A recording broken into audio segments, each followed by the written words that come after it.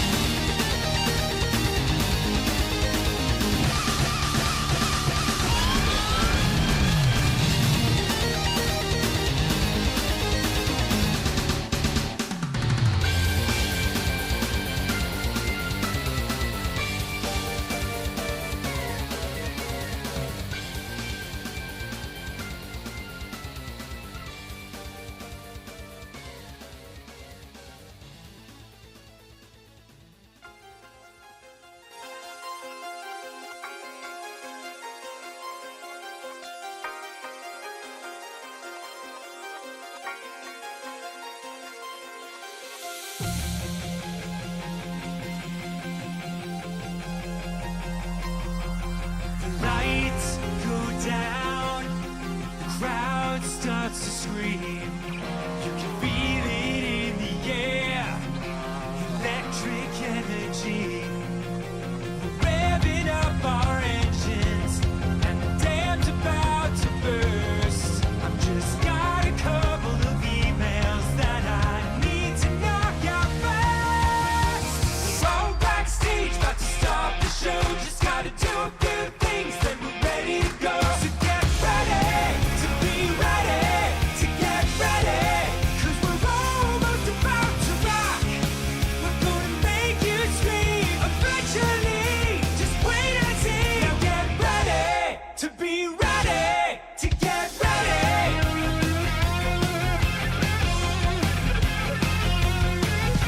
We'll be on stage in a second. Just a few things we gotta do. Gotta make the set list, wash the guitars, bathe the entire crew.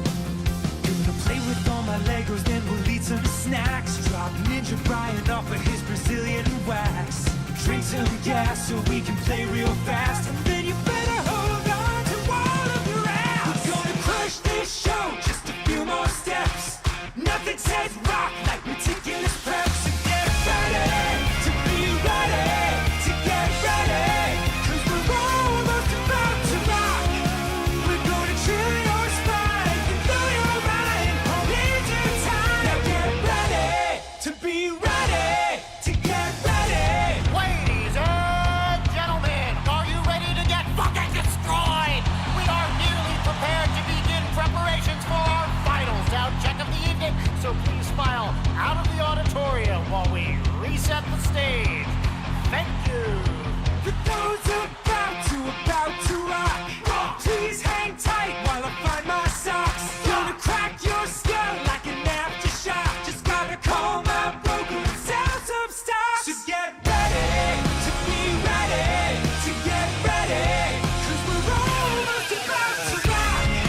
We're gonna melt your face through time and space at an appropriate pace. Get ready to be ready, to get ready. Now get ready to be ready, to get ready. Now be ready to be ready, to get ready.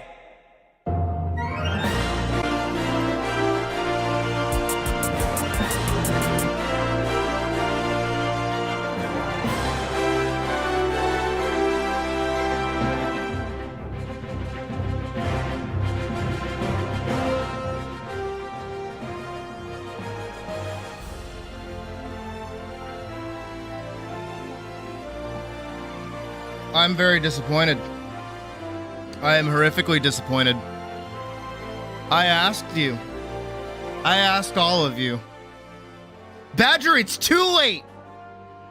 There's no coming back from that. It's too late. You're too late. You missed your window. No, you guys were supposed to woo during the song. Come on. I'm trying to condition you guys to the point where I don't need to do the hype crowd. You guys just get hyped. You missed your window. You missed your window. I'm very not happy with any of you. Anyways, woo! Hi everyone, and welcome to a new month, a new day, a new stream with me, Sydney. Hi.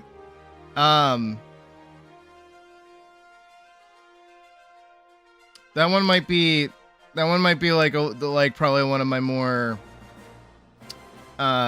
suggestive ones, if I'm going to be entirely honest. But it's there, and you guys cover it, so there you go.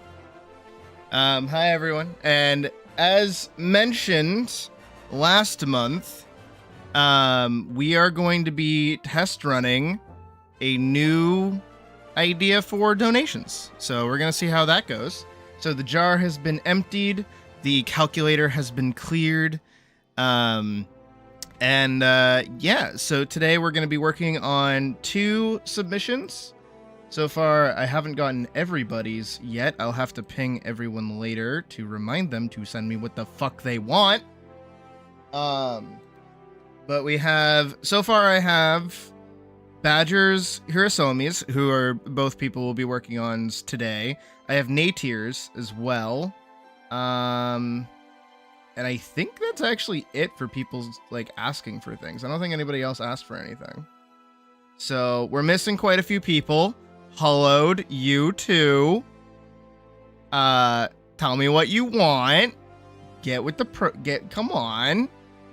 Jeez, guys. But yeah, so today we're just gonna do the two pieces. We're gonna do Badgers and Hirasomis. The H gets me confused. And yeah, both of them sent me, actually, I'm very happy that Badger managed to do a reference sheet, so now I can pull directly from it for Skylar, which I'm very excited to draw. I already have an idea in mind. Don't you worry, you'll get to it later today. All right, I trust you. I already have an idea in mind. I hope Badger will be happy with it. It is not a meme, and I'm like actually excited to be doing it, so that's cool. And Hirasomi's character too is like out of the gate really fucking cool. And I immediately had like a gut reaction to what they looked like. So I'm gonna be working off of that as best I can. Hopefully I can get some cool stuff out of that. And Natirs as well, their character is also really cool. I like you know what, this is another thing just about like in general when it comes to the donation thing is like, yeah, I have commissions, sure, but I don't usually talk about them very often because I actually don't like doing them.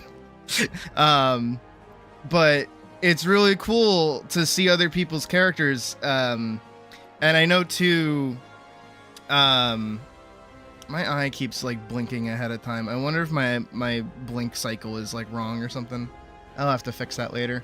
I did restart my computer earlier because it was lagging a little bit, so I think I reverted myself to like an older version of the model, so it might not be as I don't want to say robust, because obviously I still and I still can be happy, and I still can be laughing, and I can still be angry. Obviously I was mad at you at the start of stream, and I can still cry. Boo-hoo, boo-hoo. I did last night, because I was playing 14 yesterday while we were watching our movies.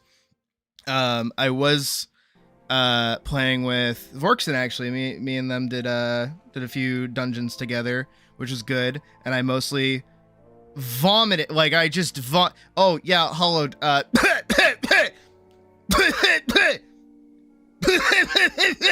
don't know how much more subtle I can be about it. But we did some dungeons last night, and I actually realized how much overlap some of my hotkeys have with like my game, like when I play 14. So that's not good. That's not ideal. Same thing with typing too. So I think anything that utilizes shift is not a good idea. So I think I should like, I'm gonna have to go into it and change it later, and it's a bit of a mess because I wasn't labeling things. I was just kind of adding things as I was going. But I think I need to make everything into like Alt. I need to do like Alt 1, Alt 2, Alt 3, Alt 4, Alt 5, Alt 6, because I don't think anything uses Alt. I don't think there's a single shortcut that utilizes Alt for anything. I hope.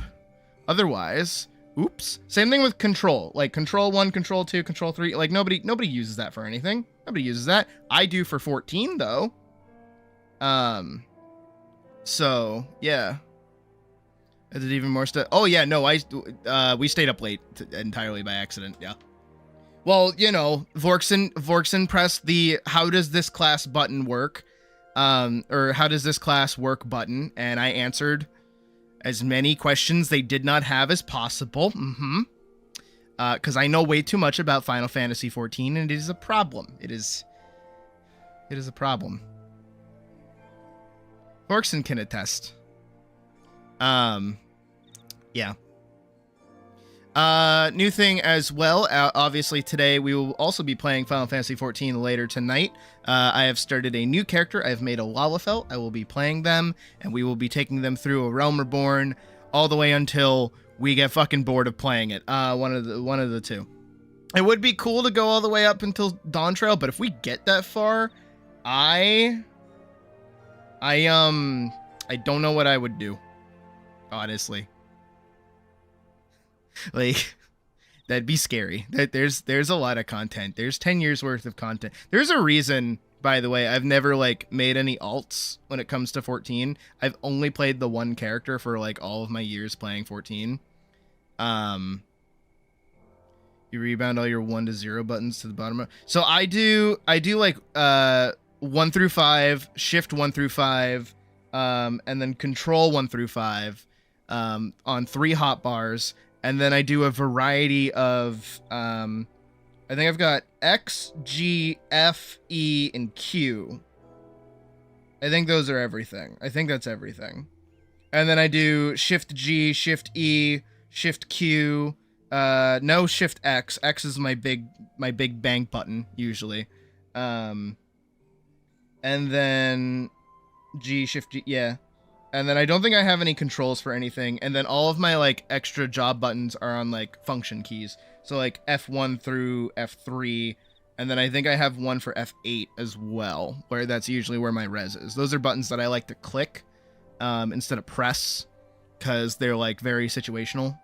And I would rather have the dedicated click action of hitting them. But I don't usually play classes that have reses because I am a tank main first and foremost. By the way, yes, we will be playing Gladiator for most of the content, or Paladin, if you will, for A Realm Reborn, which will be cool. I don't intend on leveling any alt jobs until 50, I think is a good idea, because I'll probably pick up Samurai.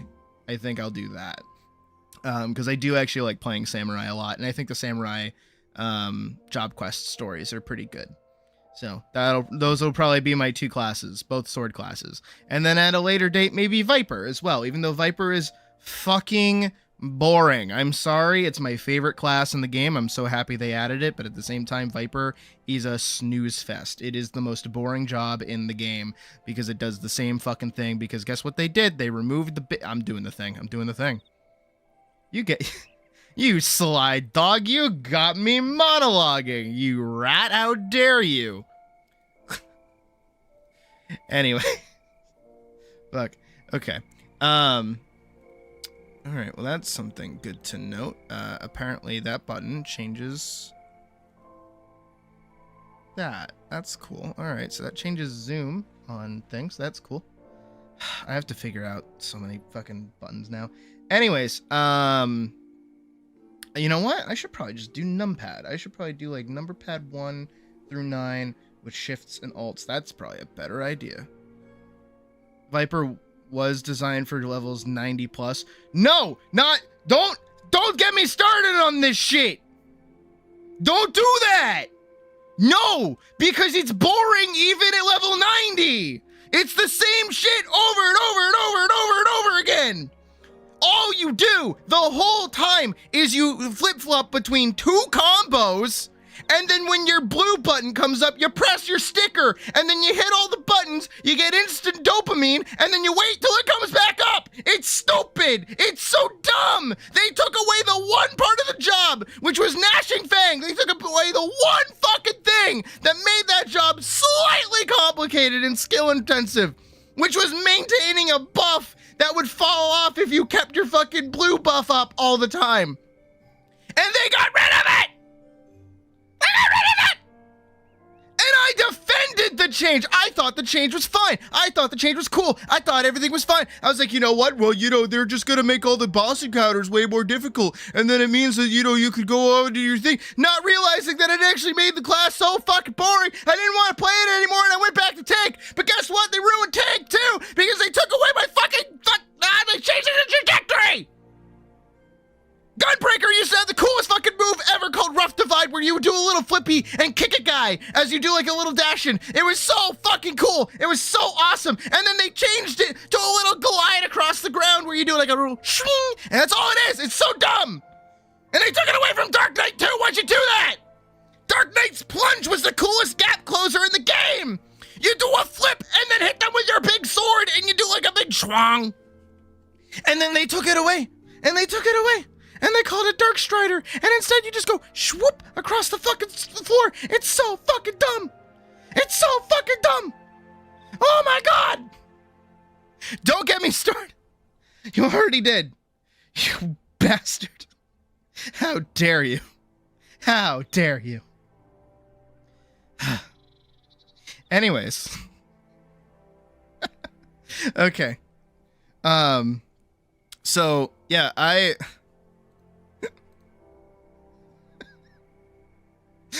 oh my god. I'm sorry. I don't know who the fuck is calling the shots at 14 anymore. Also, yes, Shadowbringers was like the peak of not Monster Hunter. Shadowbringers was the peak of Final Fantasy 14. Absolutely. I stand by that. But Endwalker kind of like missed the mark after the story. Like they put so much thought into ending the story, which was cool. Which was fine, at the time. But then, like, you beat the story, and then there's no more content anymore. Like, Endwalker doesn't really have anything. Endwalker just had like, patch content, and that was it. You didn't have, like, a Sorrow of Werlert, like, trial story. I don't think they really did any, like, collaborations at the time, either, for, like, different kinds of content. Even the Alliance raids and the normal raids were kind of mid, in my opinion. I think they should have been swapped. For those who don't know, so Final Fantasy XIV Endwalker, they have two different, well, all of them have it. They have Alliance raids and they have normal raids. Normal raids are an 8-man versus a boss, basically, right? You have 8 people versus like a regular big boss, and I think you should do a video on 14 when someone and plays the entire video on stream. That would be so funny, actually. I could do that. That'd be great.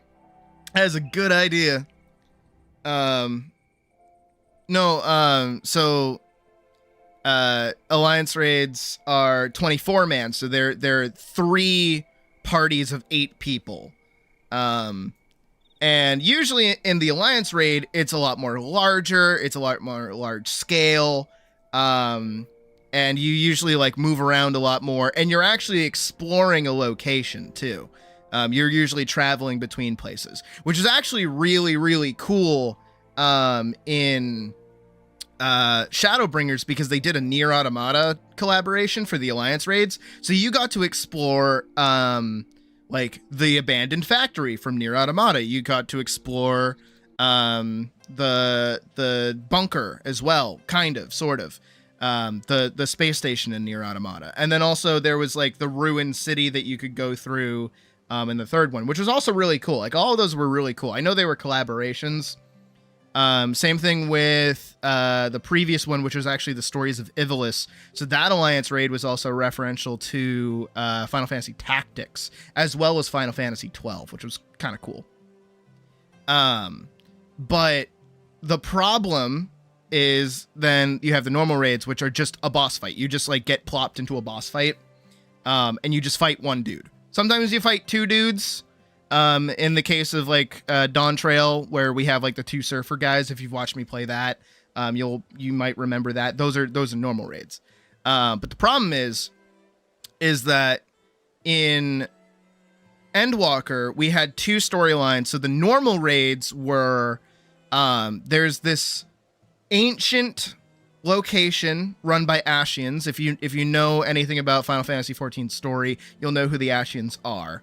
I won't give too many spoilers about it, but basically there's this, I'll call it an insane asylum, basically. It's a giant complex that has various floors and various locations and various monsters created by the Ashians.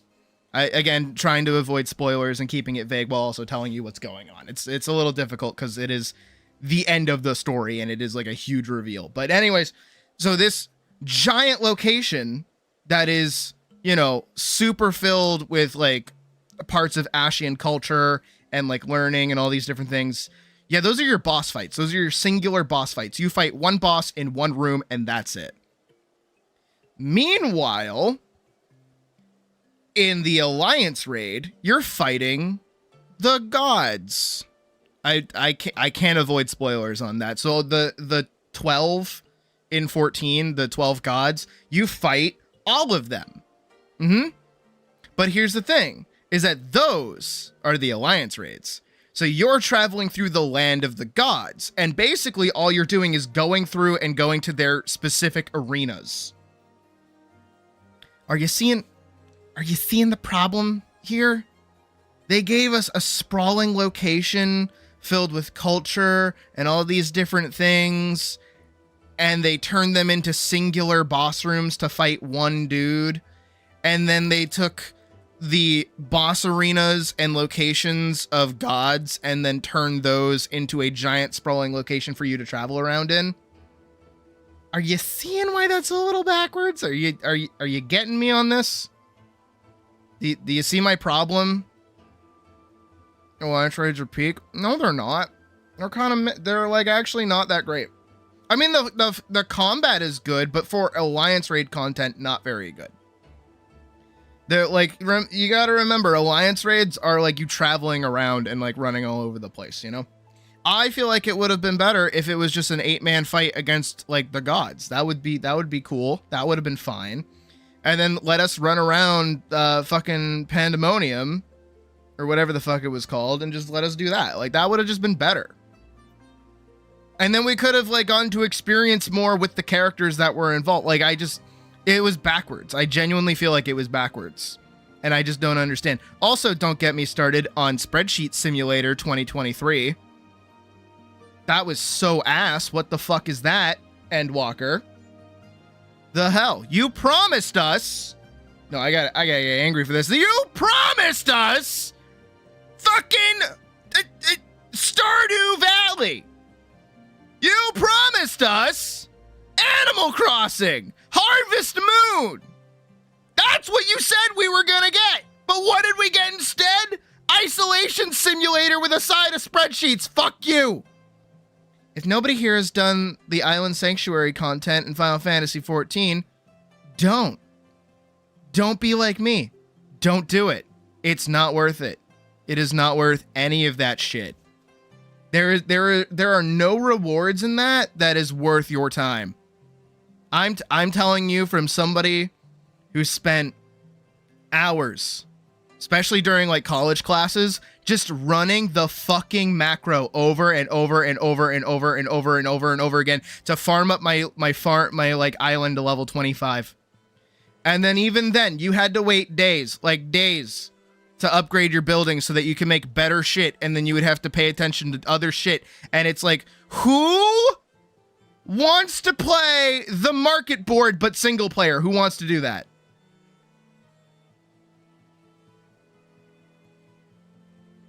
So the Endwalker 8-man should be the gods, and the Pandemonium would have been the trials. No, not the trial series. Alliance raid. Pandemonium should have been a trial raid or Alliance raid. And then we should have absolutely have gotten like a regular trial series. Absolutely. Instead, they made the trial series part of the MSQ, which is the same thing that they're doing now, which is really dumb because it doesn't separate everything into its own like Sorrow of Werlert back in Shadowbringers, which is its own trial series, which is also boss fights, very similar to like normal raids. But they're like kind of easier. Those are where we get the extremes from, which are the slightly harder versions of them that you do before doing Savage content. I know I'm throwing a lot of Final Fantasy lingo at you. I'm sorry. But just in general, the game has been a mess for like a while. It really has done. And it's just bad all around. Like I think there are so many things that they got so right. They at one point got everything right, and that was back in Shadowbringers. And I'm not speaking through rose-tinted glasses with this shit. Like, I could point out all of the content that we got back in Shadowbringers that was just, like, ideal, right? And then they decided to go, well, we're not going to do any of that again, because we didn't get another field operation, so we didn't get another Boja, which is, like, separate leveling content. We didn't get that in Endwalker. We didn't get another Ishgard restoration, so we didn't get a crafting system, like a crafting upgrade in fucking, what is it?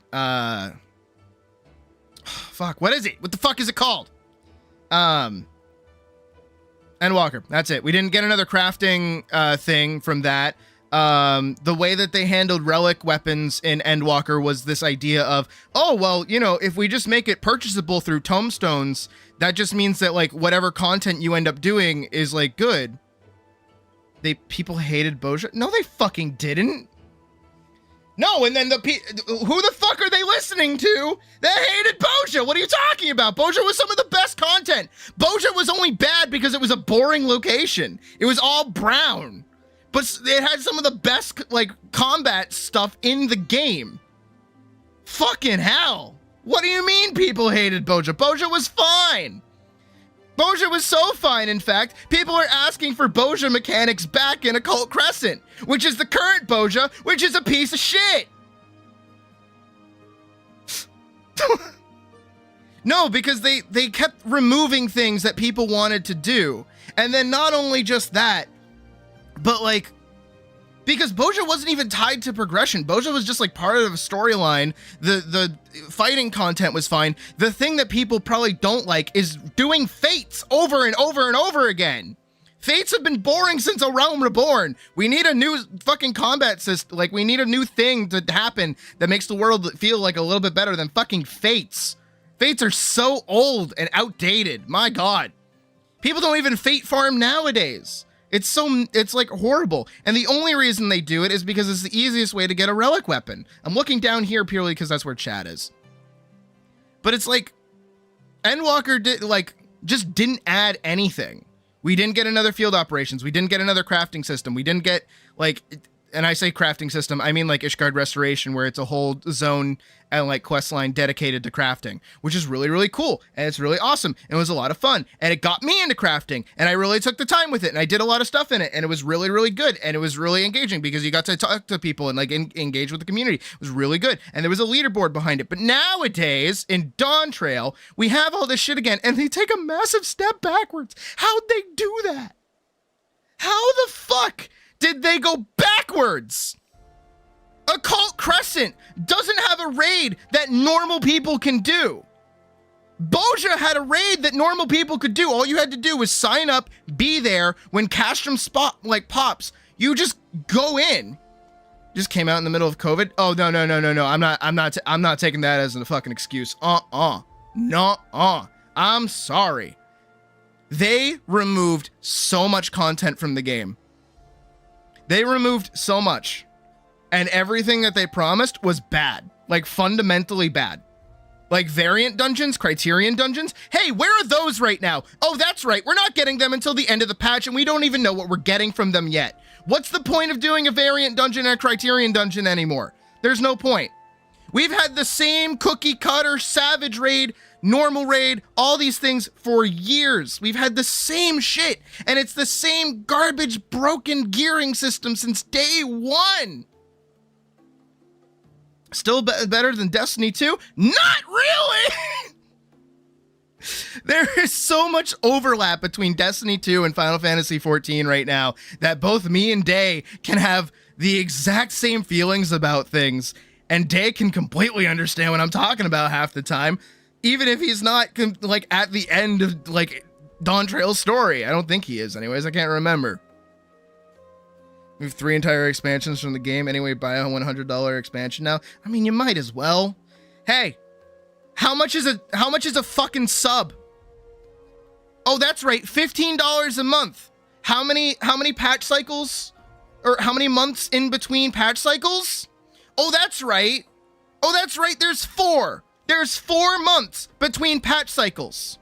How much? Oh, let's do a little. You know what? I have a calculator.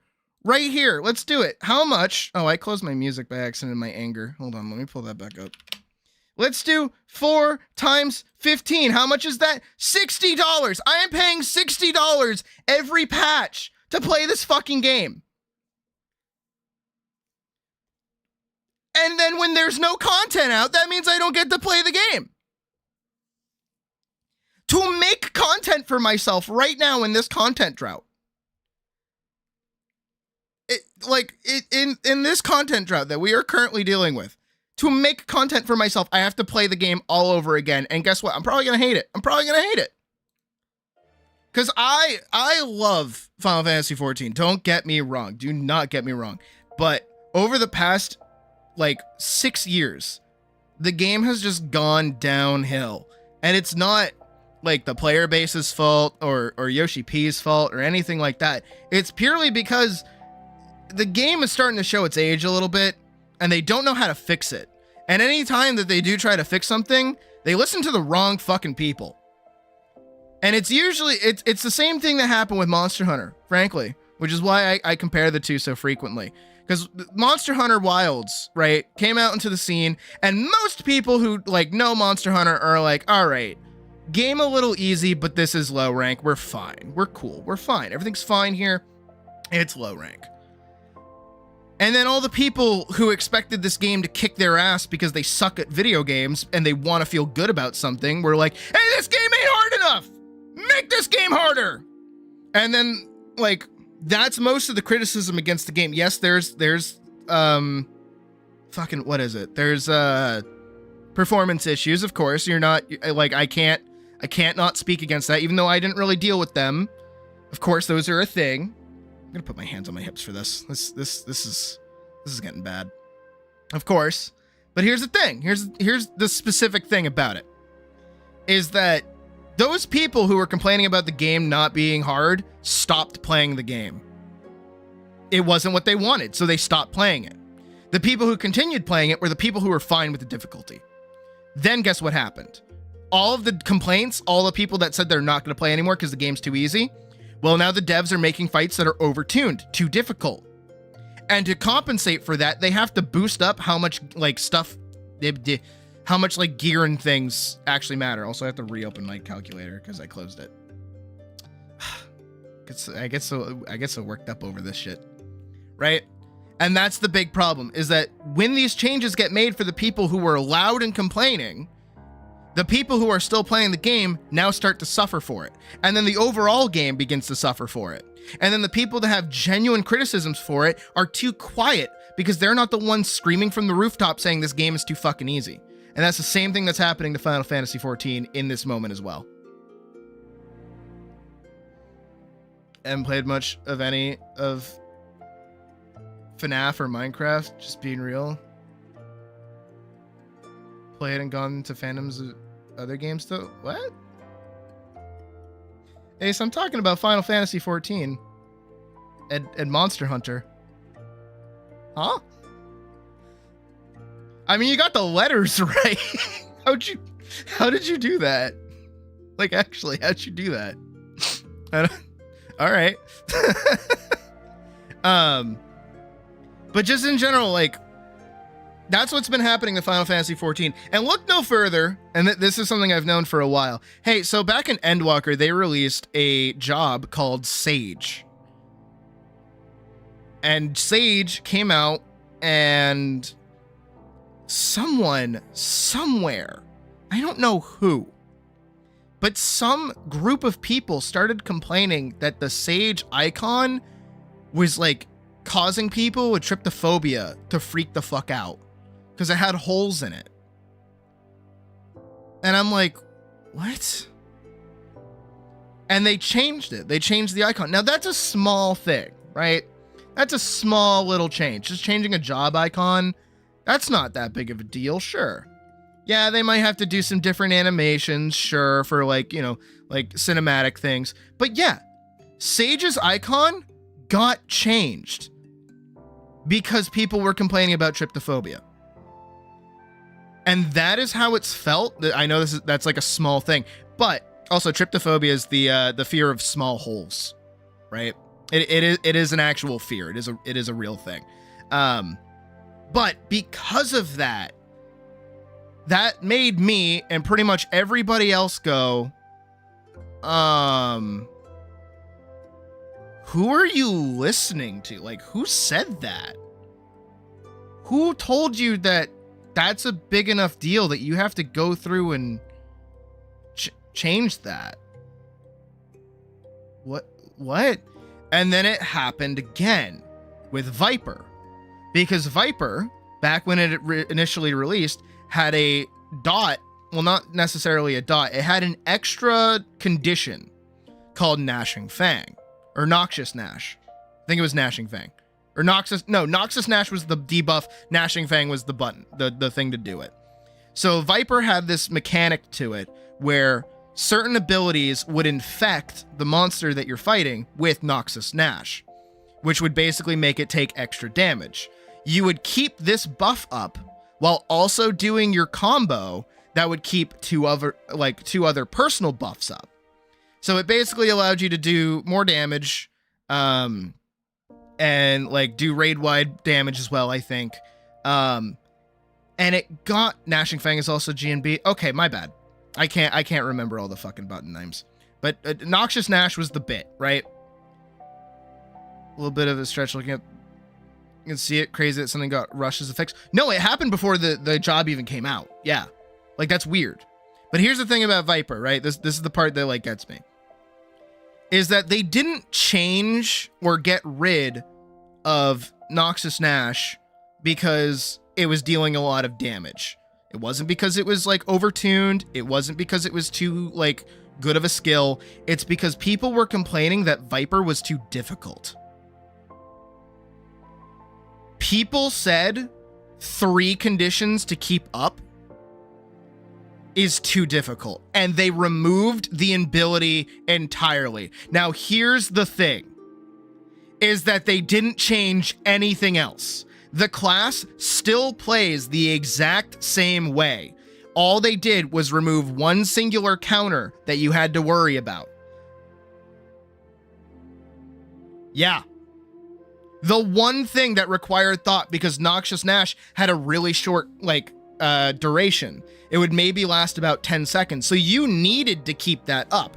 You couldn't do what you do now, where you weave both of your awaken abilities like into each other so that you do your big 12 button combo back to back to back, where you can get like 3 of them off the rip. No. You had to take a break in between to do a combo and make sure you kept maximum uptime on that. That is the one thing that you had to worry about. That is the one thing that made Viper interesting, and they got rid of it.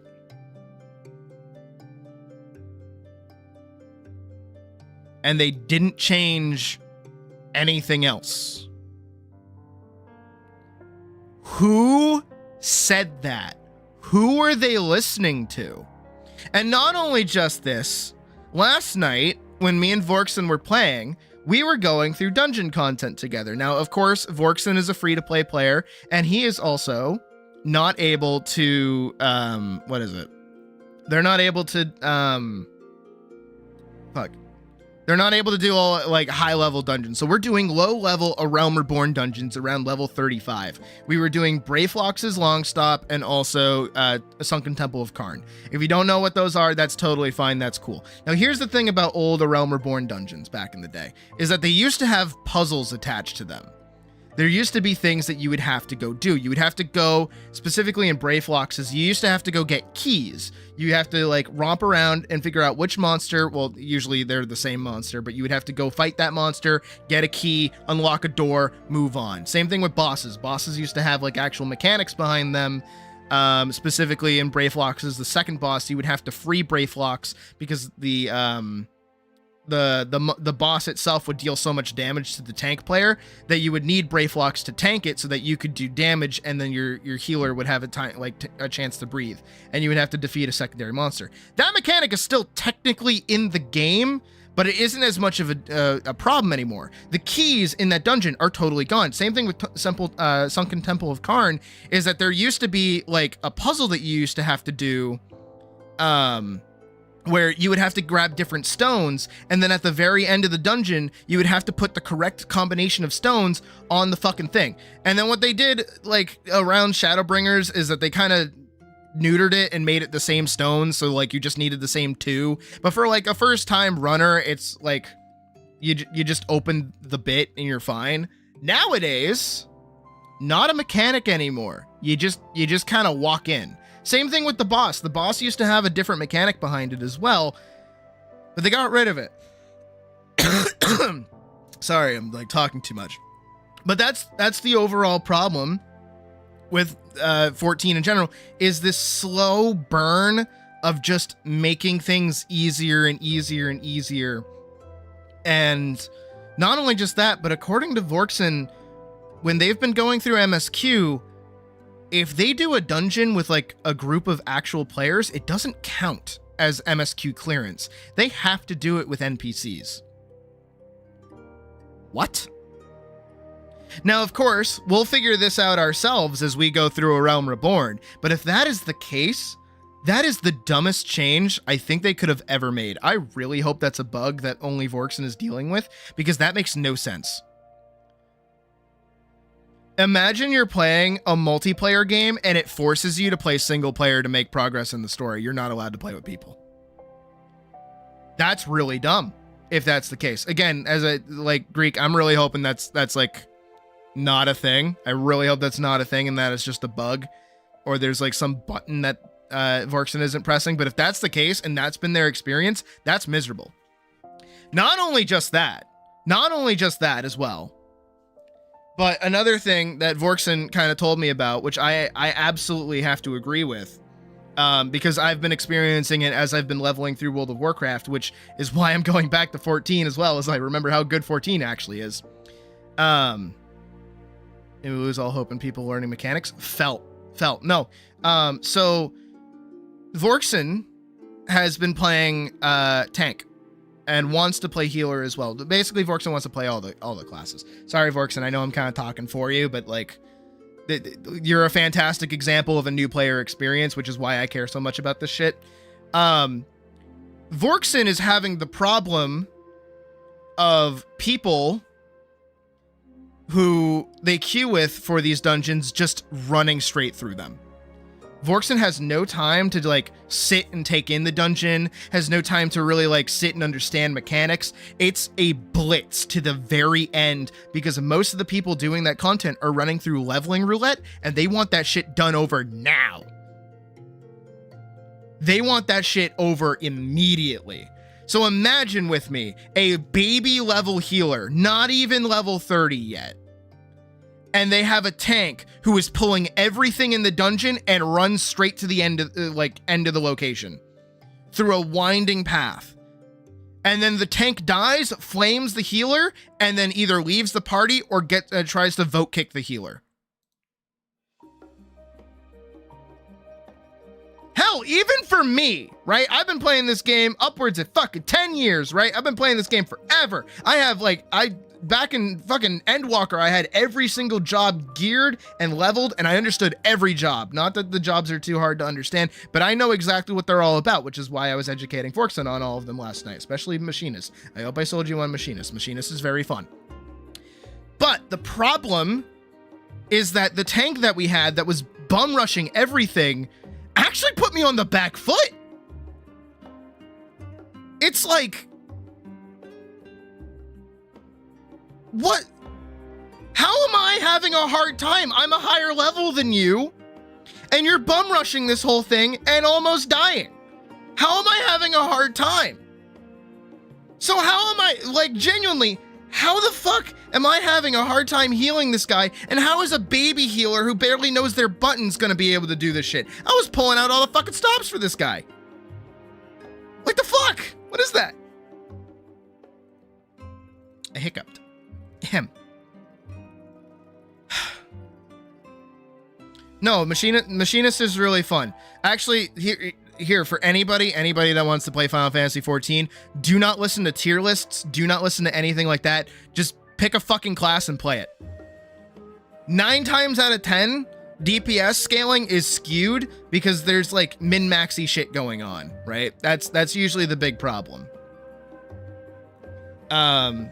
Because you have to remember, if you're looking at like a DPS pool or something, it's based off of what other people are doing. And Machinist is probably not going to have like the highest of DPS because people usually don't play it because other jobs do more DPS and like function better in a party depending on like strats and other blah, blah, blah, blah, blah.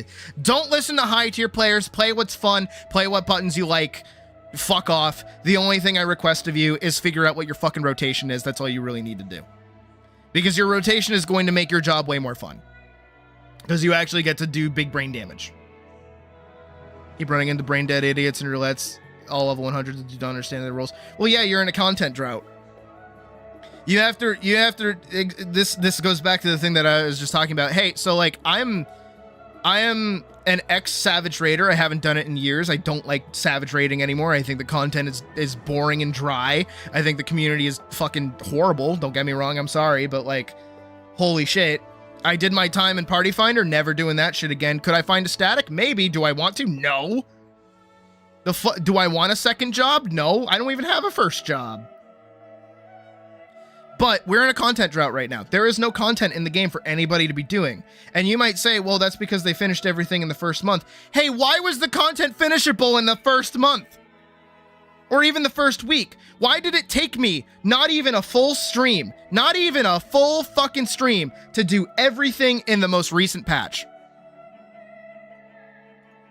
What is that? Why is that a thing? Why am I able to do that? Why is that allowed? Oh, well, because people want to be able to catch up and do stuff. No, you should be punishing me. Frankly, I'm sorry for not playing your game constantly. I want to. That's been like my working title for my Final Fantasy XIV video for a while, is that I want to play Final Fantasy XIV. I really, really, really do. I want to go back to the days of playing Shadowbringers, right? I want to go back to that. But here's the thing, is that content no longer exists. I can't even go back to Shadowbringers content. Why? Because nobody fucking does it anymore, because it's not current. The only reason to do any of that content is for glamours, and 9 times out of 10, those glamours are like easy to farm out, and then you're done. Nobody, and I mean nobody, is doing Castrum anymore, and Castrum isn't even runnable anymore without anybody in the fucking content. There's no point in doing fucking, like, Eureka or Boja or any of that anymore. Problems like this is why you avoid online games like the plague. I mean, I understand, don't get me wrong. And you know what? They have the perfect system to revive dead content. You know what it is? It's the roulette system that they haven't touched in forever. All they do for the roulette system is they change the 60, 70, 80 to be 60, 70, 80, 90, and then it's going to be 60, 70, 80, 90, 100. Hi, Hirosome. Awoo. Awoo. They're just going to do that, right? Making Crystal Tower mandatory. Yup. Yup. Doing Castrum is awful unless you have less than 5 people. Exactly. Again, just make all of that content tied to, like, Alliance raids. Just do it. Let it be queuable outside, like, not Alliance raids, roulettes. Make it that shit queuable outside of that content to begin with. Honestly, if you could sit and wait for a Castrum pop while also having a roulette, and like you just want to farm it out for something, that would make your life so much easier than having to be in an instance, wait for it to come up, and hope that there's 5 other people to do that content with you. And hope that they know what they're doing, which they probably don't if they're doing Boja in this day and age. Which is the only reason why Boja is probably bad right now, is because most of the people that do it don't know what the fuck is going on. DR was some of my favorite content. I loved doing that shit back in the day. I had that shit down pat. The mechanics in that shit were fun. Everything was great. They made Crystal Tower mandatory because people didn't know who Grahati is. Yeah. But also, that used to be a fun thing. That used to be a fun thing in Shadowbringers, was like, hey, if you actually did all the content, you would know who this person is and have a great emotional moment with them. But if you didn't do Crystal Tower, you wouldn't know who they are. And then you would just have to, like, you wouldn't have that moment. That was pretty cool. A Realm Reborn is such a fucking mess. It really is. And then 14 in general is just also a mess, and it's been a mess for a while. It's difficult, and it's rough, and like the new player experience is starting to hit that, like, World of Warcraft. Also, yeah, we're talking about 14 right now. Hirosome. But it's like,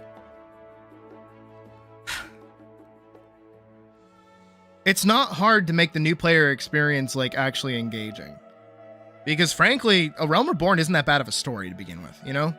A Realm Reborn is long because it's 50 levels, sure, but it's not bad. Developers have to make concessions for the stupidest of players. That should be the filter. That should be the fucking filter. I'm sorry, if you hit level 100 and you don't know what a stack mechanic is, get the fuck out. Get out. Like, leave. Run away. Get the fuck out. I'm sorry. You know what really happened? You know what really happened? Shadowbringers into Endwalker was the great World of Warcraft purge and the great Monster Hunter worldening of Final Fantasy XIV. And that's its problem. Much like what happened with Berserk, what happened with a lot of things that most of us probably know about. When a series gets popular or like hits its stride or something big happens in the community that normal people start hearing about it, they flock on over and they start playing it. And because it's a large swath of new people, those new people's opinions start to matter more than the people who've been playing the game for years.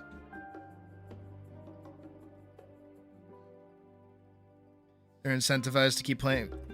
Yeah, but then you have the people that don't want to play anymore that unsub. Like, I unsub every time I'm done playing the game. Hell, I almost didn't have money for a subscription until Hirosomi, like, donated $25. Like, that was the thing that actually let me get back into the game.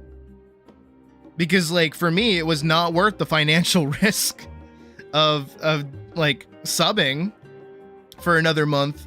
Even just paying $15, because there's nothing behind the game. There's nothing I want to do.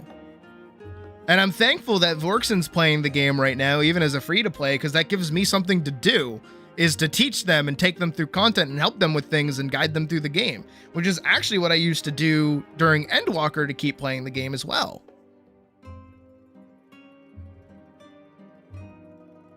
He can relate to what I'm saying.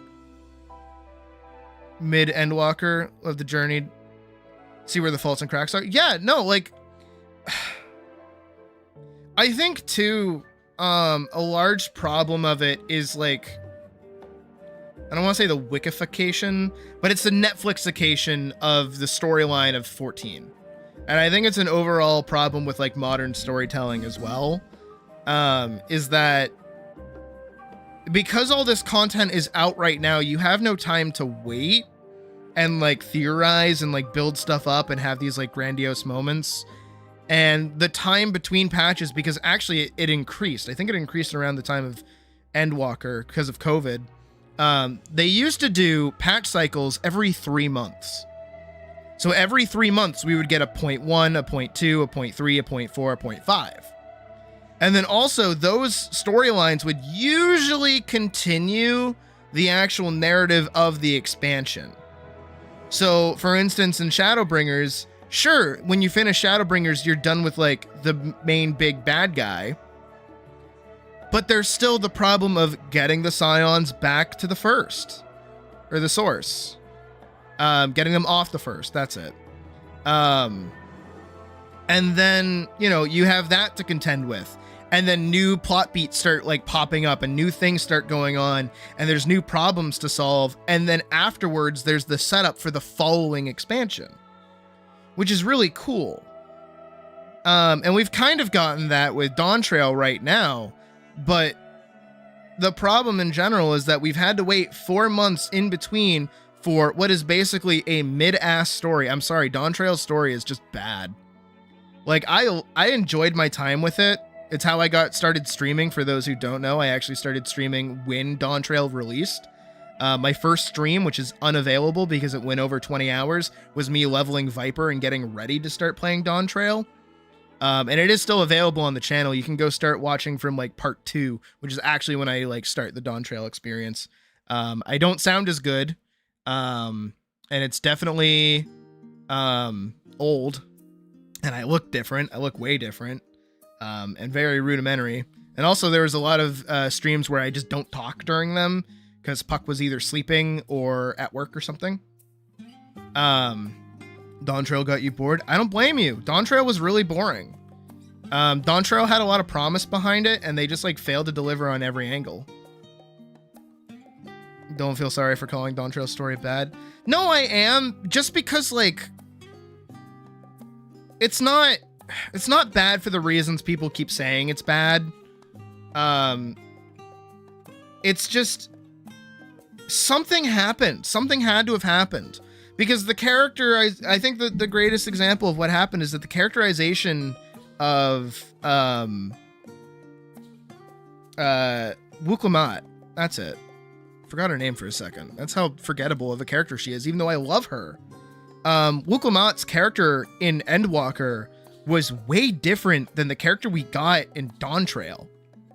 In Endwalker, when you meet her for the first time, she is dedicated. She knows what she's about.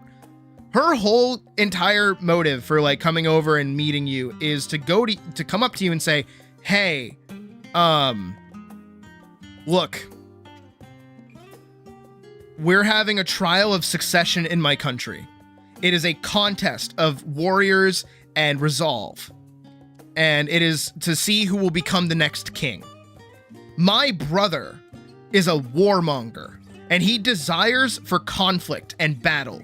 That is what he wants. But I want to preserve my father's peace. I love the country that we've built. I love who we are, and I love what we can be. And I want us to be a part of the wider world that is being made by Charlian and you during the events of Endwalker. And she hears about you through Endwalker and is like, look, you are a great champion. I would love to have you on my team and have you vouch for me.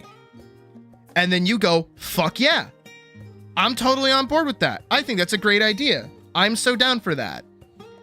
And you meet her, and yeah, she's a little shy. She's a little young, but she has a good heart because what she values is peace and community and her homeland. And then Dawntrail hits, and you travel to Tuliolal for the first time, and it's like she has never been there before? I don't know how they did that. But she's so confused by so many things in her country that, like, Aaronville, who's the bunny boy that you meet and is just like a side character in Endwalker, actually becomes like super important. He's the one who's like guiding you through the lands of Tuliolal and Taral in general, when it should be Wuklamat telling you everything else. She should be the one guiding you and helping you, and then the trials themselves should be like representative of that, or like, and I'm not gonna lie, like the trials themselves make sense and they're totally fine. Like I think that the one with the Vanu or the Hanu, whatever they're called, was like totally fine. I think that's a good example of what she's about. But I think what should happen is that, or what I thought should have happened, was that all the other characters who were doing their own thing and like solving their own problems should have been doing it with more force, while she was getting to learn more about their culture, which is exactly what happened, but it's like handled so differently. Like specifically with the Vanu, whatever the fuck you want to call them, the owl people. She was really excited for a very specific like event to take place. It's basically a parade, right? And because of some earthquake or some such, because of like a great monster that's like threatening the land, they can't put it on, but they're still doing like the parade thing.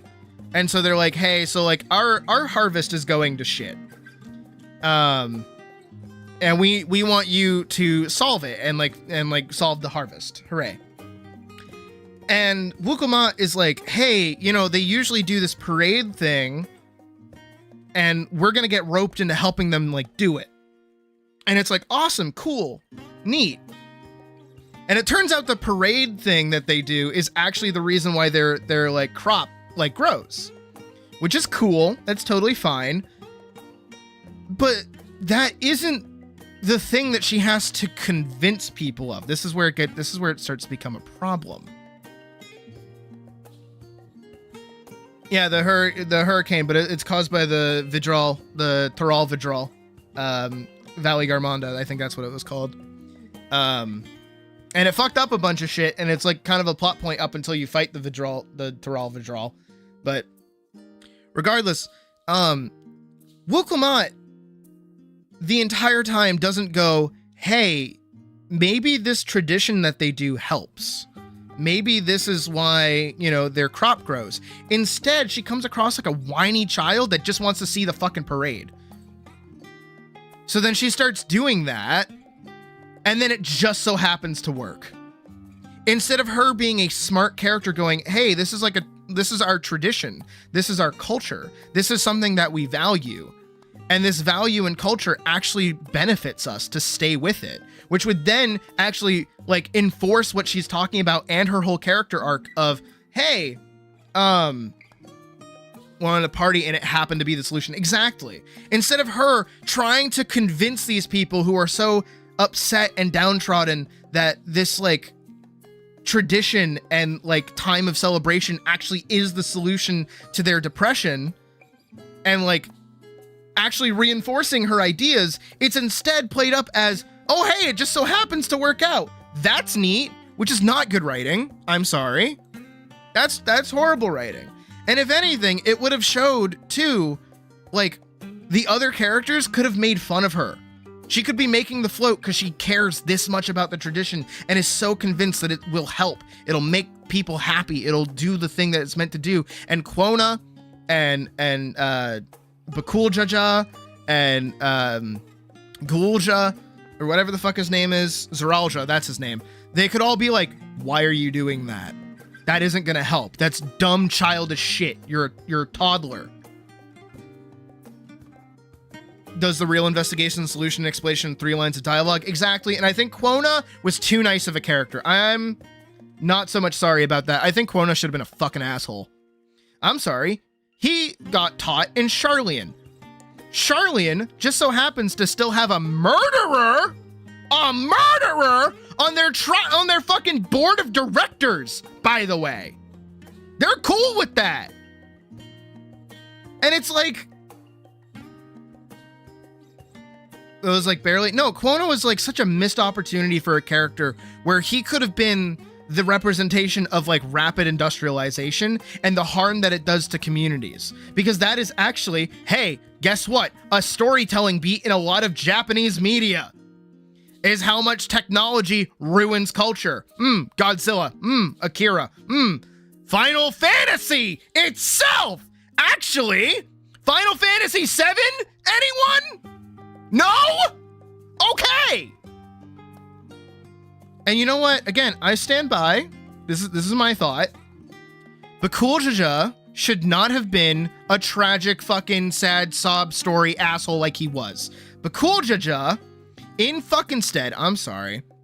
Bakuljaja should have just been a heel. He should have been in it for the love of the game. He should not have cared about winning. He should have said, hey, there's a fight going on. I want to be a part of it. Oh, we're fighting over stuff. Ha ha ha. Oh, this kid is like easily bullyable. Ha ha ha ha. That should have been it.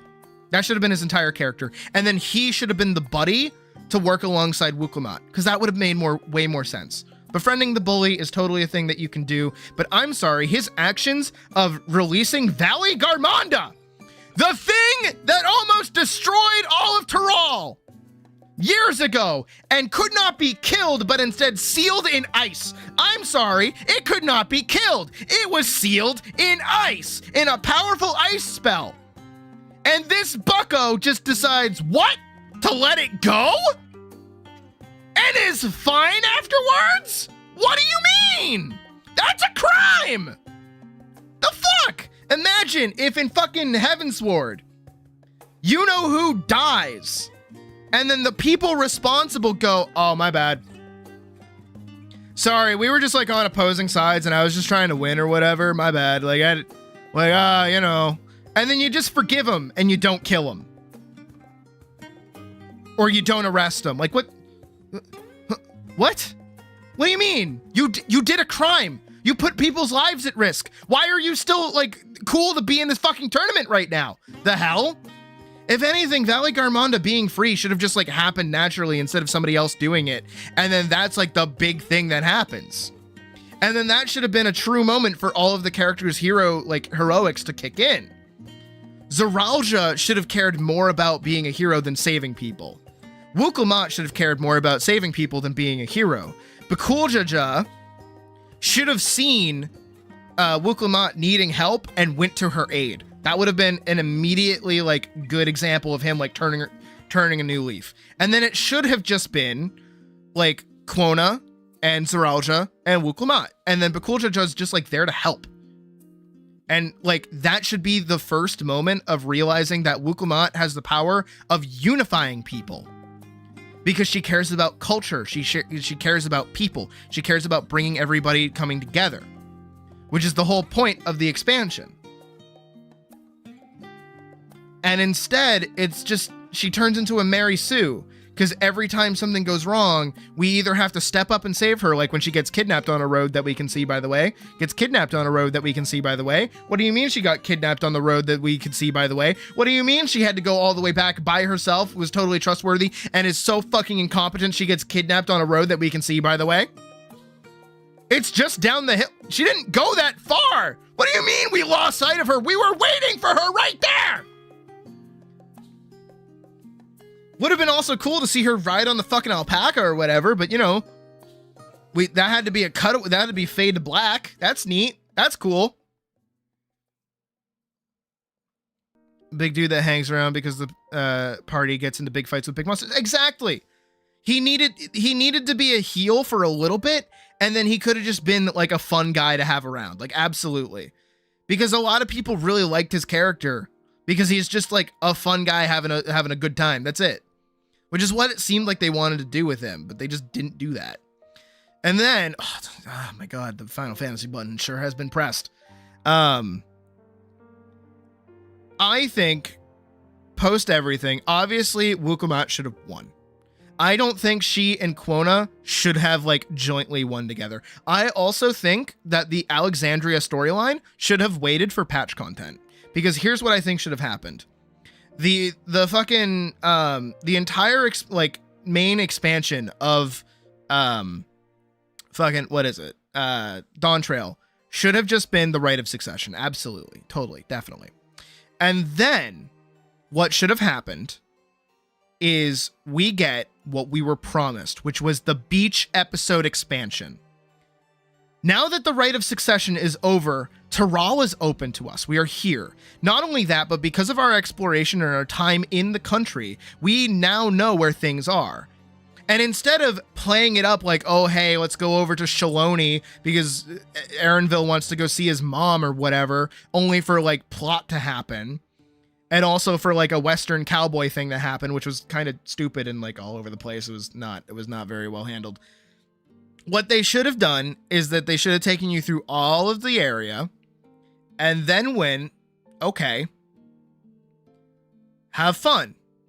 They should have released field operations as an island exploration event, right? So you go to an island and you do fates on the island, and guess who you go with? You go with Bakuljaja. That's where you should have gone. That's what you should have done. Bakuljaja should have done that. As well as that, I don't think like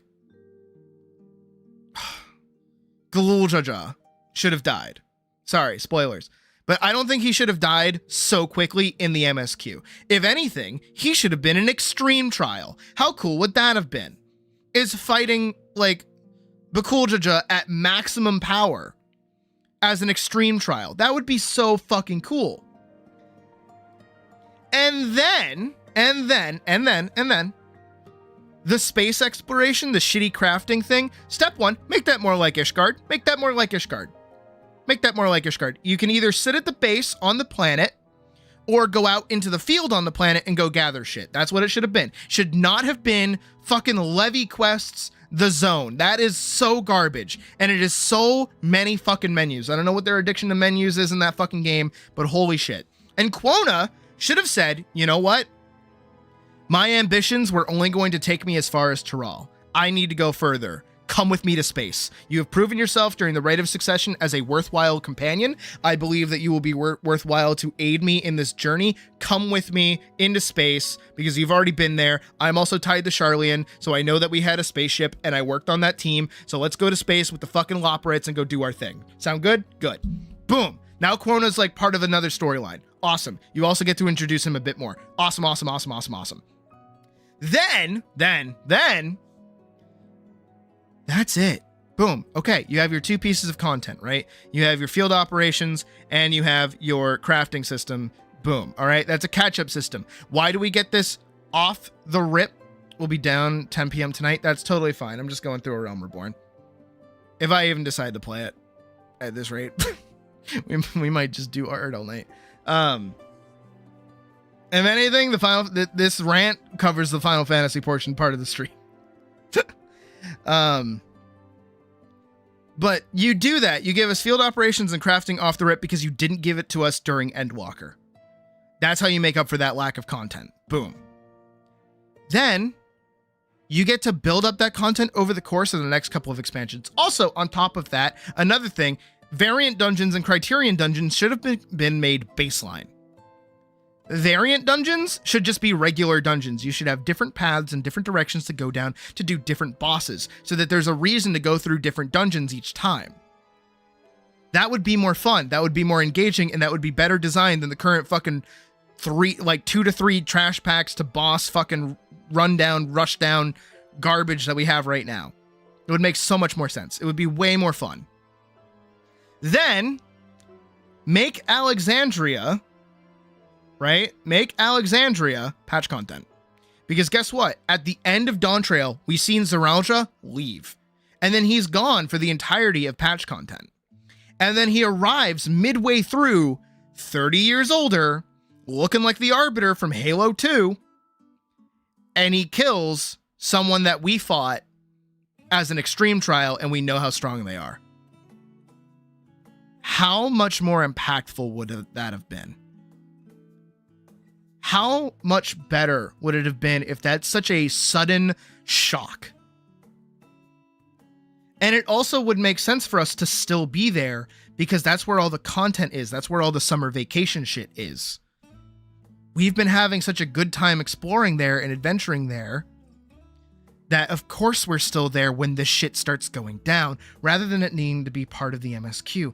And then for the rest of the patch content, you just make it the entire storyline of Alexandria.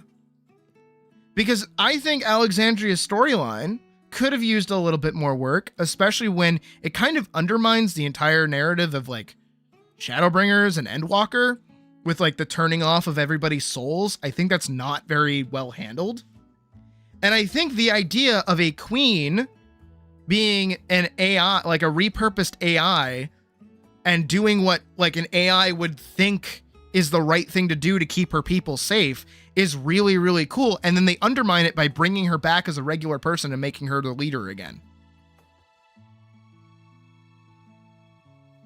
Especially Arbiter's story. No, Arbiter's story is really fucking good. I think I love Halo 3, but I think Halo 2 is like the best.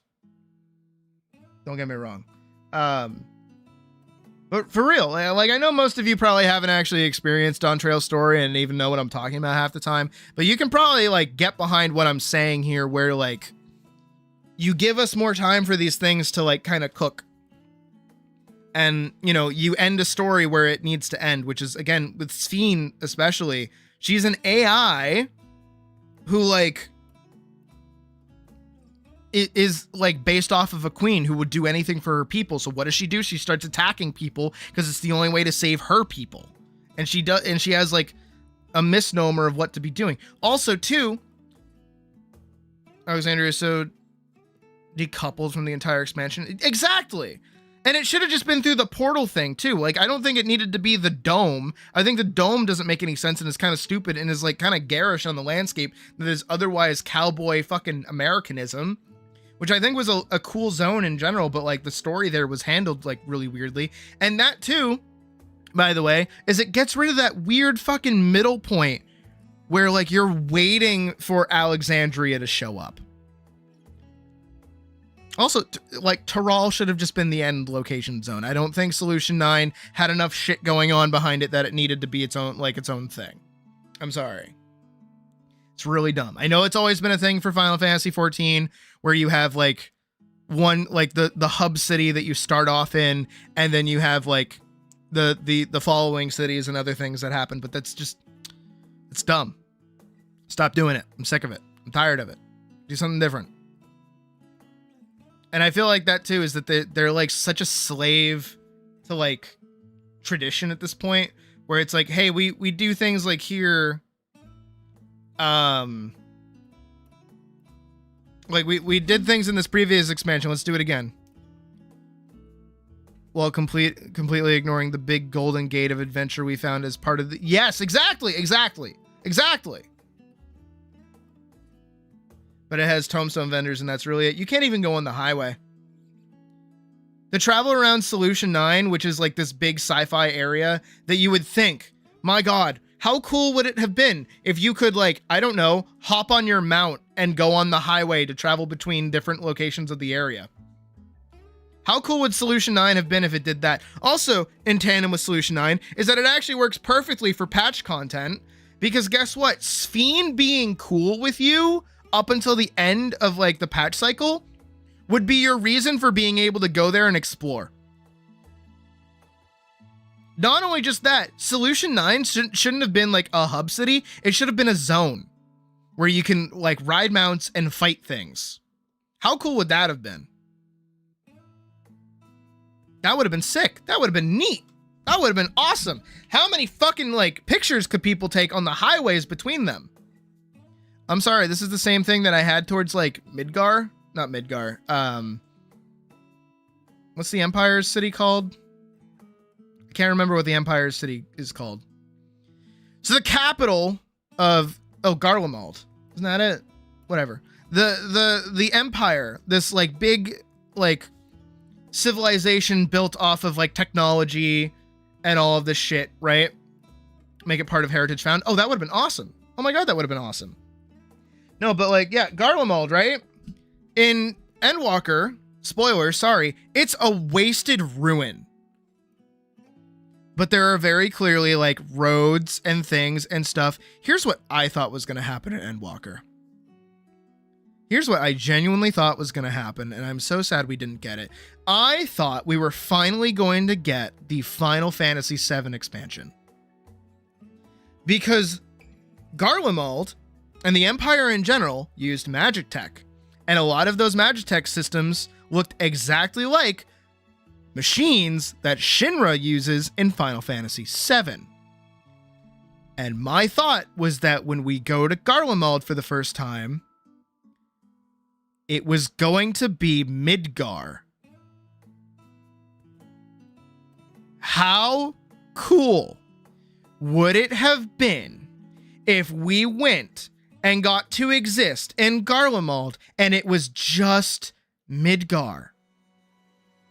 It had trains, yeah, it had plates and different tiers of the city. And you know what's even worse is that they technically set this up.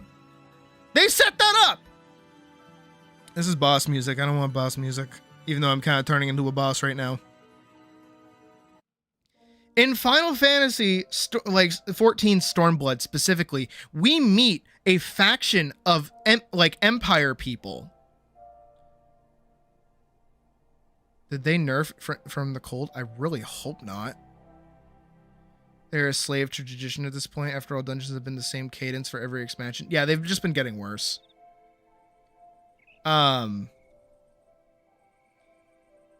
Especially, yeah. Oh, yeah. The part where you're like just a soldier and you're not like your hero guy anymore. That was like my favorite part of Endwalker. That was like a really impactful part. If they got rid of that, I'm going to be pissed. If they like nerf that, I'm going to be real pissed. That was like really cool.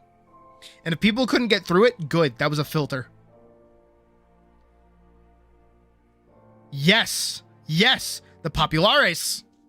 They were a faction of Garlemald and the Empire who were actually cool with like unifying with Eorzea and the rest of the world. They didn't want to be colonizers anymore. They didn't want to do that. They wanted to just kind of focus in on themselves because the war effort had taken such a toll on them.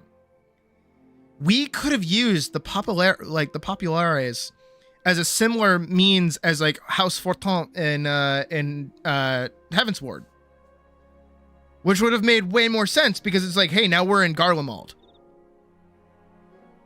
That would have been so cool, and Garlemald could have been the endgame city, because now, what's that? Oh, it just so happens that we now have Another restoration period? What?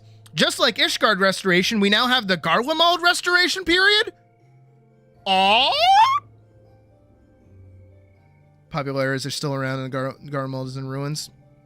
It's not the same. It's not the same. It would have been cool. You know what?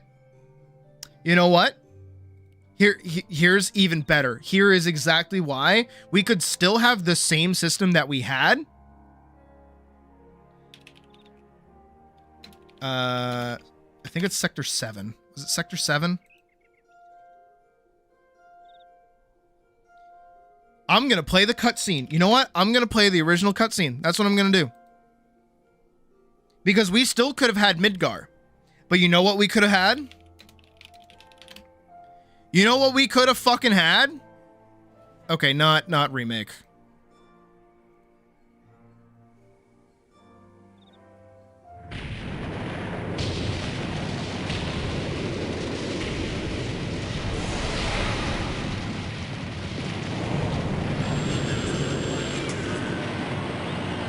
How fucking cool would it have been if they did the Sector 7 plate falling thing in Final Fantasy XIV?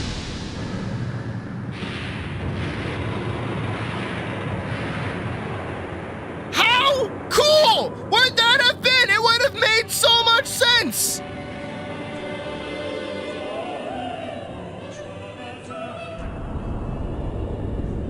Oh, hey, look, it's the Tower of Babel. Hey, it's like that dungeon that we could have done. Oh, hey, it's almost like the entirety of Endwalker, and especially in Garlemald, could have just been Midgar. What? And then, yeah, just have a plate fall or have a district fall or something like that instead of the fucking dumb, like, wasteland that we have now. Hold on.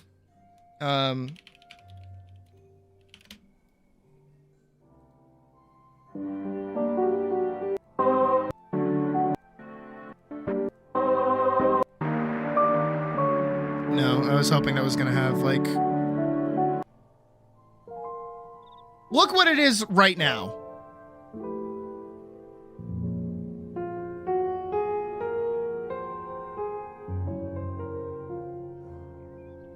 That's Garlemald. 90% of that you can't even go to.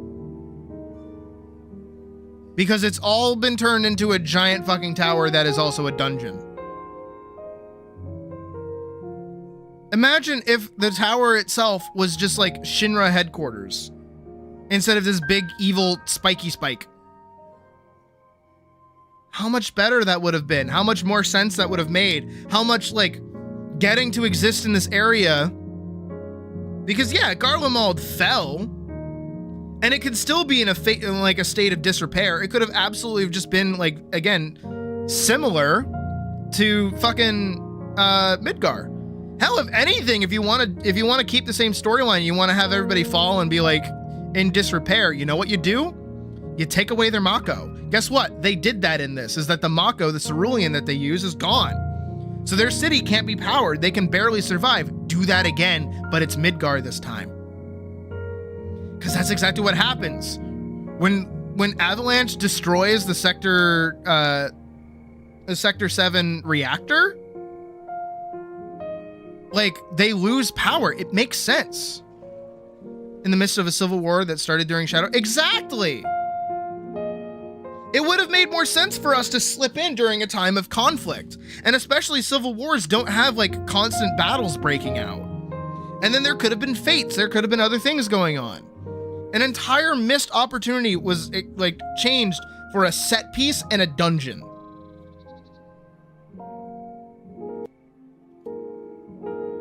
Like, the whole zone is really built up to, especially where they kind of, like, specifically tell you to put on, like, something warm for, like, roleplay purposes. Like, they really ham up how cold it's going to be there.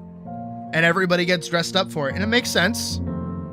I did it. I got dressed up in a nice warm coat. I wore my Boja coat, which pissed me off that fucking Thancred basically wore the same thing.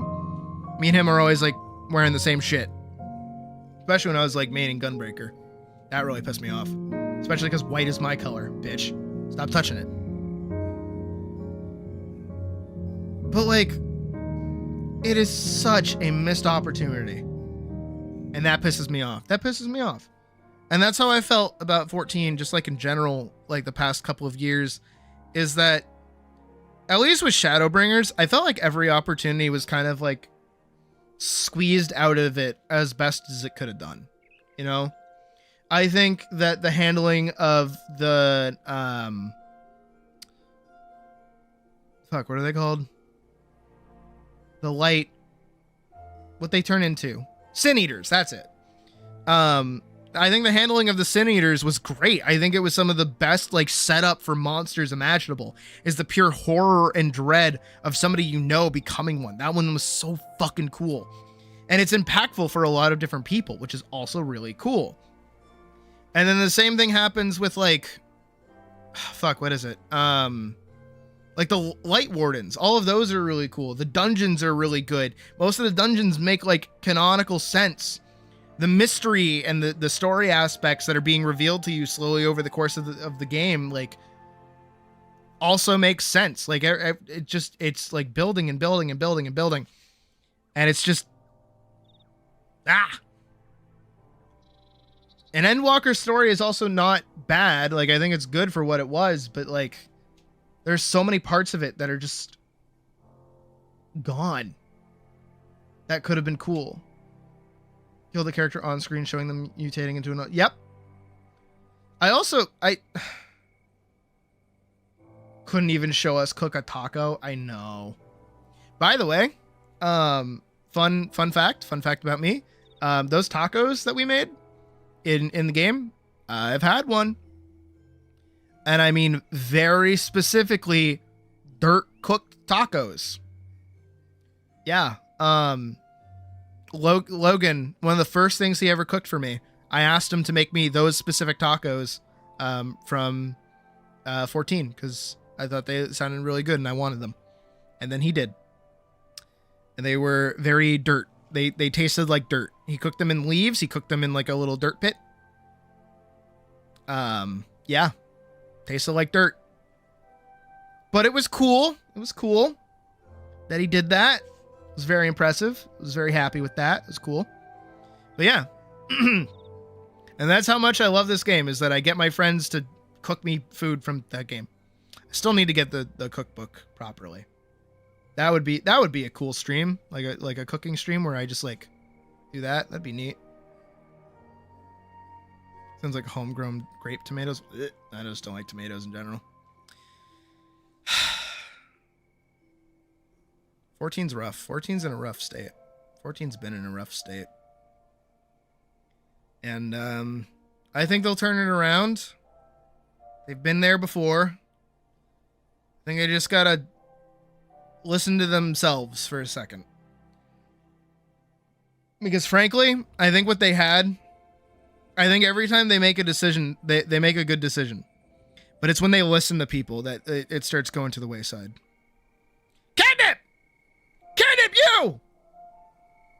Join our Discord, you freak. I need to know what you want as a commission. You donated last month. You get a commission. Get up to a full body. Join our Discord. If you're not already. Get in there. Do it. Do it.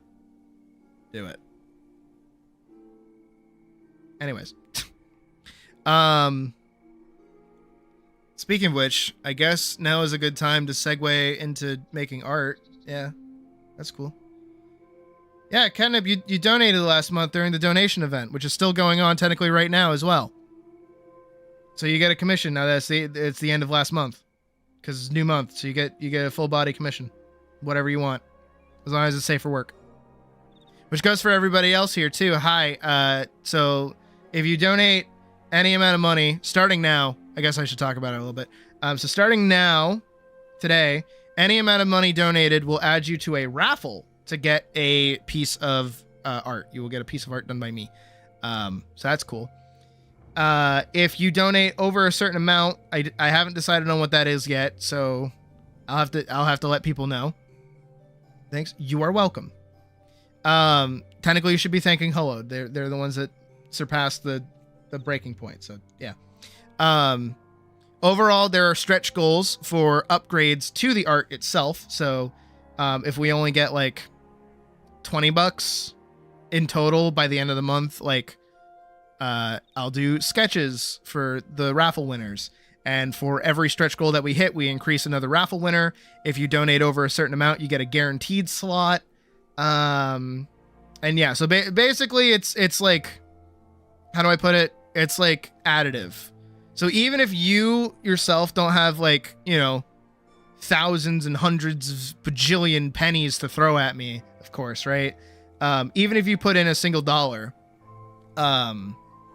you still get added to the raffle, and you get to carry over as well. So next month you still get to be added into it as well. So if you win next month, you still get the same art that you would get this month. Or you still get your name added. And for every singular donation added, you get your name added again. To the raffle itself. You only win one per month, because I'm not trying to do like 50 pieces for the same person. But you increase your chances for every singular donation you do, and then you'll... God, these are so many convoluted things that I have to do to keep my sanity. But yeah, overall, send me money, and I'll make art for you at some point. That's how this works. And if you're like, well, why would I want art from you? I don't even know what your art looks like. You're looking at it. If you like how I look, and you like how down there looks, again, safe for work, please. My prices for NSFW content is, I assure you, higher than you can afford. Yeah.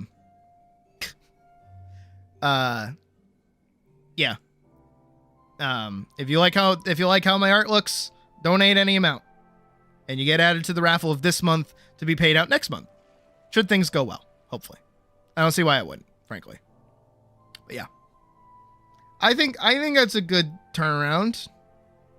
So I know, I didn't change it. It's my bad. I should go in and do that. Let me do that right now. Bro, are you sucking my Huh? paws right now? Hell yeah. Oops, I dropped 3,000 pennies. 3. Also, you get to pet me, which is nice. So do that. Pet me more. Pet me more. Pet me more. Thank you, Nate's here. Pay full price commission because I deserve it because I'm awesome. Well, I appreciate that. Take your time. Only donate if you're able to as well. And I will say it once again for a certain someone who may or may not be watching right now. Day, I don't want a single penny from you ever. You have more than enough paid in supporting me in my early days. You don't owe me a single dollar. If anything, I owe you money for sitting through my old shitty content. That's it, Day. Everybody else send me money. Jar of 3,000 pennies getting It's okay. If anything, apologize to Elise. She's the one that's getting covered right now. Which is good. Cover her up. We gotta censor her so the stream stays active. Otherwise, YouTube is gonna take me down. Nah, I doubt it. If I can fucking... I think we're fine. Mostly. Who knows? We'll see one day. Yeah, Day, I don't want to see a single fucking dollar from you ever. You got that? That's a rule. It's a rule right there, okay? I would point at you if I can, but you have to deal with like finger. There you go. Okay. So, all right. So good. I yelled at Catnip to join our Discord so that they can tell me what they want. Good. Everybody else who has things that they want, you got to tell me. Get on that. Fucking tell me what you want, you dumb bitch. Hurry up. Today we're doing Badgers and Hirasomis. I'm going to start with Badgers, and I'm hoping I do little Skylar justice. I have an idea. Also, on top of that, everybody whose art I'm doing is now a guinea pig. You're all guinea pigs. Why? Because I have learned a new way to shade, and I am going to be playing with it immensely. And it's going to take up a lot of time. But I'm cool with doing that. So deal with it, bucko. No, thanks to my old friend Wendy from college. They showed me a new way to get like really smooth shadows, and I've been playing a lot with it.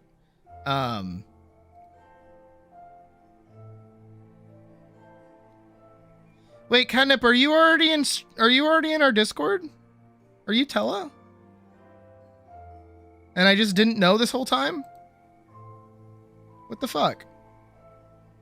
Or who is that? Who else did I scold? I didn't scold very many people. I think it's you. Yeah, tell me what you want. I didn't ping you. I'm sorry. When people's names are different from what they are in Discord chat, it gets me mixed up. I would make that a rule, but I also just don't care enough to like enforce that on anybody. And usually I feel like people would. It is you? Okay. Yeah. DM me what you want for a commission, nerd. Get on it. Figure it out.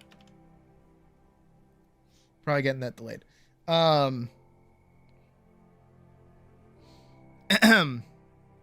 yeah. Is there anything else I have to say? Is there anything else I have to go over?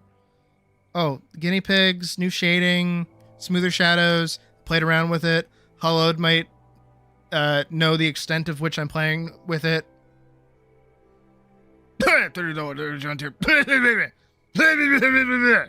Money. Sorry.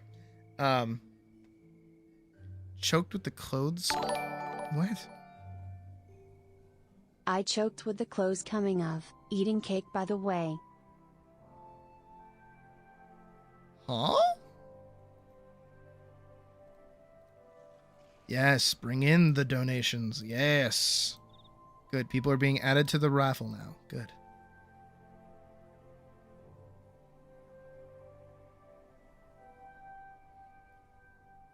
You don't know what you want me to draw. You kind of want yourself to get better, if that makes sense. Oh, your hand slipped. Oh, I bet.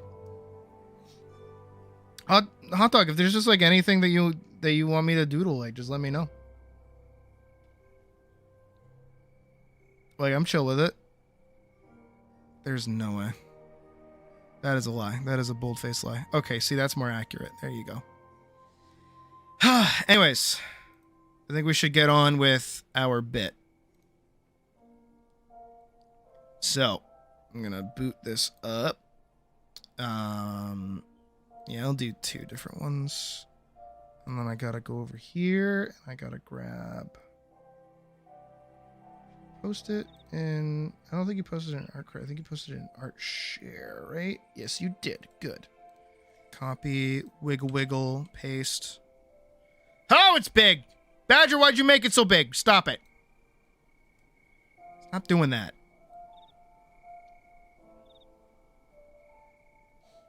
Kid's gotta knock that off.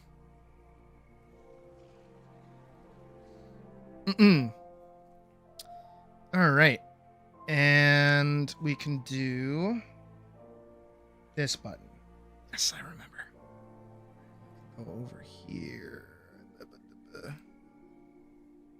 To make it big. No, not to make it big. You made it bigger than 1920 by 1080.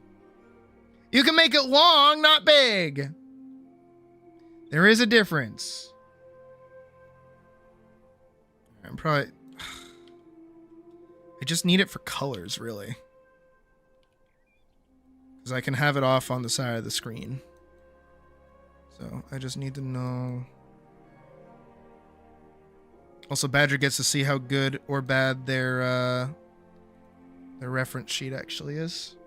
Now, as I'm going to use it. So, we're going to hop on over here. There's a little Skylar.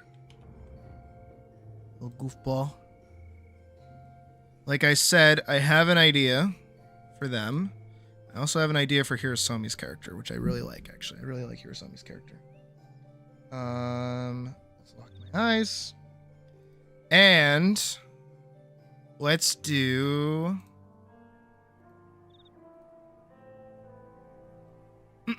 Mega Man ZX OST. Yeah. Just hit it all the way down.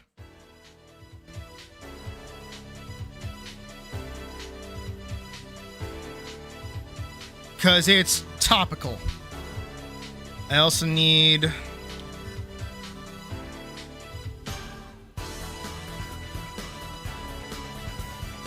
We're getting into it. We're going to start. I just need to get all my information first.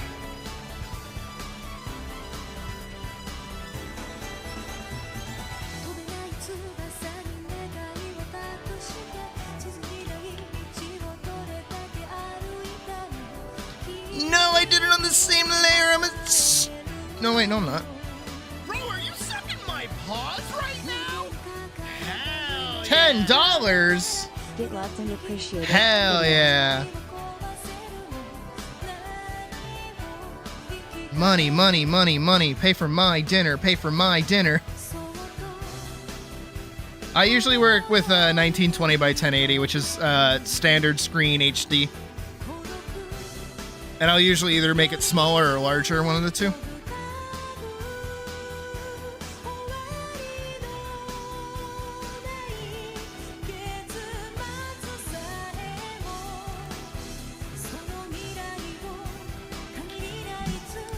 Somebody should buy me a lobster.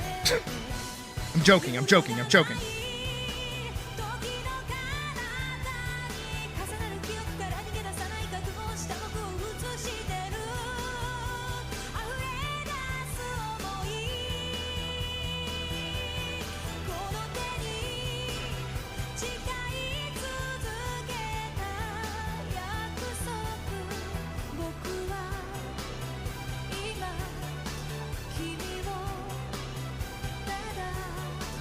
I might have to pull up my reference again.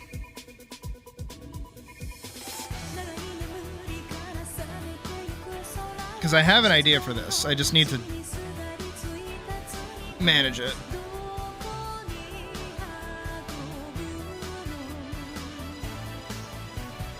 I'm just kind of getting the rough idea down first.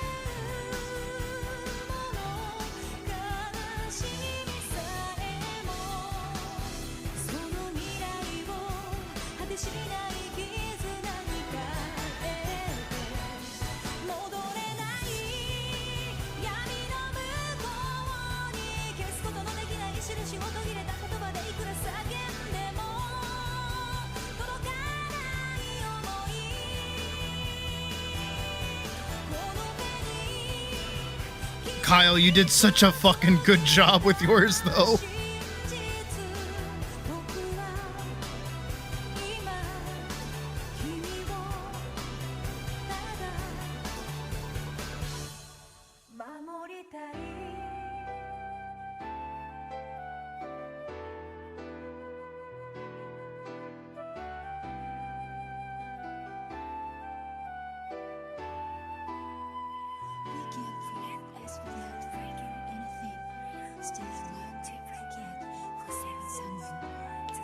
My hand's like oddly... My paw's like swollen. I gotta like stretch it out a little bit. I saved a picture that I'm using as reference, but I didn't pull it up for the pose. Found it.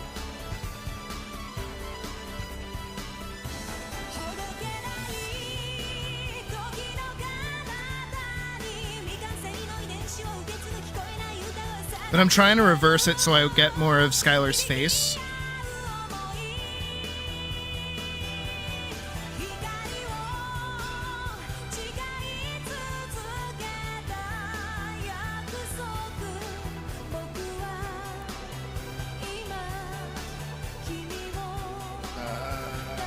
There we go.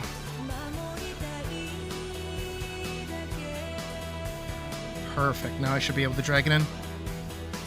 There we go.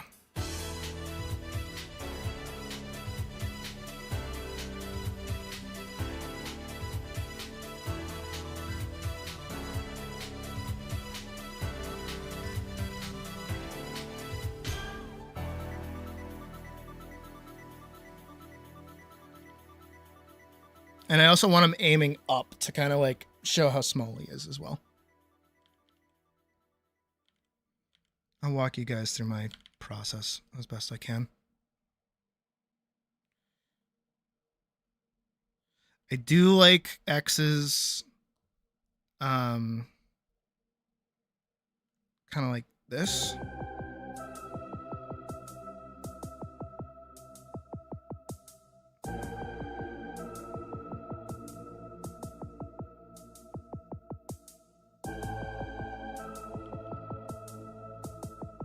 Kind of need that shoulder to be like really high up.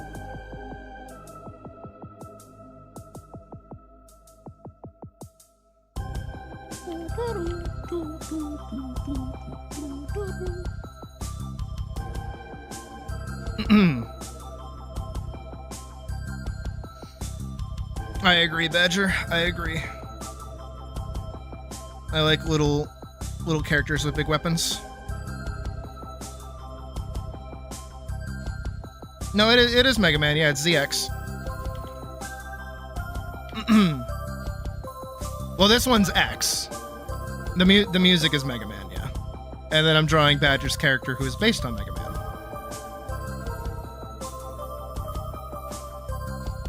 I'm gonna need to like raise this up a bit, but I think the otherwise is fine.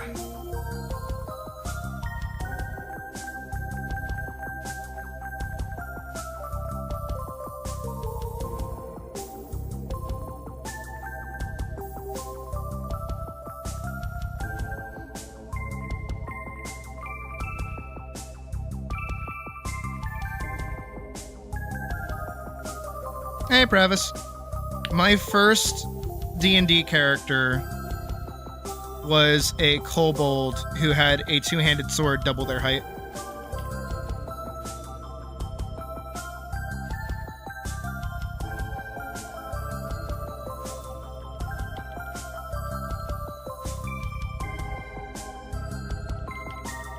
I don't know why I don't like that.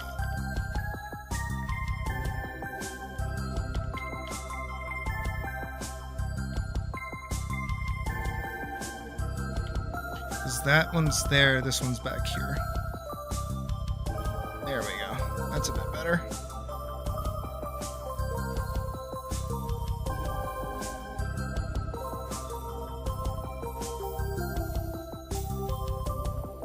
I think I need it to bow down a little bit so it looks better. And then we'll go spoop.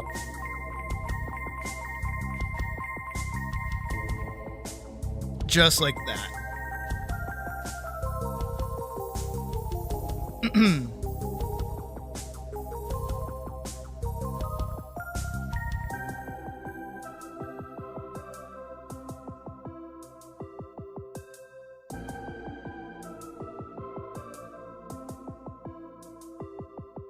I never really got into BlazBlue. I got into Grand Blue though.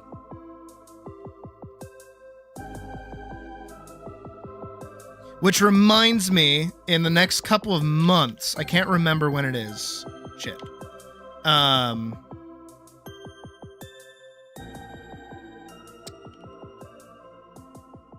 We're getting an expansion to Grand Blue Fantasy Relink. And we're getting my favorite character, Beatrix. And I really, really, really want to play it. So I'll probably be playing that on stream whenever that comes out. I was really hopeful that would be like soon. But it's going to be a little while before that comes out. Shame. But I'm really excited for it.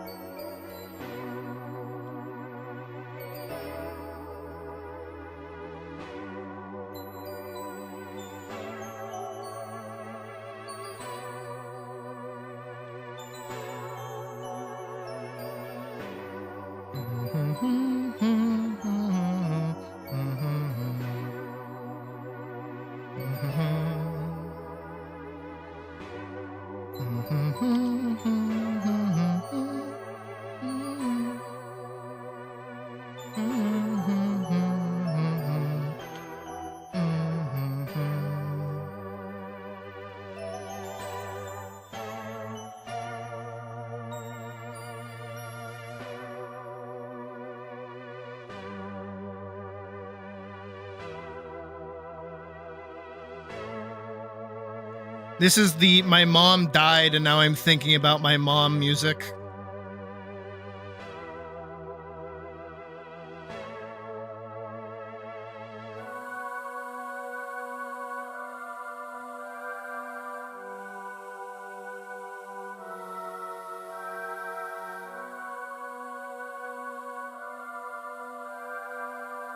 Mom is dead MP3.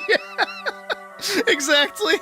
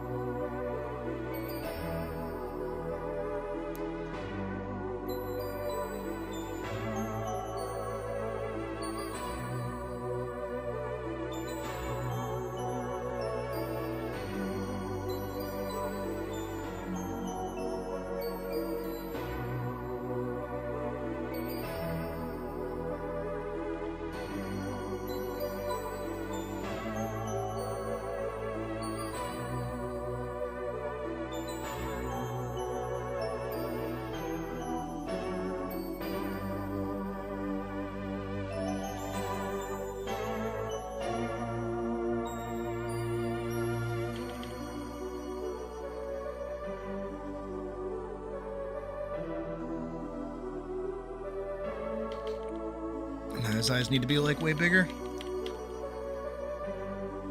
I'm happy with the pose, I'm just not happy with the face.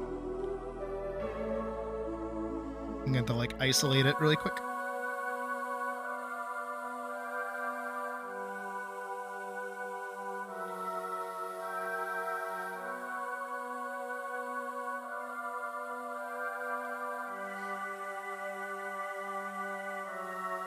As a base for me to draw it? Sure.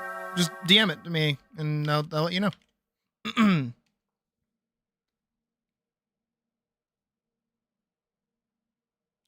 want him to be like, ah.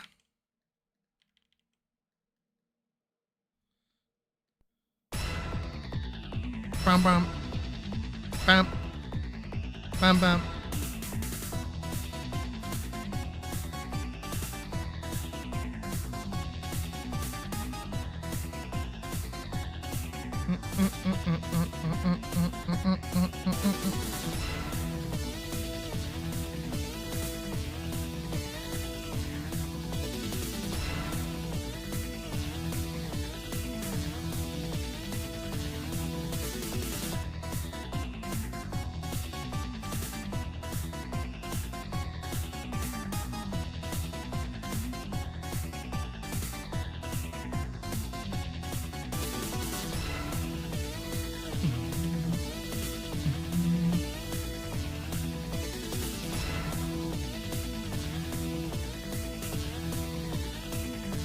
Hey Badger, remember that thing I told you when it comes to making your character sheet that you want to add like expressions for your character?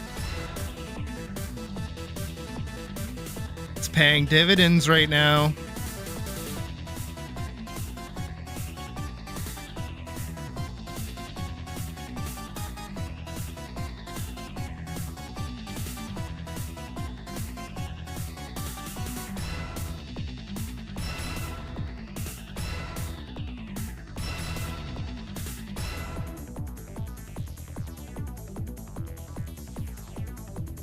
I want his head to be like more rotated down though.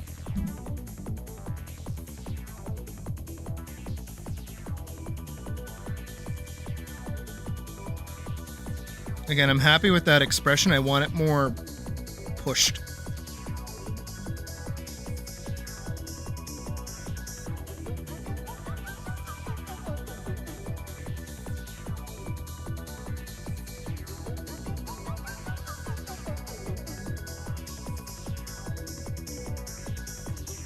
Honestly, Sucking my paws right now? Hell yeah. I don't even want to look. Who is it? Raffle? Sorry, but I really need the unofficial Roundhouse set.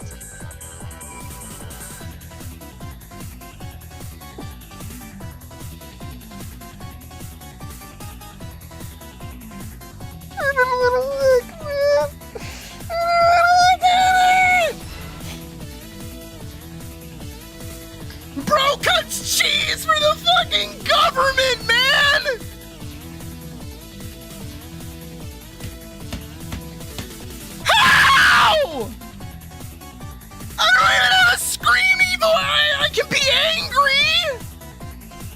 Can I just like, if I do this and I do this?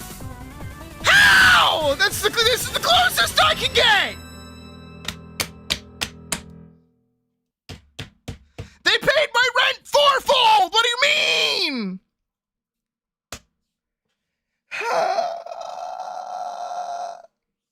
It's funny because when I lose my train of thought, it just looks like my jaw broke. Okay. Hollowed, buddy, you got it. Wait, because I am anything. I am anything if not a gracious streamer who is true to my word. How many times has Hollow donated to K? How many times? I have to add it up. Wait, because you did one for the Christmas dono, and then I think you did 2 for shit, right? I mean, I'll count the 200 that you gave me for the stream deck, which again, thank you by the way. Guys. Oh god. Oh no.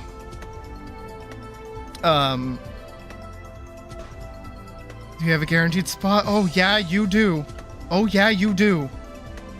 Yeah, okay. Hollowed is at current, because again, I'm anything if not a gracious host. 1,800 away, because I will not be an asshole and say on the spot, but additive is totally fine. 1,800 away from the joke stream I talked about last month, the pious stream.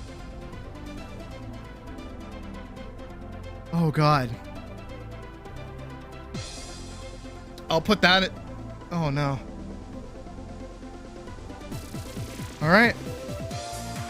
I'm gonna have to put that in my mental. I hurt my hand. I should not have slapped my chair as many times as I did. Now I hurt my hand. Now my hand is swollen.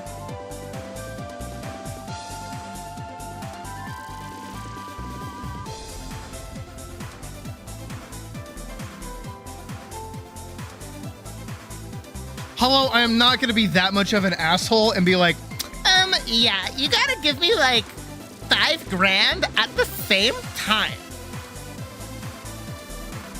No, Hollowed's a different beast entirely. He's got his own stretch goals at this point.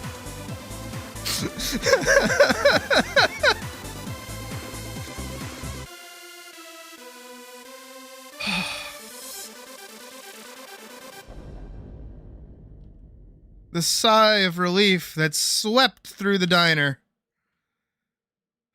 And then, when we went back, it's not unusual, fades out. Diner's totally silent. Bwah, bwah, what's new, pussycat?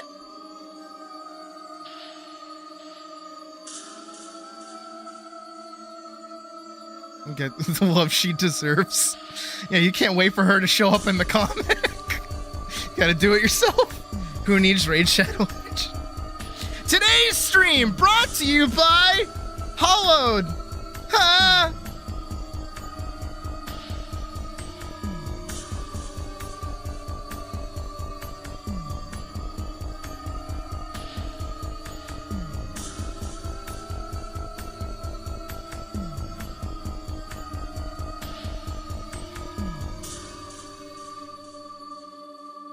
Hot damn. Catnip. I love your character, actually. They're like, what is it? Battle Network coded. I dig that. That's really cool.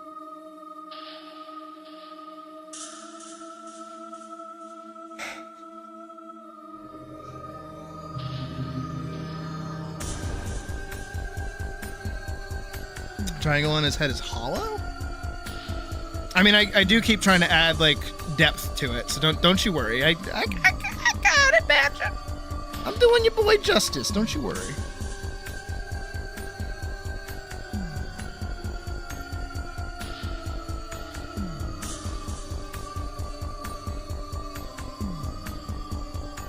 They suppose the amount of Elise works I have? That is, I don't think possible, actually. Now, is that Elise works throughout history, or is that, because then we could include as well the Rauta works that have been throughout history as well. I'm gonna have to get hollowed on the consult for like Rauta's design in the new comic. Shit. Gotta make sure his best girl stays, like, consistent. If anything, Rauta's just Hollowed's character now.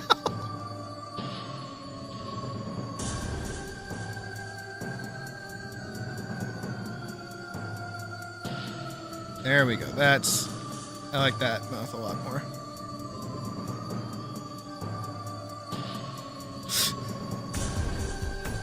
She'll be the most accurately muscular character in the entire series.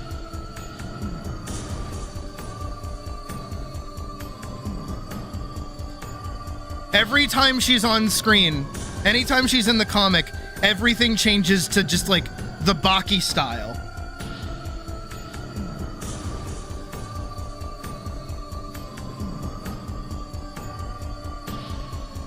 Has all the Rauta stocks.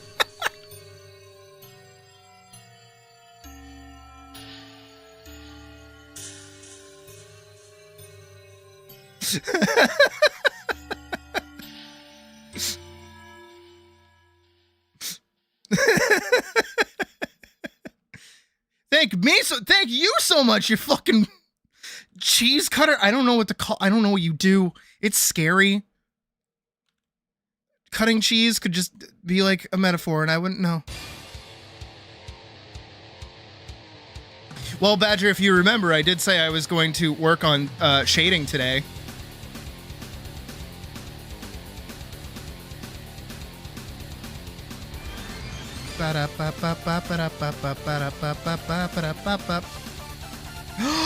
When I do Hirasomi's character, I get to listen to my favorite song. Yay! I just realized. So I said it. Yes, I told Hirasomi yesterday. I'll tell you guys now because it's chill, and you might agree with me. And you can Google him if you don't know who I'm talking about. But Hirasomi's character is like the furry version of Anji Mito from Guilty Gear. I'm not kidding. And it's great. And it's awesome. And also Anji's theme is like my favorite in Guilty Gear.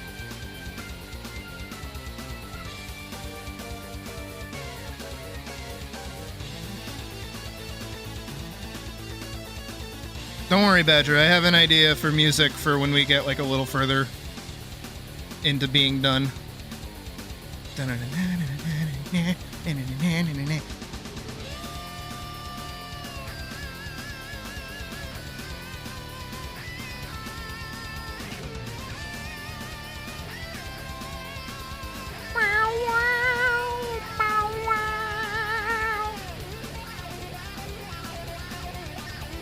I love not letting my opponent play the video game!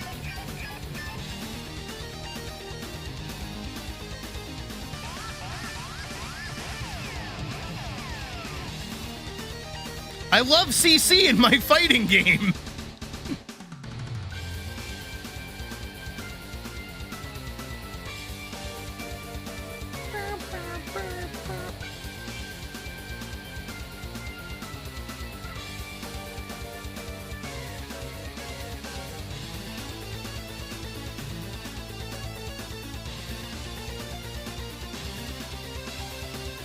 I remember when I was a pup, I was really, really good at Mega Man ZX.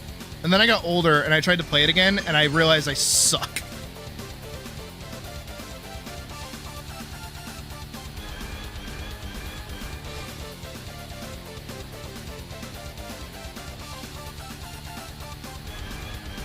You should, Vorkson. I hope it goes good for you. My biggest recommendation, if you're gonna make it, Cut the onions as small as possible. I'm telling you.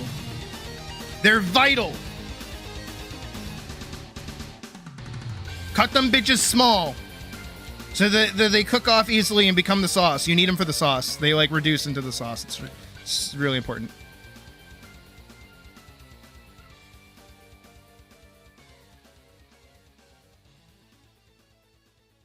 Model L and H. Ugh.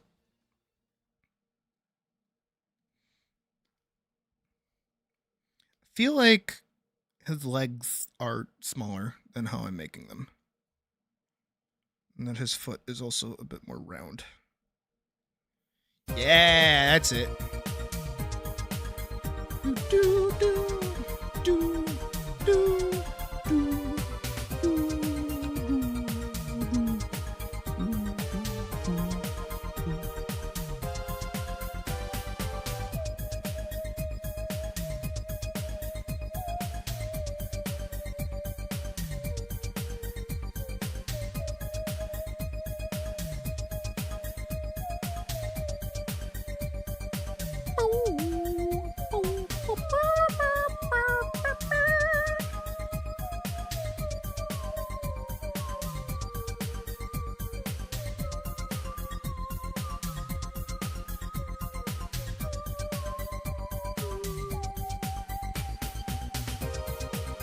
Ba-da-da, ba-da-da, ba-da-da, da-da-da,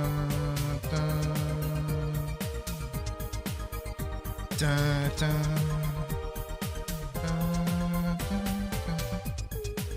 Trying to make his body smaller and the rest of him larger.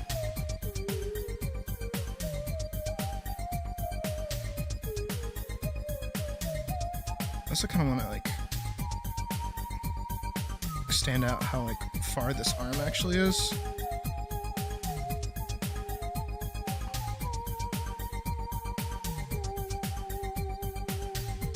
I kind of like him doing that. Like, as much as I want him to be showing his face, I mostly just want to like get that like power.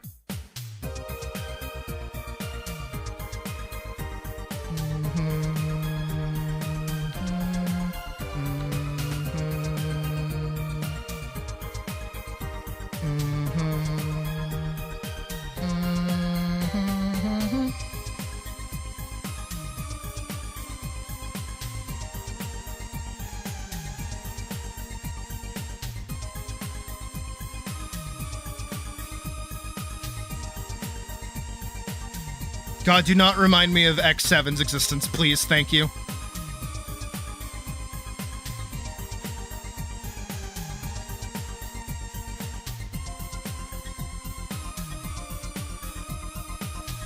I was happy thinking it goes X6 to X fucking 8.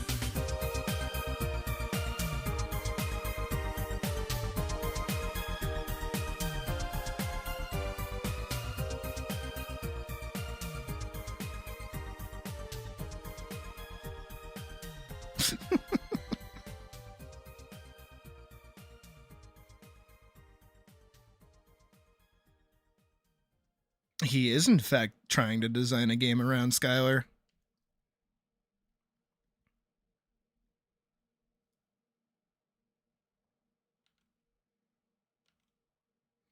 As you fucking should, and you should hurry up and make something out of it, goofball.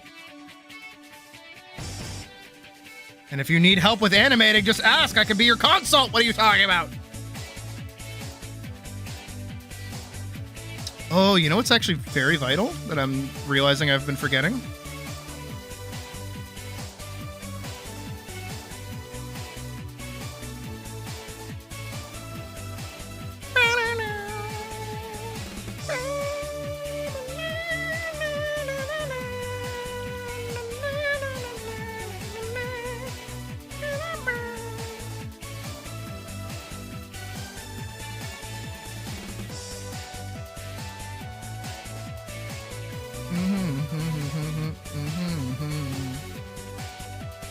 Badger, can you do me a solid and send me any background art you have for your stuff?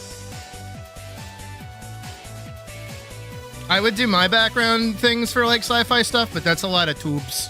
I don't know if there's like anything in particular you would like. I'm not going super crazy with it. I just want like decent shapes for the background.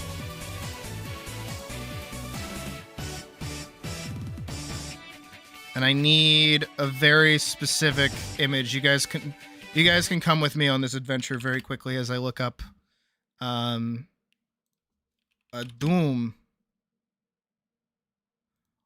Doom. Freeze. Doom. Doom. Doom? Doom? Got it. That's all I needed.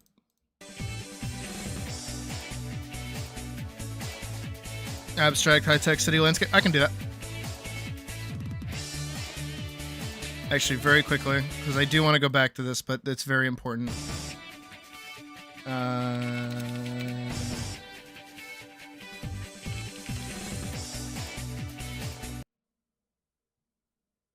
Who knows?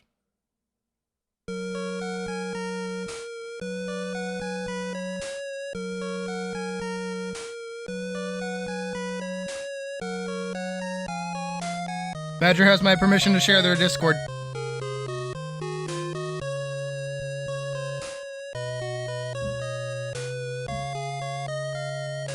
I just wanted to jump in and say that.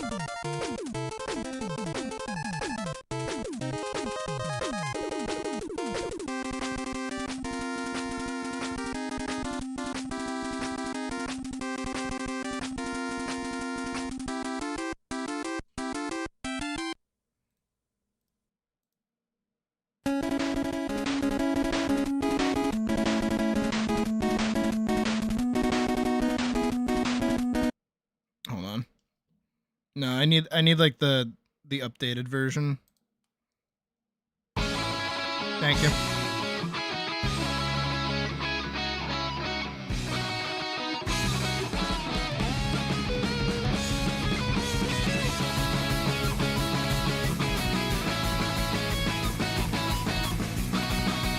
And I also need... I have to do this, I forgot.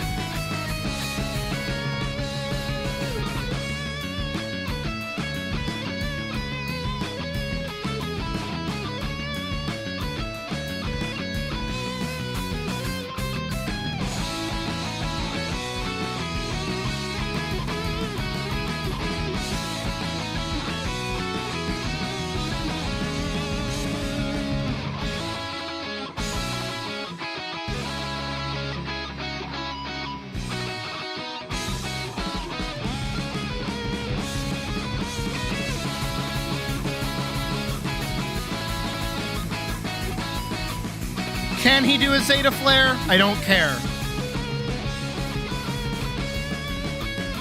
I'm letting Skylar cast Zeta Flare.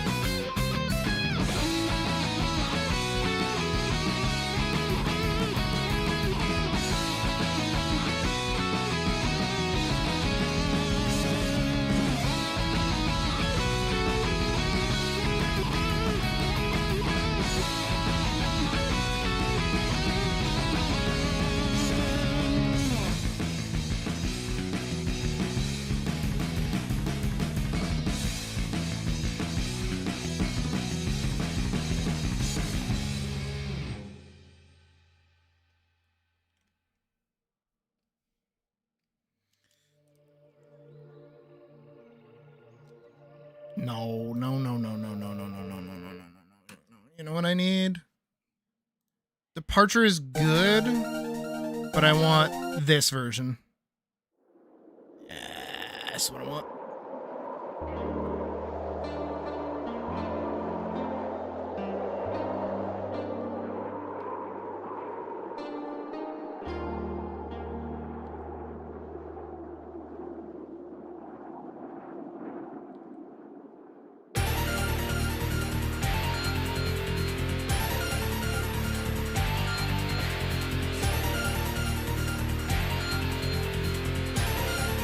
All right, Badger, I'm gonna be honest, I'm gonna cheat for your joints.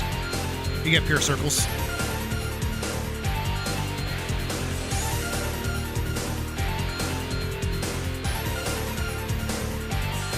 But something tells me you're okay with that.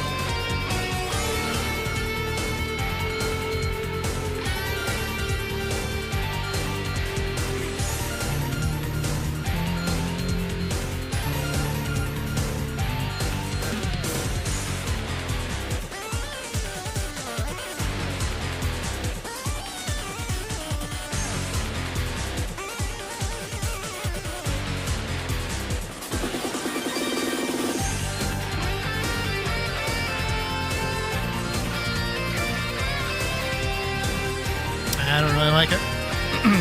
I'll keep what I had.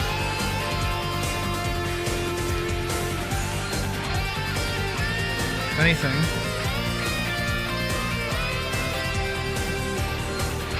Let's do that.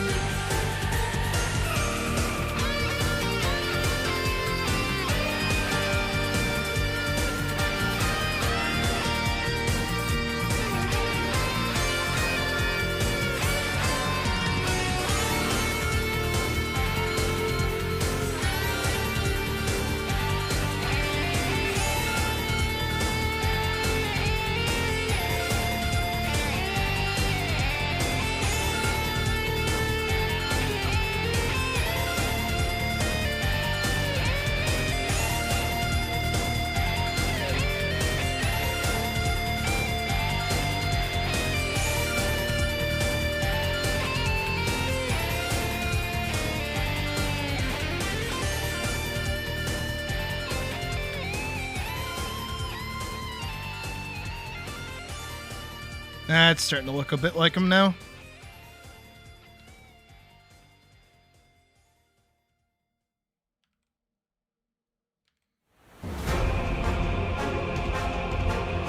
Fitting for Zeta Flare, so I'm cool with it.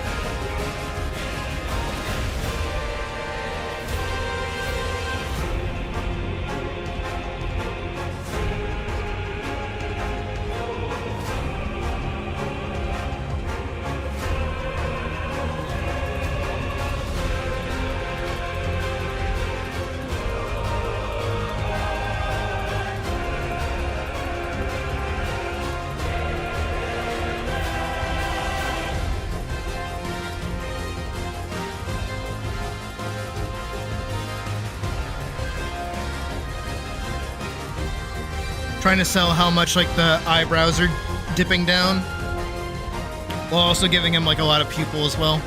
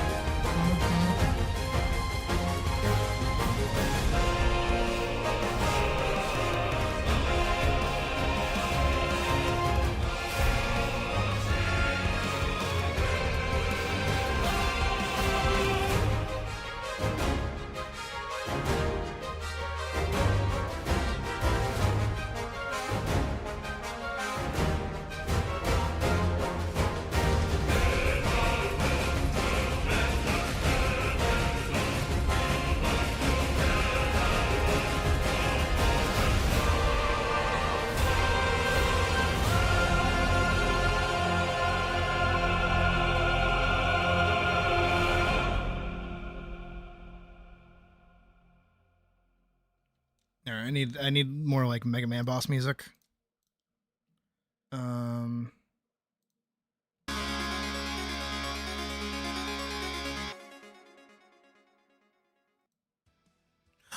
know what I need?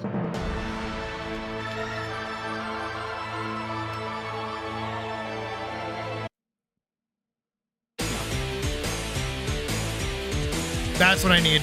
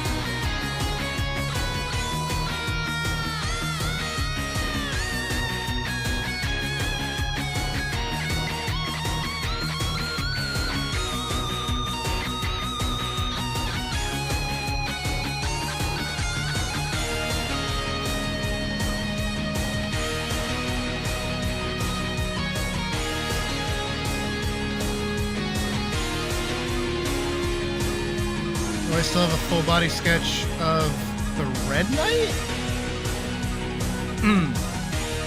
Which Red Knight? The one from the comic?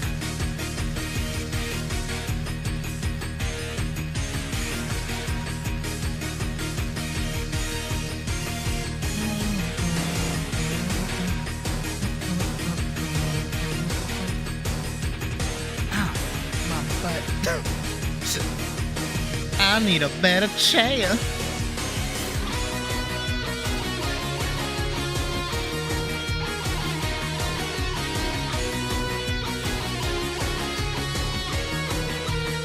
Yeah, I got you. Give me 1 second.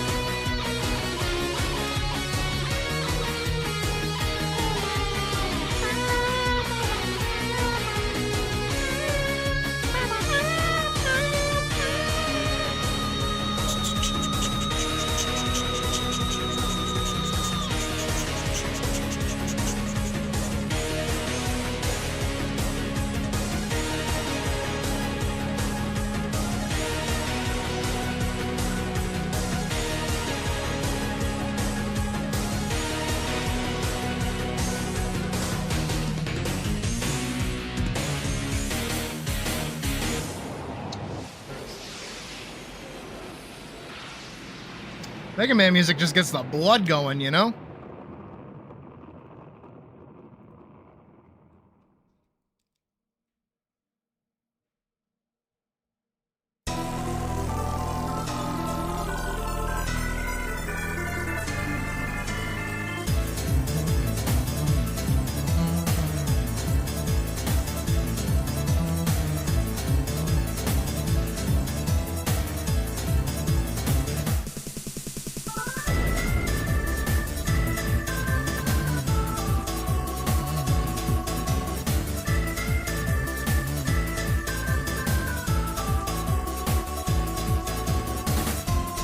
Maniacal, I did a whole fucking series of me showing how to do it. What do you mean? Yeah, you do.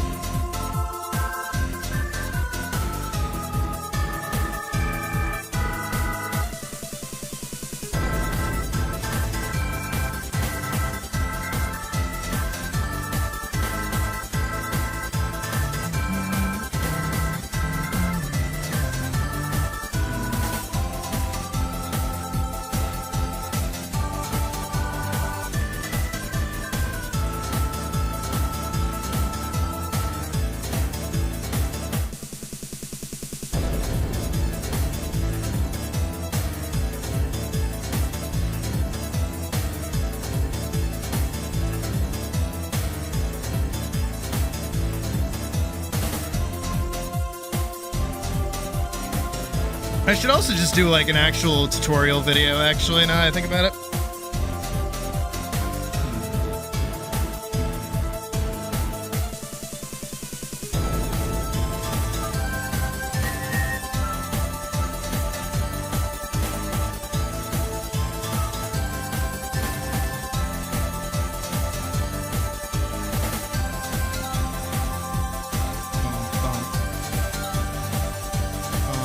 Bum.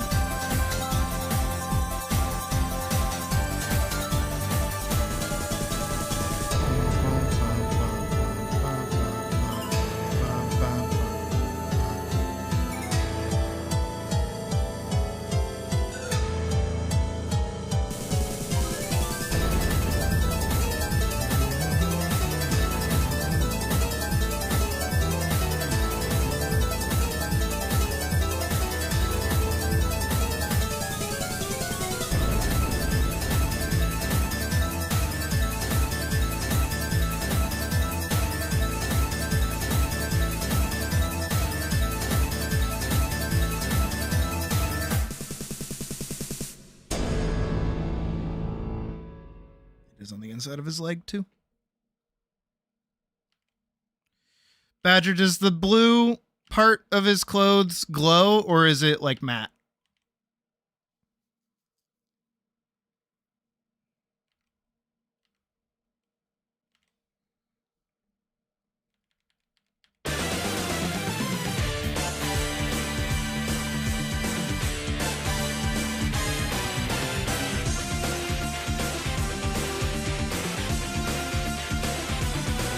Matt. Got it.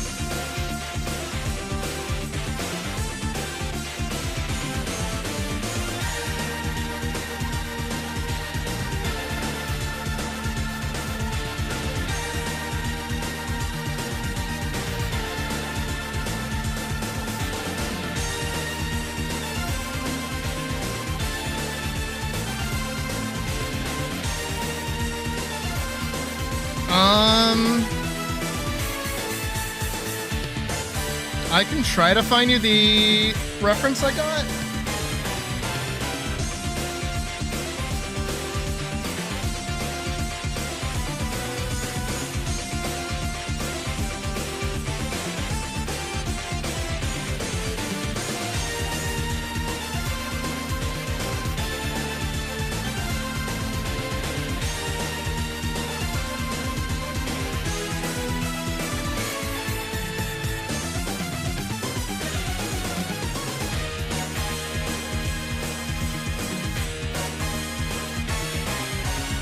It's mostly just like a mix and mash of a bunch of things.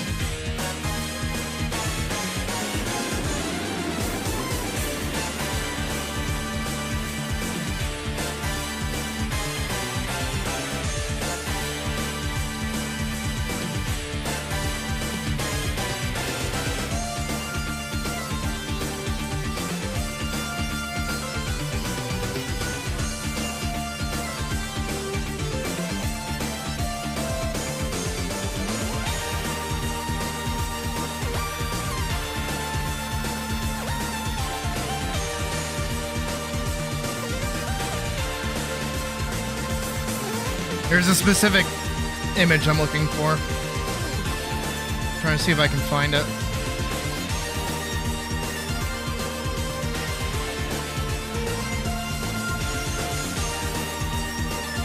I have to lower the music so I can talk. So the Red Knight is mostly just like a combination of a bunch of different things. And I also pulled the cape from Game of Thrones as well. And then also just like my own personal touches to it. I'll send you, because it's like, that's the chess piece, the thing I just sent you.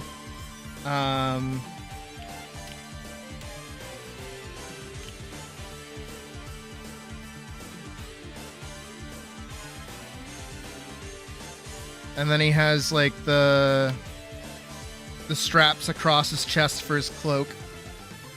And then the helmet is a bit more like a hound skull. But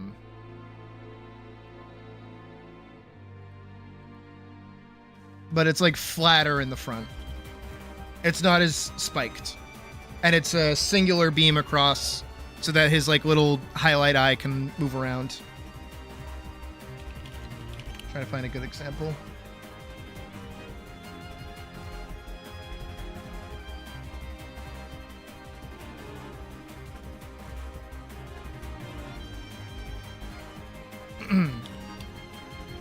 Like a mix of those two, but without the grills and the breathing holes.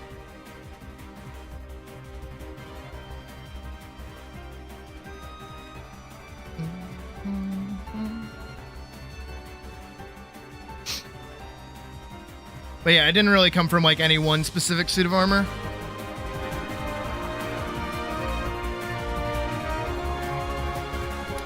Yep. Yep, he did. He did indeedy. Doom. Doom? What in the world is Doom?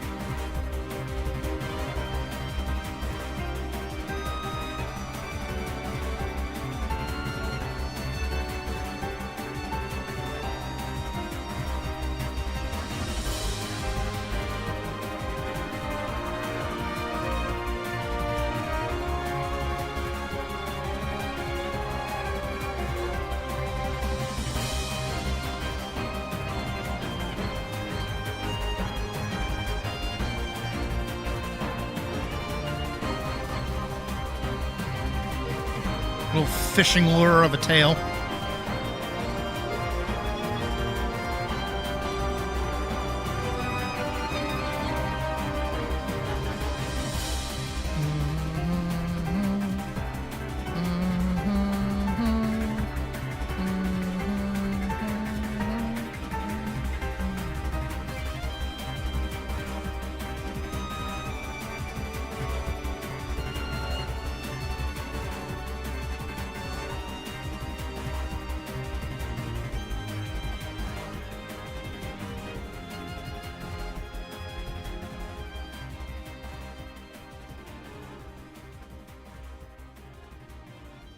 So Badger, you know what this means, right? You have to add a fishing minigame to your game. Where Skylar uses his tail to fish.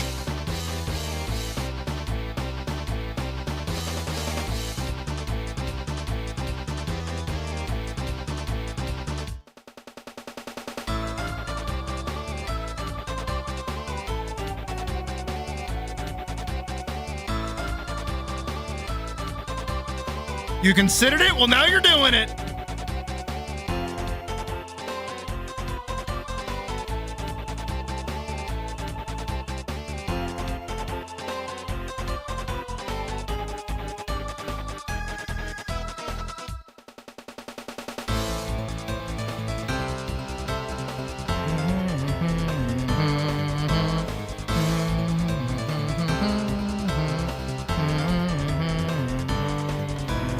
I would say grabbing his tail and using it like an actual fishing rod. Just because his tail is like segmented.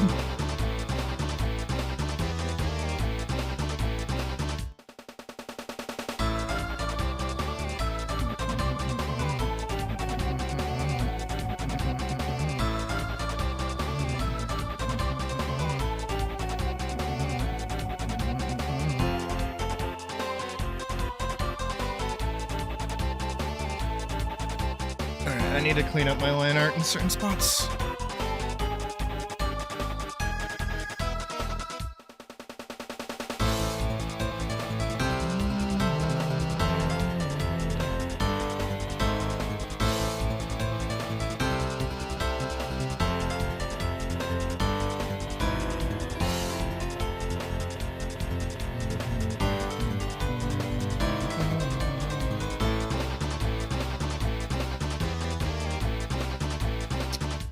Alright, I'm gonna say this out loud, because I would type it, but I'm gonna say it out loud.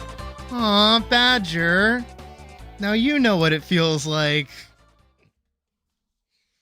And that's for Badger to know and for anybody else to figure it out.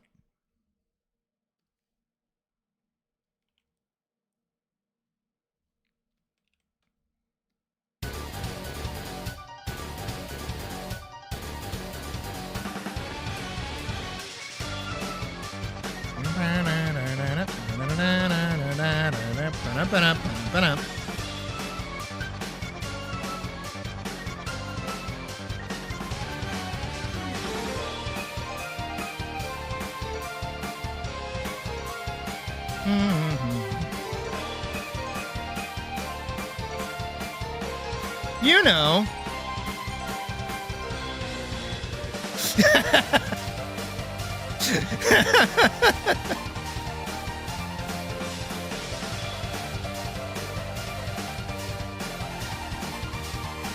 Even Vorkson picked it up on it first.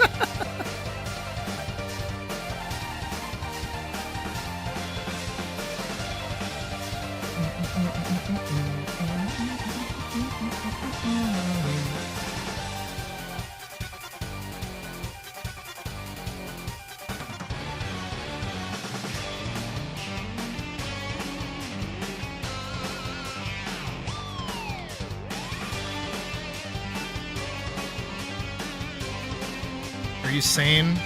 Oh, you bitch. Oh, you bitch. You would. Said to cut the onion thinly. Not thinly, small. So you're gonna dice the onion so that it's small. You're dicing. You don't want big chunks of onion, you want small little cubes of onion. But you want the same amount of onion, you just want them to be smaller. Because what's gonna happen is while you're cooking it, the onions are going to reduce and they're gonna become goop, right? They're gonna become goopy onions. The less material they have to like become goop, the less onion you're just gonna have raw in the stew or the pasta. Which is ideal because you want it to become a goop so that when you start making the sauce part of it, which is when you add the cream cheese later down the line after you cook in the pasta, that goop of the onion then becomes the binding agent that makes the cheese stick to the rest of the pasta. It also gets all the other flavors mixed in as well, and it all becomes one homogeneous goop. But if you make the onions too thick, they won't reduce all the way, so then the sauce won't stick as well.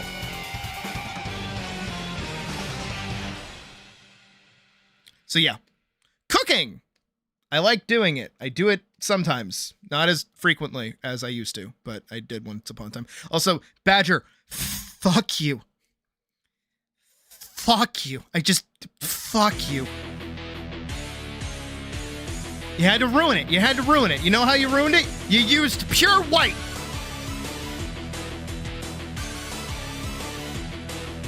Why'd you color him with pure white? Why'd you do that? Do you hate yourself or something? Is that what this is about?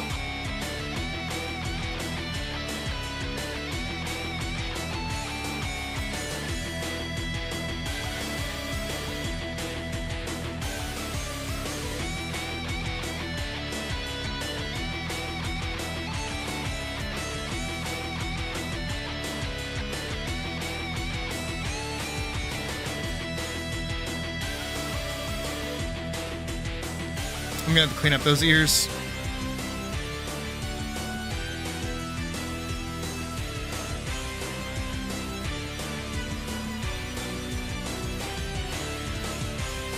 That color is different.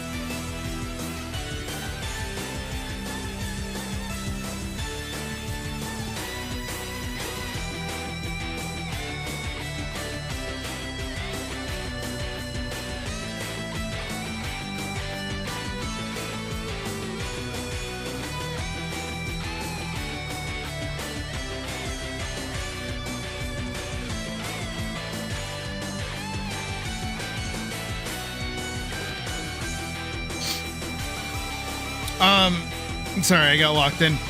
Pure white is a problem because it's really difficult to shade around because it has no base color to it. Usually when you work with white, you want some kind of like gray or what is it?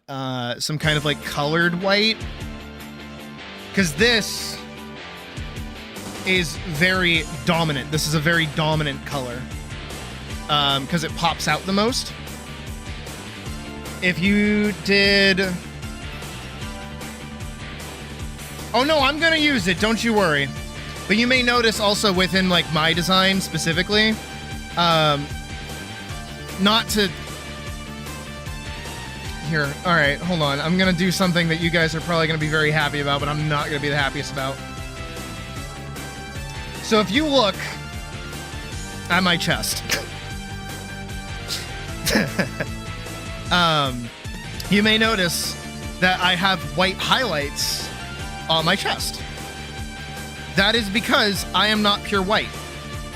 But when I'm back here, your brain is telling you I'm pure white, even though I have highlights. So even though I'm an off gray, I'm still technically white.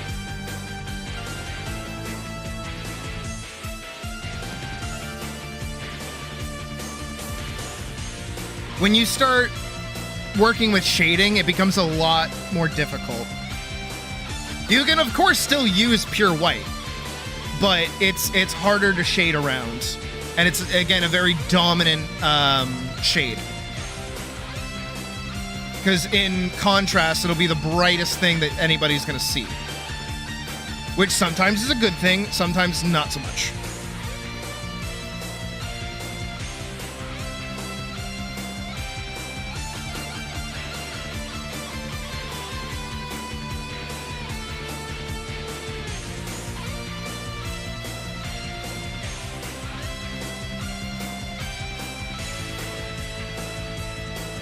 But yeah, tinting your shadow, not your shadows, your whites, either blue or red is usually good.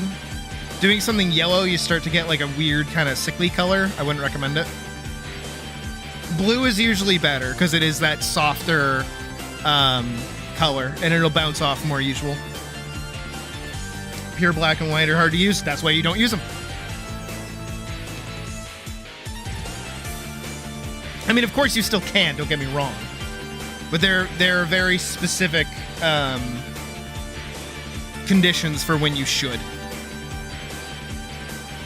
And it's more interesting to shade with color and use like colored variants, because then that's color theory and more bullshit.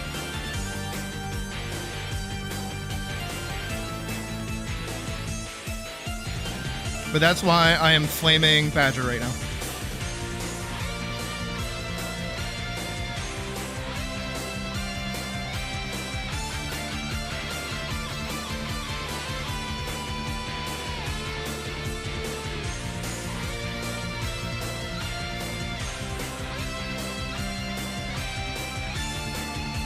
I still think Departure's my favorite. Hello? Oh, it's the end of the song. I was like, the government, they found me.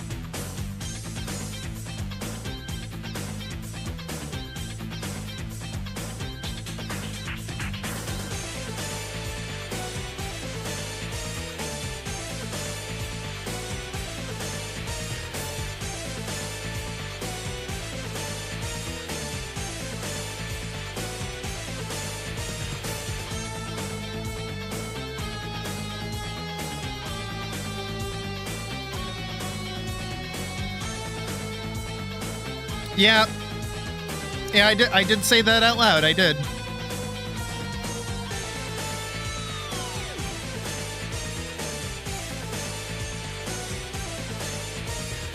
Things I say to my audience.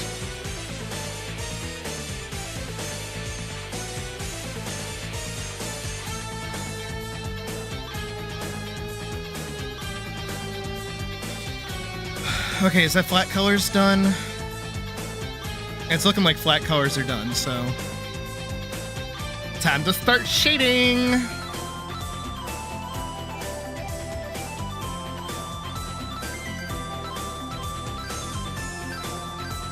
All right, so if this is my light source,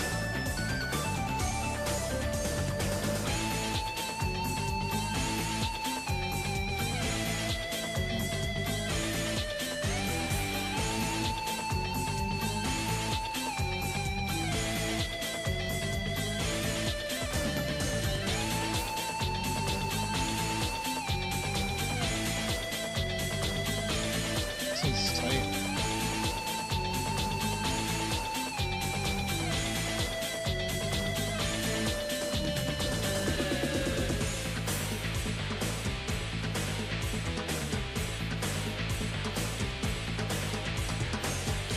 Right. That is right. That is right. That is right.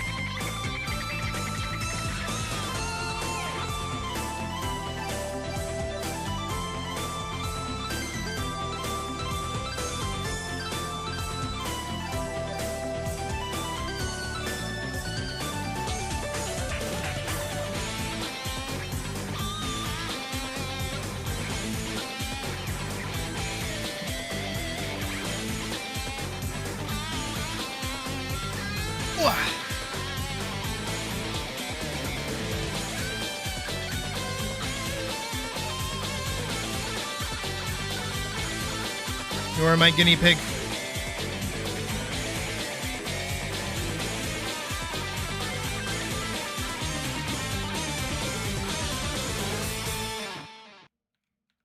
Oh, right.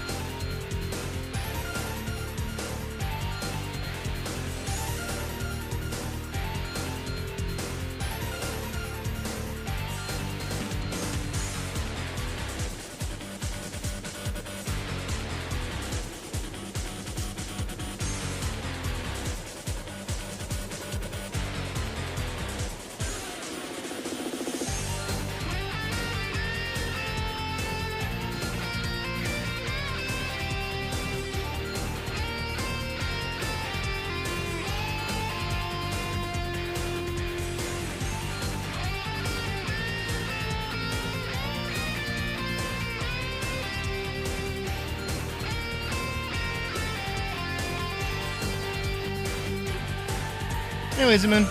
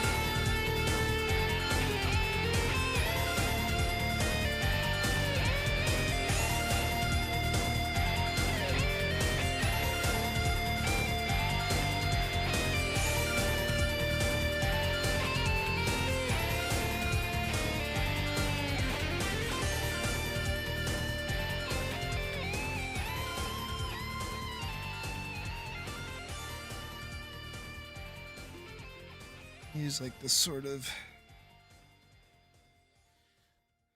dot. Weep a weep.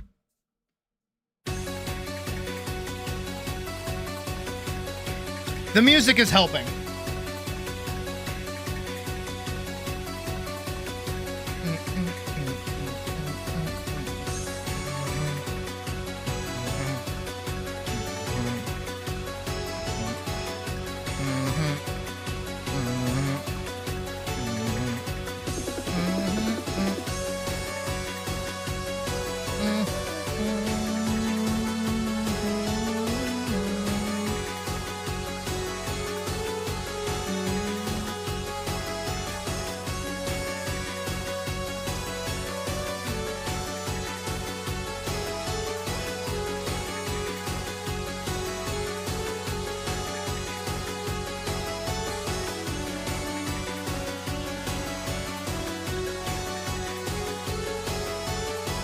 No, thank yourself. You're the one who designed them.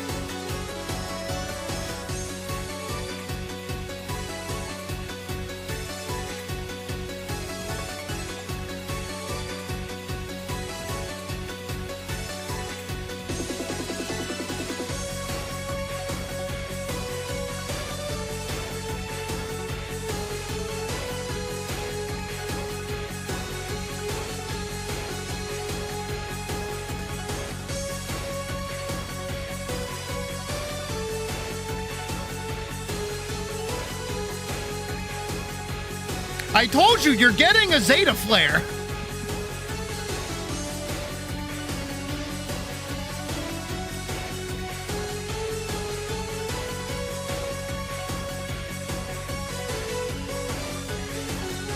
Hey, Shadow.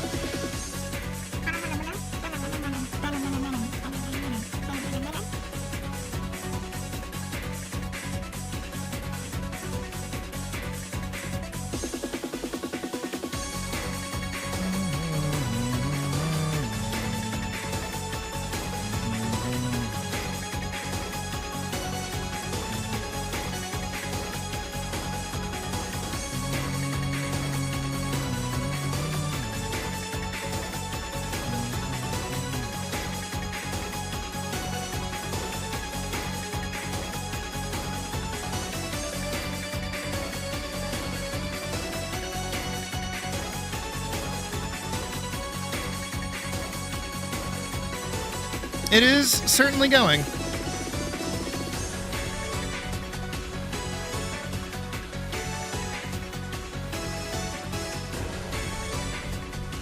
Trust the process.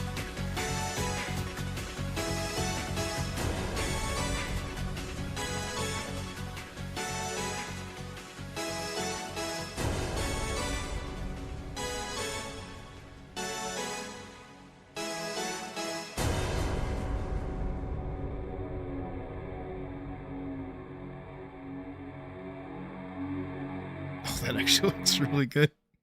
Shit. No, not Guilty Gear yet. Guilty Gear's later. Guilty Gear's next. These are indeedy. Well, just 2 for today.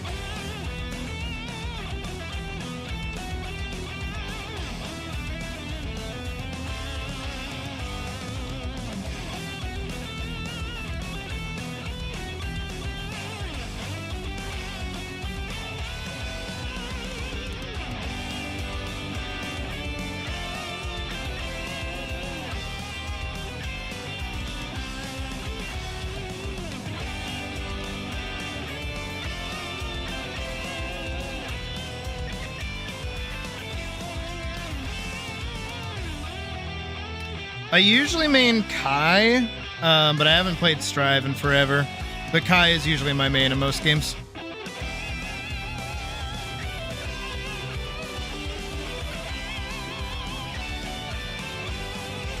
You just DM them to me.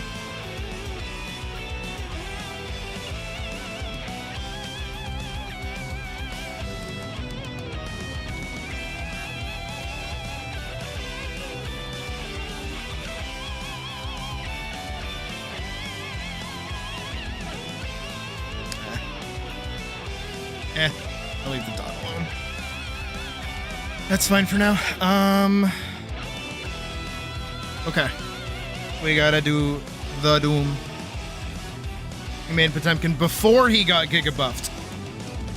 Good, you stopped yourself from being hated by me. Hold on, I need the Doom. Okay. A Doom. Doom.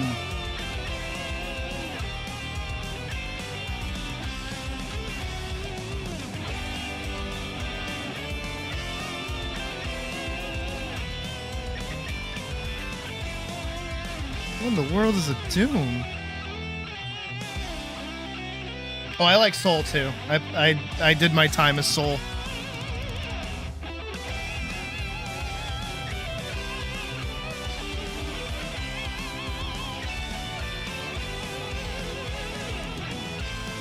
One.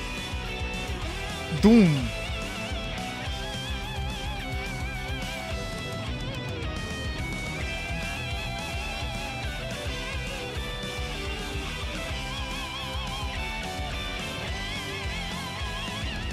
Doom. Doom.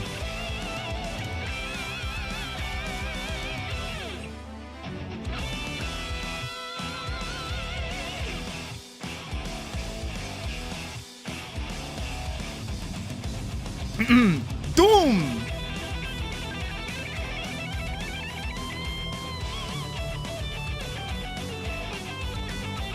Oh, I want that on a separate layer.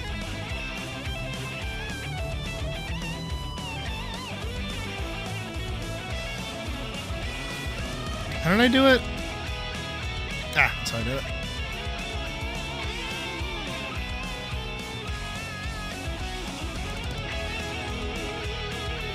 Doom!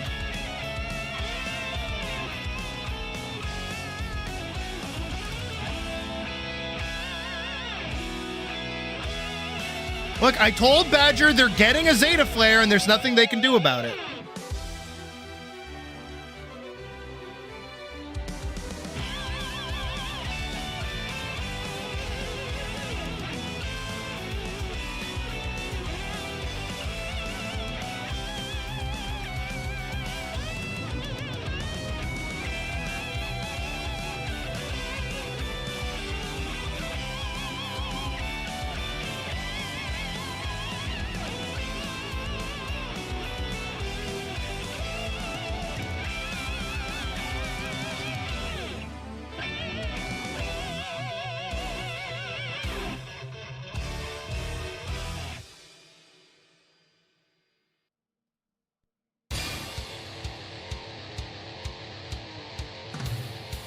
Fucking Axel player.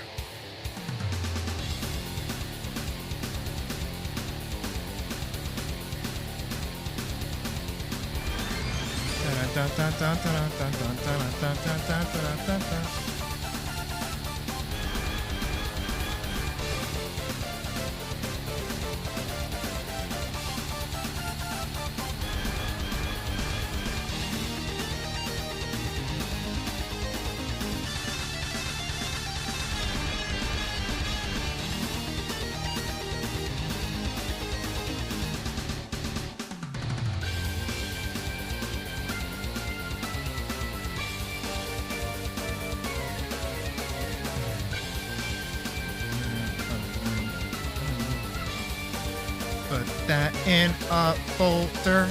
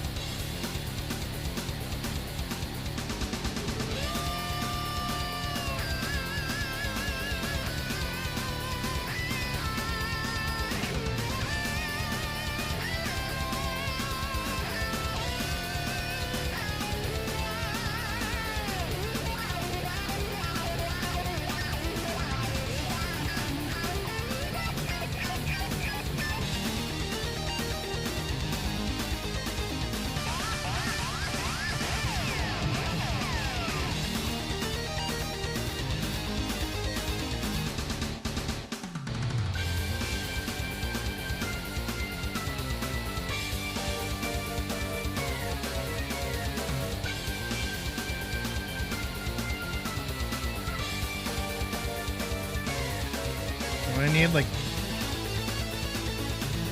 need like black lightning. Okay.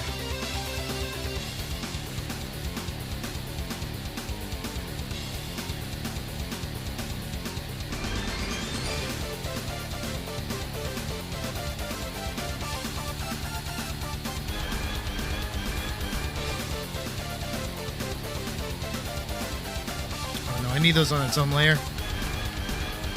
Damn, those are looking cool.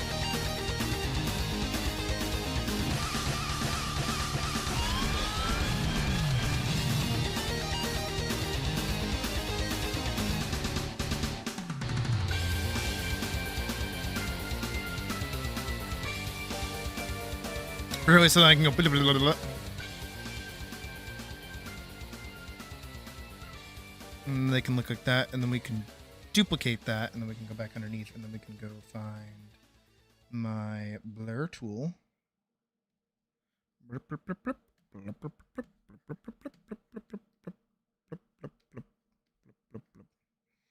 Grab this sort of orangey color, and then we grab this, protect alpha, and we go underneath.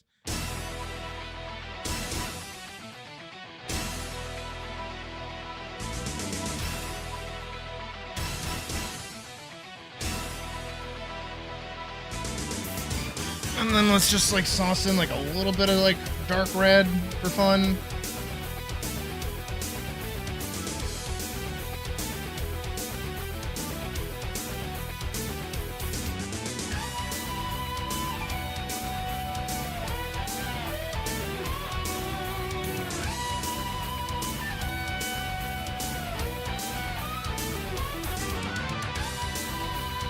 Nah, it's okay. Nah, we don't need the dark red.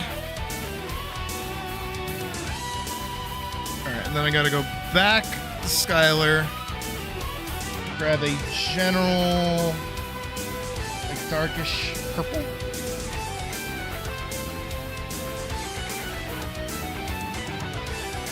And then all bits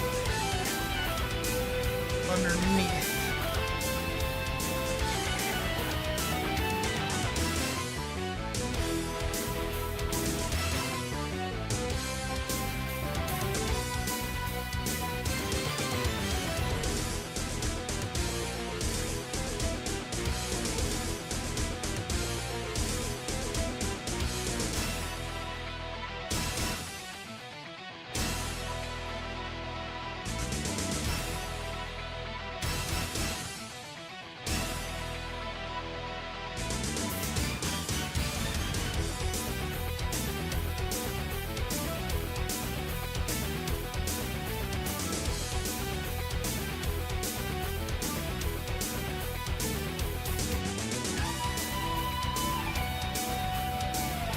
I never finished coloring this, huh?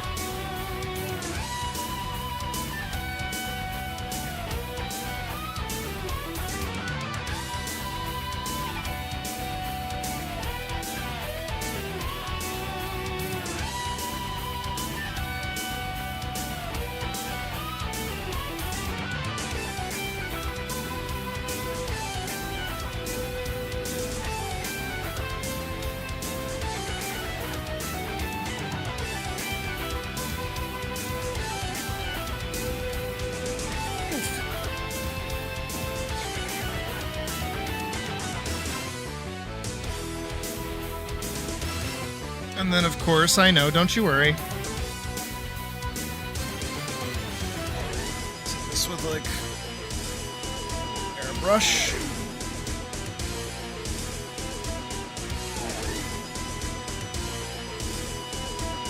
Take that with a little bit of a smudge.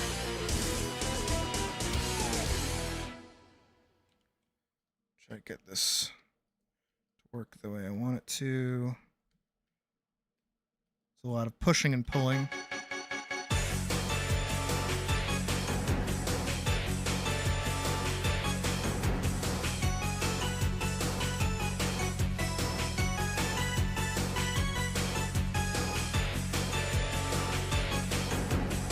A little bit of airbrushing around the center, just to give it that.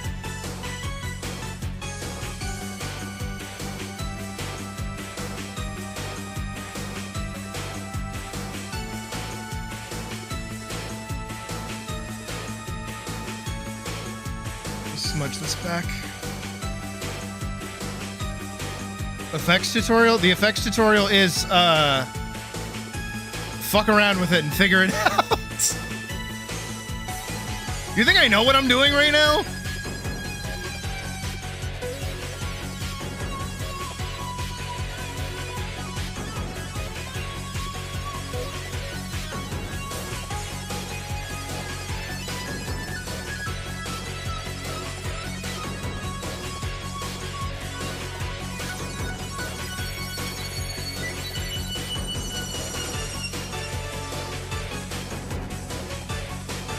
We're gonna go in with airbrush, larger. Nope. I don't know where that was going, but that went somewhere.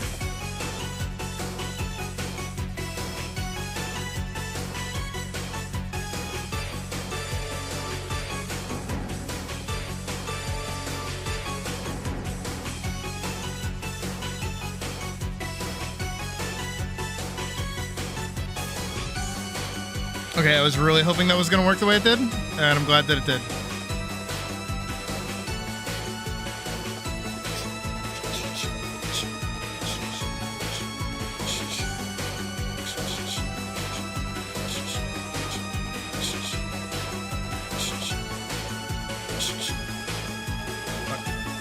What am I doing? There we go. Put it all in a folder so I can hide it.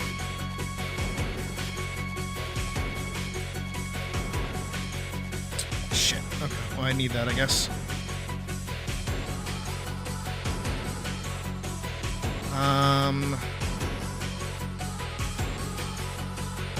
Let's do like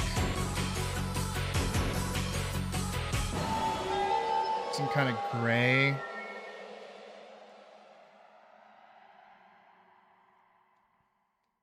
Have I made the old? I don't feel like I need to do that.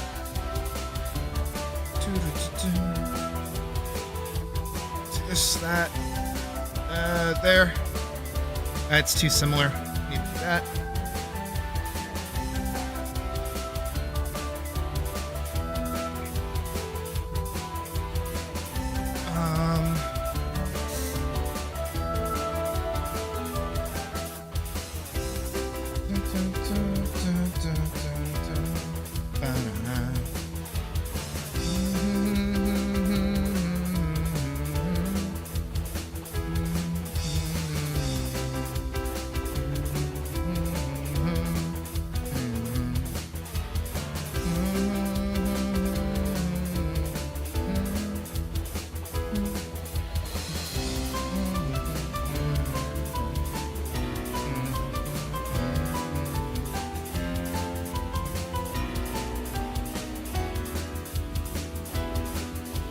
Like that is probably good.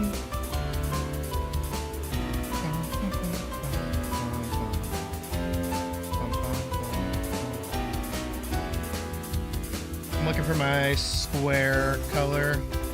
Or not square. Yeah, here it is. My watercolor square.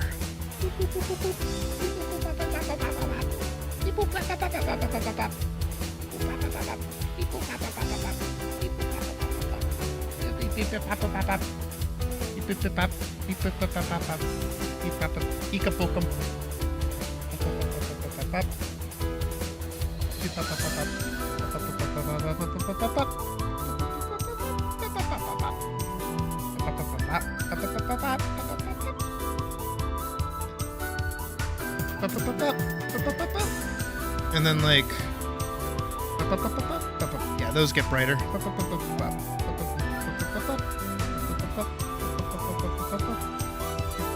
The sound effects are important. You guys know this.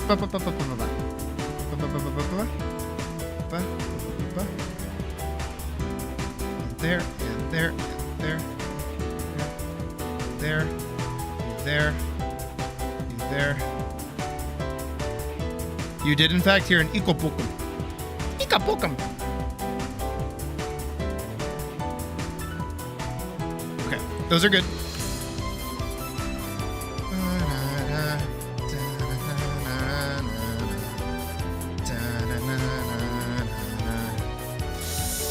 All right, let's hope I did this right.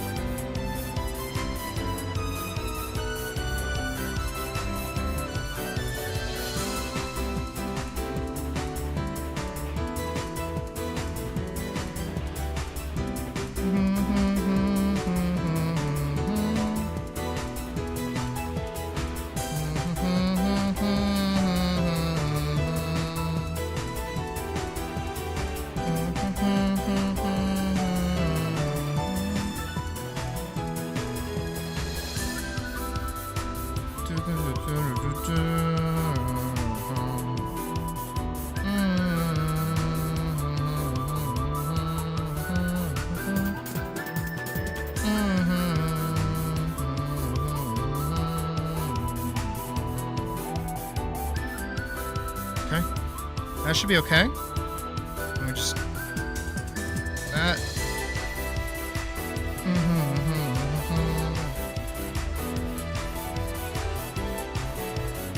Let me just go. Big.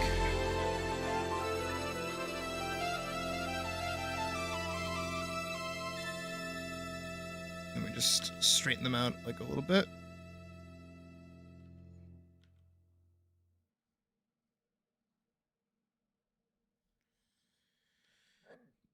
And then we duplicate it. Flip it.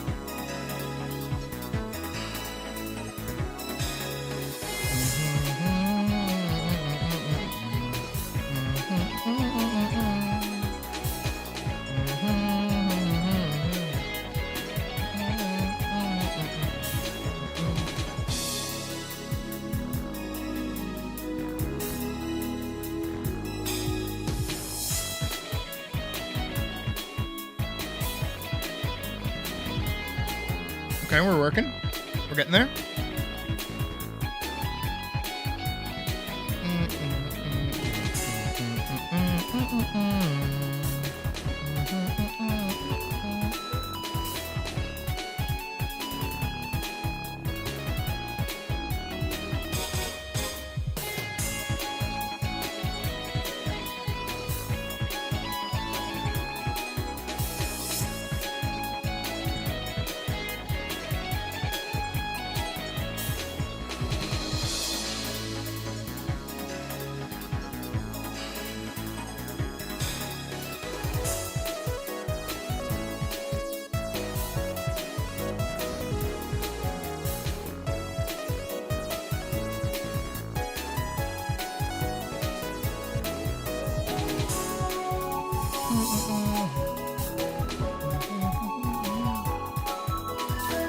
Smaller. That looks nice.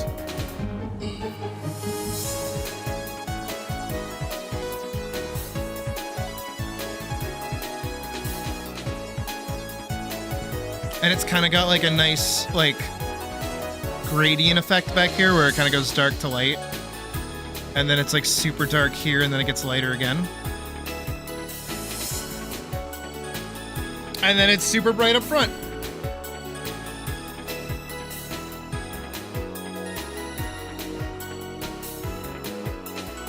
One singular gripe that I gotta fix.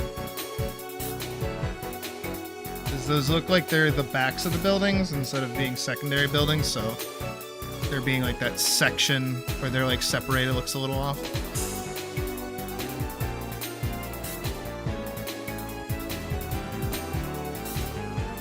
And then all I want to do finally is go white. These ones?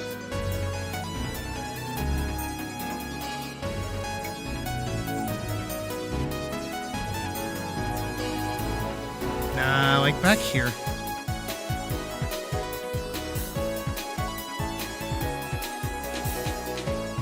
That's it. I use Metabang Paint Pro. I have a tutorial on it on the channel and it's free to use.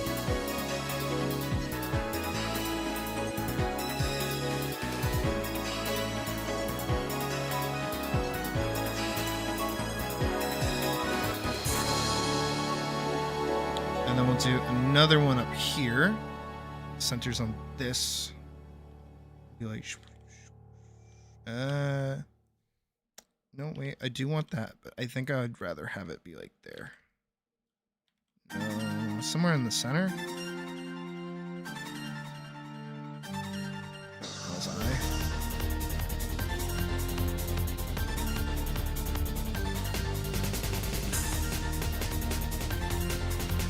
Yeah, I'll do that.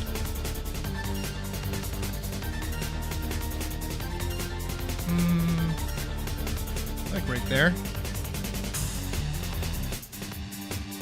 There. There. For that one anyways. Should go there.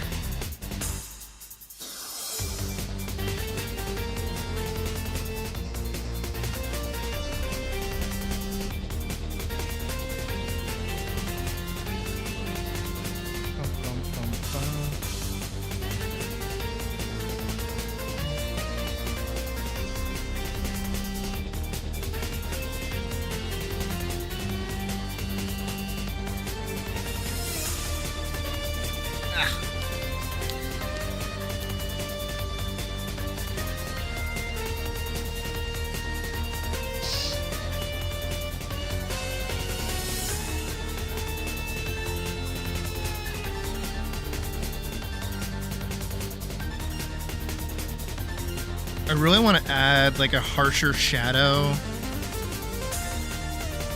behind him as well. So I think I'm gonna take my soft shade and just start like really trying to go at it.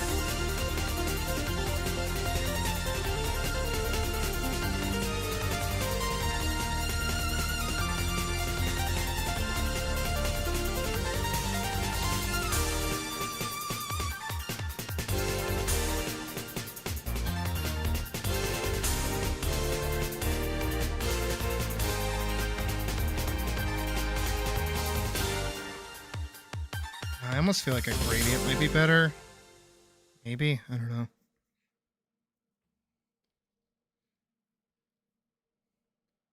Just put over here. Nope, hold on. Doom!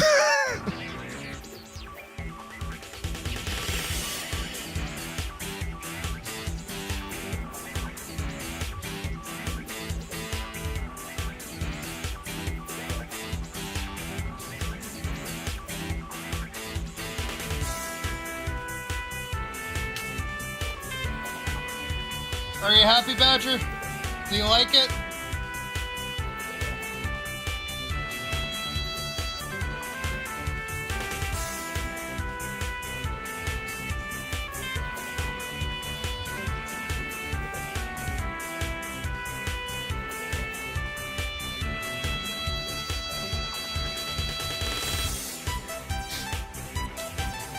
Doom!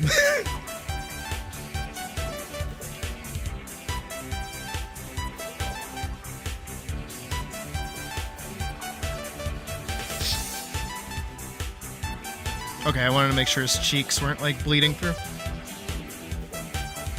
Alright, let me get this saved and sent over to you.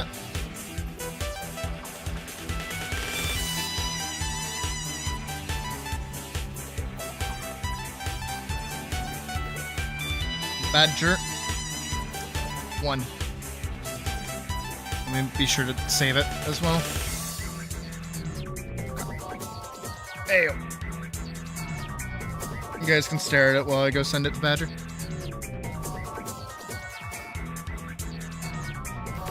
There you are.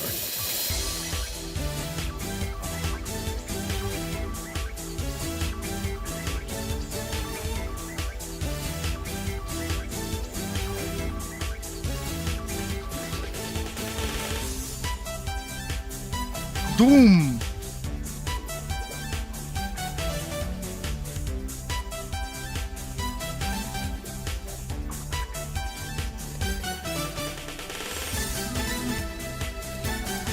Also, just because. Fireball. Freeze. Doom. Doom? Doom? Doom? What in the world is Doom? Did she say Doom?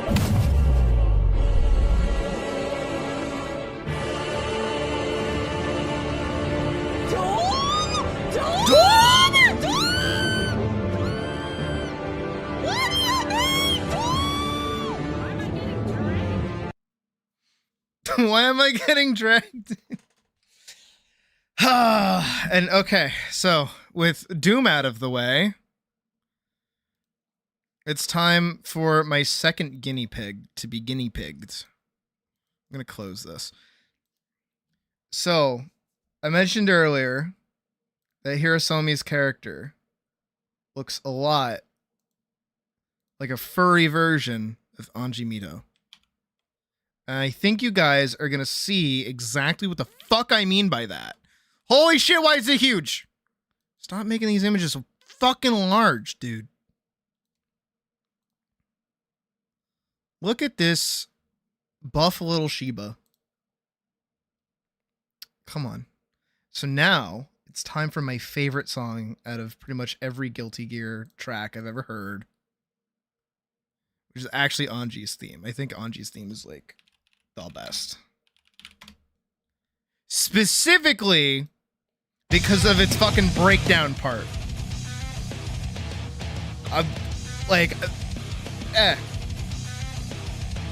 This is not going to be the vibe that I'm going for, but this is the song that I want for right now.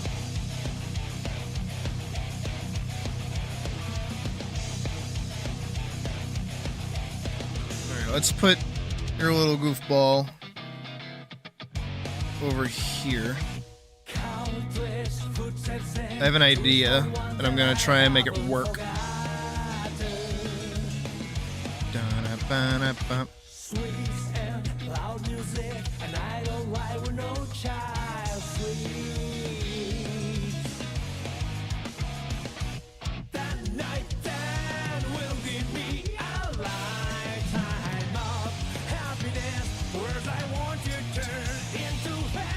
Battle cry. Battle cry.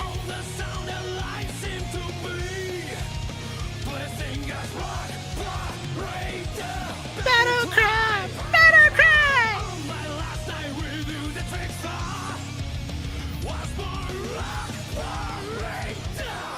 Now, Hirosomi did give me the go-ahead to not necessarily do a full body, which I'm actually going to use to my advantage here, where I am going to do this like a bit more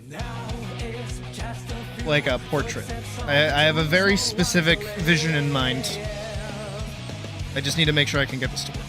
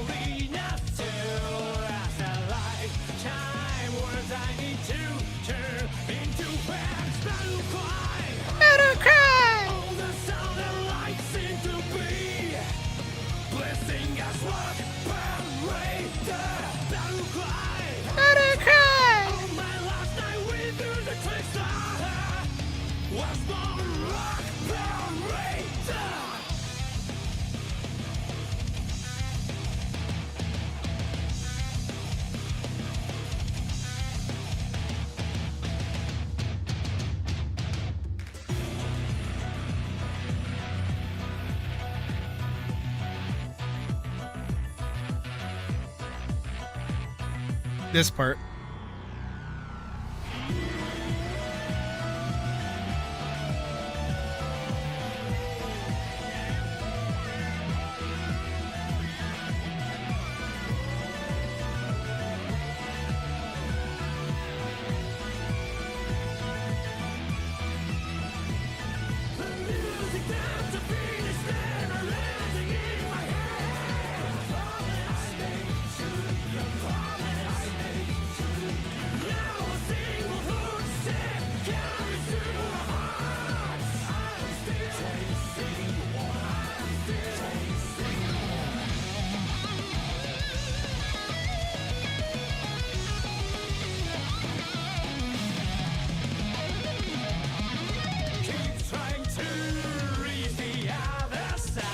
Guilty Gear is a soundtrack that comes with a free game.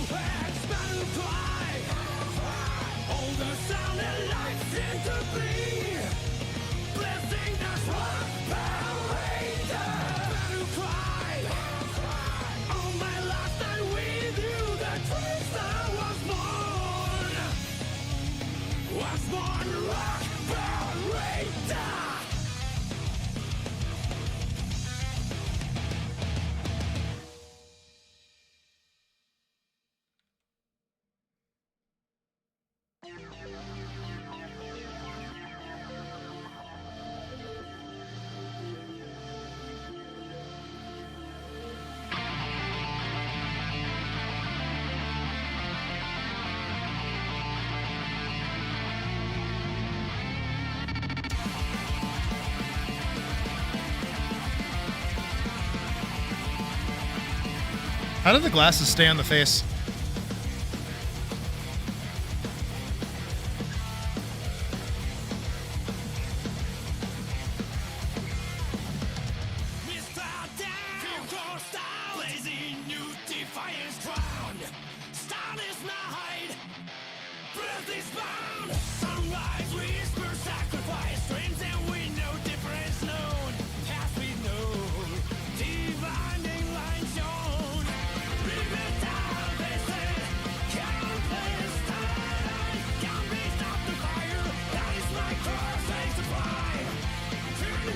The magic? Okay. I'll take the magic. I'll take... I was hoping for tape, honestly, but I'll take magic.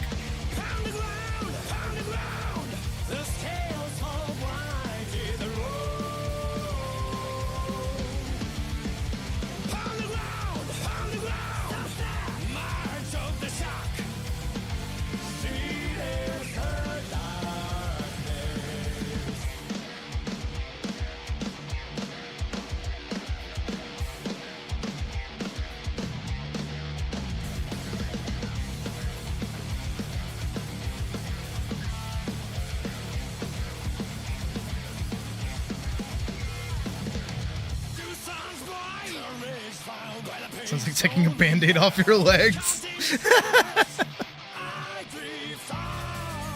This implies he ever takes off his glasses.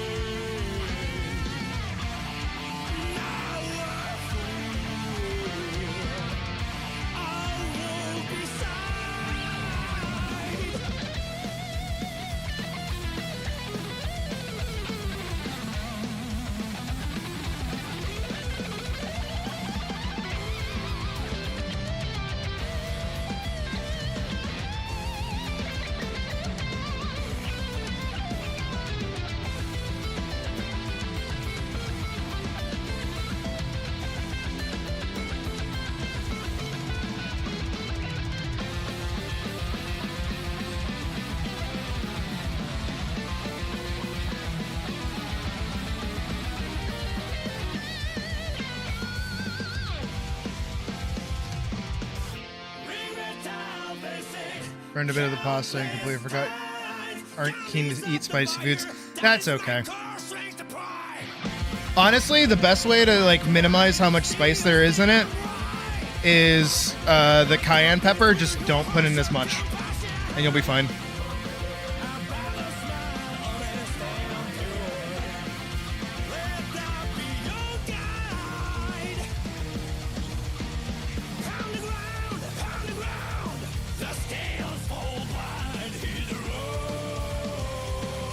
Like the spice quality in it is like totally fine. And usually my mistake when I make it is I end up not burning the pasta, undercooking the pasta.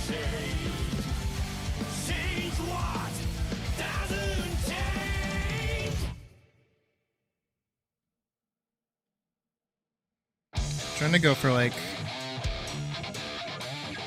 a gentle hold on the umbrella.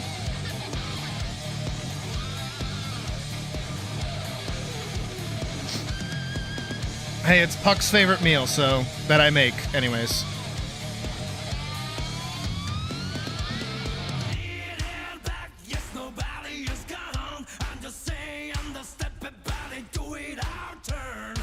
I actually kind of like my pasta like a little undercooked. I like it being chewy. I'm weird like that.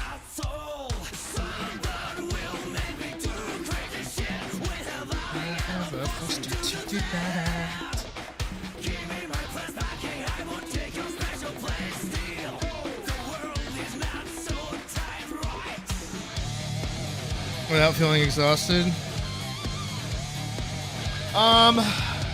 That's a good question.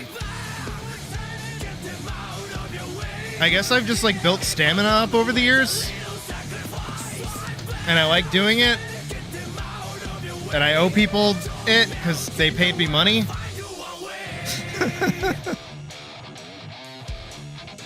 No, it's because I just like doing it. And a lot of the thought processes are just like background running.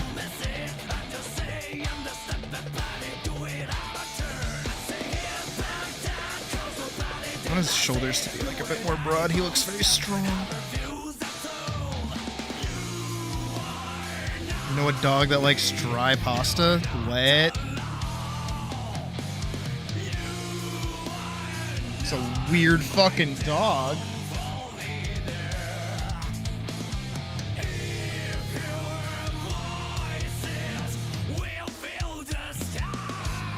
Does have little nails.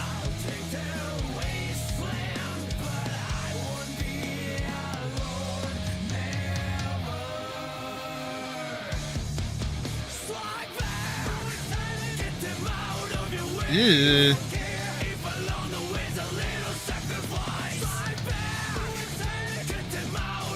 Dry pasta. What the fuck? It's like, all right. I told you guys the story of how me and my friend Bradley stopped being friends over Magic the Gathering. Another story involving Bradley, because we were friends for a very long period of time, involves him coming to lunch, because we met in high school, coming to lunch and eating a whole packet of ramen, not cooking it.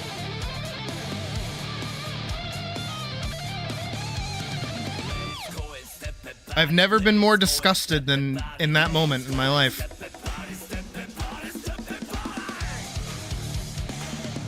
You hate starting the drawing process? Just doodle. That's what I do. This phase here is like my favorite part. And the second I hit like the line art phase, I'm like, ugh. I don't want to do it anymore.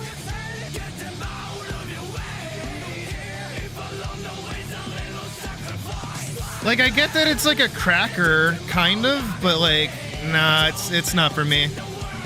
I actually like how those are shaped better. They're kind of more like, get up to burn!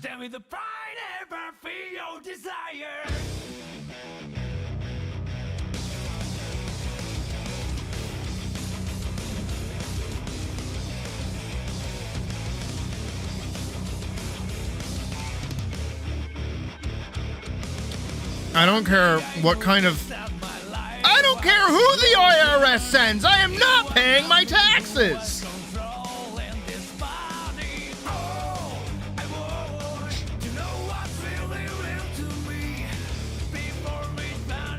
No, I do actually have to pay taxes.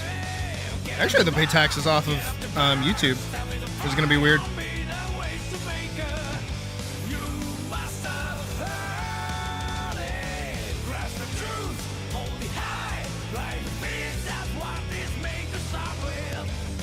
How many are there? 3? Okay, I can do 3.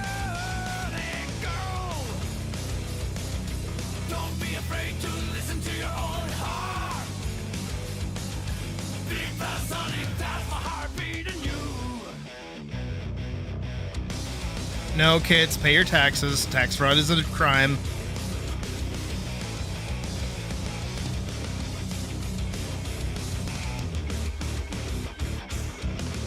I kind of want to make his head a bit bigger. I feel like his head is too small.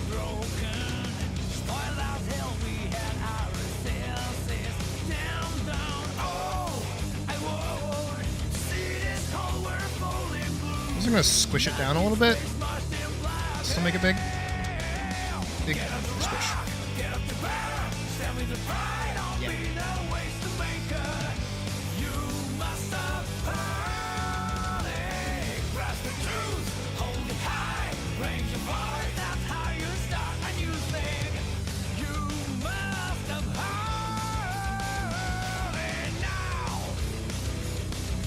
Don't be afraid to listen to your own heart.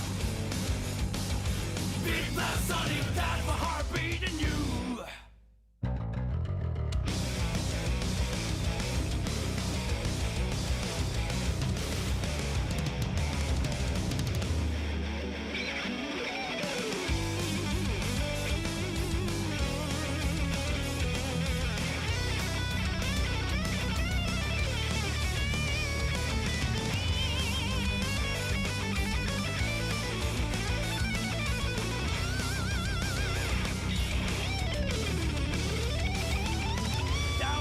smooth head.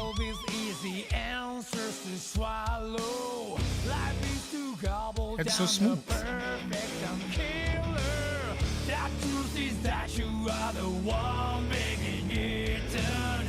Don't need my answer to be written the book. No, I'm on to keep my thirst for what is I mean, no use if I preferably, I can make the concession for you, Hollow.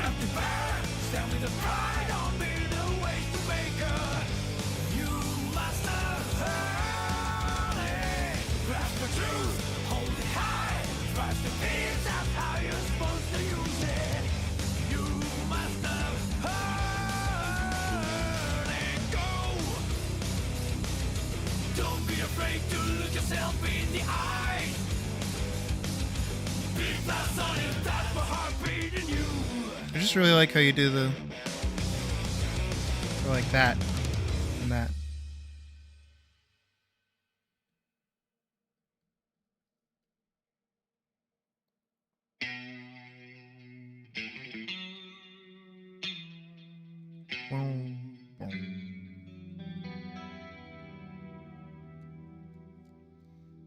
All right, I'm gonna do it. Nobody else is gonna do it with me.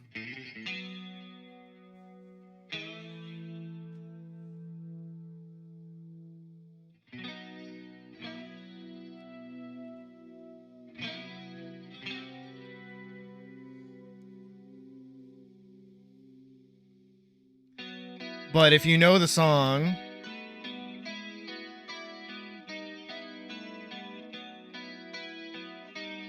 I'm gonna make the noise.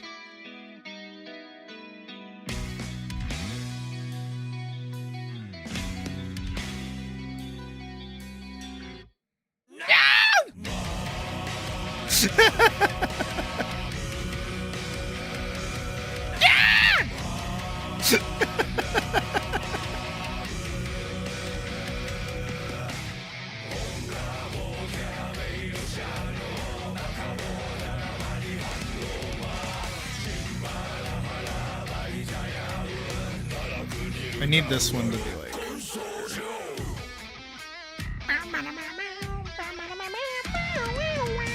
I said I was gonna make the noise.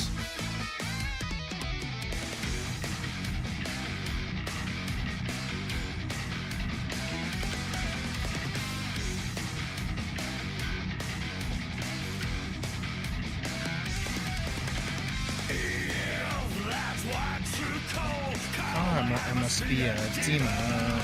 God knows.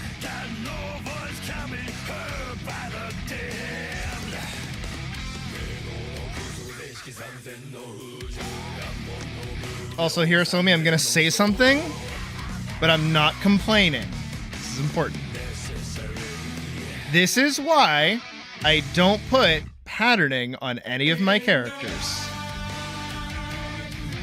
Because, my god, if I had to animate this, I would want to jump off a bridge.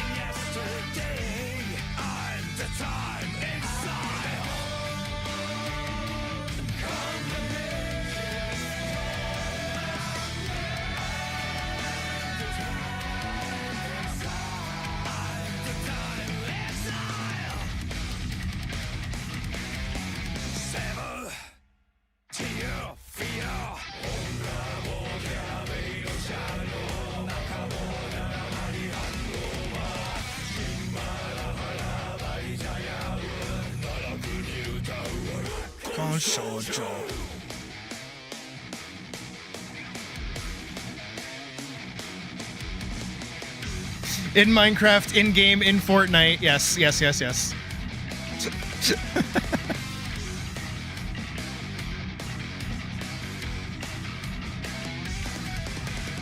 Like in-game? The textures move and the textures don't. Fucking Chowder. Chowder solved that shit, man. There's another show that did it too. I can't remember what it was.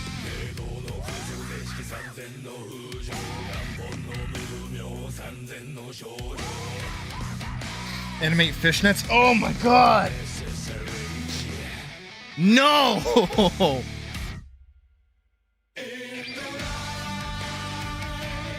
Satan, real life Satan.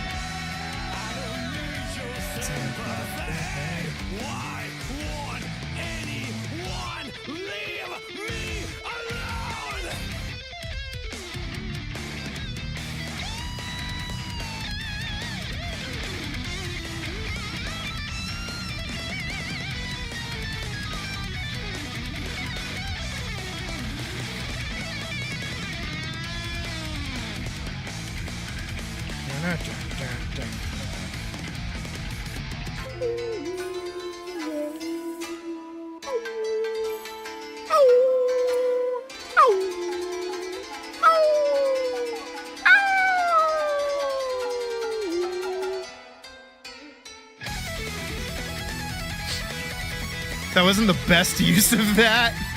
I don't know what it is.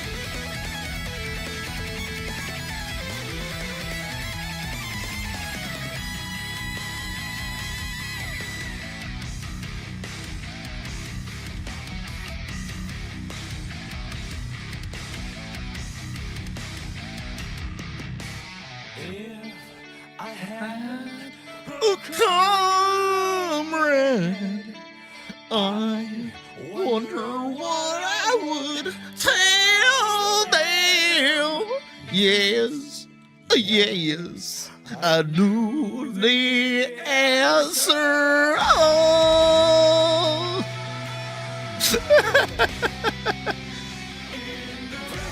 Oh, vexations. Here you go, Batch. I got you, Holmes. You're good.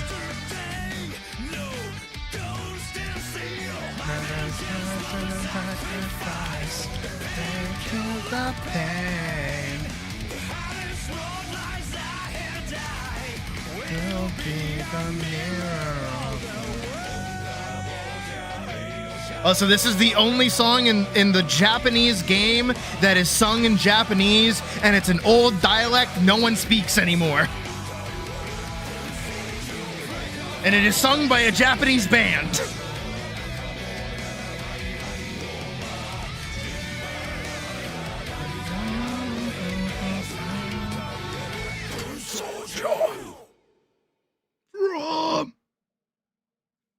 Alright, I think this is as close to a reference. Alright, I fuck with this one. I see the star.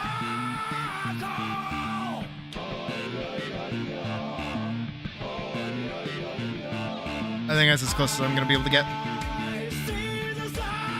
Thank you, nice lady, for your reference. Holy shit, those things are huge. I mean, it is... I should rein this bitch in.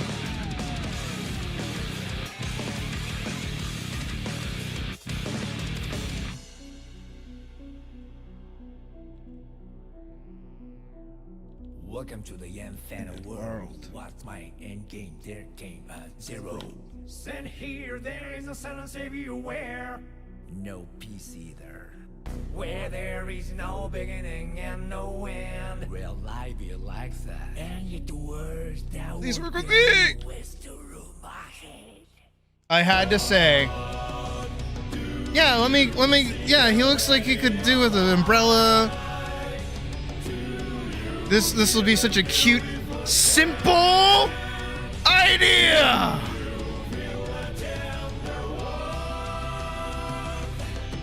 Nothing here. Pitch black, pure white, all the same. Endless, finite. Copy that. Comes to be 10 billion. This will be such a smart idea, and it'll be really cute and super simple. It's just an umbrella.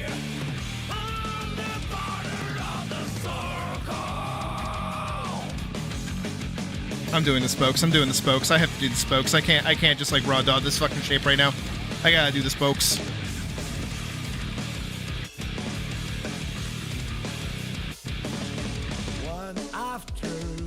shattered over and over again. I wish a new pendulum. My left that can't reach like that through the wall. Or I can't find you with access to the back of my eyelids. Pitch black, pure white, all the same. Endless, finite. Copy that.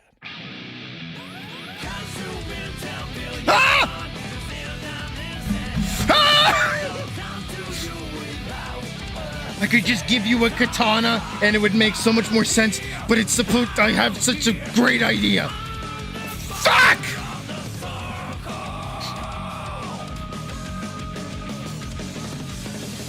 Hold on. Fell.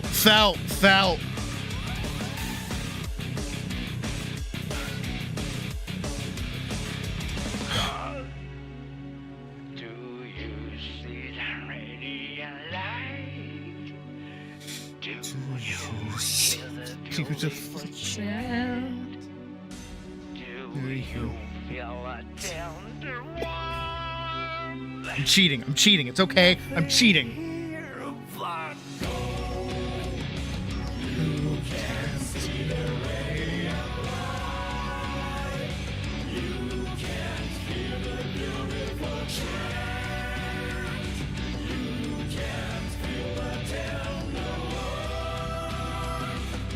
If you can give someone something.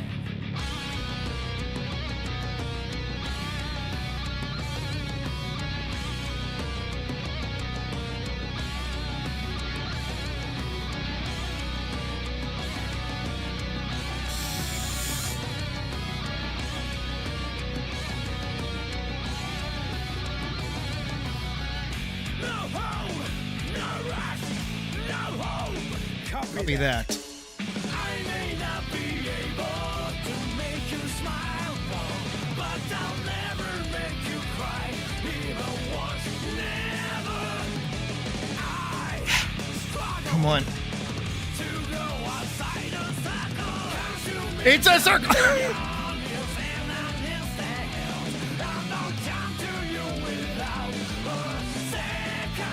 Okay, I actually kind of fuck with that, just in like lines of like coloring. So we might hang on to that for later. Because I really fuck with this being like the cutoff point, and then this being its like own separate shape. I'm being a nerd. I'm sorry, I'm being a nerd. Fluffy Faye, thank you for subscribing and petting the dog.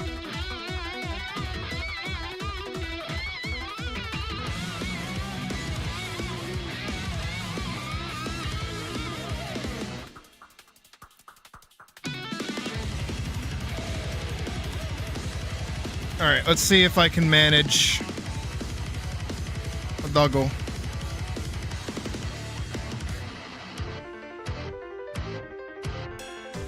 Wisdom, patience, empathy, Kindness. Serenity.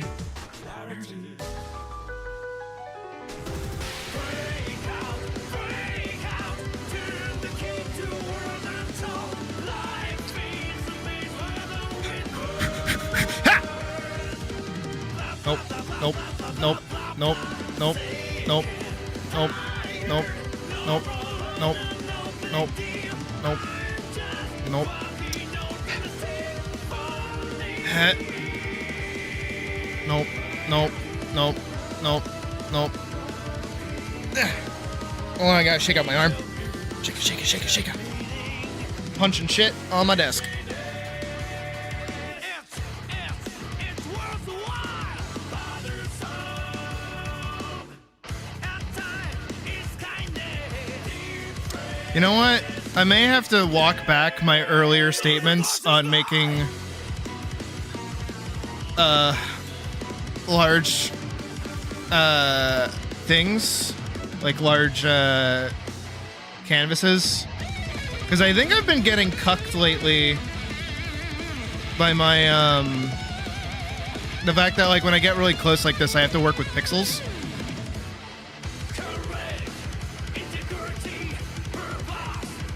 and I can't really get like a super specific curve sometimes. So I have to wonder if it would help actually making my canvas larger.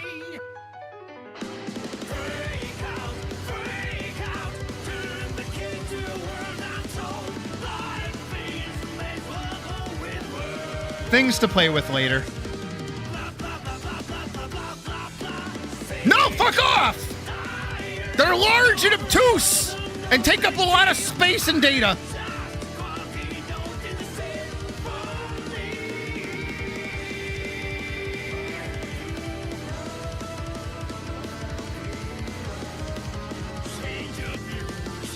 I think though, to be fair, most of my what is it? My thing with like 1910 by 1080 is purely because of animation. Because that's like video HD rather than image HD.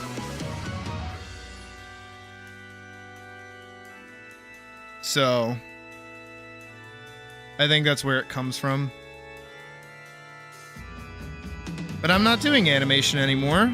Well, for now. Well, for a while. Until either Adobe goes to shit or I'm able to get like Toon Boom Harmony or something. I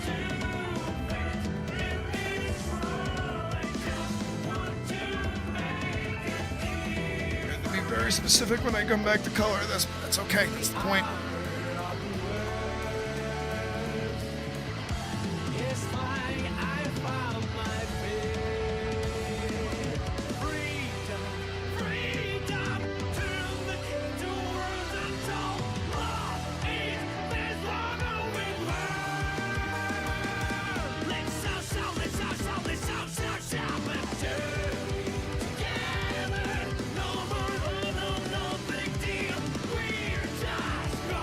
Hi Harry, welcome to the stream. I don't see why not.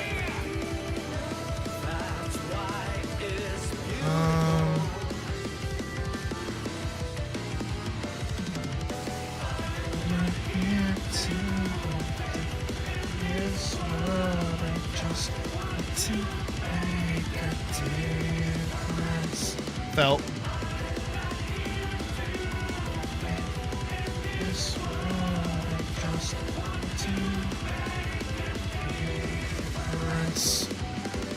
Felt.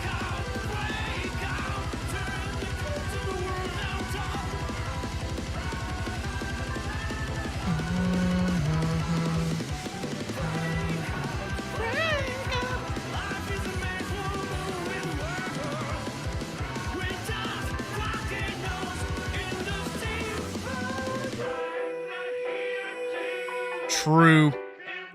Abba's theme goes crazy.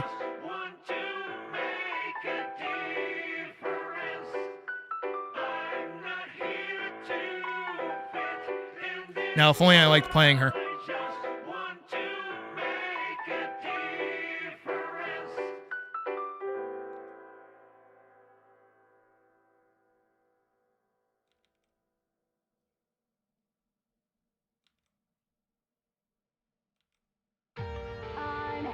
Okay. Sure. All right. Sure. Yeah. Guilty Gear to Sonic? Fine. Fine, whatever.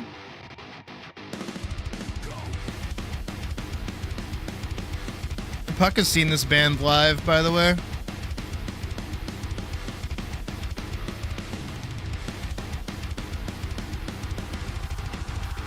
I also didn't know that the vocalist is a guy.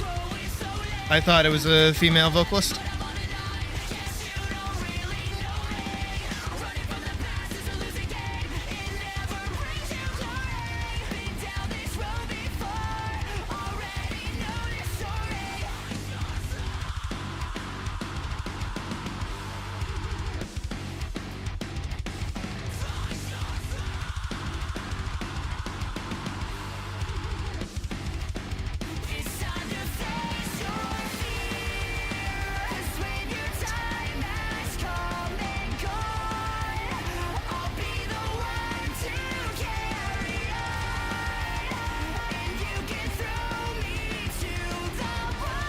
Yeah, I know.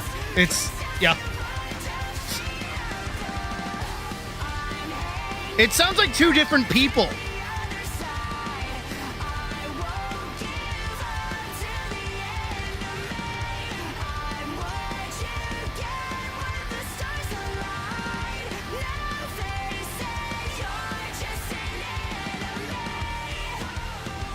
But yeah, I think she has a picture with the lead singer.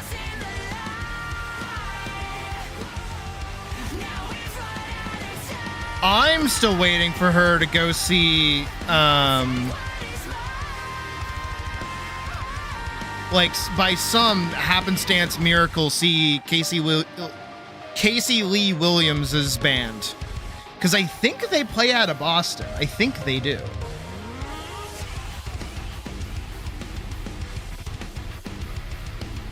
And for those that don't know, Casey Lee Williams is the singer behind most of the RWBY soundtracks.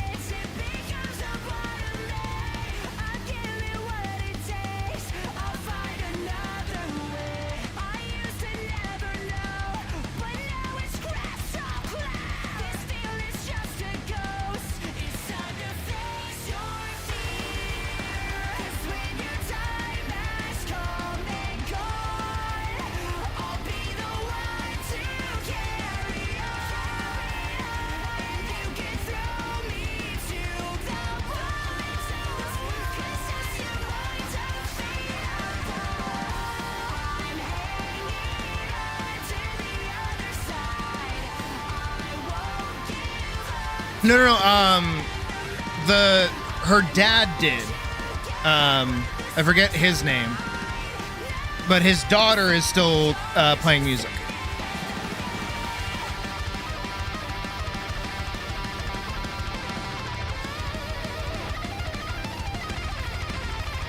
Did you park your Lincoln when you went to Lincoln Park while listening to Lincoln Park?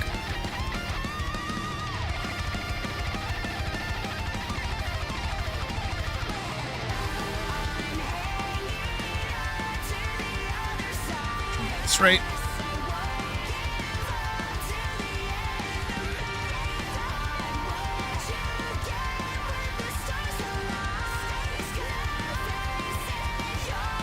Hey, because her dad is the reason why she got into it, because he used to do music for Red vs. Blue, and then when they were working on RWBY, they got her to do the vocals for most of the songs.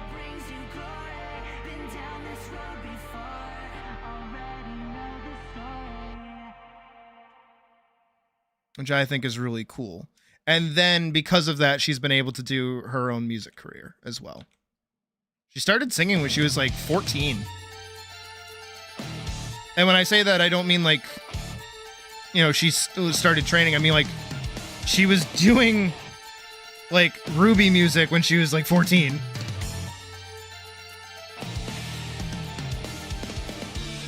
Oh, that's so off.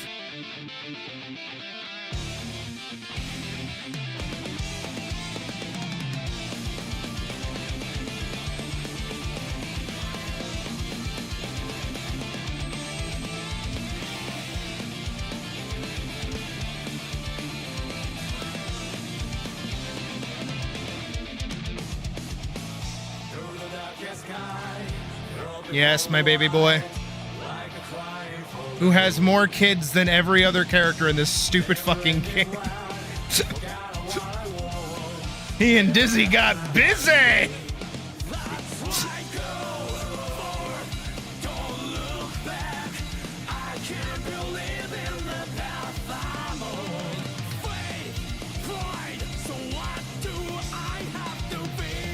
Two characters in the Guilty Gear roster are Kai's kids. It's so weird to think about.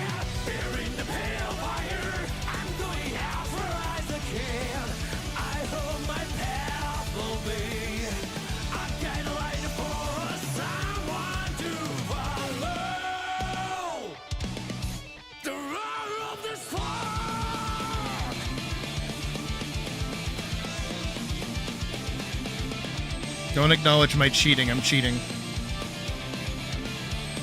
But it's okay. As long as it looks good at the end, the cheating is okay. Thunder burns my eyes, what a strange descent. Sound becomes hot again. Never ending wide, forgot what I want. Is this Arcadia? I don't know what's right for the world, though I may have lost my way. There's no reason to doubt it now, so what do I have to feel? Under the sacred wires, never stop, just go. I don't care how many more stars again. Here in the pale fire, I'm doing as well as I can. I hope my path will I mean, he sees them as his kids. Did he actually, like, spoot them out? No. follow the spark. I feel like that's a difference.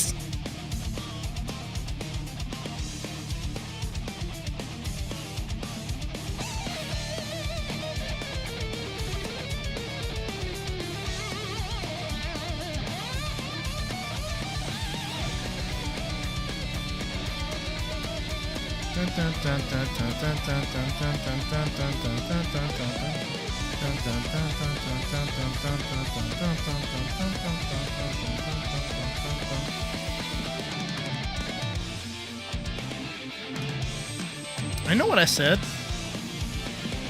It's an important distinction.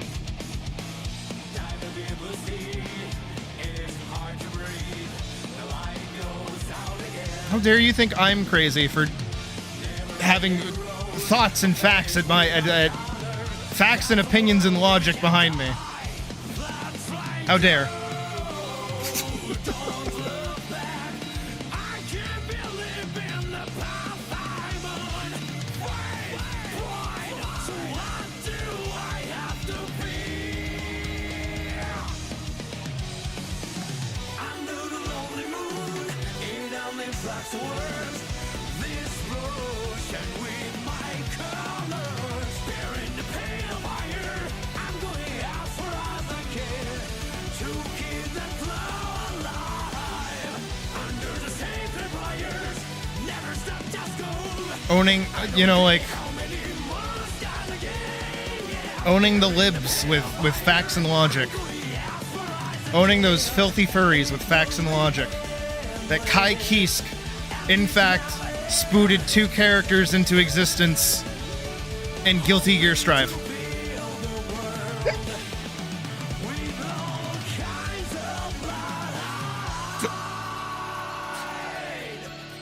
Don't we just have a time?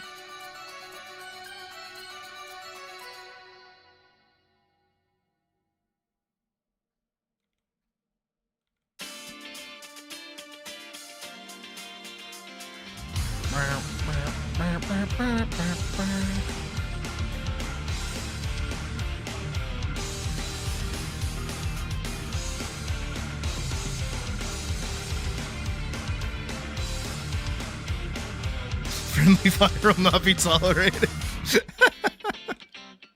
Warm in the day, have a good time. Cool in the night, have a good time. That's what I keep on saying till I lose my mind. Feel like a man in a street, shine like a moon in the night sky. Can you believe it till the end of your life? Go with some bags into a room. No, neither do I! What are you talking about? Did you not see me losing my fucking mind over this thing? What's worth of nothing? What's worth of nothing? Sure, that doesn't matter. Starry done. What's worth of nothing? What's worth of nothing? Oh no, it doesn't matter. So we will never lose. That I didn't ever be taller. That she loves some another. Just 'cause you think you know me, don't try to change my mind. Look, the whole extra point of me doing this is to challenge myself and make sure that I'm not totally fucking washed. Look, I get really comfortable drawing Elise over and over and over and over and over and over and over and over and over again. Of course I do. But sometimes I gotta remind myself that I'm not shit.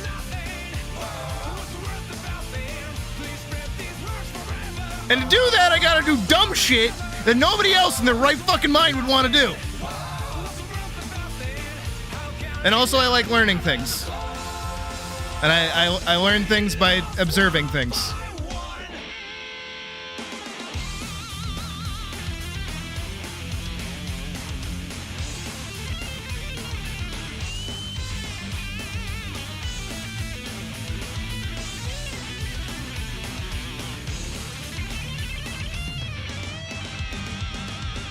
Well, I gotta make sure I'm not shit.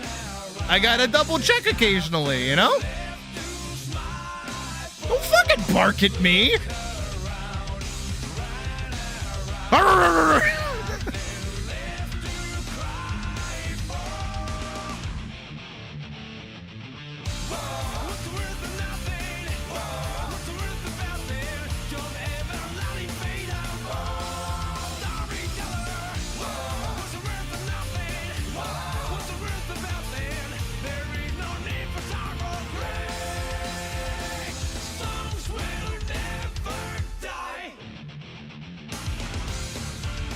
All right, you guys ready for the cheapest cheap tins imaginable?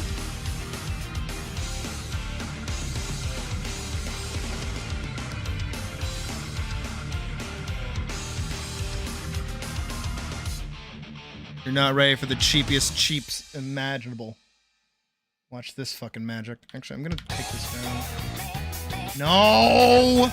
I don't want Persona! Ew! Get that shit off my screen. Nah, I like Persona.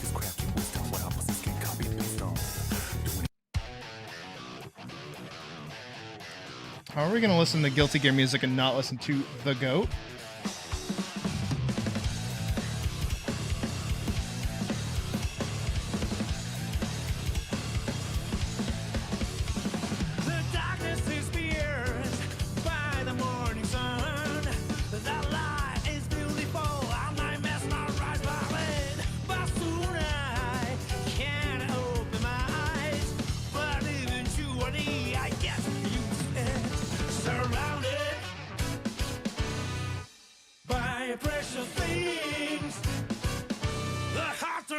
Cheating! Hooray!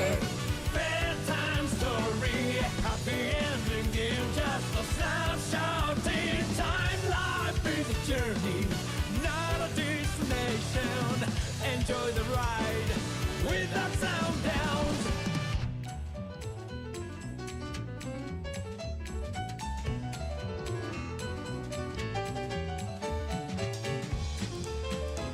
Ooh, yes, I do love, in fact, having him hit me one time and taking 3/4 of my fucking health bar. Of course.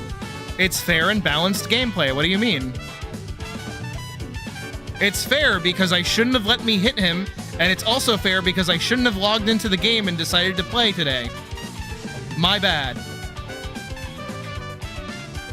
It's also my fault for him hitting me like that because I shouldn't have breathed anywhere near him.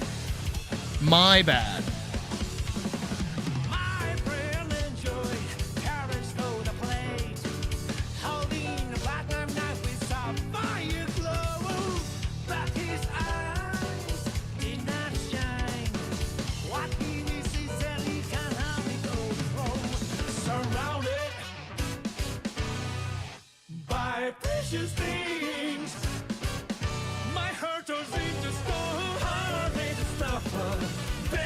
Shake my head. Fuck you. That's the shit Bradley used to do to me, the piece of shit. You know, now that I remember it, I think I probably like made it worse actually, because I think I did the shake my hand thing back to him when I started beating him in Magic. And I think that's when he started being like, ah, fuck.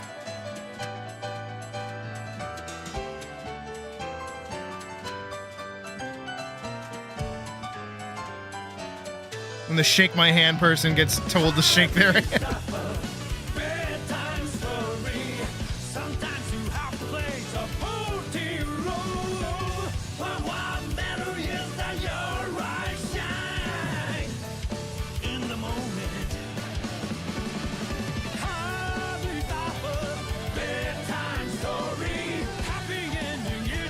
Okay.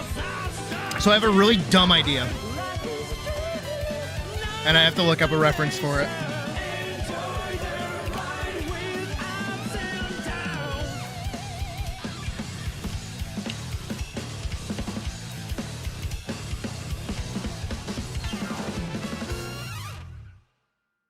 So unironically, I feel like what would be really cool to do is, in fact... No, this is Final Fantasy. I don't want Final Fantasy music right now. I want something else. Maybe over here? There it is. Okay, I won't subject you to this for like 16 minutes, but... So there is, in fact, in art, a thing called Clair Obscur, which looks like... Oh, geez. Well, technically that, yes, but it looks like you've seen them before, whether you realize it or not. It looks like this.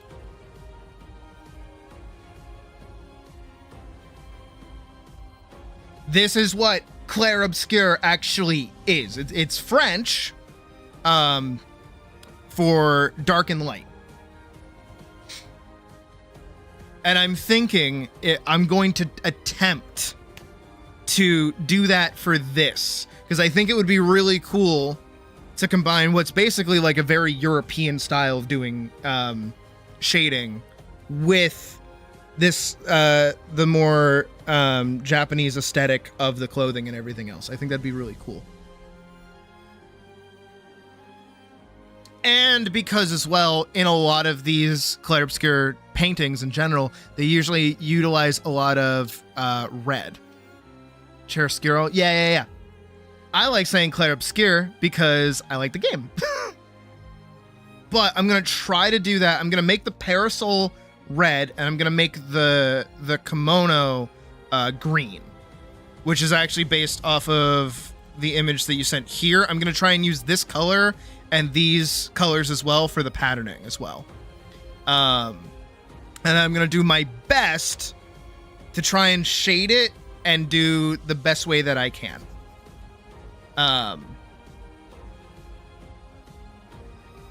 See, I'm telling you guys, I had a plan going into this. I knew what I was doing.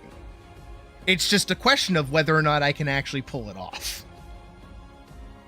So first of all, we have to get base down colors, which is hopefully kind of easy because your characters does not have that many colors to them, which is nice. And then as well, that's why I really like this idea as well, having a separate shadow over top of everything else. I think that'll look really cool if I can get it to work. It's the important thing, is getting things to work. And also because I left in a lot of openings in the line art to kind of mimic this sort of sketchiness, because I really like it. I have to be a little bit more cautious when I color than I usually do. Where I usually do a lot of like full line art where like there's no openings or gaps intentionally left behind. This time I did in fact leave intentional gaps behind. So we'll see how this goes. Hope it goes okay. And I'm just going very simple to start. And then I'll add the secondary color in just a second. I want to make sure this is okay. I'm noticing here, this goes down. I did not, in fact, add a line. Excuse me. Thank you. Looks like I asked for things. And then I'm going to grab this green. Oh, making sure. And then we're going to go in. Looks very nice, actually. That's a very nice green.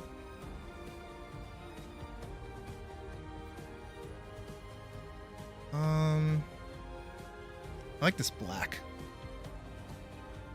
I think the black will make it pop very nicely. And then you have these sorts of grays here. I will use these.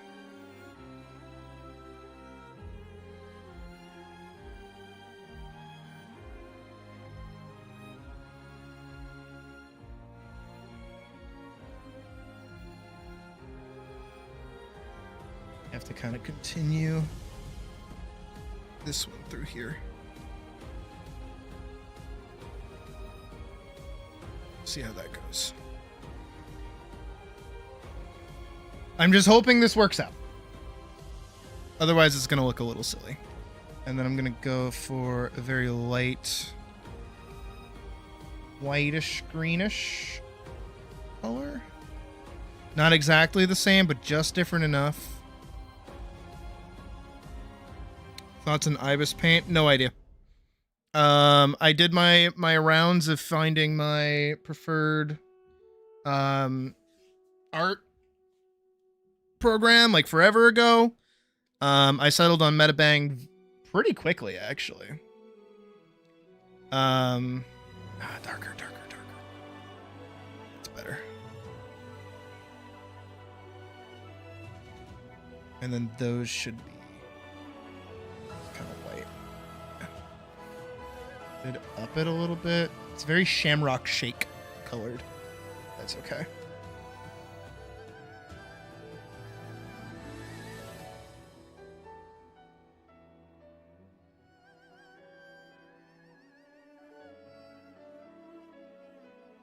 And then I want down here to actually be like pure black. As much as I would love that sexy leg. I think that'll help kind of pull it together.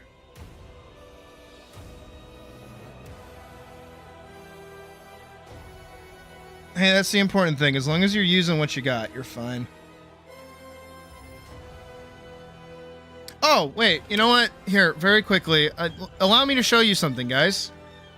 If you're ever like, man, my art program sure does suck.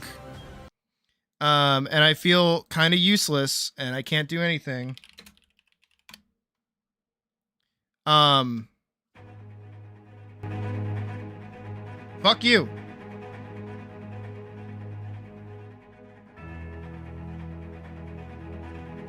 Your program doesn't hold you back from shit.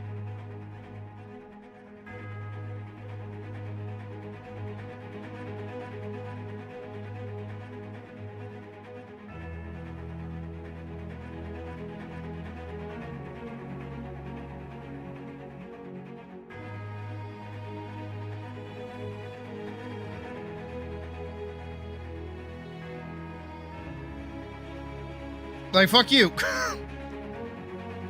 Don't hide behind a program. Doesn't matter what you use. Using Metabang doesn't magically make me better or do things differently. The only reason why I like Metabang so much is because I have all my pens already loaded into it.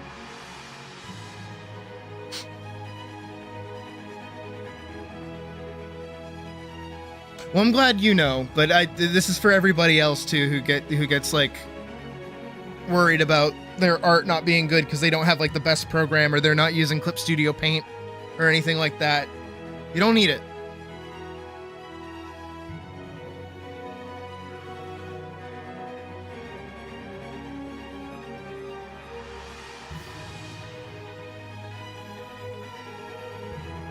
I like how I say Clip Studio Paint and then everyone's like, I use Clip Studio Paint. You don't need it, kids! You just need an ungodly amount of time.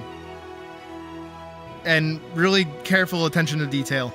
And really good fine-tuning.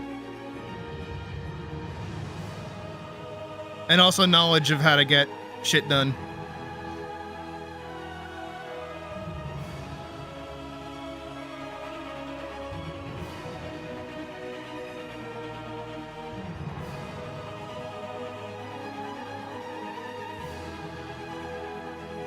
Like, that's not a real person.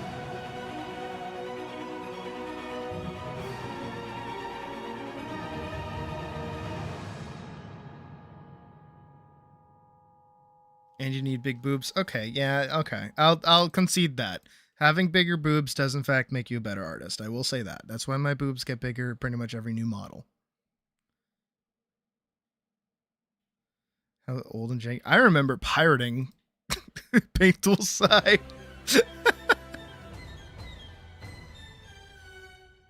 Back when I was younger, I pirated it. I don't regret pirating it, but like I didn't get very much use out of it. Actually, a lot of my older works that you can find on my DeviantArt, my old DeviantArt, are with Paint Tool Sci actually. And then I got older.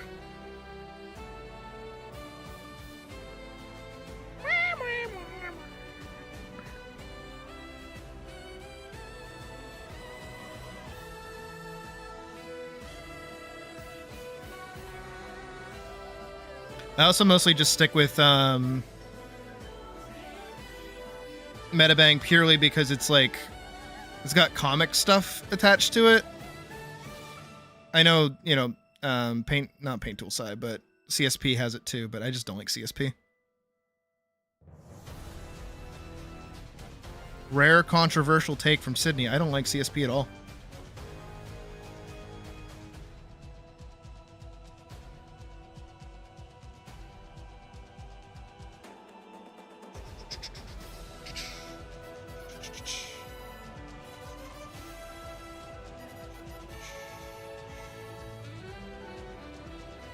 I have CSP, and I used it during school because I needed like a software that had animation on it, but also had my brushes. But then they kept ruining it, and it kept pissing me off.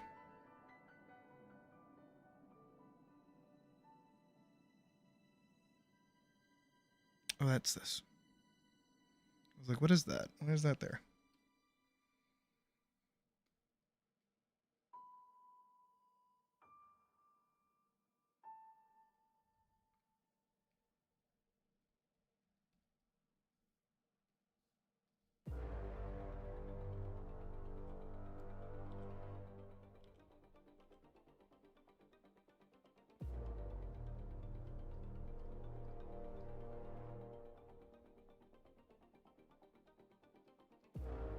Is that flat colors done?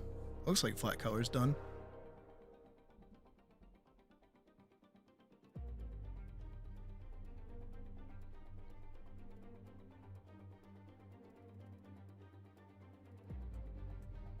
Flare obscure. Flare obscure.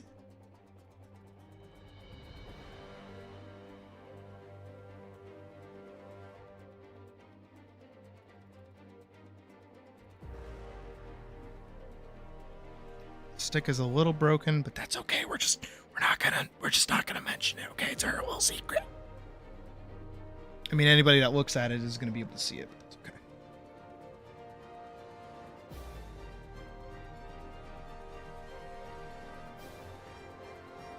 I'm using very dark black for these base spokes, but I'm not gonna color in the other spokes. I'm gonna leave those alone. Don't remind me about lobster. I have been craving a fucking lobster roll again. Not remind me. It was a dangerous game.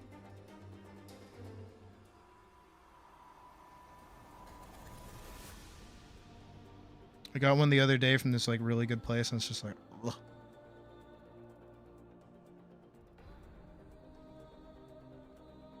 I love lobster rolls. They're so fucking good. Alright, we're gonna turn this into a very deep, still vibrant red. We're gonna see how this looks. Okay. More saturated, darker. Yes. I know I can order one now, Hollow. Thank you. No need to rub it in.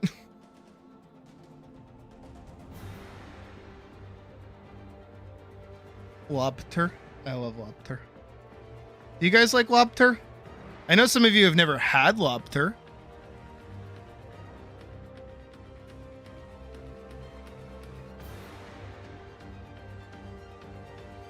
But those of you who have had lobster, do you like lobster?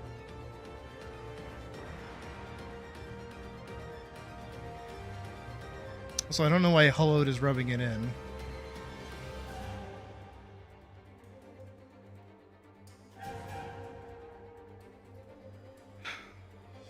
I am actually like getting hungry.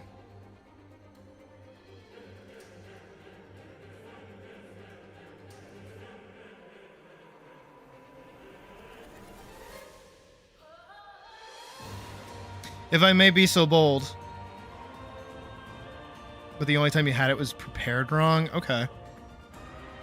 How do you prepare lobster wrong? What? How do they do that? How do you fuck it up?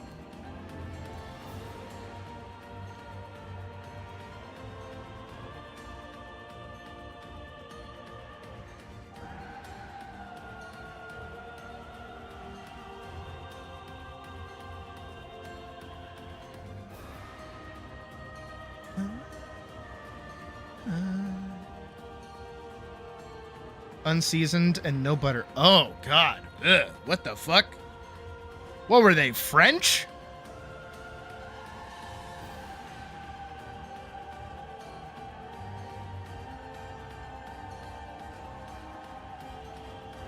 That's actually something my dad was very anal about.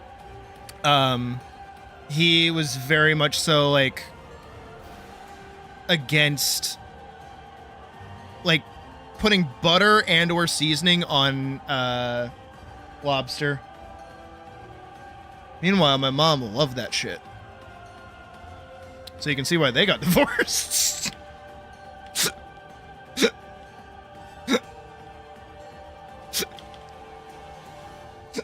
Wasn't that funny?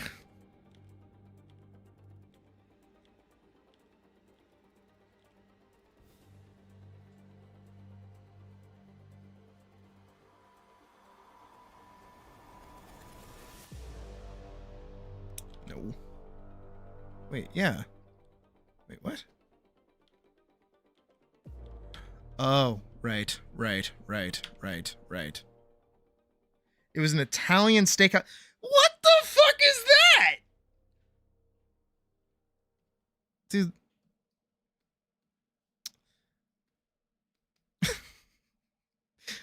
I may not be. Is lobster anything like crab? I mean, yeah, pretty much. I would say so. I was gonna say, I may not be racist, but I really do hate some Italians. Oh my god.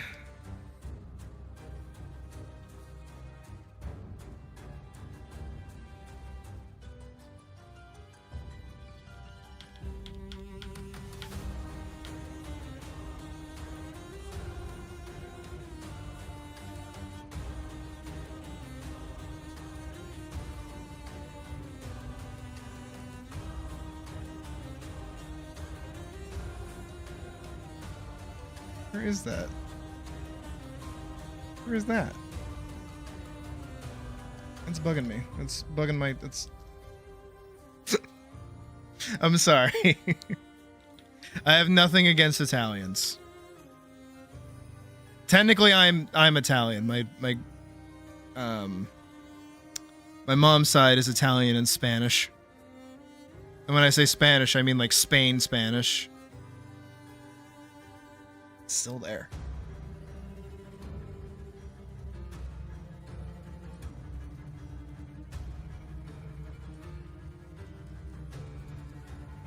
That's also just...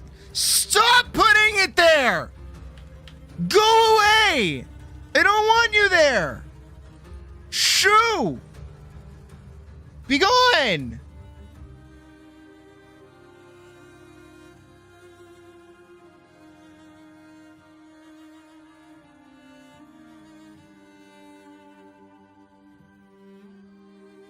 I'm just trying to shade down this umbrella a little bit. Damn.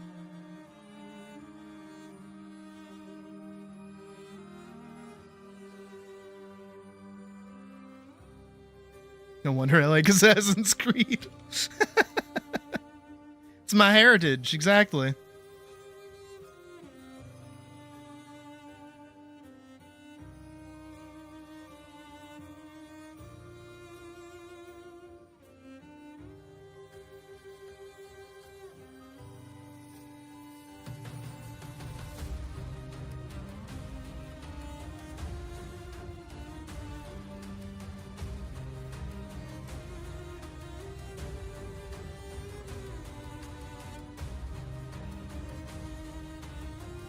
your country was colonized by Italians a very long time ago. Oh, don't worry.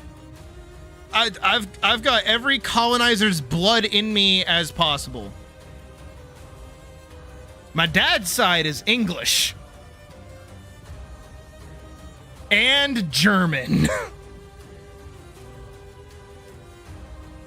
Not fun.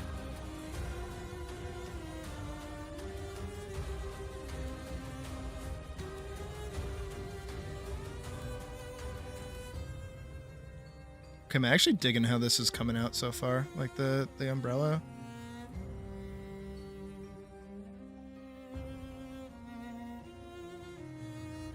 Yup.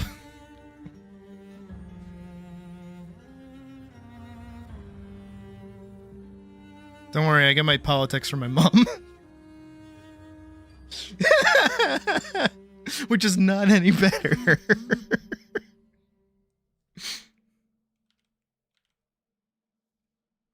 Actually, I like telling the story. My family name, so the name of like my grandfather, who was also a cool dude. I've talked about him before. My family name, it actually gets traced all the way back to like knights, which is pretty sweet. To the point where in, I think it's Westminster Abbey, I can't remember. It's some church. There's a church in London specifically where all the knights like wrote their names up on like a banister, and one of those names is actually my family name, so my last name. Obviously not Belladonna, but like the one I was born with.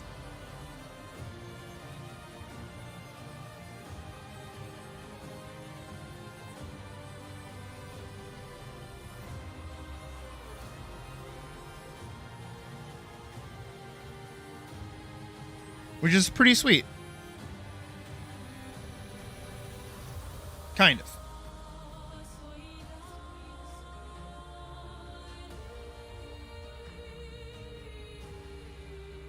And then what's also good is technically I don't really have ties to any of the really bad shit that happened at all in any of those periods of history. So that's beneficial for me, at least.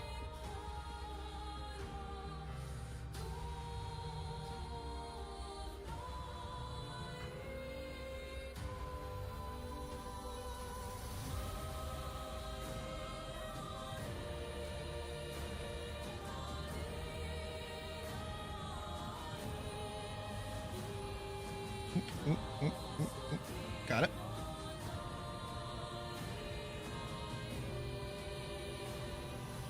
Grab this. Soft. Such a fucking game changer. Oh my god. I love it. Oh, I love it. Oh my goodness.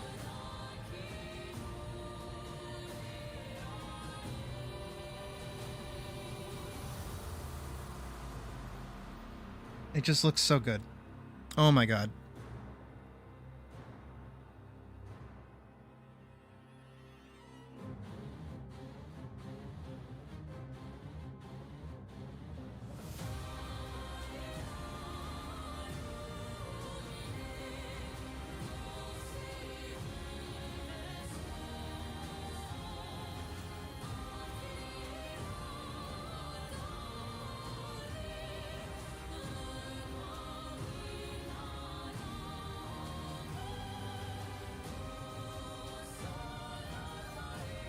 So no wonder you like Assassin's Creed.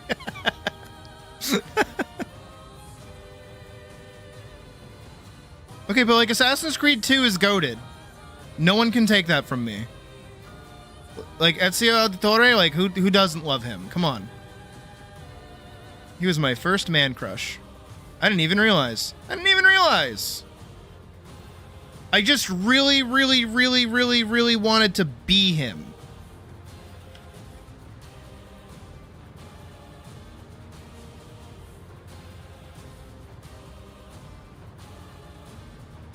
He was so fucking cool.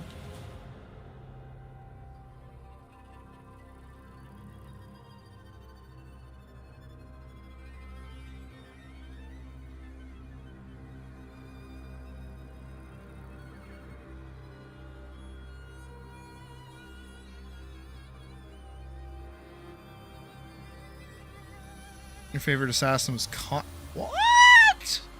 Connor? The doormat? Really?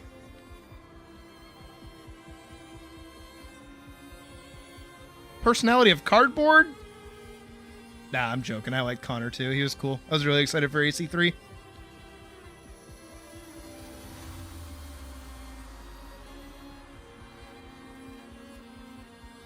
Actually, fun fact about specifically AC3, when it was coming out, my dad made a deal with me that he would buy me the game if I got honors on my report card.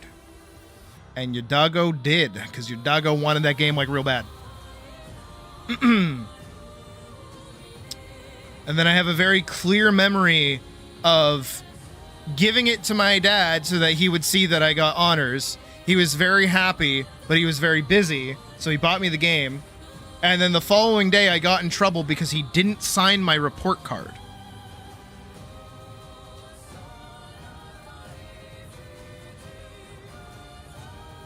And I tried to, like, bargain with my teacher, who was actually an Assassin's Creed fan as well.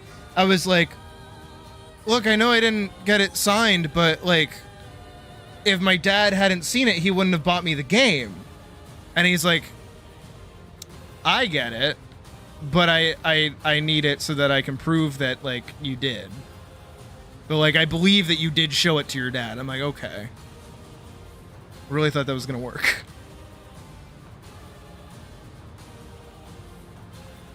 Play through Brotherhood first? Fair. Brotherhood was also my first AC game.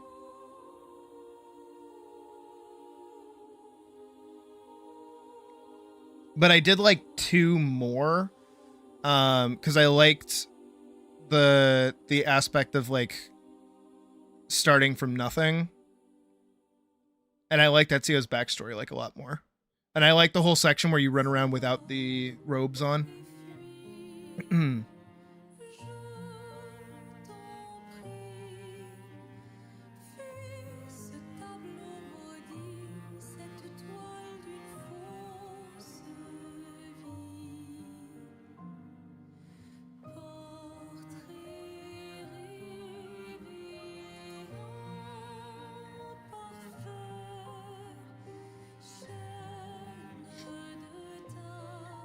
Fires of Rubin. Okay.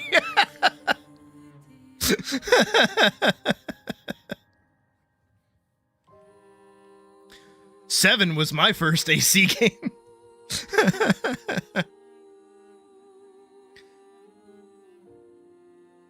That barely got through. I mean, that makes sense. I feel like AC3 like really built upon everything, like all the other games. And at that point, it was such like a cultural phenomenon. I don't think anybody like didn't know what Assassin's Creed was, which is so interesting to think about, you know? Like back in the day, like who remembers a time when like Halo wasn't well known? Does anybody remember that? Like when people didn't know what Halo was, or when people didn't know what Final Fantasy was? You know what I mean? Like, isn't that weird to think about? Like, all these cultural icons that, like, everybody knows. Like, I could go into the next room and talk to Puck, who has, like, barely played any video games ever, and be like, yeah, Assassin's Creed. And she'd be like, oh, I know who that is. Even my fucking grandmother knew what Assassin's Creed was, because she used to watch me play it. And she'd always say the same thing. God, I love that woman. She'd always say the same thing. She's always like, does he ever take a break? I'm like, what do you mean? She's like, every time I see you playing this game, he's always running. Does he ever sit down? So I would be nice, and I would go over to like one of the benches and let Ezio sit down for a minute. And she'd be like, that's nice. He should have a rest. He should take a break.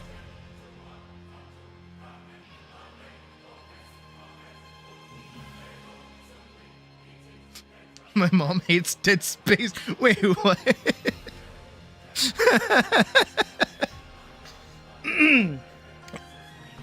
No, my mom's more of a Resident Evil fan than a Dead Space fan, honestly.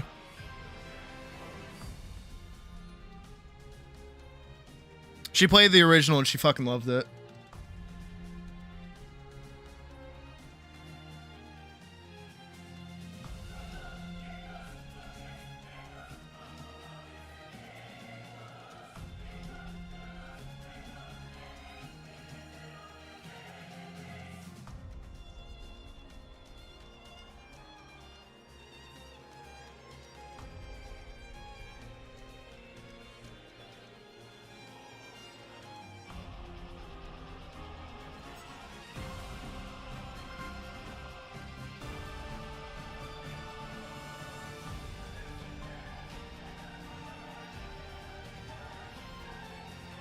For Dead Space 2, that was just your mom hates Dead Space. Really?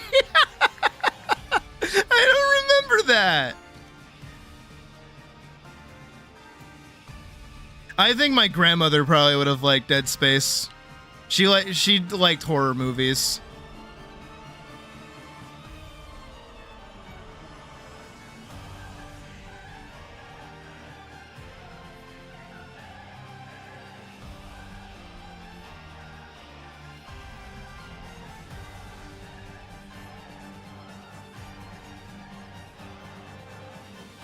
Now, if anybody's watched A Night of the Seven Kingdoms, you know the best thing to say to somebody who shouldn't have kids. I won't repeat it because it is actually like a little raunchy, raunchier than I'm comfortable admitting out loud.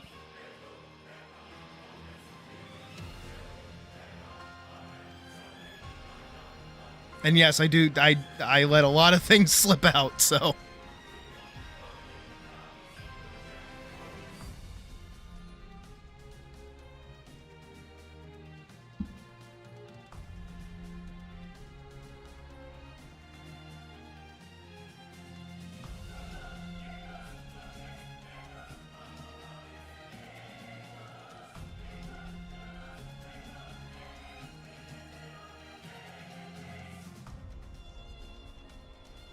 I need to hit down here now. Major voice crack.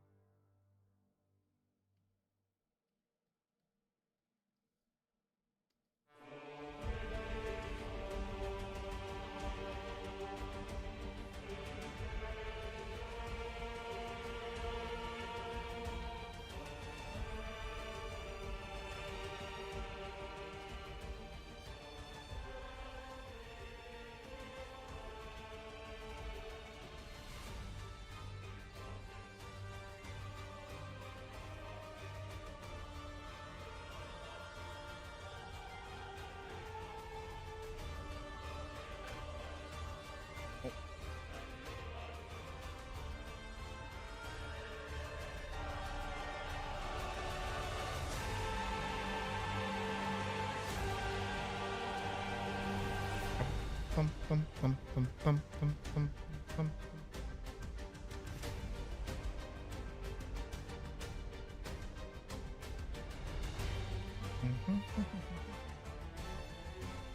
I mean, it's not exactly like obviously a Clair Obscure because it's not a painting, but I think if I shimmy it on over, With 1080? Like 1,000. Like 1,050? 50? There we go.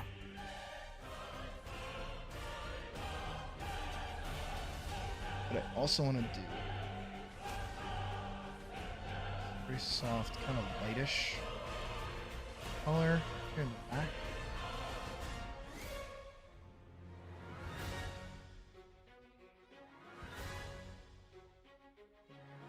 My airbrush.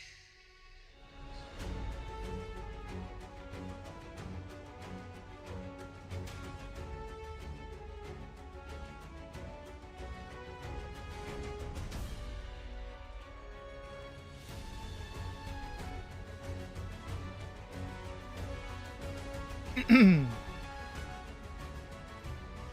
I kind of want like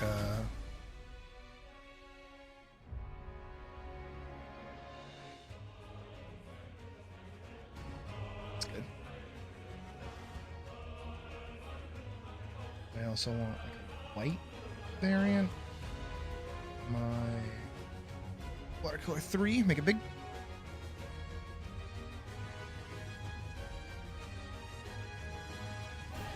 Stop doing it over that, please, and thank.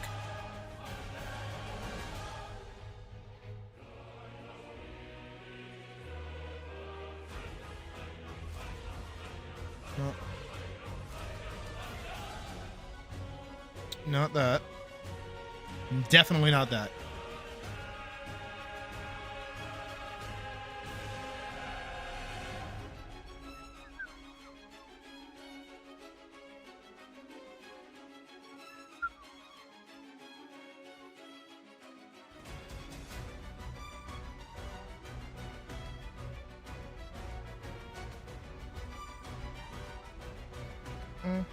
What?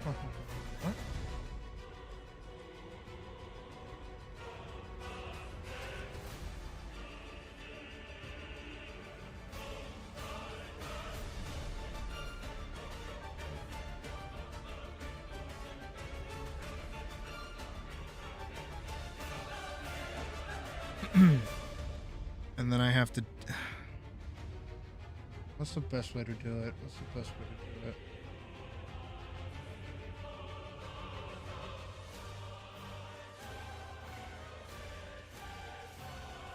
This might be the best way. Maybe.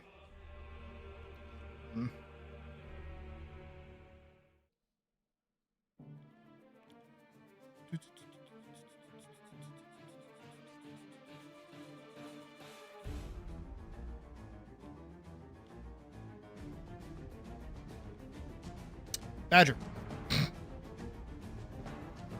Now Badger's awake.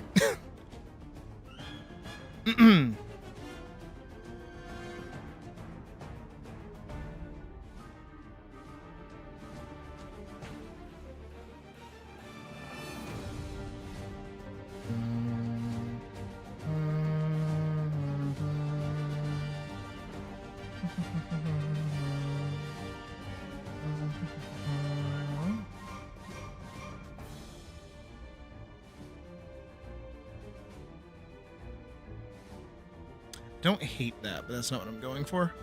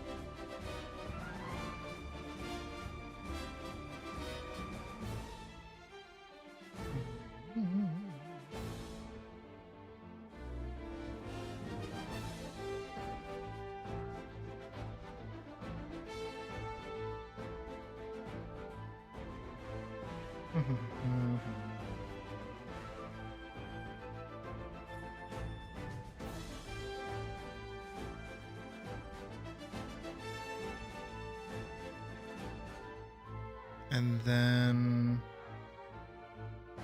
once again. Oh, you know what?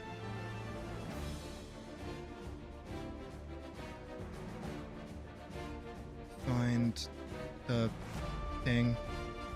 That there. Let me just go. Oh. Wait, yeah. Can I? Go on, get. Why is the underside of the umbrella getting hit by rain? There we go. And then we'll do as well on the sides. Schwa and schwa. Schwa. Schwa. Darken it a little bit. Schwa. Schwa. And then for texture, because I like texture, a little bit more of that over there and that over there.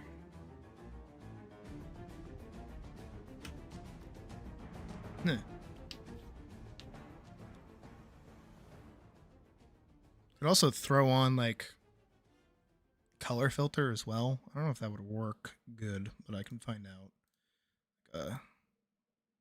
Purple. Just multiply that shit. But then once again,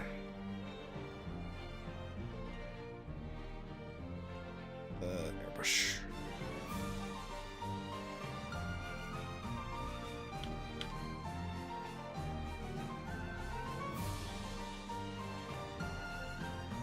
I don't want them to be like super duper bright, but I want that to be like where we call attention to. I think that looks okay. What do we say, folks? How we feeling?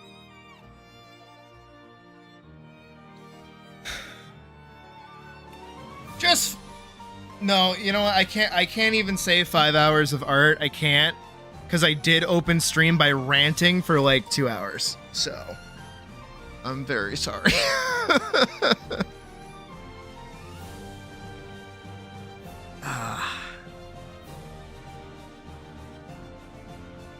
Good, I'm glad. Alright, good. Let me save this and I'll send it over to you. Also, some people may notice that I don't really sign these. And it's purely because these are gifts for you guys. And also, like, why wouldn't you tell people who made it? Also, nobody's gonna find me by looking up a dumb, stupid thingy. Which is why I never sign them. Maybe I should, but I usually don't. You're a son. Come on.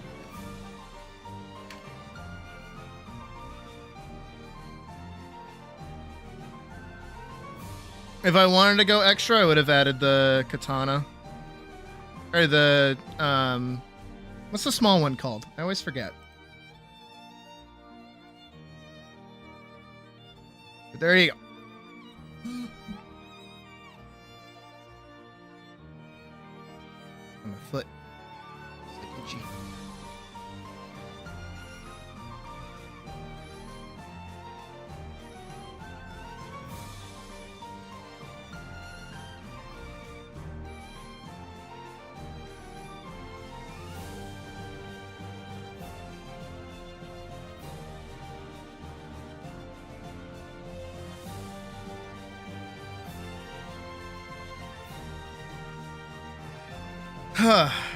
Tonto, thank you.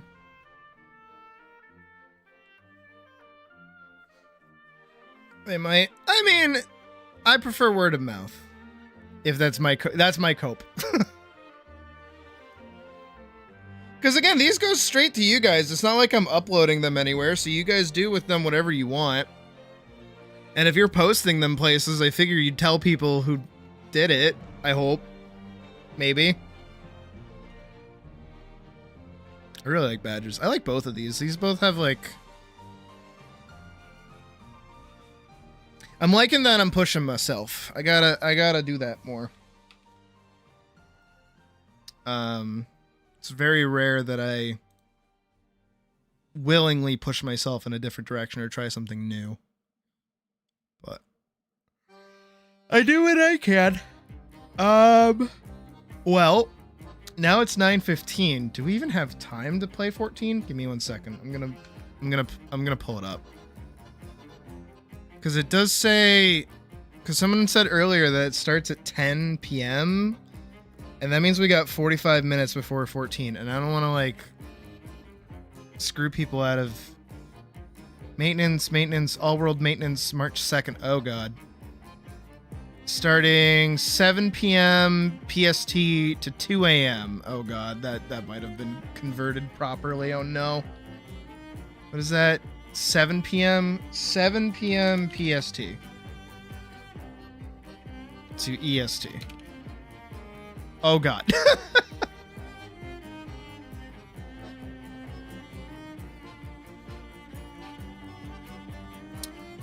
So there's, all right. Huh.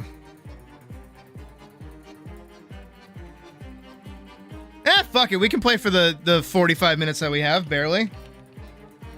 Can at least get the intro cutscene done.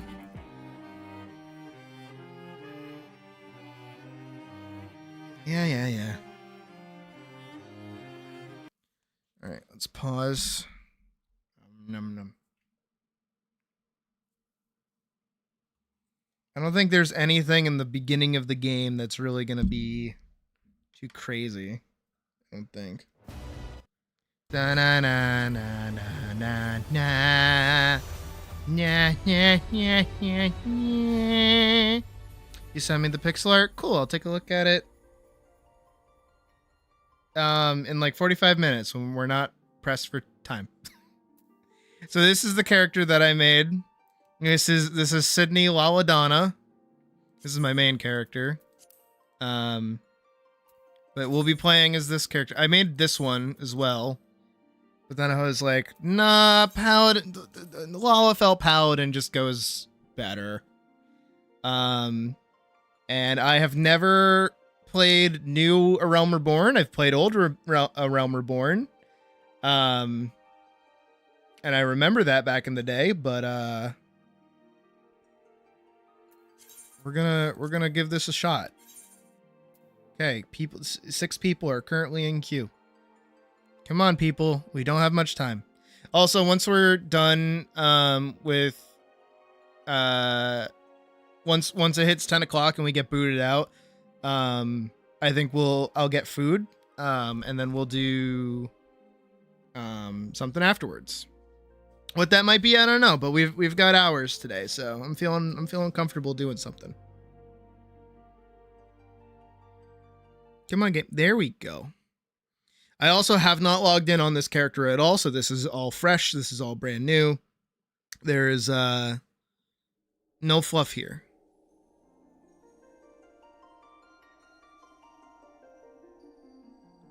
Chocobo sniffing quest was essential to the overall storytelling of the game.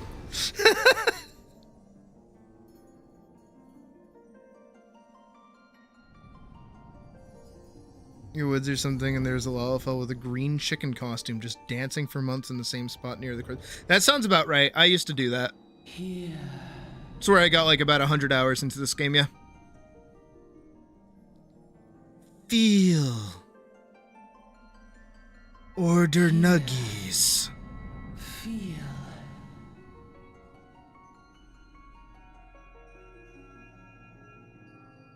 Don't understand anything in this opening cutscene, because none of it is very important to begin with. We just kind of tie it into the last dungeon and no one cares. And then the music, like, immediately cuts out. You got the evil Ashian that nobody knows who they are, and they're like, I'm evil, man evil me. Feel. Think. Yep, I'm gonna be taking the piss out of most of this, I'm sorry.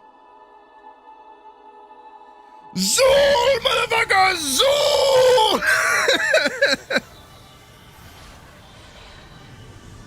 Kingdom Hearts moment where you get like your little outfit.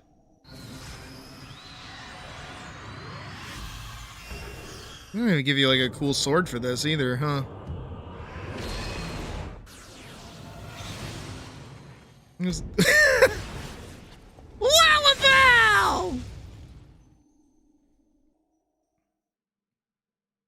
You know what I gotta do? You know what I actually have to do? With your arcane blue magic? I can be a blue mage. I can blow myself up by being a blue mage. Hey! Hey, you! You're finally awake! You were trying to cross the border, right? Same as us! And that thief over there! Damn you, Stormcloaks! If it weren't for you, I could have stolen that horse and been halfway to Hammerfell. What about him, huh? Watch your tongue! You're speaking to Ulfric Stormcloak, the true High King! Ulfric Stormcloak? The leader of the rebellion? But if they captured you... Oh gods! Where are they taking us? I don't know where we're going. But Sovngarde awaits. Y'all right, lass? You were moaning something fierce for a while there. Sorry, that's the remote. They sometimes turn it on. Ba-da-ba. Feeling the effects of ether, I reckon. You'll get used to it, though. Don't worry.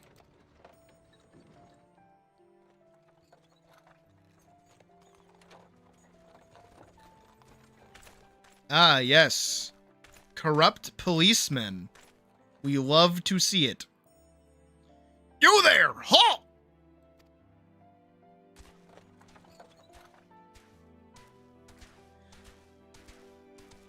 Lokir of Rorikstead.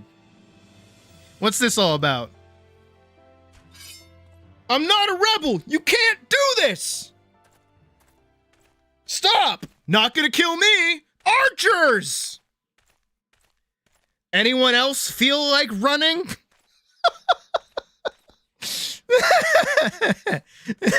I'm sorry. I've played Skyrim too many fucking times in my day. Inspection. Men search the carriage. Main characters. Alright, sounds good, Badger. I'm just an honest peddler, friends, so don't be too disappointed if you don't find nothing, yeah? Mind your tongue, old man, lest I cut it out. Cut. I'm not gonna try and, like, voice act. I'm just doing stuff for fun. Look, sir. Somnus. Drugs. Honest peddler, was it? Since when do honest peddlers deal in prohibited herbs? You're in a lot of trouble, old man. You'll rot in the dungeon till the end of your days, unless you could afford the fine. Keep going. What happened? And then Hadvar, like, looks at you and goes, "Who are you?" And it's like, "Captain, what should we do? They're not on the list." "Forget the list." She goes to the block. "By your orders, Captain." "Sorry. We'll see that your remains are returned to," I forget the place that the Khajiit come from.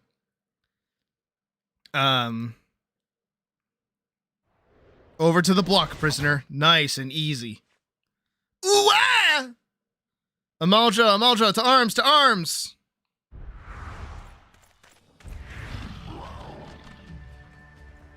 Seven hells, consider this a warning. Now go, all of you. I like how I'm just, like, slightly kicking my legs. I'm just, like, having a living... Oh my god.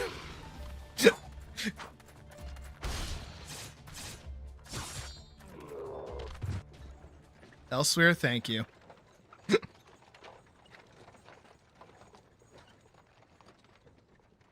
By the 8 divines, blessings upon you.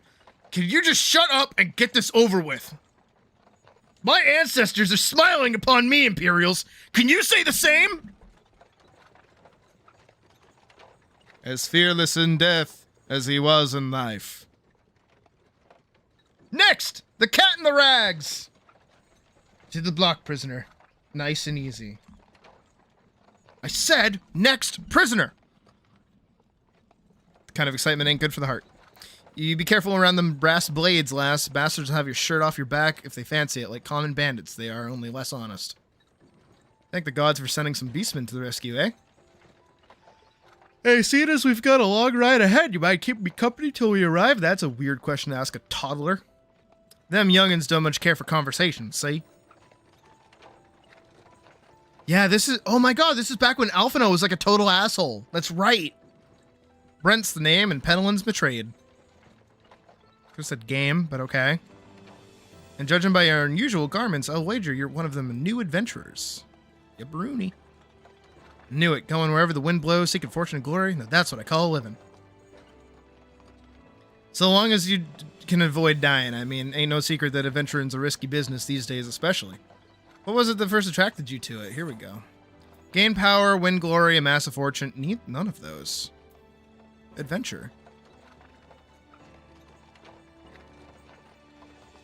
Well, if you ain't inclined to tell, I ain't about to pry. Might as well be, might be as old Brent's a chatterbox, but he sure as hell ain't no busybody. Okay. Ah, yes, Final Fantasy XIV's dialogue is getting to me in this early state. Brilliant. We have a secret or three, don't we? Me? Dozens. And I'd rather keep them secret, too. Which is why I don't go sticking me nose where it ain't welcome. If anybody's ever started in Limsa Lominsa, you know how fucking miserable it is to read that shit. Just remember, though, there's more important things than fortune and glory, such as breathing. Ain't no profit in being dead, and that's a fact. By the by, is this your first trip to Ul'dah? Nope. But of course it ain't. Still, might be as journeyed in... that's a word. Has a few new things to teach you about your destination. Ahem. Don't care. I don't care. I don't care. I've been here. I grew up here. These are my streets! Also, this is like the only introduction to a city that isn't like voiced over, I think. Ul'dah is ruled by the Sultana in name, but as most folk know, the Syndicate holds all the real power. Them and their monetarists, cronies, would happily get rid of her grace altogether, but that won't happen while she still commands the loyalty of the royalists, and the royalists are nothing if not loyal. These factions have long fought over power, throwing the weight of wealth against each other, and they show no signs of stopping. Couldn't feel your head after trying to understand anything they said. You like pirate speak, though? Yeah, try fucking reading it. Try fucking reading that shit half the time. Of course, the lizard men, that's the Amalja, couldn't care less about... That's racist right there. That's a racist statement, because we're actually chill with them later down the line. They can have their own interests, see, and they ain't afraid to use force to serve them. Uh-huh. They say war is a gift to peddlers, need breed and profit, and though it shames me to say it, I'm inclined to agree. At long last. At long last! Behold, Ul'dah, jewel of Thanalan, where folk turned sand into gold! Sorry, I got like a sudden realization that this is like the opening of fucking Endless Ocean. Deep in the sun-baked Oh south, shit. surrounded by the shifting I lied. of an endless desert, she rises. Whoa, that is some fucking topography right there. Holy polygon. Her name, Ul'dah. Damn, I haven't seen this cutscene in years. Even with the coming of the seventh umbral era, hope springs eternal for the mongers and merchants who vie for lost fortunes in this bustling oasis. As the twin faces of Nold Thal maintain their vigil over all that Because they're the has same been dude, shall they're just, like, be, flipped. The It's cool. present proffers a brave soul. I know, right? Oh my god. One whose arrival could mark the beginning of a new era of prosperity for the realm. Little old me.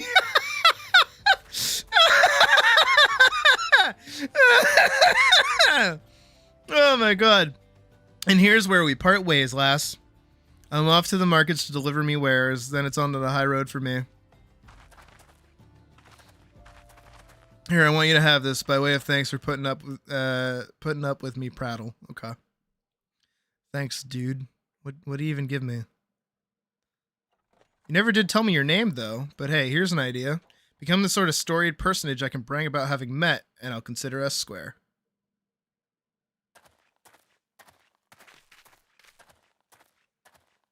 The May grass the is just... traders Oh. nurture our fortunes as they kindle the flames which burn within us all. Do do do do do do do do do do For do by fire reborn.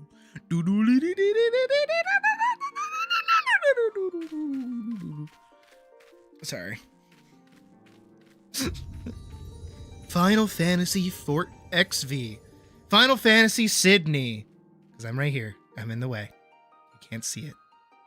You can kind of see it, but I'm in the way.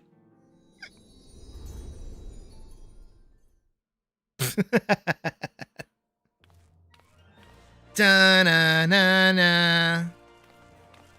Da-na-na-na. Da-na-na-na. Da-na-na.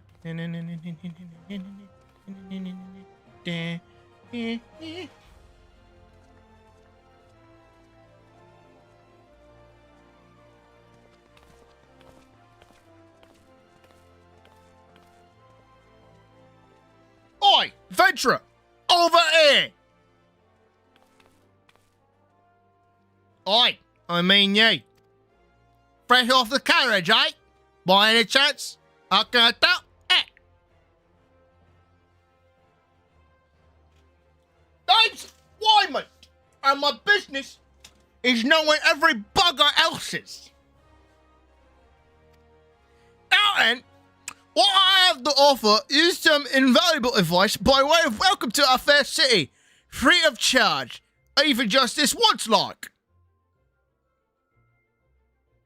That's right, come over here and talk to me. Do I plan on hosting any more Atlas events? Of course I do. We're just all like a little burnt out because after the video came out for it, we did Friday night Atlas events like every single day for like 2 months straight. But once the new update comes out, we'll definitely do more. And then if I'm ever like really bored, I'll also do one as well. I know that the video is popping the fuck off again though. That's really fun. Let me see what it was at. Like it gained like another almost 200 views just within like a day. Which means it's definitely doing the rounds again. Let me see. Yeah, we got another 100 views today, which is kind of cool. No, we'll be doing more. Don't you worry. Again, once the new update comes out that KissF's working on, we'll play more. Welcome to Ul'dah, the shining beacon of prosperity rising from the deserts of Thanalan. Please select the control scheme you wish to use, mouse and keyboard. Follow the instructions to move your character and adjust the position of the camera. When you are ready, speak to Wyman.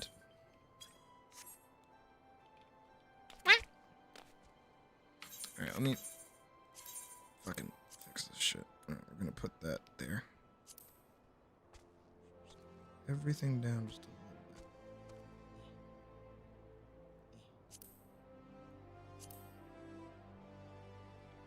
bit.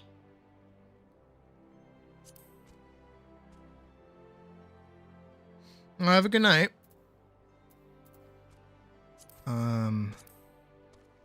Hotbar 3, not that I'm gonna need it for a while, but I will put it right there.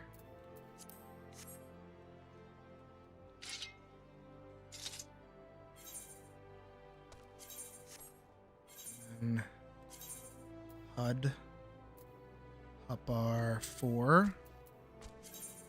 Turn that sideways, save. Put that over here. In line with the duty list, make the duty list smaller.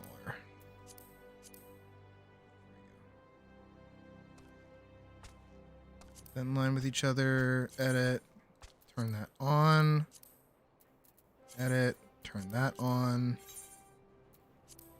save. Okay, so both of those are on. Then we're going to go to system config. Keybinds, here we go. So I'm going to do for hotbar 1, 2, 3. I'm not going to worry about any of these for right now.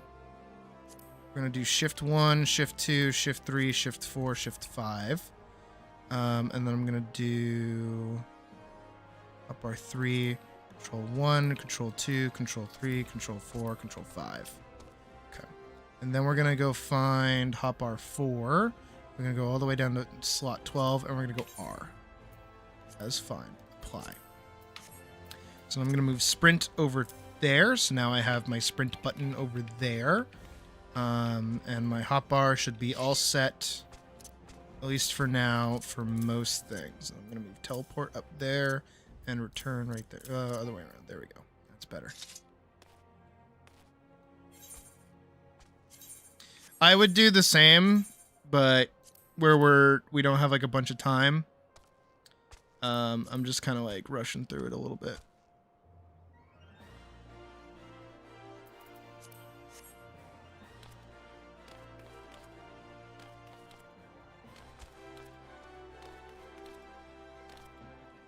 With control shift buttons before. Is it? It's like a BlackBerry. It's like a keyboard down here. I got shoulder buttons and like a keyboard. Oh fuck, what? Sorry, I went on autopilot. Shit.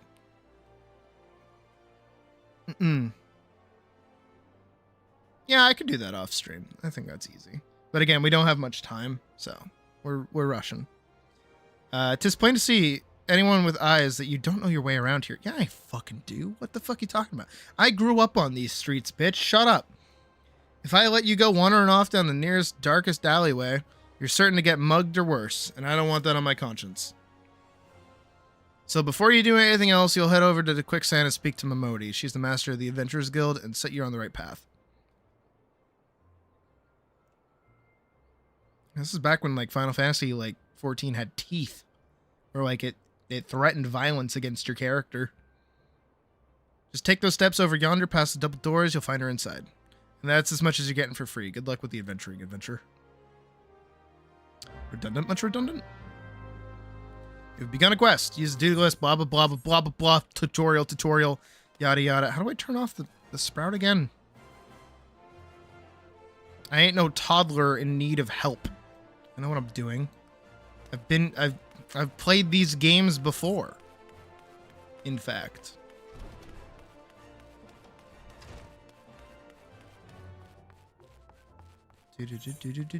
Yeah, I know how to talk to... Poor Mega Man! You can right-click on NPCs to learn how to speak to them! Poor Mega Man! This is called a cutscene!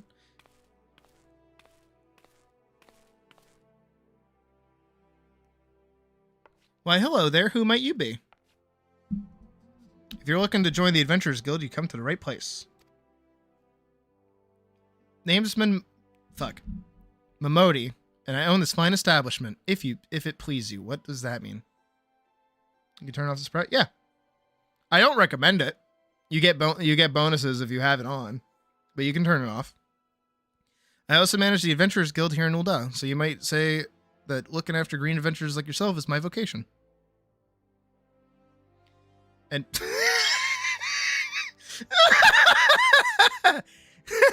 Mother, do you have any milk?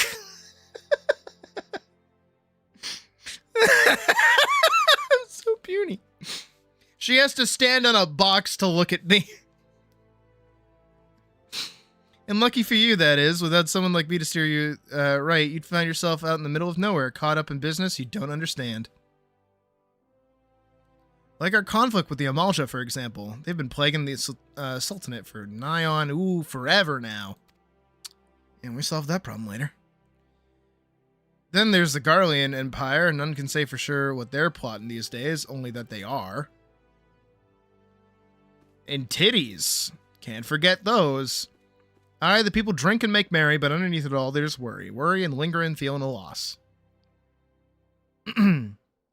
So, if you're doing a dungeon or something, and there's a mentor in the dungeon with you, you get a bonus from that, I'm pretty sure.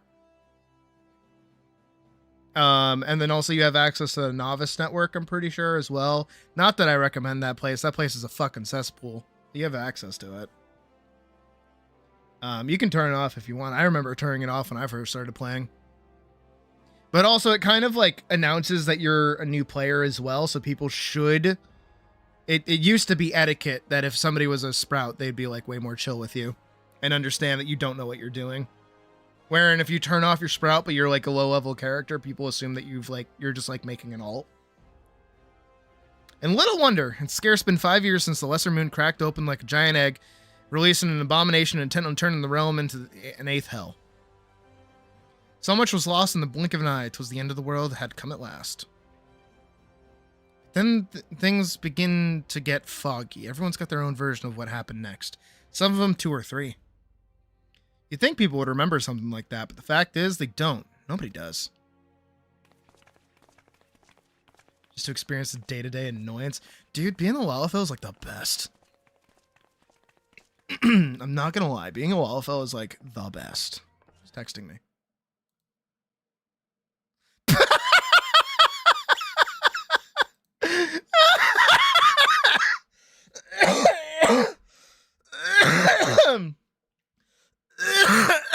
Oh, fucking shit. Sorry, I can't hit all my buttons at the same time. My bad. Oh my god. Badger, that is the funniest fucking thing I've ever seen.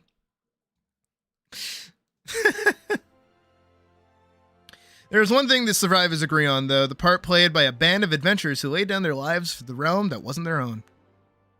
They fought valiantly, and like so many others, they never returned. Deeds worth remembering. I'm sure you'll agree. It's a shame our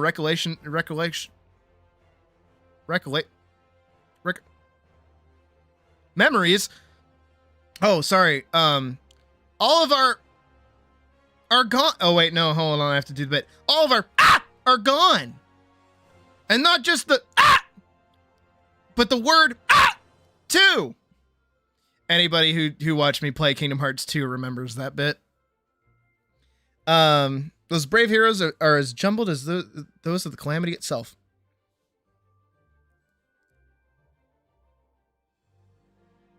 No, coughing hard. Coughing and sneezing. If I sneeze... See what I mean? If I sneeze or if I cough. Laughing doesn't do it. That'd be too easy. Whenever we try to call their faces to mind, it's like they're standing between us and the midday sun, permanently silhouetted. Bet that sounds poetic to you, doesn't it? Well, it's not. It's bloody infuriating. Also, technically, within the context of Final Fantasy XIV, for those questioning, this is referencing the people that played the original Final Fantasy XIV before it became A Realm Reborn.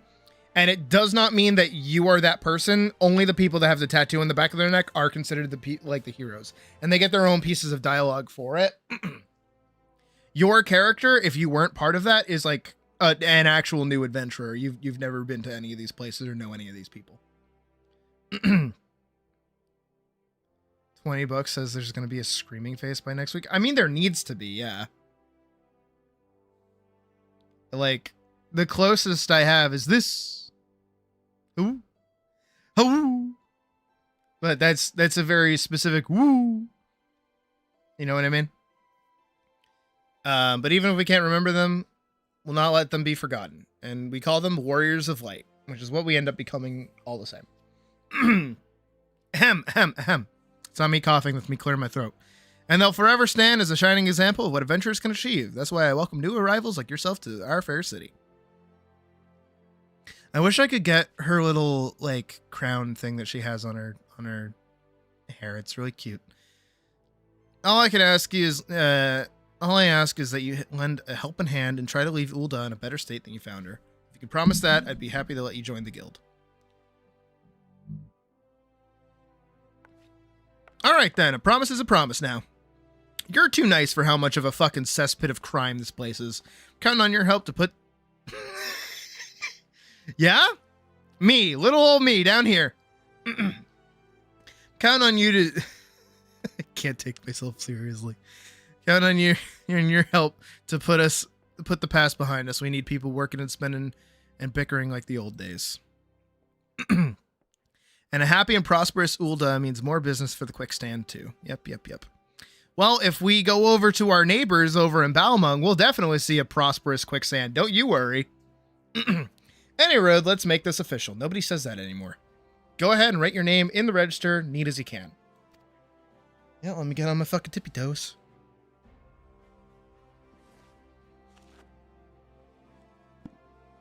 This whole ass city. Yes, go fuck yourself. Sydney Laladonna. Well, ain't that a charming name? Just rolls off the tongue. It does. It's very difficult for me to say. I chose like the most tongue twistery name possible. All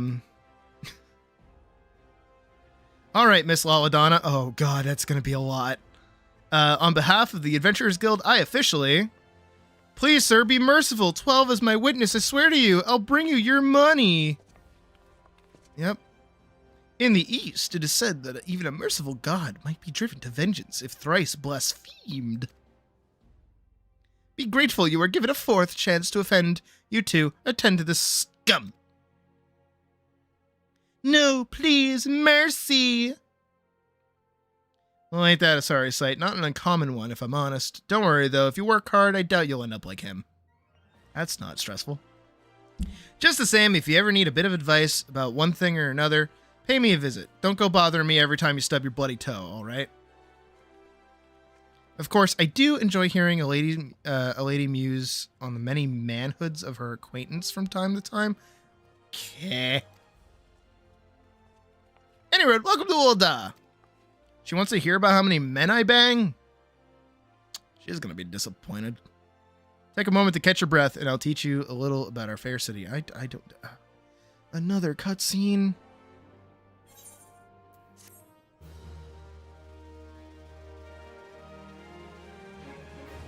This concludes the introductory game tutorial. That's the tutorial. Right-clicking on people and watching cutscenes. Welcome to the game. Taking the first step as an adventurer in the city of Ulda. Listen well to the wisdom of Momodi Modi. Then go forth and discover incredible adventures that await you. Da-na, da-da-na. I'm gonna put this up here.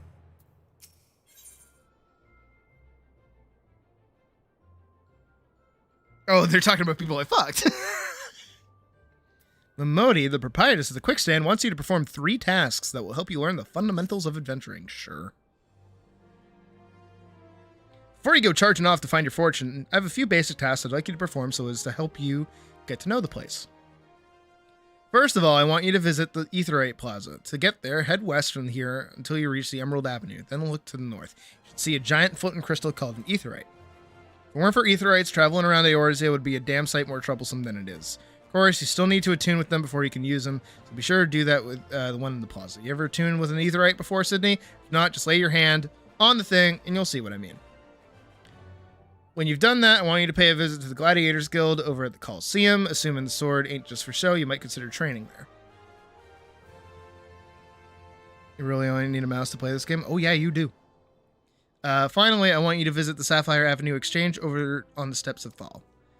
Goods from all across Eorzea beyond turn up there every day. You'll have no trouble finding armor, weapons, or anything else a fledgling adventurer like yourself might need.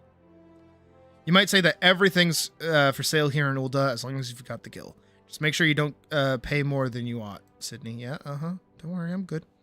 There's plenty as won't scruple to swindle unsuspecting foreigners like yourself, especially if they think no one's looking out for their best interests. What the fuck?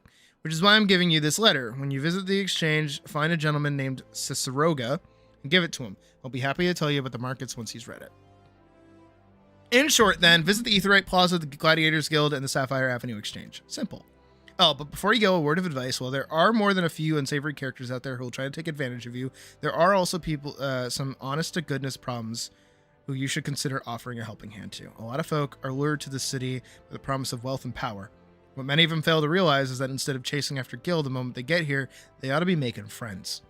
Let it be known that you're willing to give as much as you get, and opportunities will come your way.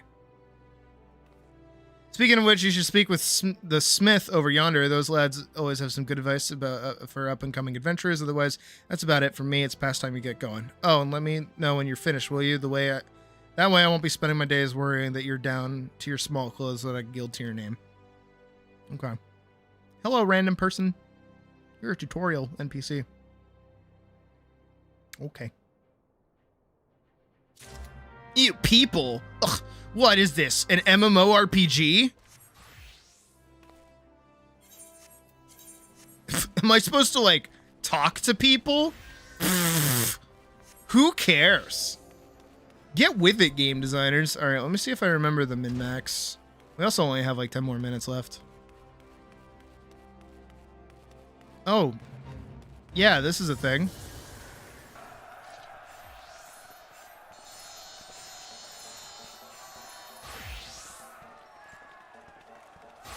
I forgot Little Ladies Day is like an actual thing. God, this game is so different nowadays. Back in my day, we used to have their fucking normal outfits all the time, and we looked like adventurers. Lemon, would you like to know what you think of Ulda? So, how are you taking to Ulda, Sydney? Make any new friends in high places yet? Ha! Well, when you have the Sultana's ear one day, I hope you won't have forgotten about old Wyman. As long as you're here, mayhap you could do me a favor of taking this missive to Josias at the Platinum Mirage. Just over yonder, and the man will even give you some gil for your trouble if only all work in the city was this easy, eh?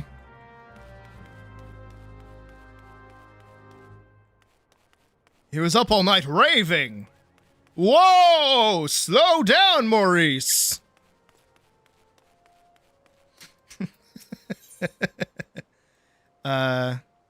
Merchant is visibly perturbed and in need of some assistance and will give me a lightning shirt.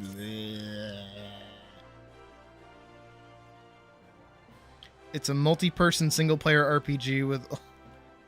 True. Tell me, what brings you here, friend? Looking for a bit of work, perhaps? Some small job to add a little weight to that coin purse of yours? Well, you're in luck. The pugilists have placed an order with me for several of the leather gloves and harnesses they use for sparring. Leather daddies!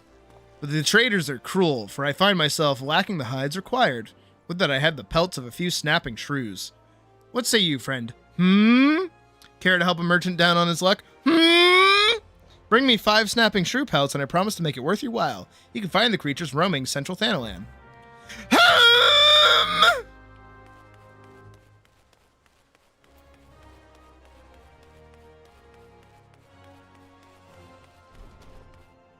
Maintenance on all worlds will begin shortly. Please log out for the previously announced... No, wait. I want to go see... Hold on. No, I want to go see everybody get booted.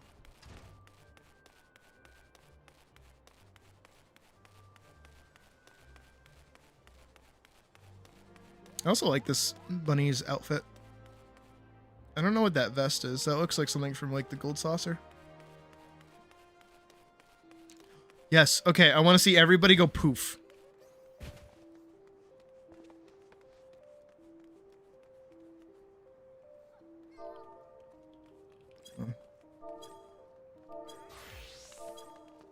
I want my hands on my hips. There we go. We wait.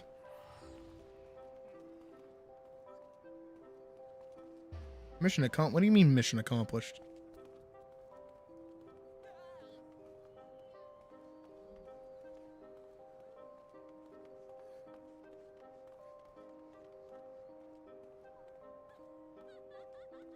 We wait. Actually, is my phone charged yet? Yes, it is. Oh my god, thank god. I can get food. I'm so hungry.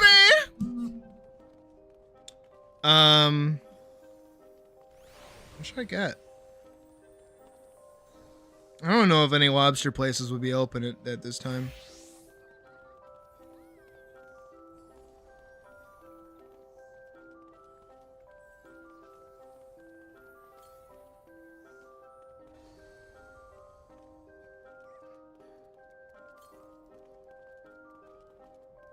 Are they open? Are they open? I should not get a seafood boil.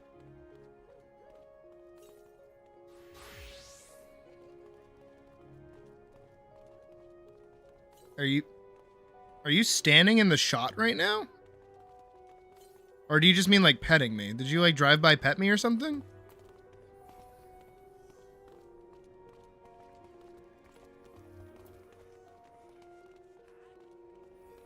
I don't even see you.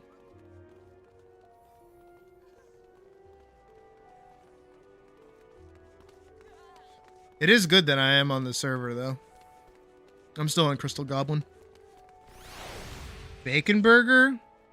Now hollowed. Now you're speaking my language. The question is, where do I get a burger from? Let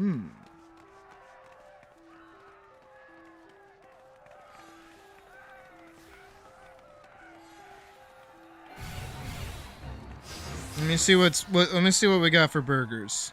We got Shake Shack, we got McDonald's, we got Tasty Burger. Burger King, fuck no. City, okay. Five Guys, Wendy's, Cambridge, Dirty Burger. That's too far away.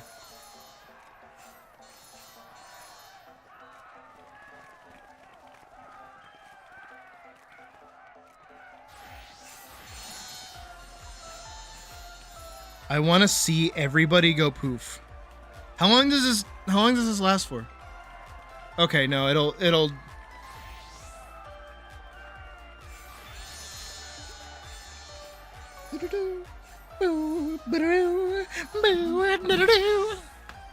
I was talking to the leather daddy. Oh.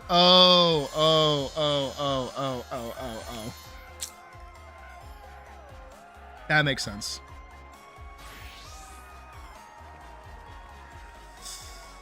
Leather daddies. Oh my god, Shake Shack has a $7 delivery fee? Fuck off. No, I like Five Guys. I could do Five Guys.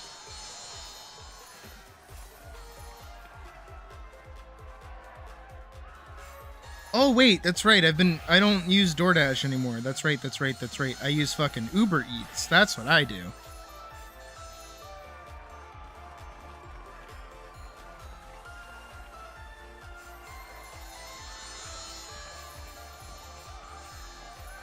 Let's do burger.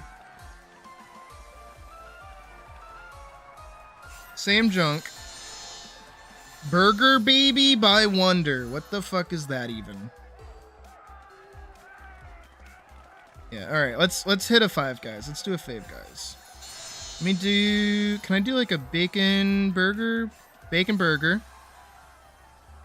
Let's throw some mayo on that bitch. Let's get some fucking ketchup on there and some mustard. Hell yeah, my favorites.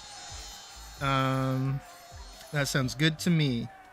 And then let's do, ooh, I like their milkshakes. They do like really good banana milkshakes.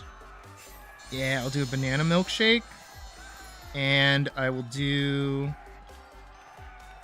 a large fry. Hell yeah. Oh, do they put them in bags here, but they do cups back in New Hampshire? Is that how they do that? Because even on the thing, it shows them being in a bag. Is this worth it? Oh my god. Fuck it.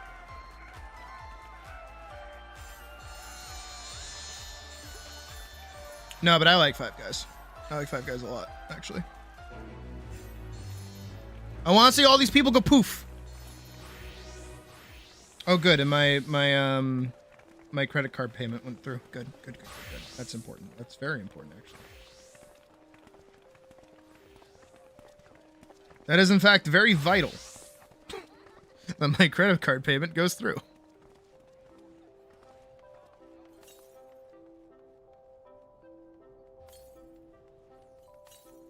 Because I had one more day to make the payment, which was tomorrow. And that had me worried a little bit.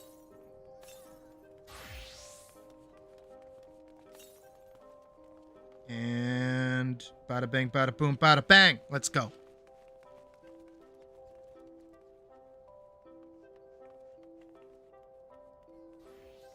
Cool Reno.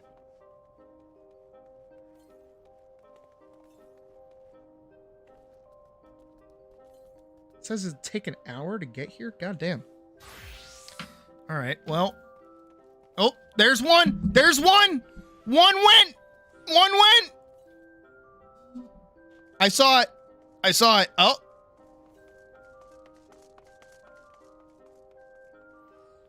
It should happen any second now. We will now be shutting down the servers for all worlds. Here we go. Here it is. Oh my god. Everyone's gonna die. Oh.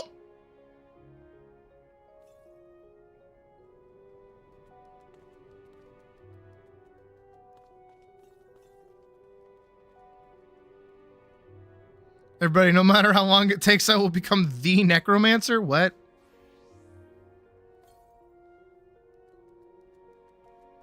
Come on. It's gotta happen. It's gonna start any second now.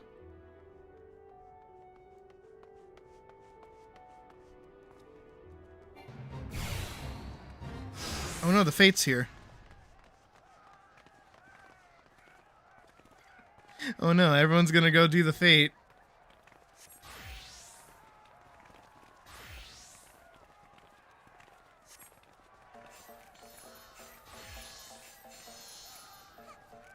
Alright, come on people. Disappear. Go away. There's still people here.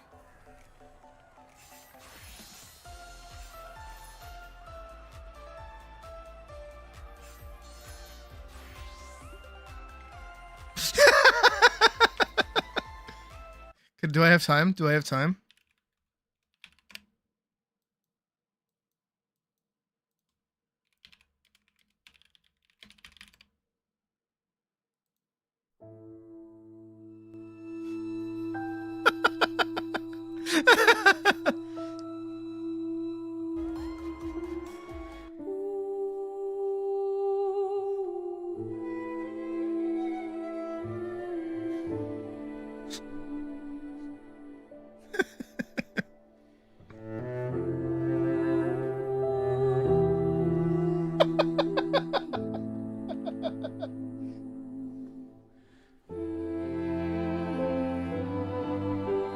Come on, shut down the servers already. It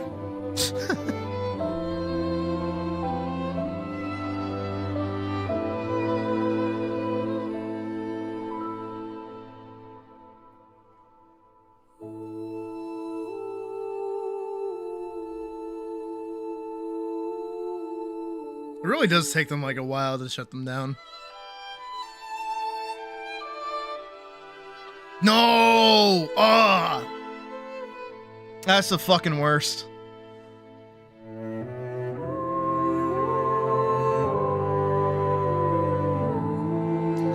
Alright, so Crystal has to be like the one that's like...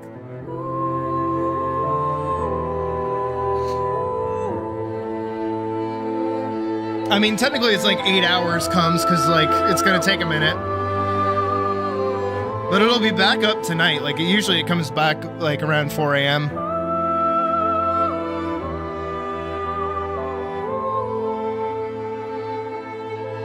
Did that guy just say ooh la la, ooh la la?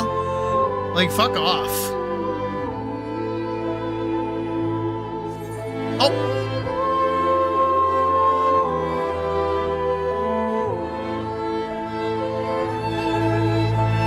For those who come after.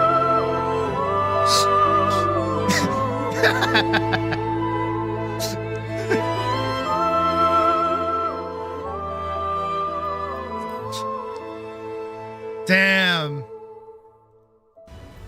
Let me get booted out. Okay.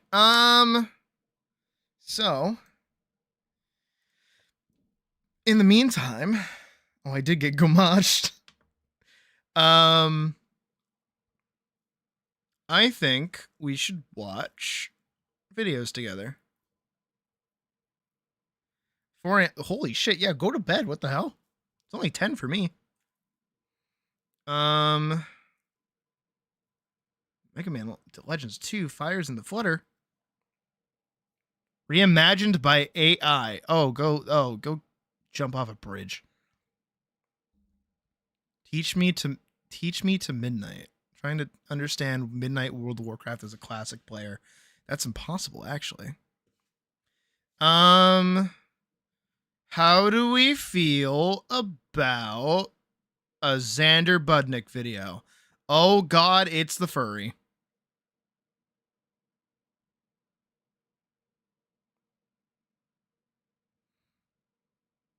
Greek, you can't say that to me right now. What do you mean you hate?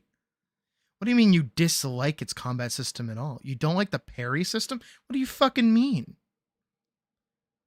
You use the dodge to figure out the perfect timing for parrying, and then you parry.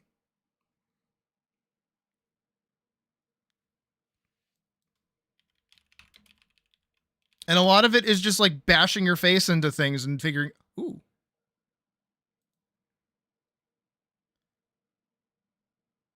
You looked into the artist that animated that red guy. Oh, God. Oh, no. His name is Fatty Dragonite. Speaks of all...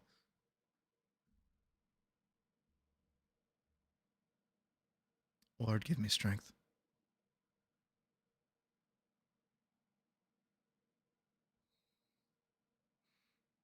Lord, I don't often talk to you. But in this moment, in this very moment, give me strength. Fatty Dragonite. Sounds like the alt account of Pyrocynical. There is no world where you convince me otherwise. Forgive me, Lord.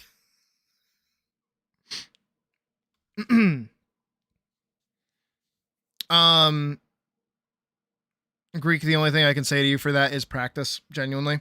I know it sucks, but that's the point, actually. Is that it's really over the top difficult because it's like par for the course. For the rest of the game, is that it's meant to be difficult. And when you actually manage it, it's phenomenal. The dopamine, oh my God. Once you kind of figure out like the flow of it, you get it. Not gonna lie, Fatty makes some good stuff. Oh God. Oh, now I gotta go look at it. All right, here, watch 21-day expedition. Hopefully the window opens up and we get a chance at the summit. And hopefully that storm that's gonna blow in isn't as nasty as it sounds. It's been a tough journey. Fatty Dragonite. Oh God.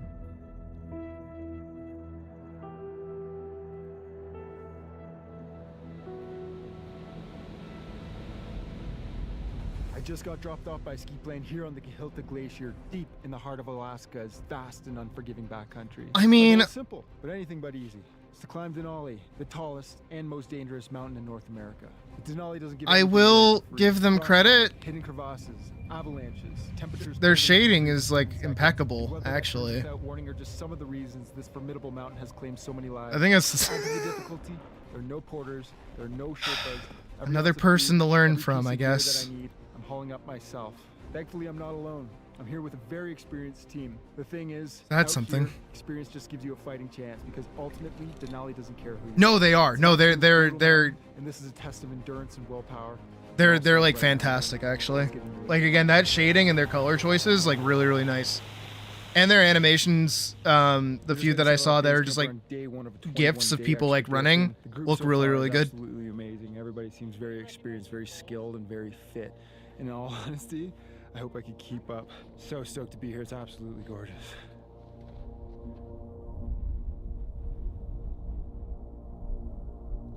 First day done. Huge day tomorrow. We're heading to bed. Eye masks on because the sun ain't going down. Good night, everyone. See you in the morning. Good night, Xander. Is it bad if you want to go on a hiking trip like that? Not at all. Good morning, everyone. It's about 5:50 a.m. It's absolutely freezing out here. I'm guessing it's like negative 15, maybe. No, like if I had the physique to be able to do this shit, I absolutely would. Nice and clear this morning. We're getting our first glimpse. The most I have is going for a German walk. That's it. That's all. That's all I have for in my corner. That's gonna be hard. Which, for those that don't know, a German walk is basically like walking up a mountain for a few hours. Yep. But not like altitude shit like this. I can't do that. Mates Francis and Sean, and I think Kevin, one of our group leaders, is leading the charge. So you're probably wondering why we're on these rope teams. And the reason is that we're on a massive glacier, and beneath this glacier are many large cracks called crevasses, 200, 300 yes. meters deep, almost feeling endless. Sometimes you can't see the bottom. So if one of us falls in, the rest of us also act same as an Greek, anchor. very much same.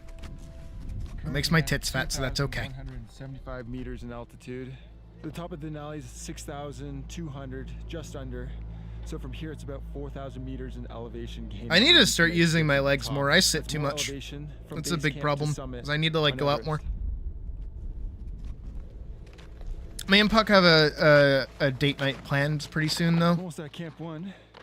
We didn't gain much altitude, but it was a little difficult, not too bad. Yes, Badger boobs. I'm very proud of you. days You can say are words. ahead. Good job.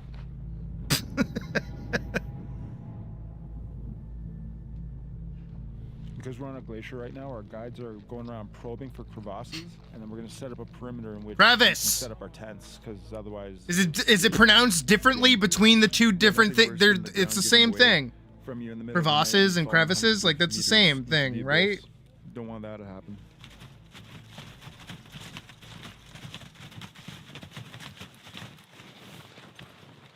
Packed a little cash bag filled with about 15 days worth of food that we don't need quite yet. Crampons, ice axe, a few other things that we're not going to need till we get higher up on the mountain.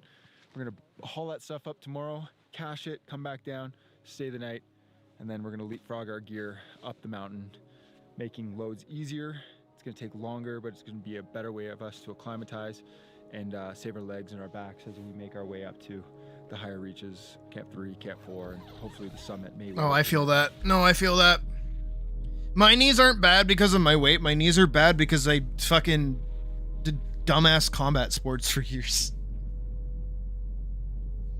So it's a nasty And I just have like outside, so naturally we're not bad moving up. knees Today's a rest and day, asthma. So, might as well So like I'm just pathetic. I'm a pathetic two tent nothing. mates, Francis and Sean. Anna's from Ireland, living in Switzerland, and he's an Ironman athlete. Raj Alexander's from Madagascar, and he's making a world tour, climbing many big mountains. Hell yeah. Louis is an established mountain guide. He summited Everest twice. Ace has climbed many large mountains. He broke his back a few years ago, and this is his first big mountain since his recovery. CJ was once paralyzed, and she's made a full recovery, and she's since become an established mountaineer. Anna Sophie's from France, and all of her equipment was lost by Dude, it's like the Lufthansa on craziest flight people over, that and do she's this had to shit. They're buy so or fucking borrow cool. all the equipment that she's used on this expedition. Must have lung damage Kevin's a from COVID. certified rock guide, assistant I hope alpine I don't guide, have and lung he has damage 2 from Denali COVID. summits. Holly's an I didn't apprentice get the ski, bad rock, and COVID. I alpine got like guide. the Jordan's our mid-COVID. lead guide. He's a certified rock climbing guide with 3 Denali summits. All 3 of our guides have a ton of experience. Amazing people. Stoked to be out here with them.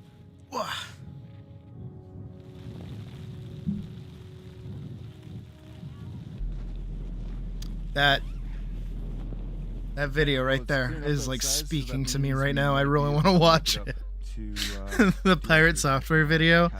I have such like a fucking actual hate boner for like pirate software. I can't stand him. For now, I'm headed to bed. See you guys in the morning.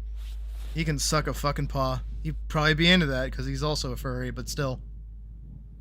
I fucking hate that guy. Like, unironically. I don't want to be one of those people who's like, you know, I called it. I knew that they were going to be a bad person the whole time, and I never liked them. But like, something always rubbed me wrong about them. Something always rubbed me wrong. The odds are not in our favor. Why not watch it? I mean, we can. Of around 40%. But after this, this is We're team positive. 7 of the Denali teams this year. But okay, pirate software rant for 5 seconds, right? I never liked him because I enjoyed his shorts, but I think I tried like watching one of his streams one time just to support him, and I just could not sit through it. This is way before I started streaming too, by the way. I actually remember coming home from school, specifically college, and seeing the WoW drama like kicking off for the first time. Was it the constant while I worked at... No, it was just like, I don't know. He's kind of got this like atmosphere around him where he's just like kind of an asshole, you know? And he's like a little aggressive. And I know I have moments like that too. Don't get me wrong. I know I can be like a little fucking aggressive at times, but it was just like exuding off of him. Like he's just mad that everybody is looking at him is what it felt like. Like he wasn't happy to be there. And I'm like, man, this is like rubbing me the wrong way. I don't really know what's going on, so it's whatever. And then not only just that, but like all of the shorts that I kept seeing of him, at the time, they always felt weird, right? They always kind of felt weird. The arrogance, I don't even think it was that. It was just like odd. But there was this one thing that crept up back again, when the drama like really kicked off, was I remember because again, I was watching him before I started streaming, and I was trying to figure out what I wanted to do with myself. And like the idea of making a video game was kind of like floating around. So one of the shorts that I saw, and you guys have probably seen it too, is the one where he says like, you don't need to be a master programmer to make a game. And then he started showing Undertale's like programming and like criticizing it. But it wasn't from a place of like negativity. It was like, hey guys, like look how bad this coding is, but you still love this game because the game is still good, regardless of how bad the coding is. You don't need to be a master programmer to be able to play this game, like to be able to make a game. And I thought at the time that was like really, really cool and made a lot of sense. But then like, you know, you go forward a few years to what we know now and you rewatch that same clip. He's like shit talking Undertale. And as much as I don't personally like Undertale or its community or anything, I still respect the game. And I also like Toby Fox. Like he's a cool dude and he's done a lot of shit over the years that's like really good. But like he's in that moment, not only trying to inspire people, but he's doing like not a double-edged sword, but like a double entendre, I guess, where he's like, look how shit this code is and you like it. And then also at the same time where he's doing a live stream where he's like coding and showing you how his code is actually better, while also making an Undertale inspired game. He, in that moment, and then having that like, you know, that context for myself, made me realize he hates that Undertale is successful while being a pile of garbage code, while his perfectly well-maintained code in his own mind is not getting off the ground in the slightest. And that's where it like really picked up for me. I was like, oh, that's why I don't like you. Because that's kind of all his content really isn't necessarily arrogance or anything like that. It's this, again, it's kind of rich coming from me because I'm kind of the same way a little bit, but I try to be a little bit more upfront with these things in terms of junk. But it's like, you know, he presents himself as like not necessarily an authority. I mean, he does, but he presents himself as like an inspiration. He's like, hey, look, you can go do all these things. You can go do stuff. But he also comes from the perspective of like Nepo baby. He is absolutely a self-proclaimed Nepo baby. And he also tried to get somebody fired over someone using his literal words and quoting him in an interview that they did with each other for calling him a Nepo baby. But that's what he is. He got most of what he has because of his dad. And most of the things that he's done is either like fundamentally flawed or wrong or lies. Which again, we all know these things now, but it all came from this perspective of where he's like trying to lift people up by tearing other things down. Which for me, in my mission statement here, I try not to do that as best I can.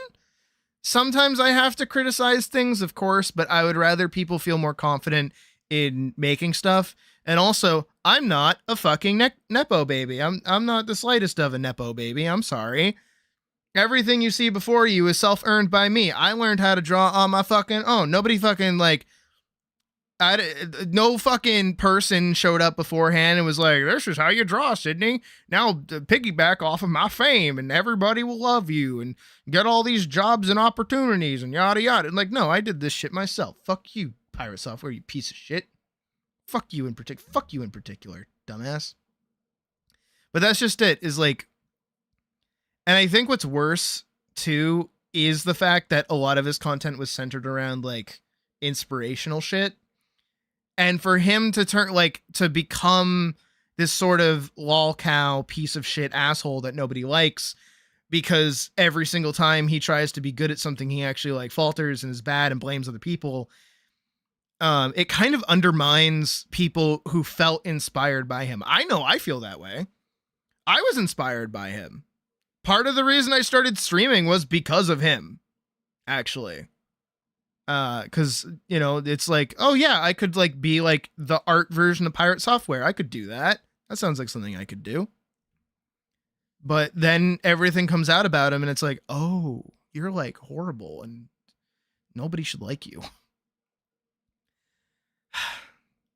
But yeah, I don't like pirate software. I think most of us don't. But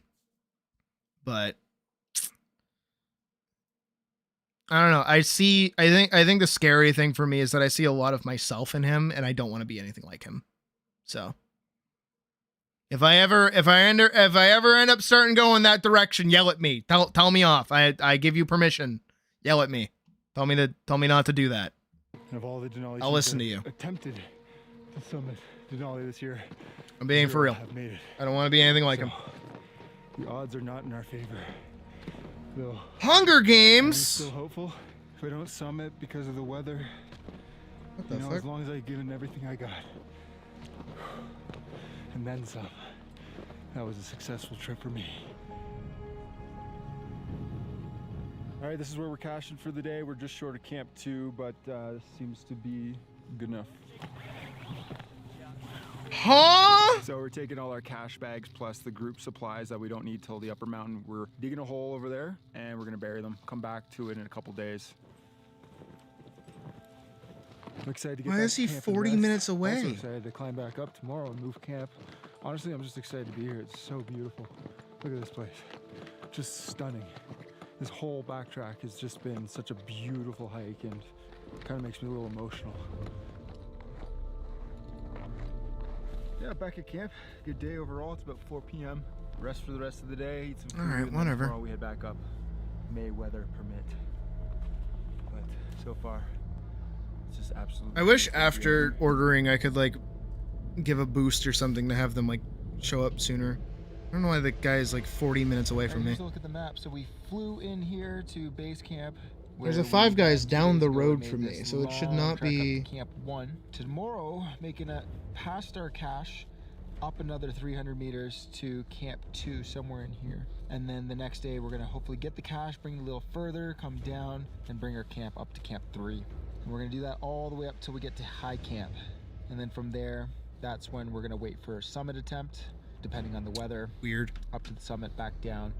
And No, you're good. out No, to you're our good. pickup You're good, point. lazy.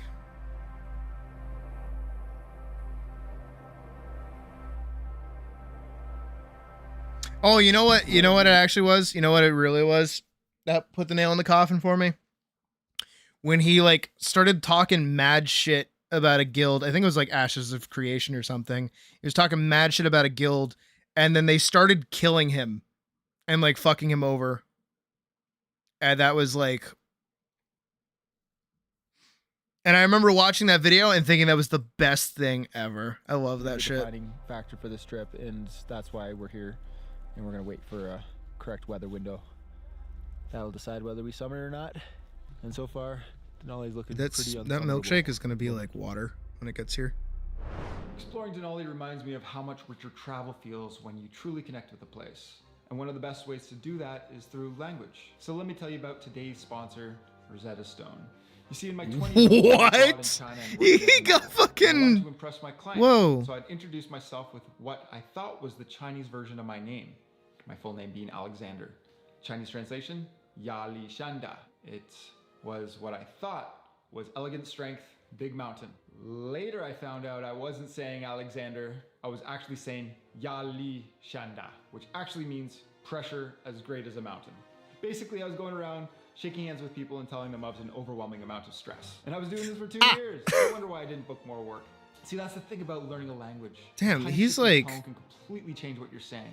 That's why I Why started was he using in Rosetta Stone. It's a What fully the hell? immersive language learning platform. Xander's so No fucking cool. No vocab lists, just real world learning, combining native speaker audio, real life images, and interactive activities so you can start thinking in your new language instead of translating. What's in with your the- head. what's with the And this speech Beethoven right now? recognition Tool, True Accent listens It's to your Beethoven, pronunciation, right? gives you I'm not instant stupid, feedback. So right? next time, I'll actually be saying Alexander. That's Beethoven's not fifth, stressed out. right? 他在跑步。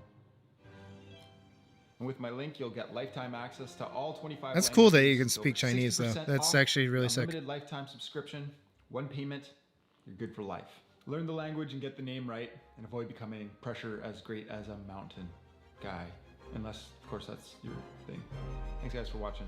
Thanks, Rosetta Stone, for sponsoring this video. Now back to Denali.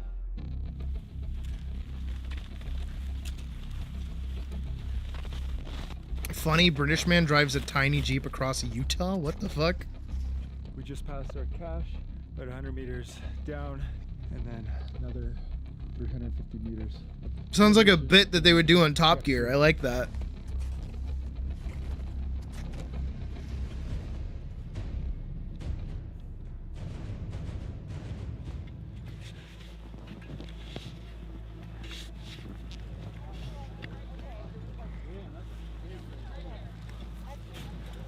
Do you guys like Top Gear? I like Top Gear. We did 1,000 meters of elevation over about 9 hours today. It was a little slow, but slow and steady wins the race. And I'm feeling pretty good. Nice to be in this position because tent set up, boot wells dug. Now all I have to do is get my sleeping bag stuff out and eat. Eat. Nice to be at camp too.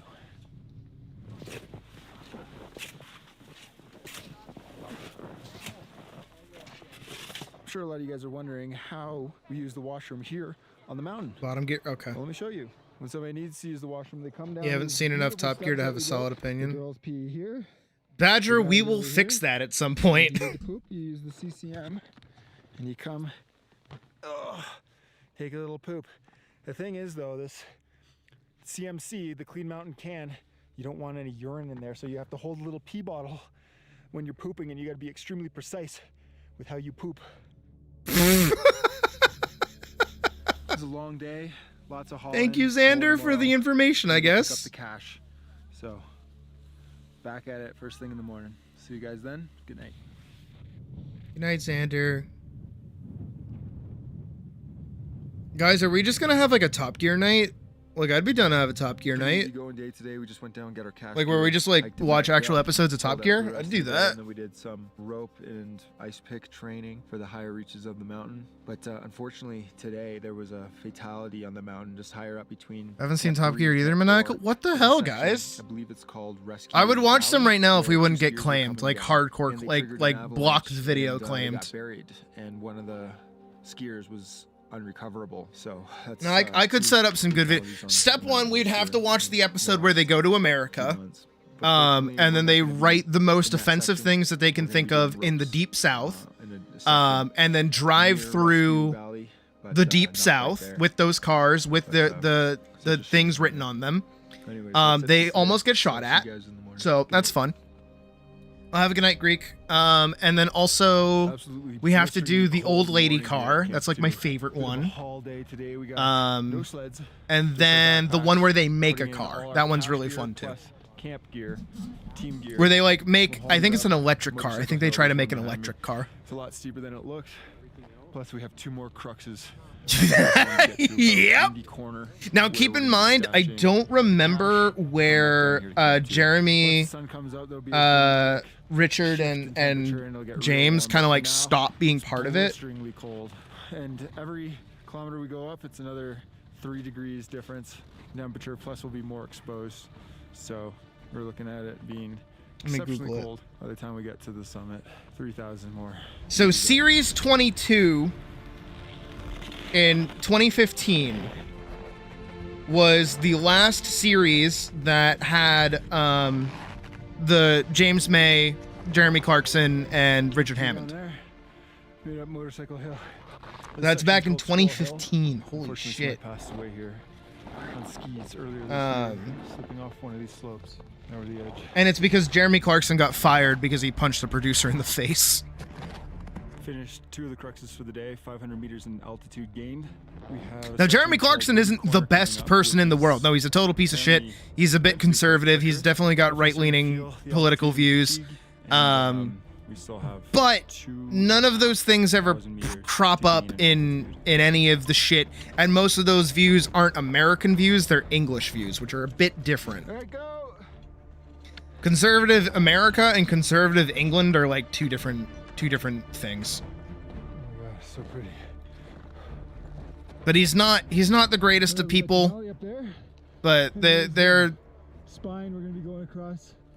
I mean, James is a bit better. James is definitely a bit better. It's hard to see it, but from Camp 3 to High Camp is about 1 kilometer in altitude, and then from High Camp to Summit is another kilometer. We're at about 4,200 meters right now. That's half of the altitude gained from the lowest point on the trip to summit. Whew, lots to go.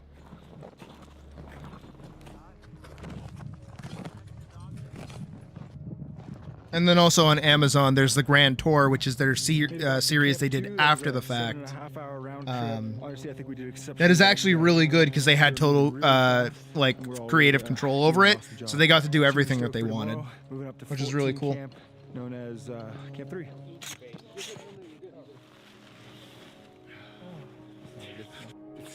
You can smell it? Yeah. You can smell what? This socks. Keep that smell over there. Little booties. Today was just a quick cache day. All in all, I think the group performed really well, but this is the first time I felt the altitude a little bit. Felt a little fatigued as we pushed up to 4,200 meters. Feeling strong, but tomorrow will be another big day of hauling. We got the sleds in tow behind us with the tents. We're gonna push ourselves all the way up to Camp 3, which will be like 4,500 meters. So another big day tomorrow, and then some more altitude, but things have been great. Looking forward to being up higher on the mountain and seeing some new views.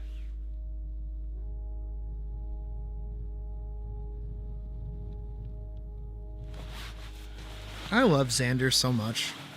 He's just such a fucking joy. So we're just getting geared up to haul up to Camp 3, and honestly, I'm already feeling it. My legs are tired, feeling the wear of the last couple of days, and I have a feeling today's gonna be a hard day.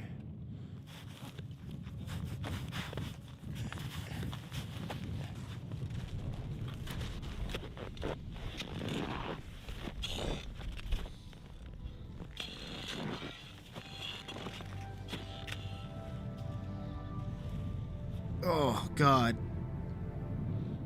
The fucking wind too, like, ugh.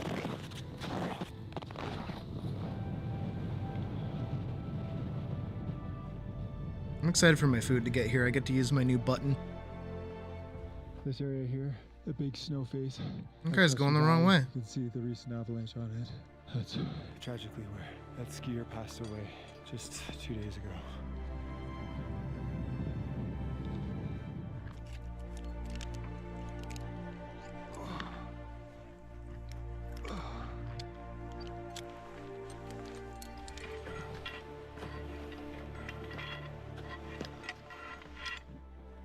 To be up in the snow without like any jacket or gloves on is crazy.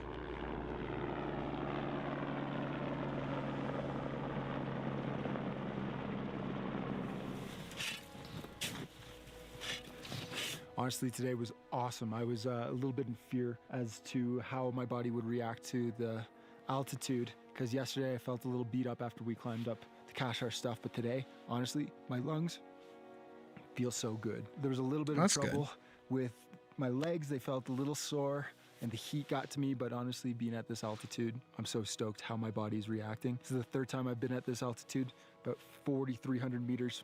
First time was doing the Annapurna circuit. Annapurna base camp is at 4,300 meters, just around there.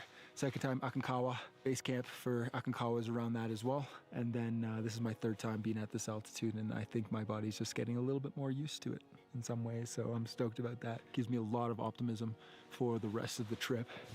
So it sounds like we're sitting pretty. We got up here in 8 days. We have 13 days to play with. So basically we cache up to high camp with our food, and we wait for a weather window. Hey, Mouse. May it come. It's going. I'm waiting for food. And Final Fantasy XIV is on maintenance, so I can't play it. But we'll do something else once I eat. Good morning, everyone. Well, it's day. Good morning, 9. Xander. Have a nice, easygoing cache day. We're gonna Bye, Squidward. Bye, Mr. Krabs. Bring it back. Bye, Squidward. It's important. You said bye, Squidward, twice. I like Squidward. If falls in a crevasse, the other 3 are anchors for that person. Otherwise, you go in, you're not coming out. In fact, when I was in Washington State about a week before this trip, I was training with my guide Quincy. At one point, I actually rappelled into a crevasse, and I had to use some of the ropes and the prussics and the carabiners that I had on my harness to get myself out. It's an unsettling feeling being suspended over what looks like a bottomless pit, but learned a lot on that trip, And in fact, there was one pretty sketchy moment. We're crossing a snow bridge, which is just a buildup of snow over top of a crevasse. And, my foot No, I'm good, thank you. Suspended over what looks like, you know, 200 meters, 300 meters down. You can't really see the bottom, but I clawed my way out of there, and all was good. But it was definitely a wake-up call that crevasses are everywhere. Xander, you're fucking scaring me, dude. There's a time in every expedition where you just can't stand the smell of yourself anymore. So you gotta have a little snow bath and change into your second. Hi, Xander. Of 3. Woo. Woo. Xander! Time to get changed.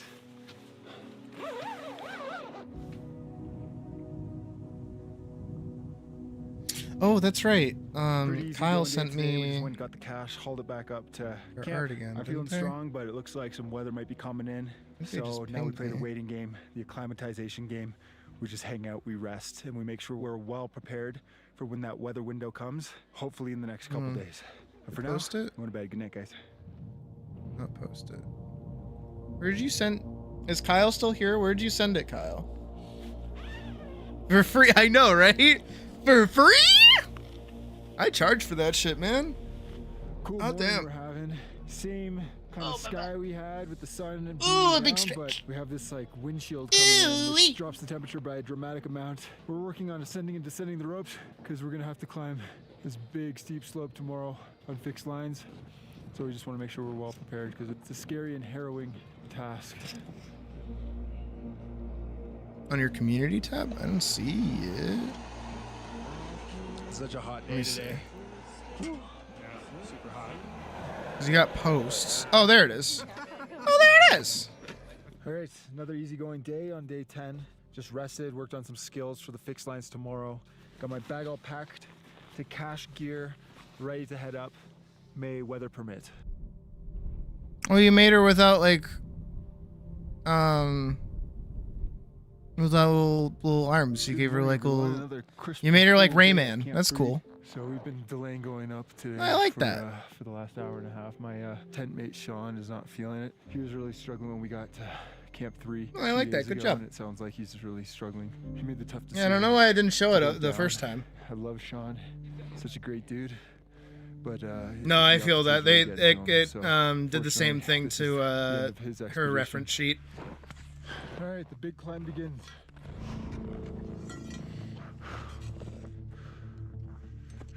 Penguins.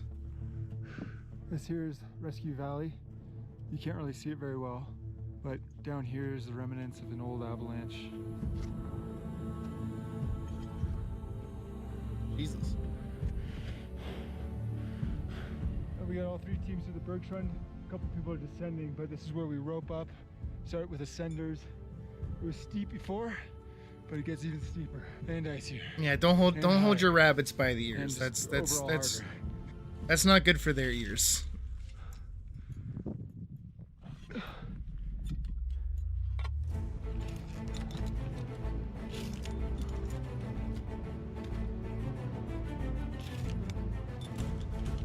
Pirates. Oh my god. I can go!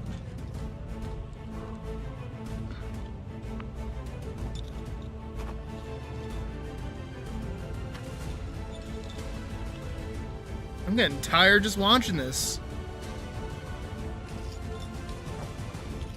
All right, well, we made it to the end of the fixed lines. We're at 5,000 meters in altitude. We're gonna cache here because it's late in the day. We had a little bit of a slow morning. So I think this is as high as we get today. Feeling pretty good. The descent is also, the descent's gonna be a challenge. So a little nervous about that.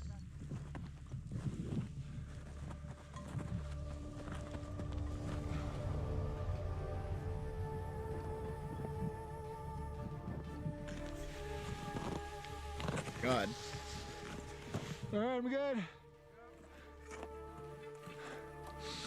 No. Clouds finally parted a bit to reveal Camp 3, and it shows just how far we came up.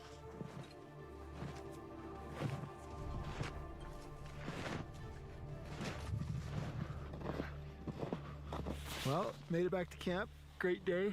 It was a real testy one, but honestly it was not as bad as I was expecting. Yeah, blue sky's a really good strong a good right now. angle. I'm feeling pretty confident, but there's always lots of question marks, including weather, you know, altitude, and just lots of unknowns.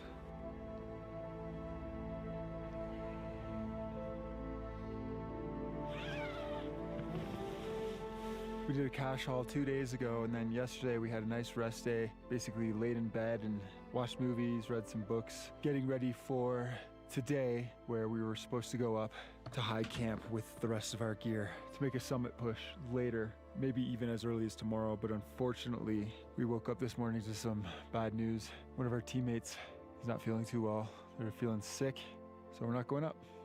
Not going up today.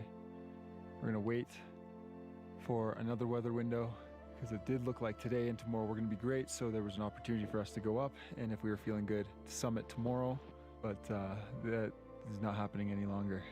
We are spending another rest day here. It is interesting how many of these like expeditions can be like totally held back, like held back because of one person that doesn't want to keep going. Timing, though sometimes it's not the weather, it's not our fitness level, it's not the altitude, it's just being sick. It's just the reality of being part of a team, being in the mountains and going on an expedition. 33.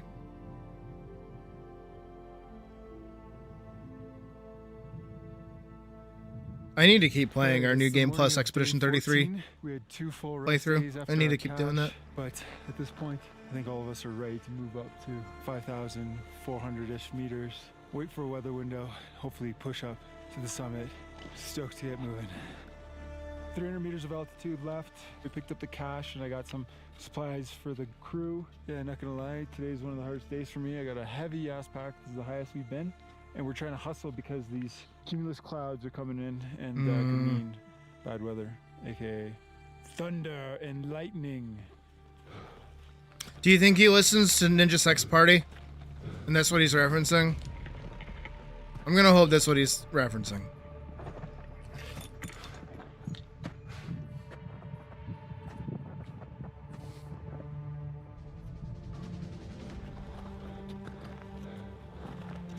There it is. High camp. Right there. Oh my god. This has been the hardest day so far. I am beat. Yo, good work, brother. An animal. Oh my god. Woo. Hell yeah. Packs off, guys. Oh. How good does that feel?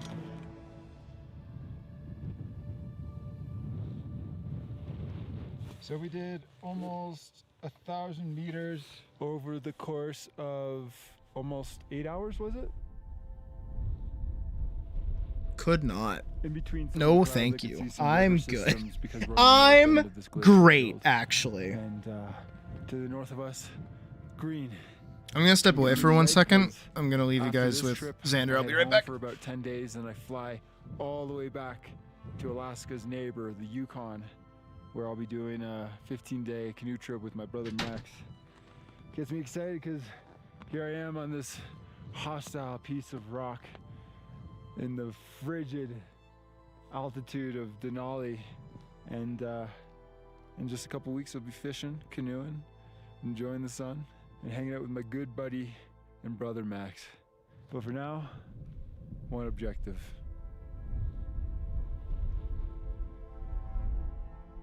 How you feeling, Francis? A little tired, but I'm really excited about, you know, high camp and summiting in the next couple of days. Fingers crossed. Fingers crossed, my man.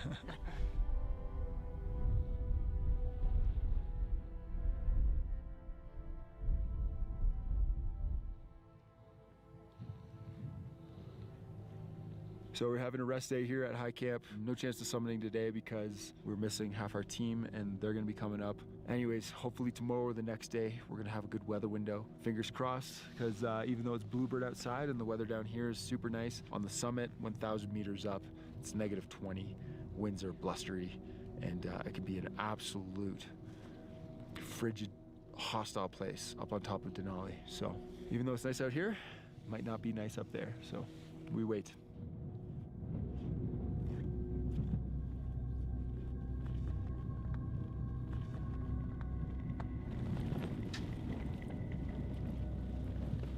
pretty nasty weather here at High Camp.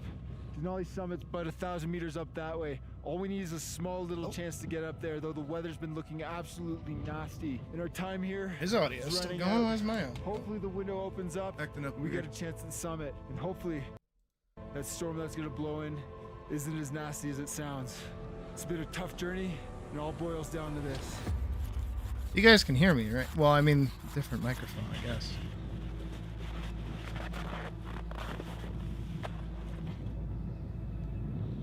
Here.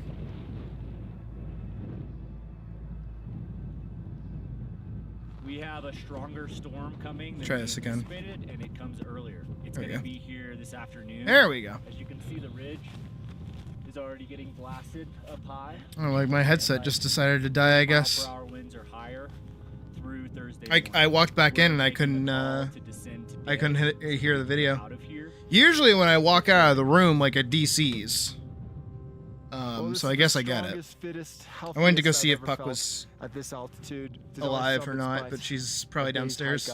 Yet our opportunity has I'm gonna come, text her and instead. It has gone.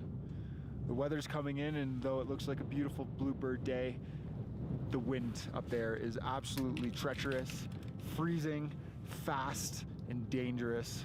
So unfortunately, being that it's day 17 of the trip and weather is coming in, our opportunity to summit Denali this season is over. Oh. That sucks. But like I said, on day 3 or 4, if I don't summit because of the weather, you know, as long as I've given everything I got, and then some, that was a successful You know trip what? for me. Valid, Xander. Valid. I Now agree. we have a I new concur. objective in mind. That's get off the mountain safely. We have a weather window potentially opening up today if we make it all the way down to the airstrip. It's gonna be a big haul, but if we make it there, we can possibly fly out today. If not, we might be waiting for days, potentially. So it's time to hustle and bustle and get off this glacier.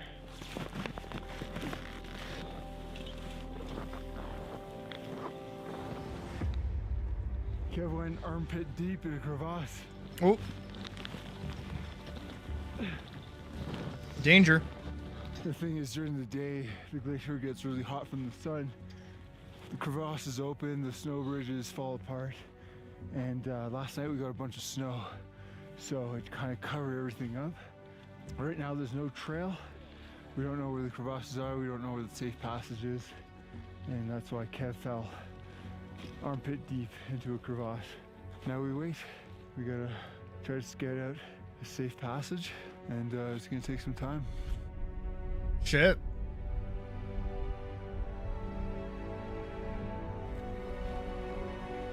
Like an actual proper expedition of just like figuring out where to go.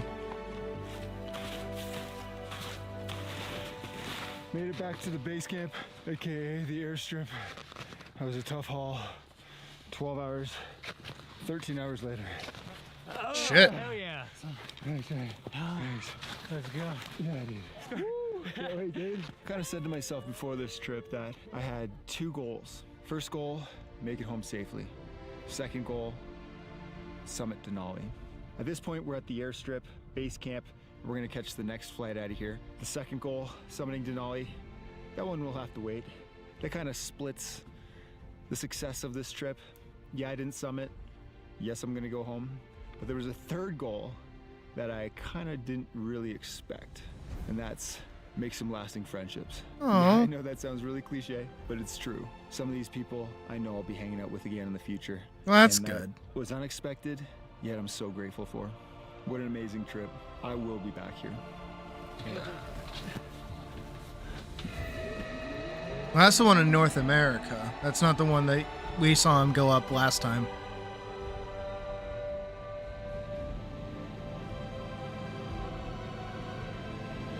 God, that shit's beautiful.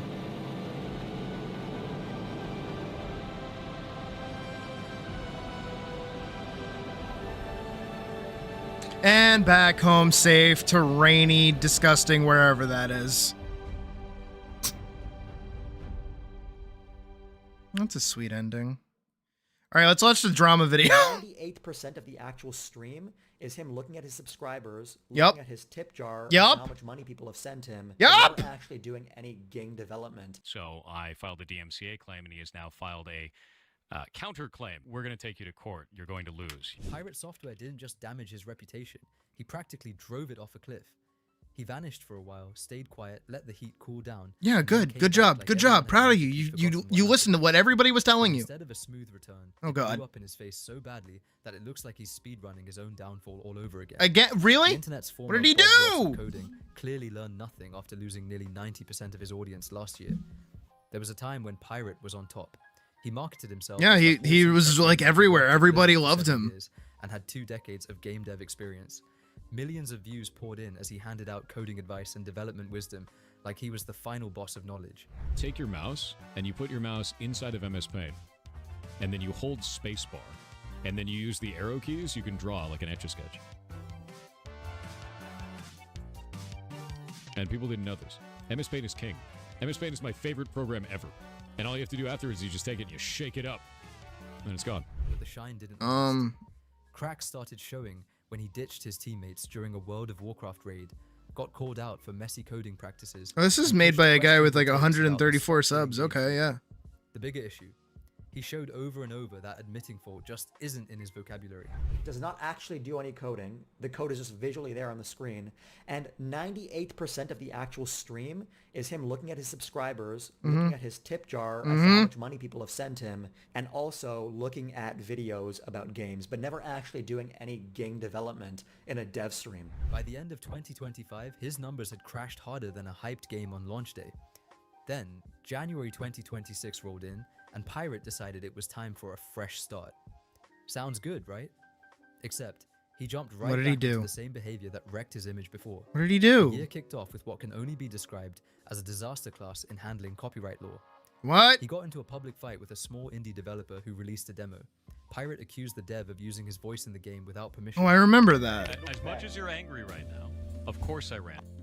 And immediately filed a DMCA takedown. On stream, he acted tough, saying things like, "We're going to take you to court. You're going to lose." Yep, I remember this. I remember this. Likeness without permission. He tried to sound intimidating, like he was laying down the law. We have to file a legal complaint against that dude earlier. So I filed a DMCA claim, and he has now filed a counterclaim against me. We're going to take you to court. You're going to lose. You cannot use somebody's likeness or voice in any way inside of your games. Likeness? Likeness? One huge problem. You're saying that the roach looked like you? Public demo. It didn't exist in the version anyone could download.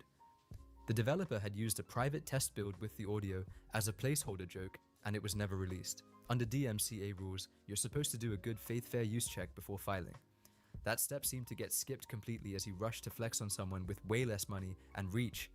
It got so messy that a lawyer stepped in pro bono to defend the indie dev.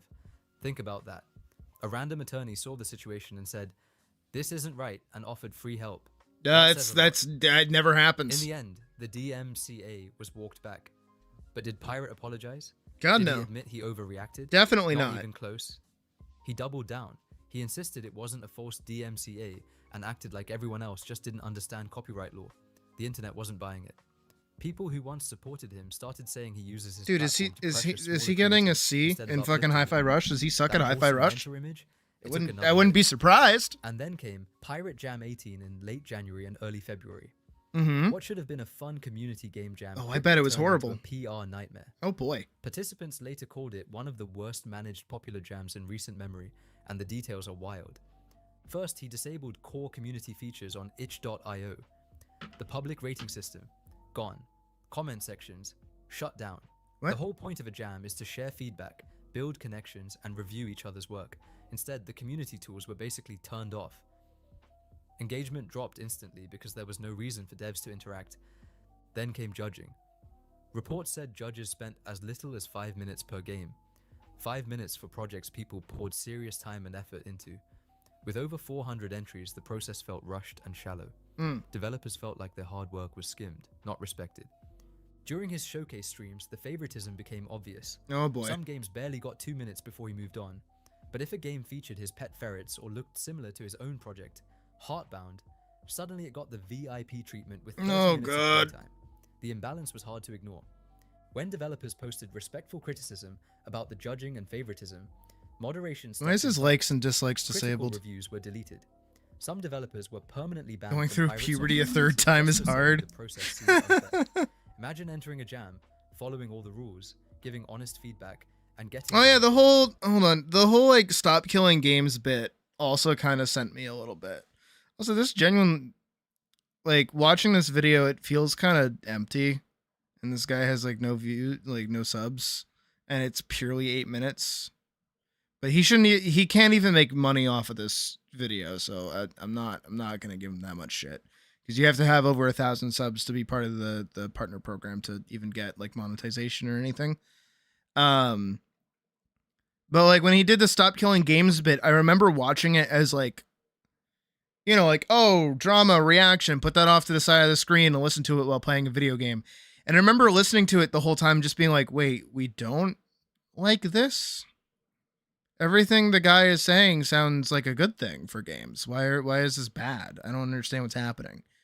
And that's around the first time I was like, maybe you don't know everything you're talking about, That my doesn't guy. build trust. That builds resentment. Former participants called the event disorganized and disrespectful. One developer said the judging felt performative rather than genuine, and claimed Pirate seemed more focused on promoting his brand than celebrating indie talent. Sounds about right. That comment spread fast. Then, just when it seemed like things couldn't get worse, he jumped into Did the he act double of creation down? collapse. On February 1st, He doubled down, didn't he? 2026, the long-running MMO project fell apart. Oh, I remember The this. studio laid off staff without final paychecks, leadership stepped down, and the community was furious. Players who had invested serious money felt burned. While people demanded answers and refunds, Yeah, I remember Pirate that. stepped in to defend the studio. He claimed the game was doing fine until recently, and positioned himself as someone with inside knowledge. Many felt he downplayed how bad the situation really was. That move shocked a lot Yeah. of people. Like a large chunk of the Making like, himself the center of a crisis that didn't involve him directly. I believe The Quinn irony Theo was will probably make a good He video had on spent him. years criticizing major studios for poor transparency, yet here he was defending a project that collapsed in a very public way. Some even speculated he had financial reasons to defend it because he promoted the game and used referral codes. Whether Yeah. that's true or not, the optics were rough. It got even more uncomfortable when he leaked private DMs with a former community manager. I do remember Margaret that Crone. too. Yep. She had previously explained that their moderation team was small and backlogged, and that not every harassment report leads to an instant And that's why he kept getting mad, That's a because fairly like he standard wasn't policy in getting many special communities. referential treatment. When Pirate shared the messages, he claimed she mishandled serious issues. But when people read the DMs themselves, many felt he misrepresented what she said. Yep. She was discussing players calling him names, not the extreme claims he implied. Yep. And all of this happened while she had just lost her job. People are and was helping bullying me in former an coworkers online find work. game. Wah, wah, The wah. timing felt harsh. Ban them, What makes please. this comeback I'm attempt so super frustrating popular for and the critics best person is that none ever. of this Please behavior ban is them.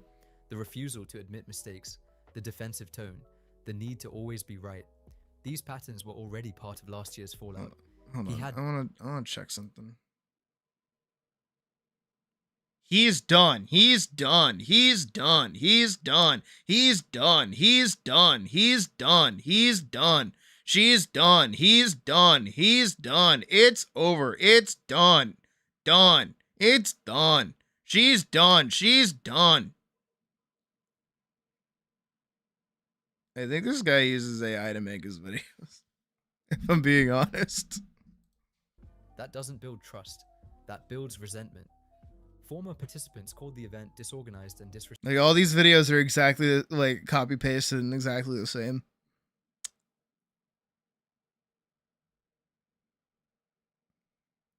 Like, look, I know I'm one to talk the indie pilot epidemic. Ooh, I feel that. Ooh, I kind of want to watch that. That sounds nice. Animation on YouTube has Yeah, always hit been us. one of the most fascinating and interesting submediums Hit on hit the us with internet. it. Yeah, From yeah, yeah. original stuff Talk that like mad As shit. the Talk that Family mad and shit. Edgeworld, to video game parodies, to storytime. You'll never find animators another who girl like dominated me. the 2010s.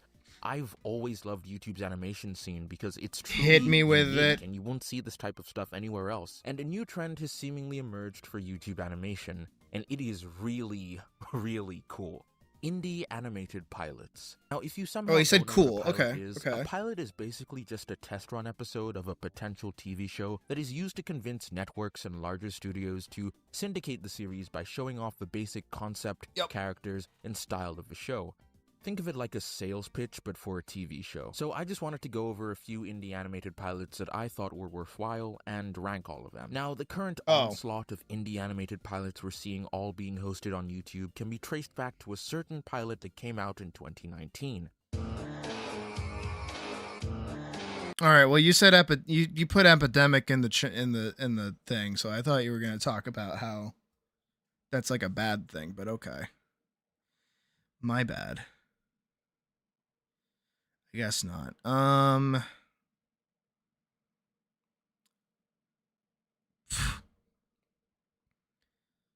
Yeah, if all he's going to do is just like talk about good pilots, and that's fine. We've probably seen all of them. Scott Kramer video in 2026. Harry Styles, strugglers. You ever heard of this guy? Pop star sensation, former member of One Direction. He recently announced that he's going on a tour. And one of the stops on his tour is in the United States. It is a 30-night residency at Madison Square Garden. Now, I don't know if that really counts as touring. They got to come to you, but whatever. People went nuts. Okay, they lost their minds. And the reason they lost their minds was because the price of the tickets is insane. Holy shit! Instagram post announcing the tour. That's all you're going to see is people have a good night, complaining Travis. about the price of the tickets. Well past $1,000 on the high end, and that's not even counting resale. That's inevitably happening. My food is That was here. just I for, will like, be right back. pre-sale Stuff. So like probably the cheapest tickets you're ever going to get. He hasn't exactly marketed himself as being an artist for the elites. You know what I'm saying? So to have ticket prices be so high that you either have to have a lot of disposable income or go into credit card debt in order to go see the show. Kind of tone deaf. Like here, I'm seeing that a lot of people, there's this Reddit thread and they're saying that the face value, which is like the base price before all the fees and taxes and whatever, down in the pit area at Madison Square Garden, they were saying is anywhere from like 300 to 400-ish, whatever, during the pre-sale. But then there's a lot of speculation that there was dynamic pricing going on during the sale. So people who got into the queue to buy tickets early on were seeing lower prices, and then people later on were seeing higher prices because the demand was higher. Well, here's the problem with that. This did not have dynamic pricing. As a matter of fact, we see this post right here that claims that Ticketmaster had initially said they would not be using dynamic pricing for this tour. Instead, what they used was platinum pricing, which is different. What a platinum ticket is just a more expensive ticket. For why? F it. Just cuz. Let's see what Ticketmaster's website actually says about platinum tickets. What are official platinum seats? Platinum tickets give fans access to some of the most popular tickets at a price set by the event organizer.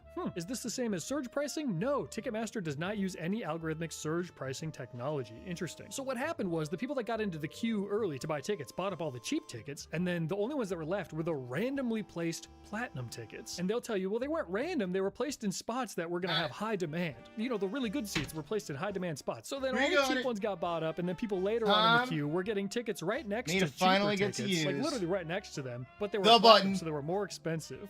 Okay, Harry Styles and his team had to approve the use of platinum tickets. That's how Ticketmaster works. They chose to let some people get cheap tickets, and then some people sitting right next to them to have to pay more just because they want a little bit more money. But it's not just platinum tickets that are more expensive.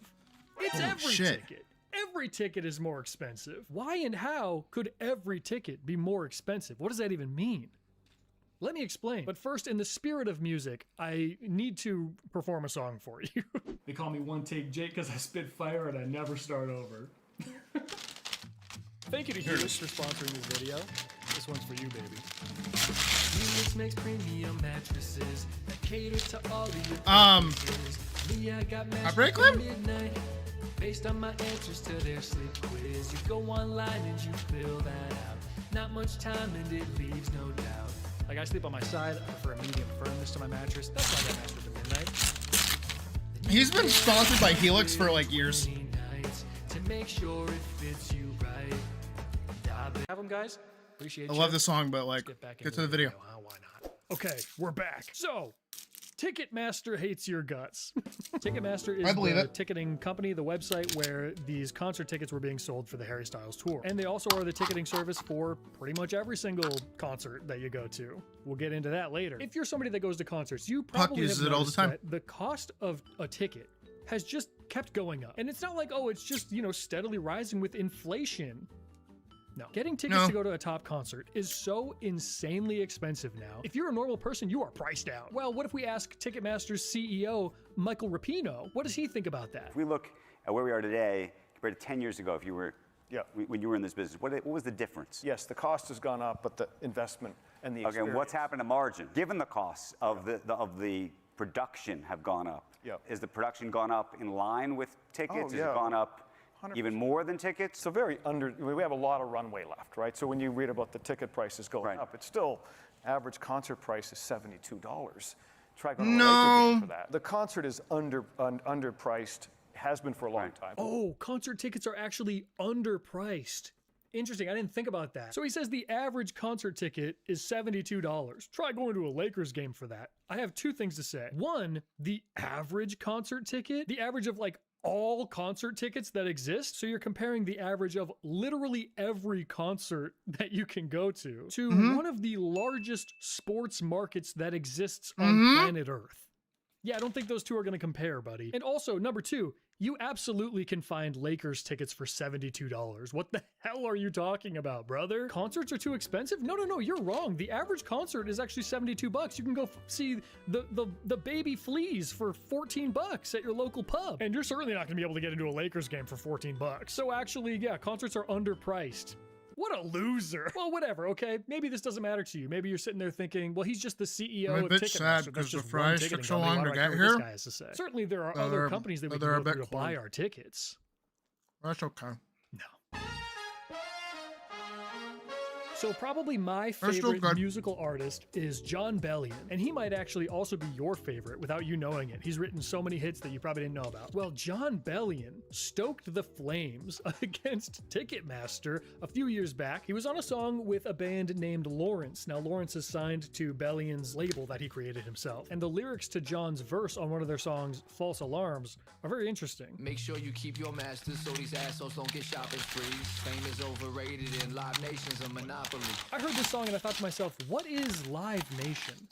Who's that? What does that mean? Ticketmaster is owned by That shit Live was Nation. not They're part of the same underpriced. kind of conglomerate. The reason that Jon No, Bellion God, called no, out it's not. Live Nation /Ticketmaster, same company, for being a monopoly was for a myriad of reasons. Ticketmaster is kind of a bad company, in my opinion, allegedly. When you buy a ticket on Ticketmaster, say it's listed for $50, they add on an insane amount of fees on top of that $50. So maybe by the time you actually check out, that $50 ticket is now $75. Ticketmaster takes that $25, it's theirs. They get to hold on to that forever. But then, for every single transfer of tickets thereafter, they also put a fee on top. So say you got your $75 ticket and you can no longer go to the show, so you're gonna sell that ticket. Well, now a ticket that was originally listed as $50, you have to sell for $75 in order to break even. So now say you sell it for $75. Well, whoever buys that $75 ticket now has to pay the fees again. So that's going to be at least $25, probably more. So whatever, let's just say they're spending $100, and Ticketmaster is collecting $25. Ticketmaster is how in me and Puck fees usually go again. to So now shows. for one single $50 ticket, they've made an extra $50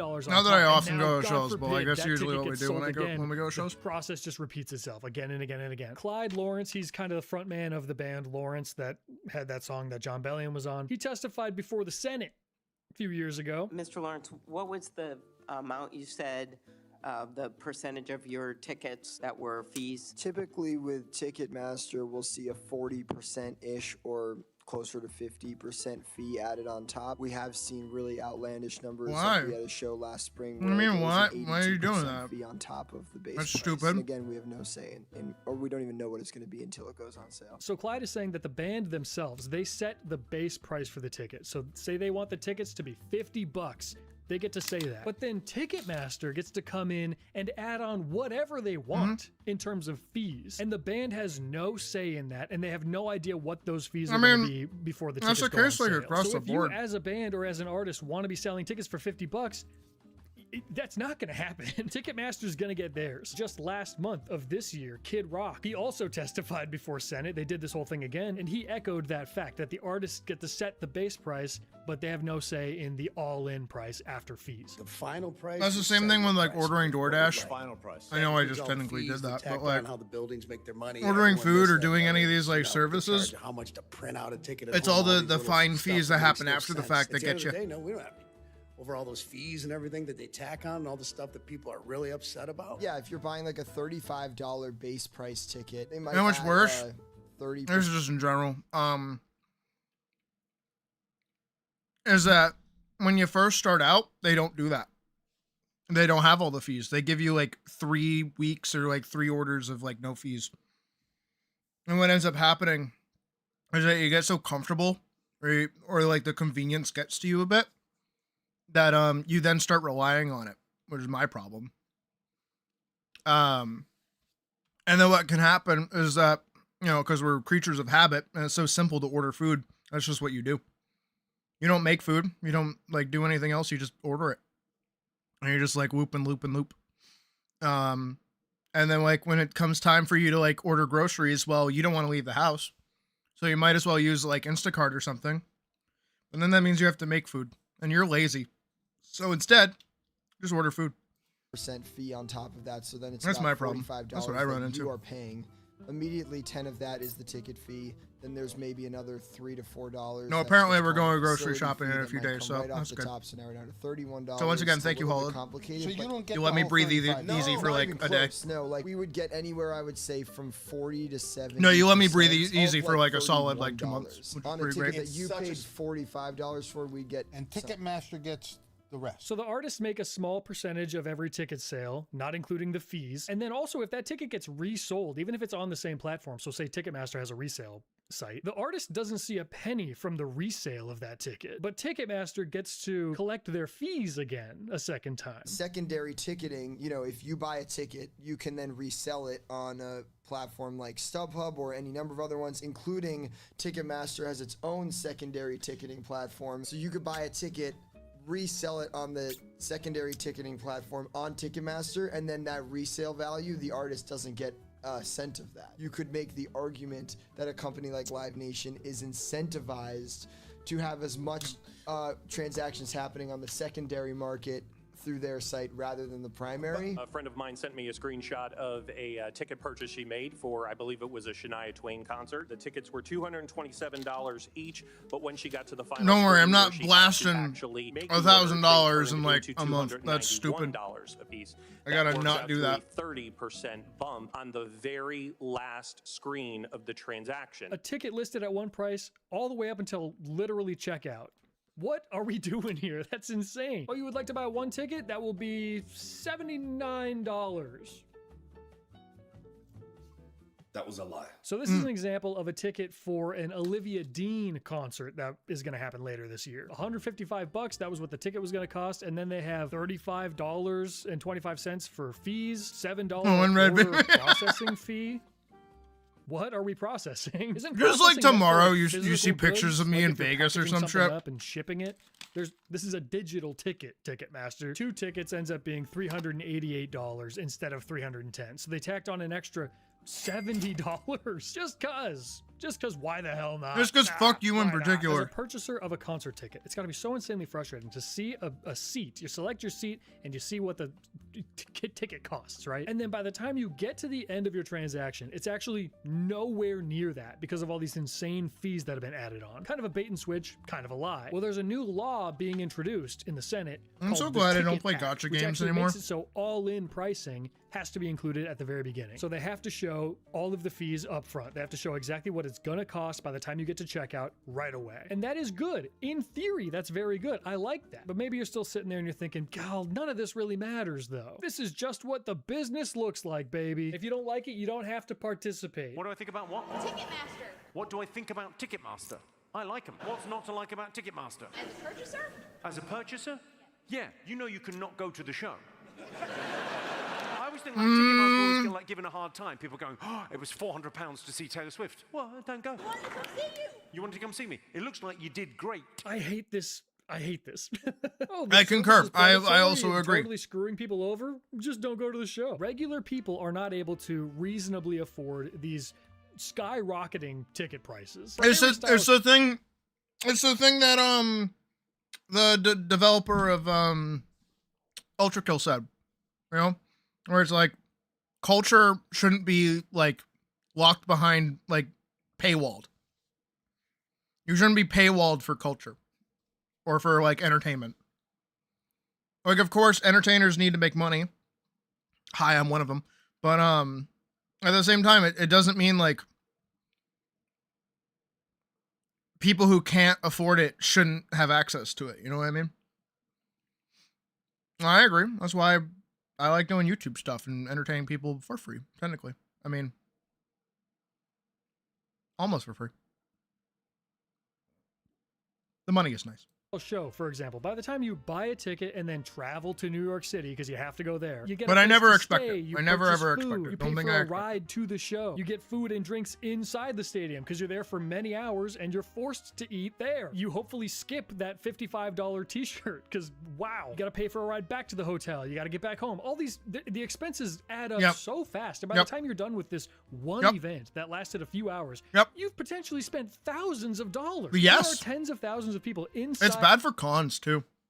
Same thing with like conventions and shit, is that the prices to like attend as like a like at a table, like having a table, is so fucking expensive that they have to raise their prices to make it worth being there.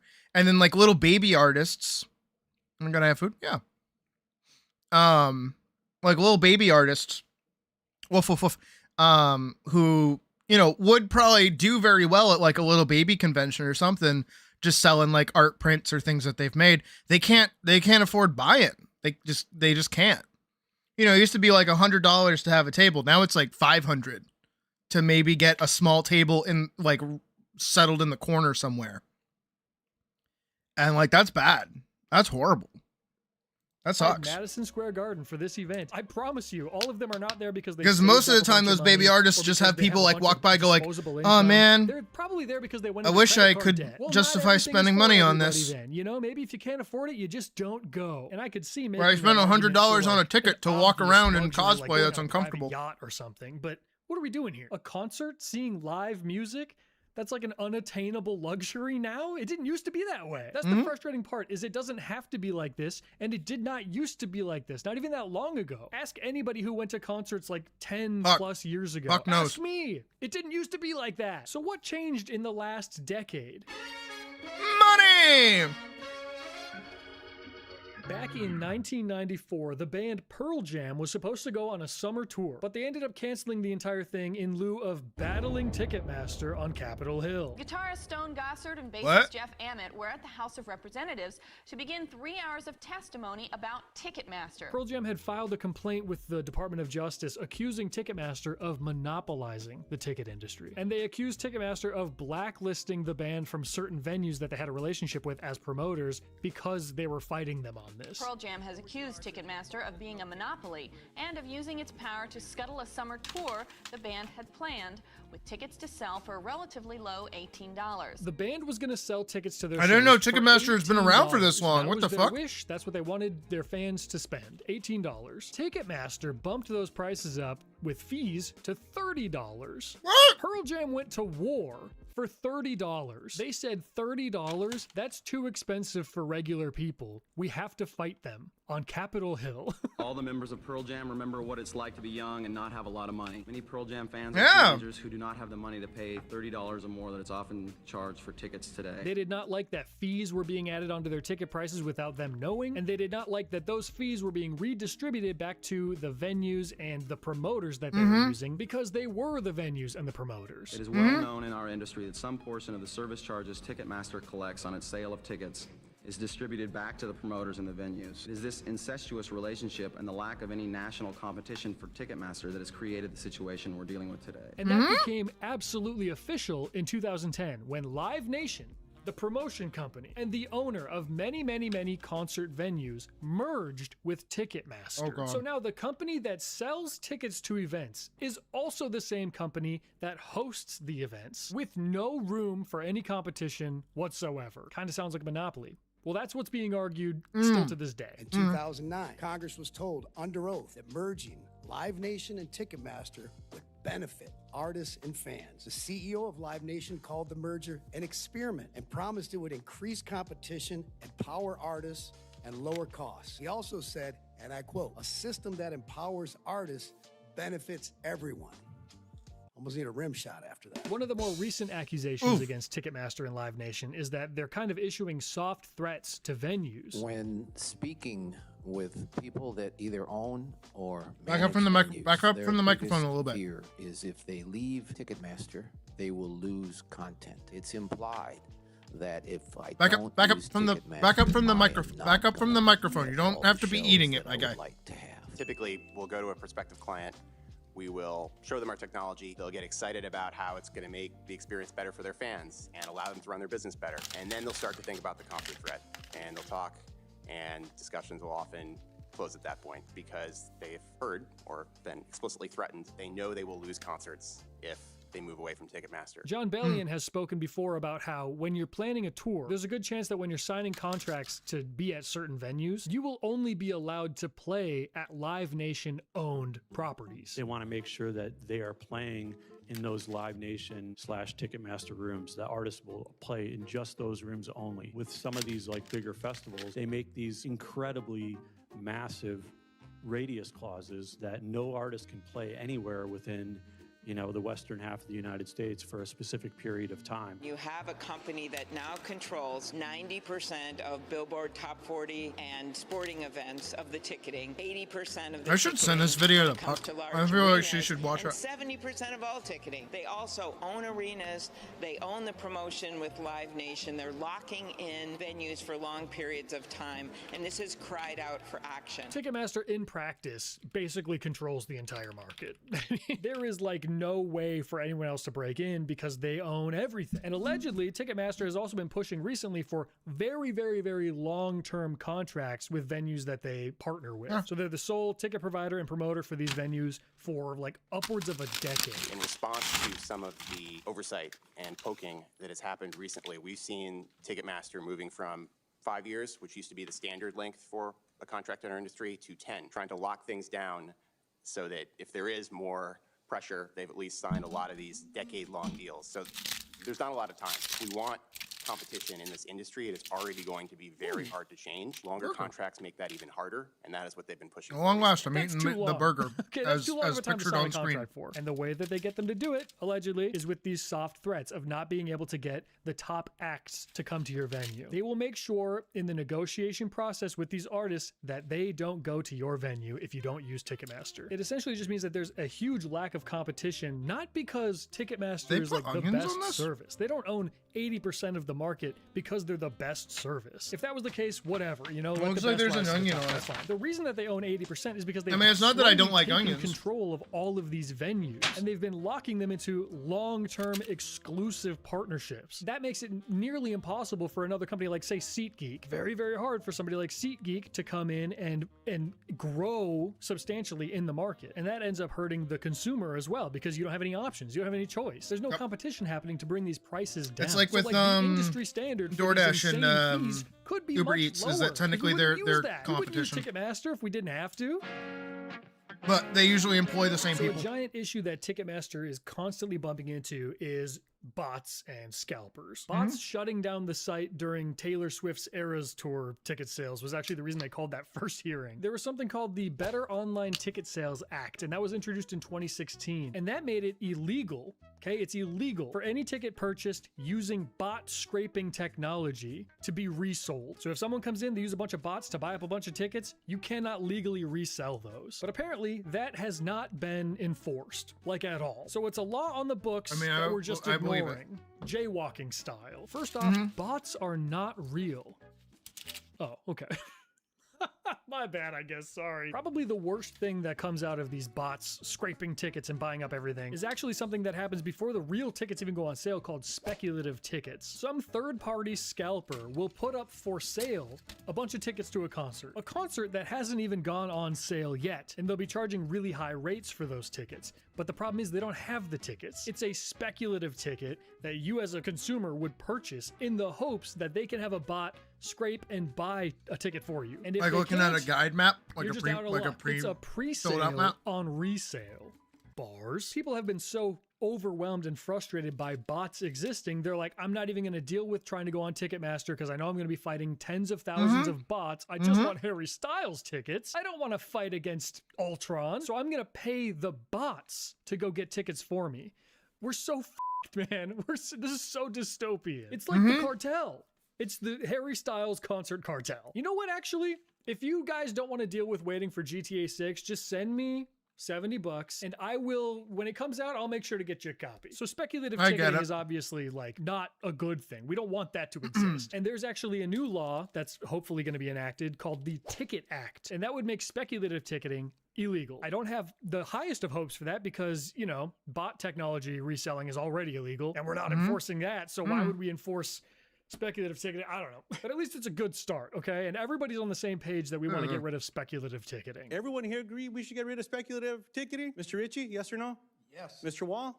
In stronger terms than he... Mr. Berry? Yes, Senator, pass the Ticket Act. Absolutely, Okay, 100%. well, Mr. Chairman, I'm glad you're here, sir, and we hear this, and all the staff in here hears it. And maybe we can just offer this up next time we have any bill that comes in, since we're in the Senate. So I look forward to doing that. I also love that this guy is so fired up about it. Finally, somebody wants to get something done. We're not just spinning our wheels. Let's get something done. How about that? It's all broken. Everything is completely broken. There was a solution proposed at the first hearing to eliminate transferability of tickets. What if we adopt a rule that said tickets are non-transferable, and we're going to cap the fees that are added on here? You want to cut out bots? Make it non-transferable. If we do that, now we've done something. I recently saw that Noah Khan is adopting this strategy, and people were really excited about it. They're like, oh good, we're gonna have non-transferable tickets, and if you want to resell the ticket, you can only resell it back to Ticketmaster for the face value price of the ticket. So it's not that you get the ticket and then you can do whatever you want with it. It's also not that you get the ticket and then you're stuck with it and can't do anything with it. You can get the ticket, and if something happens, you give it right back to Ticketmaster. That makes the most amount of sense. Different than that, you're not restricted to giving the ticket back to Ticketmaster. You can sell it to somebody else, but only on Ticketmaster's resale platform, and only for the base price of the ticket that you purchase. So you are losing out on the fees that Ticketmaster collected. They get to collect the fees still, but you only get to get back the base price when you sell it to somebody else. That feels like maybe the solution. I don't know for sure though. I'm so hesitant to say that there's any real solution, but that feels like maybe we're getting there, because then scalpers can't come in and buy a bunch of tickets and resell them. So unfortunately, it feels like the solution to all of these problems is just to allow Ticketmaster to keep everything to themselves. And I don't like that either. Like that just doesn't feel right either. It's a lose-lose, lose-lose, lose-lose-lose. And then everybody is able to do that. Because right now it's like we got to the point where Ticketmaster owns everything, and they created all these problems, and now the solution is just, well, let's just let Ticketmaster control everything themselves, and no third parties can come in, nobody can do anything. It's just Ticketmaster they handle everything on their own. That feels wrong. That does feel I don't wrong. like the way that is. Kind of feels like they're taking their ball and going home. No one gets to play with this anymore. But I'm just some moron. I don't know what the hell I'm talking about. I'm rambling. The last thing I want to talk about is the way that Ticketmaster's system is bad for artists. We already know that it's not great for fans trying to purchase tickets. They have not created the best environment for that. Well, it's also not great for the artists. Ticketmaster actually got in hot water again recently when Olivia Dean put tickets for sale for her upcoming tour, and she was seeing all these insane fees tacked on top of the price that she thought she set for her tickets. So her and her team actually went back and forth with Ticketmaster a lot, and they were like, what the hell are you doing? That's not what we said we wanted to charge. And after that, Ticketmaster actually said they activated a face value exchange for the tour to ensure that any future ticket sales on its site were capped at the original price paid with no added fees. And then they said they would refund fans for any markup they already paid to resellers. Okay, if they can do this, why have they not just been doing this every single time? Why does there always need to be some kind of large public outcry before these companies will apply these policies that they have? They can be doing it right. They can make it smooth. But they want the money. They want the money. It actually said, and I quote, every artist and their team should be granted the option to cap resale at face value ahead of on sale to keep the live music space accessible for all. And I would even go a step further. I agree that every artist should be able to cap the resale so you can't buy a ticket and then sell it for 8 times its initial cost. But I would go a step further and say, that's not an option, guys. That's the only thing that you can do. It should be required that you can only resell at face value. That's right. I'm proposing stricter regulations. Sue me. I just think we got to do something. I actually don't know what the right move is, but I think we got to do something. The problem is people are always so quick to blame the artists when stuff like this happens. Like they should know all of this before the tickets go on sale. And yeah, maybe they should, but also every artist isn't a seasoned businessman. Most Yeah. artists are just artists. Yeah. Like I had an instance a few years ago where by default I was selling merch. By default they were charging more for like a double XL, triple XL, 4XL t-shirt than they were for a small, medium, large. And they said, oh, you know, there's more fabric, so it's more expensive. But they were charging like $2, $3, $4 more for a t-shirt. And I didn't know that was happening. I didn't even know that was a thing. So I got a few messages from people being like, hey, you scumbag piece of shit. What, you hate people that are bigger than you? Yeah. You piece of shit. And I was like, Yeah. whoa. No, I did not know that was happening. I didn't even know that was a thing. So I went in and I had to manually change all of the prices. So anyway, all that to say, sometimes we just don't know everything that's going on. How could you possibly know every single thing that's going on, right? And you live and you learn, and hopefully people learn from stuff like this. Maybe another artist doesn't have to learn it for themselves. Maybe they can look at what happened to Olivia Dean. Maybe they can look at what happened to Harry Styles, and they can learn from it, and they can skip the nonsense. Maybe they can do what Noah Khan did and cap resale at face value and only sell back to Ticketmaster. Maybe they can not allow platinum tickets to be sold like Harry Styles has allowed. Just don't do that. Just have all the tickets be the same price, or maybe even do tiers. Like stuff way up close is a little bit more expensive because it's a better seat, and then it gets cheaper as you go back. At the very least, from everything that I've seen, I think this is a good thing, that this feels like a completely bipartisan issue. All those Senate hearings that I watched, everything that I see in discourse online, very bipartisan. Everybody says, this system is broken, let's fix it. And we're slowly coming up with ways to possibly fix it. I myself have a solution. Would you like to hear it? I don't know if it's the solution, but I kind of like it. I'm going to use Harry Styles' tour as an example. Those shows, let's just say the average ticket price for the 20,000 seats that are sold out, say average ticket price like $500. I do have another drink though. That's a lot of money. That would mean that the show is bringing in about $10 million in ticket sales every night. 30 nights, $300 million. Wow. Instead of bending your fans over a barrel and showing them the 50 states, what if we had a giant corporate sponsor?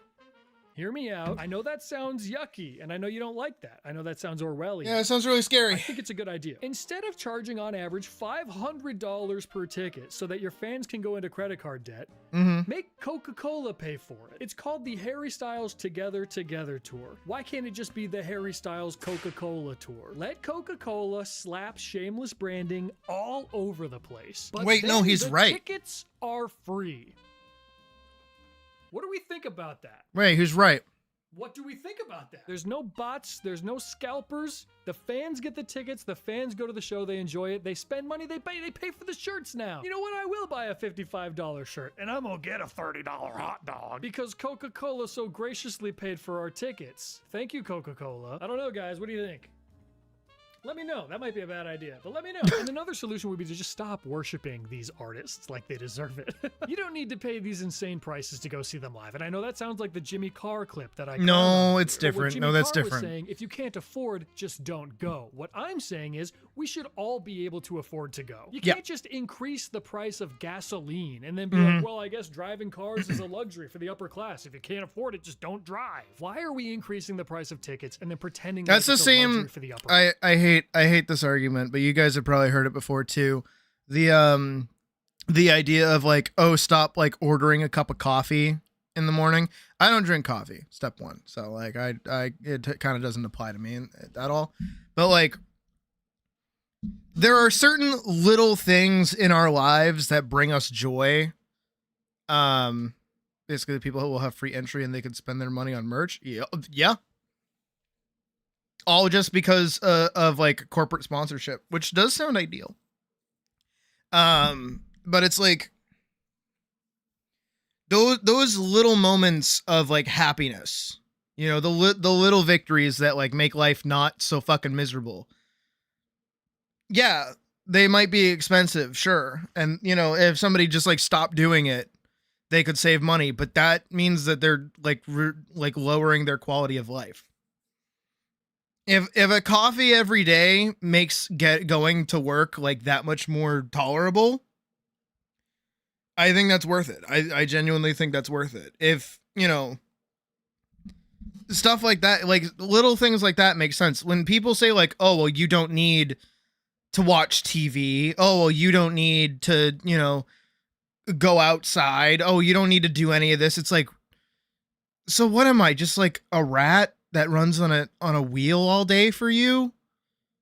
and like does work and then go home, sleep, go back to work, like what's the point? What's the goal there? What's the end result of that?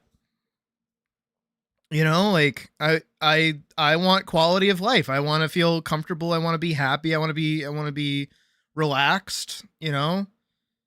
And I don't want my life to be fucking miserable. Yeah, I'm okay with having bad days, but like stopping coffee is not going to like make my money magically appear in front of me. Like that's not how that works. It's really dumb. Versus like the other end of it, just going off of what Scott's saying, is like, I'm not like, don't stop buying coffee, but stop buying the overly expensive bullshit and showing them that you're going to pay for it. Like, that's dumb. I know it wasn't perfect all the way back in like the early 2000s and the 90s with like Blockbuster and shit, but it's like, man, back in the day, like shit just kind of made sense, you know? If a game needed an update, it couldn't do it. The game had to be out when it was out. And if a game released and it was buggy and broken, nobody bought the game. You know, that's how they did it. DLC, what the fuck was that? Couldn't even connect to the internet half the time with any of those old consoles, you know? Hell, even just like, you know, general stuff, man, like it sucks, dude. Life sucks, man. Class. That's annoying. You're being Yeah. annoying and you're being cringe. Stop. Yeah, Maybe the being least we cringe. can do is stop buying resale tickets. Maybe don't buy a resale ticket for the Harry Styles tour. Maybe make him feel it just a little bit. He still got paid. You know, he got paid for all the initial sales. But maybe when he looks out there and he sees all those empty seats, he says, "What have I done?" And then he goes and he cries on his Scrooge McDuck pile of money. I don't know, guys. Whatever. They're going to make it into a movie. They're going to make it into an Amazon Prime tour documentary. He's going to make another $100 million for that. So just watch it when it comes out on Prime. Even looking back at like the Live Nation stuff, I realized that like you don't have to fucking blow the building up. You just got to create the stir to at least try to have the conversation. Okay, I hope that made sense. I've just been reading and watching a lot. No, I get about that. this No, I Ticketmaster agree. stuff. I think that's like it's like a problem across multiple different aspects. I think it's becoming like a rapidly growing problem. It's not even necessarily like monopoly. It's just how much stuff is like dictated by technology and how much that technology gets abused by bots and robots and other things like that. And scalpers and shit. I mean, just look at fucking Pokemon, you know? I'm surprised it hasn't hit like Magic the Gathering, but I guess just because like Pokemon has like more sought after cards than Magic does, but I don't know. I think most of that shit's like really fucking stupid. And a lot of it comes down to TikTok. Sorry. It's a TikTok rant in the oven, which is that like you guys have probably noticed it, and maybe you guys have felt it too. I'm also part of the problem. I always have to refer to myself as part of the problem. Is the rapid like side hustleification of having hobbies. You're not allowed to just enjoy doing things anymore. You can't do that. If you are playing a video game, why aren't you streaming? Why aren't you making YouTube videos? Why aren't you covering it for TikTok? If you are playing video games and you're not doing any of those things, you are still interacting with those pieces of content. Hi. Sorry, I'm part of the problem. But I hope I'm like a good part of the problem at least, you know? Trying to make stuff and try to teach you guys stuff, so like that's my angle. But like you know, how many people out there exist in this sort of mentality, especially in like the modern gaming sphere, right? Where it's like, hey, I'm really good at this video game. I should start streaming myself playing this video game good, because then that means people will watch me and give me money for playing a video game good. And then they do that. I mean, hell, when I do my Deadlock streams, like the other day, people always tune in and they're like, "What rank are you?" And then when I tell them, they laugh at me. And that kind of sits with me for a while. Because realistically, the thing that gets me about that when they laugh at me is like, okay, what's the point of that? Rank doesn't matter. I'm just playing the game for fun, dude. Just having a good time. Just hitting buttons. Having fun. Do you not have fun when you play the game, or are you like just angry all the time? Like what? What is that? And that's just like, that's all over the place, you know? And that's why so many games turn into what they are now, is because like they know if they if they make the hero shooter game that everyone's going to play, that means that the streamers are going to play that game. And then when the streamers play that game, so will the little baby streamers. And then so will the people who want to be streamers. And then so will the people that want to like stream snipe the streamers. And then it loops in on itself. And that's why gaming is a hunk of shit right now. It's garbage, and I hate it. And then you have the other end of it too, where it's just like in general, everything. It doesn't matter what you do. Crocheting? Oh, well, why aren't you like doing crochet tutorials on TikTok? You could. You know, you're drawing all day. Oh, why aren't you posting your art to social media all the time? What the fuck is that? Like, you should. That's how you get popular. That's how you make money. That's how you get anywhere. That's how you do things. Oh, what's that? You make music? Well, you should be uploading to SoundCloud all the time. Why aren't you? What? You just like have fun doing something? Pfft, that's not allowed. You got to turn that into a job. You got to make that worth your time. You got to work and make that worth money. Money, money, money, money, money, money, money. That's just how it goes. And it's the same thing with music festivals and shit. And it's the same thing with streaming and shit. It's all over the place. It's not, I don't think that necessarily money is bad. I think it's just that like,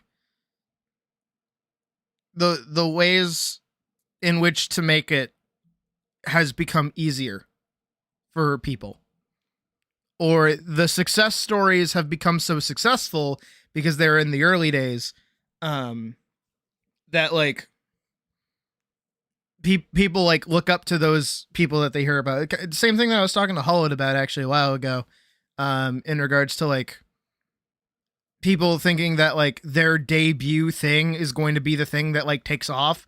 And when it doesn't, they get really upset and they go like, well, this person made this one thing that was, that I've heard of. And that means that like, they only made the one thing. How come they got lucky? It's like, they haven't made the one thing. They've made like a billion things. And you just didn't care enough about it before they had made the thing that like made them popular, actually. Like I'll freely admit, sorry, like every time I hit that button, it changes the zoom on this. I'll freely admit that Markiplier was not one of my favorite content creators way back in the day. I didn't really like him too much. You know why? Because he was making horror, well, not even horror content. He was just like playing random online games similar to PewDiePie. But he wasn't really like funny to me. Like I didn't really enjoy his content. He was a little too cringe. He was a little too like lol random, and I didn't really fuck with it. And then Five Nights at Freddy's came out, and I watched him play that. He was like the first one on it, besides Yami Mash. Yami Mash played it first. But like Markiplier was like really entertaining to watch, and he was actually kind of good at the game until it came out that he cheated on Five Nights at Freddy's 2 2020 mode. That kind of sucks, but I don't really give a shit because he still played the first one. It's whatever. And then that's when like Markiplier started to get like good to me. Also, he started playing more like horror games after that. And he did the 3 scary games thing, and that was good. And PewDiePie stopped making content. I used to watch him all the time, you know? But it's like Markiplier had been there for years before Five Nights at Freddy's like really took off. And I'm going to say this in regards to you guys as well, and for me, because, you know, the content train will never stop. The day that I have whatever fucking blow up video that causes me to like start skyrocketing, because it'll happen. It will. I will make it happen. Whatever video that is, whatever series that gets that, whatever happens, whatever makes me go, Pachoo! I'm always going to make it known. It's like, hey, like I've been here for a while. I didn't just pop up because of this one video. Same thing with the, actually, you know what? It did happen. It'll happen again, but it happened already with the Atlas video. Most of the new people here only know me because I did the Atlas video. And then they started watching streams afterwards, or they started like hanging around because, you know, the Atlas video was good. Because the Atlas video was the only one to pop off. But here's the thing, is that I had been streaming for about a year before the Atlas video popped off. And then on top of that, I've been making animations on YouTube since before I even started streaming. So like, I've been here for a while. I've been working at this shit for a hot minute. I had like almost 400 subscribers when I first started like actual streaming. Usually people start with like none or maybe 2 somehow. I don't know how they do that. Guilty. But that's okay. Like I'm not mad at you guys for showing up late to the party. That's fine. That's how growth works. Imagine if I did get mad at you. I was like, you weren't here at the very start. Get the fuck out. Why are you here? But I wouldn't do that. Also, I'm gonna fix the fucking webpage. Stop doing that. I know why it does it. I need to fix my thing. Anyways, point that I'm trying to make is that, like, you know, it just sucks. It sucks for everybody. And you guys should just have fun. You guys should focus and prioritize having fun over anything else.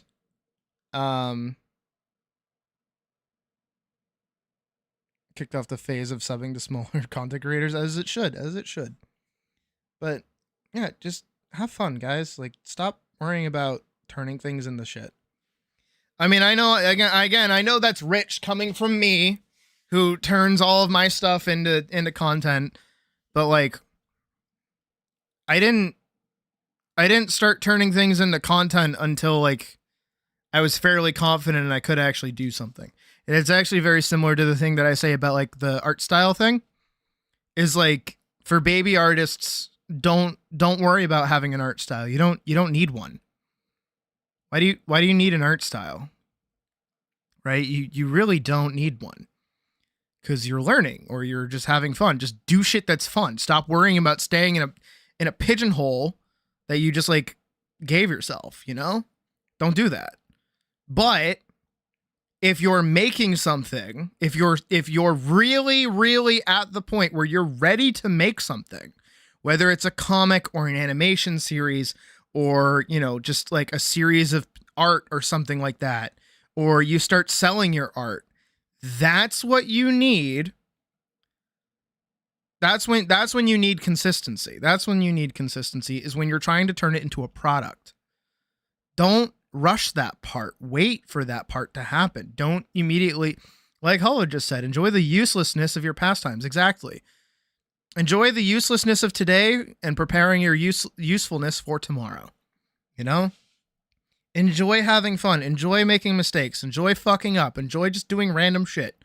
Enjoy sitting quietly in your room, drawing things that most people will never see because most of them cannot justify spending $30 for things like that. Exactly. Case point.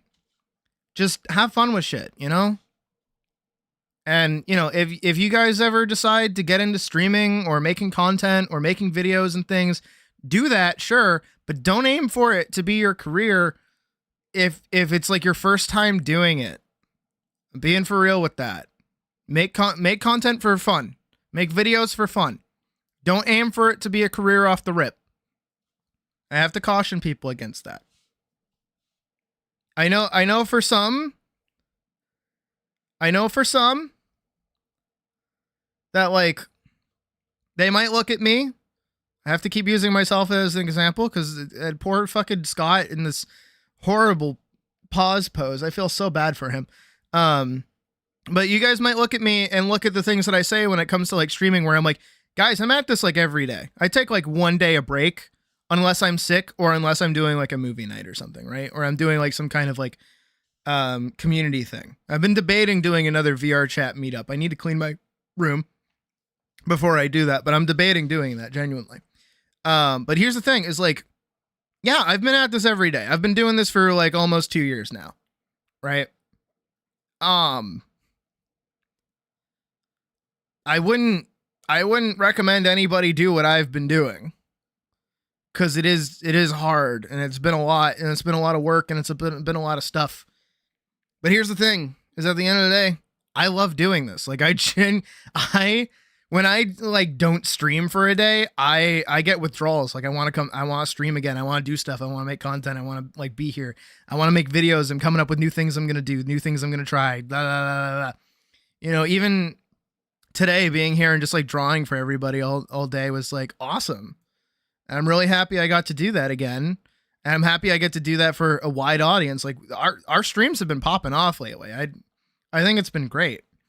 And the turnouts have been fantastic, and I hope people feel comfortable hanging out and just like watching. You know, I feel like it's been pretty good, but like I love doing this. And it's no different than somebody who loves doing construction. Like they just love building a house. But not everybody can build a house. Same thing with people who do sports. Like not everybody can like get punched in the face for money. But there are people out there who love doing it. I did not love it that much, but I did enjoy my time with it. You know, and you gotta take your time and figure out what you like. And, you know, there's of course a part of me that wishes everybody could hit this point where like you could just like make content all the time. I know I'm super lucky. I can't say that like this is like, what's the word for it? That this is all hard work. No, this is pure luck. That again, we have to give like massive props to Hollowed. Like huge props to Hollowed, but it's like if it wasn't for Hollowed, I probably would have had to quit a bit ago. Because these jobs ain't biting. This is getting bad. If it wasn't for Hollowed, I wouldn't be able to make rent this month or even last month or next month even, technically, kind of. We'll see how that goes. But like Hollowed's been a massive help. And there's no real understating that. But again, not everybody can find the suspiciously wealthy furry that cuts cheese. Not everyone can have that. And some people will find it sooner. Some people take years. Sorry. The tea is fighting me on this one. But I'm lucky to be in this position in general. Yes, everybody thank Hollowed. If it wasn't for Hollowed, I wouldn't be streaming right now. I would have to. Yeah, we're gonna have to get you a new fucking title at this rate. You're fucking racking up points. You've far surpassed Type in the amount of donations. It's like, holy shit. The fuck goes above a worshiper?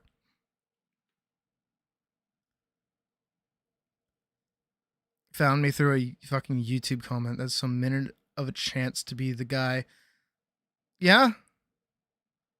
Yeah? Wait, you found me on a YouTube comment? When was that?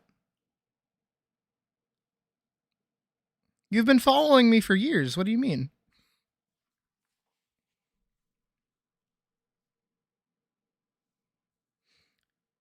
But it's like devotee. No, there's got to be something more. But like again, not everybody can hit this point. And I wish everybody could. I wish Hello didn't have to spend, you know, their hard-earned cash on little old me to be able to bring you guys content every day. You know, I wish YouTube was doing that shit. YouTube like just taking their fucking time. Profit? Maybe. Not profit with FIT, but like profit like PHET. But yeah, I don't want you guys ever to think that like I'm gonna take this shit for granted, like ever. Like, yeah, I'm gonna get sappy for a second, so we're gonna be over. We're gonna be here for a sec. Wrong button. Stop that. Get out of here. Nah, the crying face is a little too much. Here, we can do this. We can do this. Like, sappiness. It was on a Berserk video. It talked about how Elise was. No shit. Oh my god. No, you're right. I remember that comment. Holy shit. Yeah. Yeah. Whoa. That's... Whoa. Okay, blast from the fucking past. Hot damn. No, yeah. Whoa.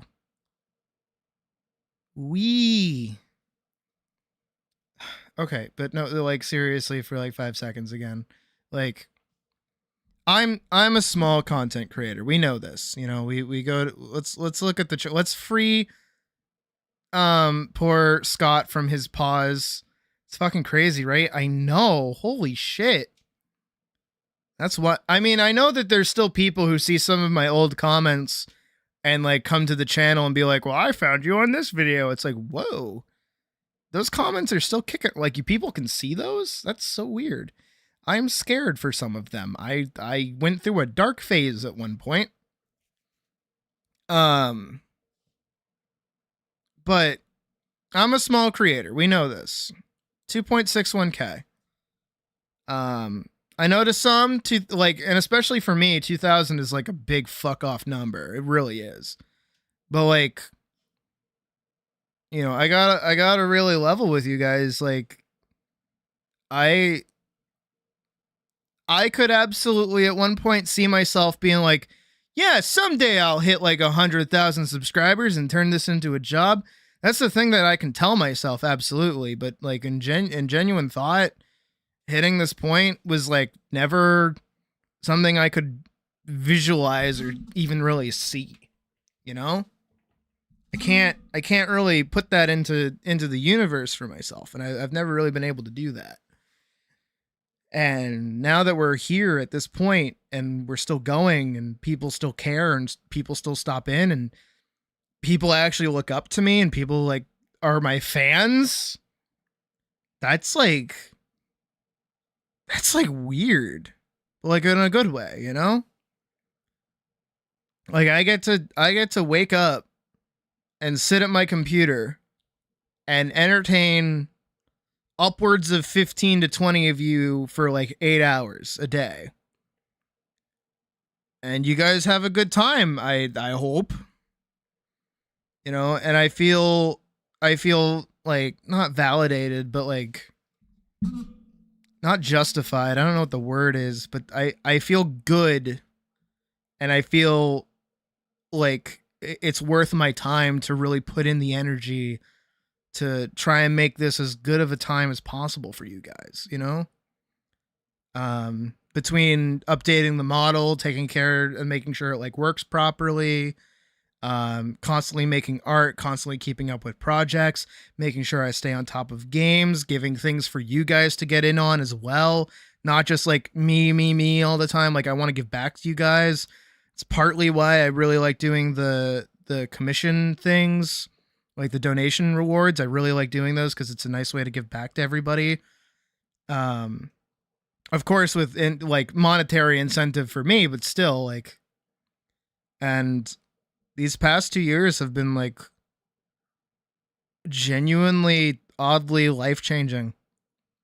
And it's more than just, you know, being able to breathe a little easier because Hello is sending me money that lets me pay my rent, but like also just, you know, having so many people surround me, you know?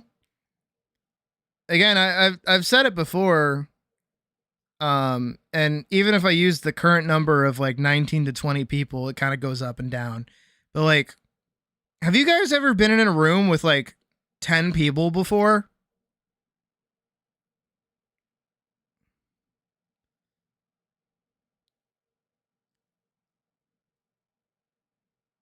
Thank you, Holland. No, genuinely, I appreciate that. I like, I wish I had like more flowery words and things that I could do for you. Well, I mean, I could, but like, you know, I wish there was more I could say. Like, I'm just, I don't know, every so often.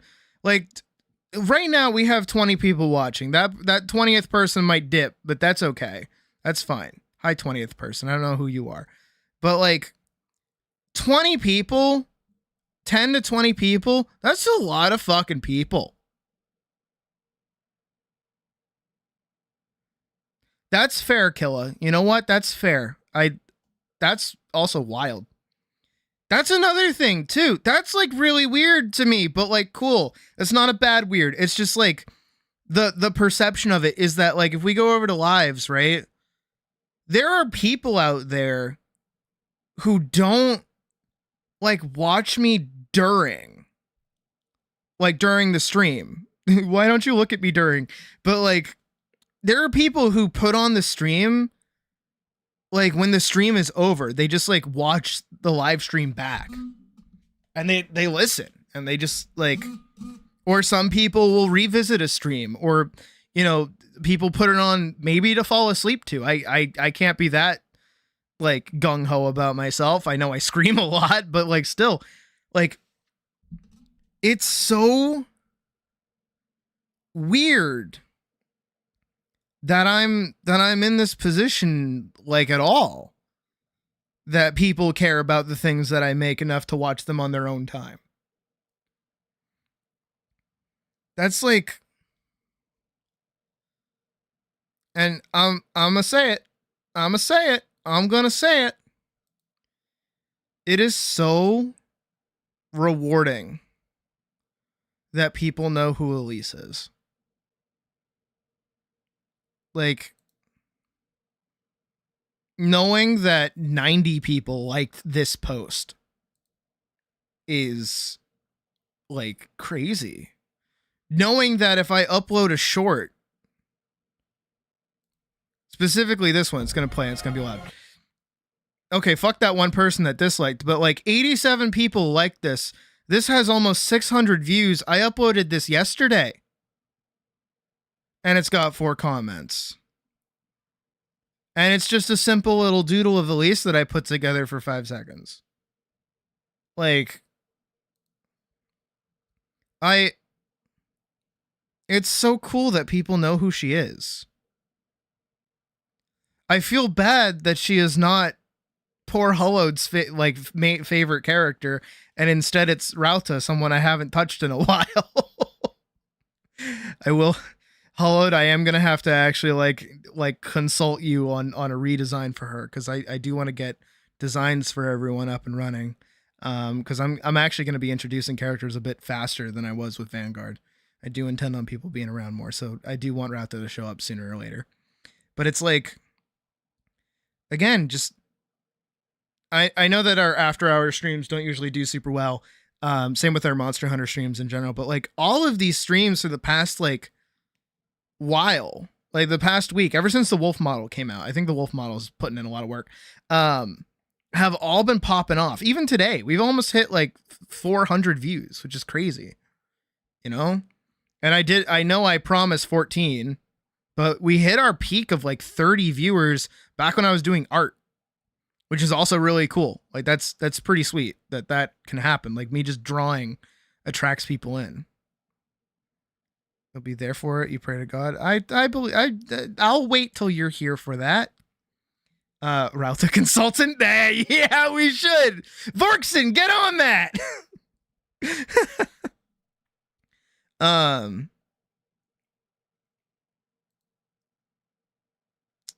It's just really strange, you know, and it's a weird, warm feeling that so many people seem to care about like what I have to say and what I do and things like that. Scale sucker. Vorkson, get on that too. Oh, Vorkson.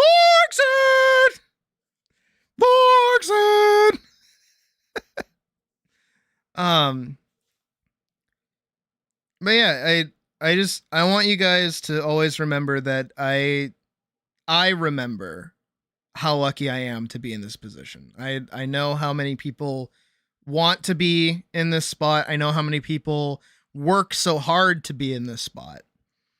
And I don't want to drop it. You know, I don't want to lose it. I'm determined not to lose it. I'm going to keep this going. I have no reason to quit. I have no reason to stop.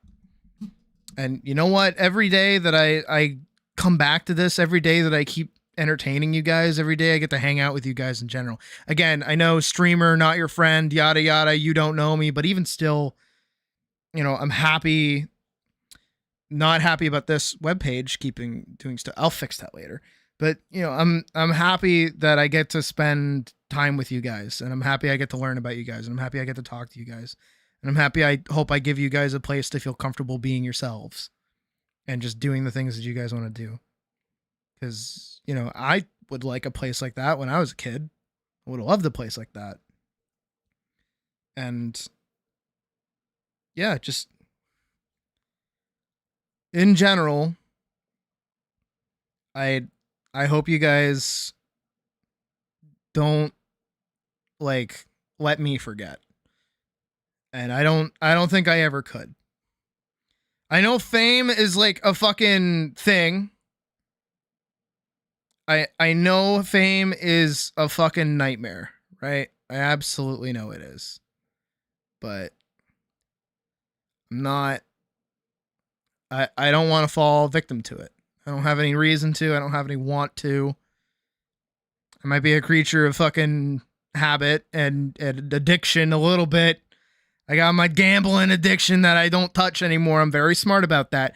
If you guys ever want to ask, if you ever want to know about my fucking, you guys ever want to know about my gambling addiction, just ask Puck about the time we went to an arcade and I burned all of my money on the fucking coin dropper shit. It was not good. It was not a good time.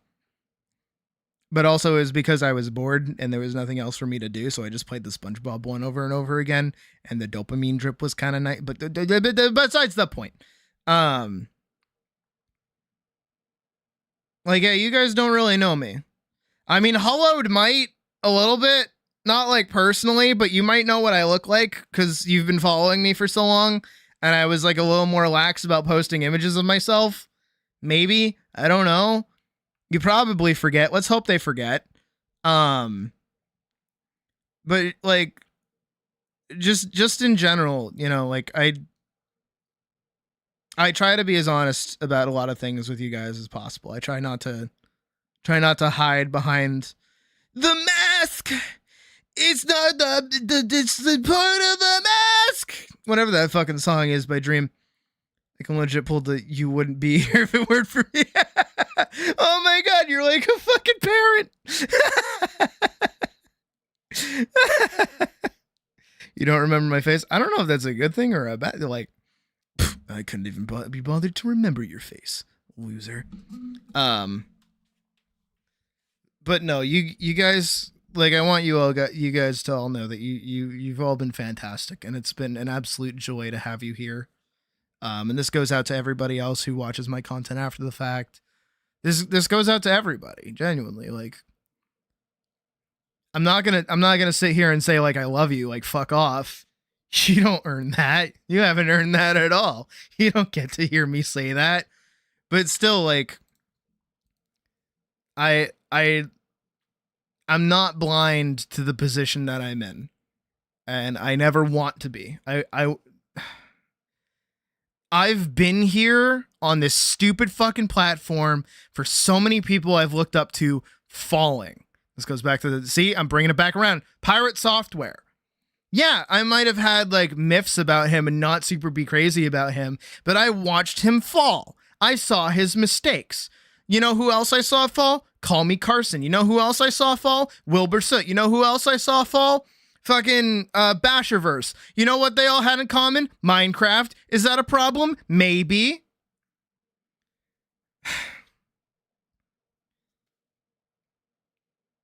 I used to like Onision. I actually used to watch unironically. I used to watch Onision unironically. I used to like his content. He's the reason this is so fucking silly. He is the reason I didn't go like full anti-SJW back in like 2016. Because he made a video forever ago about like why it was stupid to hate feminists. And he's like, how can you hate women? Like, if you're anti-feminist, that means you hate women. Like, why do you hate women? And I was like, that's a good argument. And it came from fucking Onision of all people. Shadiversity, the man used to be so cool. God, man, I used to just... The only reason... Sky does Minecraft. Oh my god! The only reason I didn't like Shadiversity's videos is because they were so fucking long. And he was long-winded. But I believed anything that he would usually say. I remember watching his, like, sword draw. Actually, you know, come with me. Let's go on a little journey together, shall we? I don't usually show it. But we're going to go on a little journey. Come with me. Come with me. This is my old DeviantArt. Feel free to peruse. Dead name might be here occasionally, but come with me. Come with me. Come here. We're going to go kind of far back a little bit. A little bit more. A little bit more. A little bit more. Don't look at that. Surprised it's not like actually censored. A little bit more. A little bit more. I actually don't know where it is. I know what I'm looking for. I just need to find it. In my old DeviantArt, feel free to look up Tenvy and Rabbit. Whatever you want. Just don't look into old art too much. And old shitty comics. Remember, I used to be bad at this. I got better. Not even that. It was when I was playing fucking Skullgirls. I actually remember it. Oh my god, I drew her naked so many times.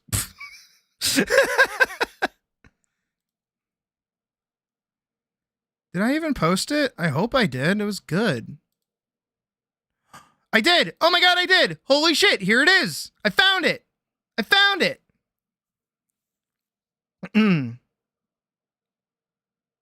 Cobain Manny 456, no idea.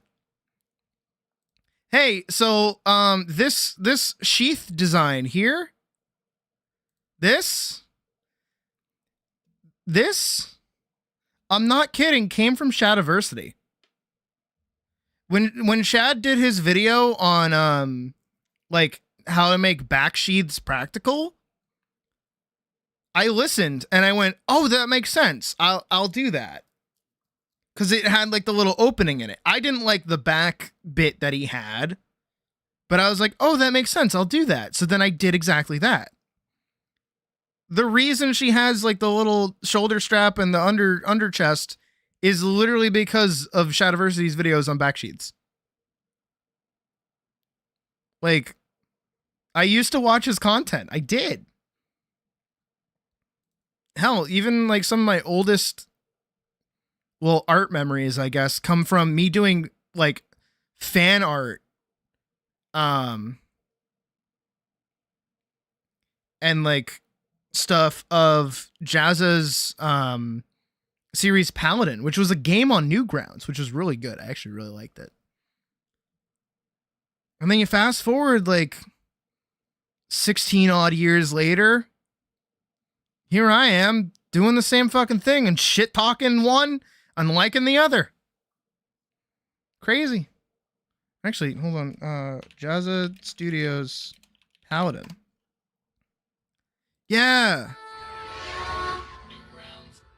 Yeah. Dude, this was the shit, man. I remember this. He made a game out of it, too. It was really cool. Oh my god, it's so old. Holy shit, it's so old. And this was all made in Flash, too. That's even better. Oh yeah, there's that Flash gradient. We all know it. The looping fire VFX, yep.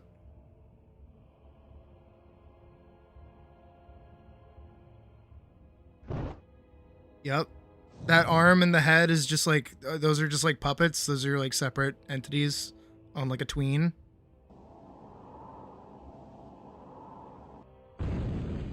Yep, there's, yep. And the sound effects too that were pulled like straight from fucking, yep, all those are like the same animation. You can see where the joint, like separated there.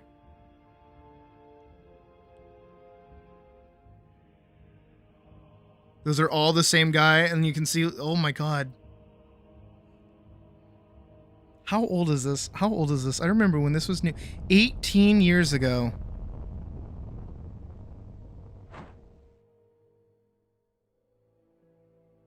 Yep.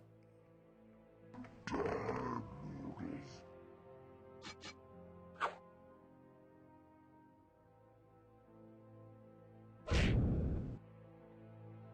we get... Oh my god. The fucking old music too. Yeah, okay, this is the tutorial section that's in the game. Is that you play as like the young kid. And he like learns how to like swing a sword. And it's like your tutorial system. It's like, this is how you attack. This is how you do this.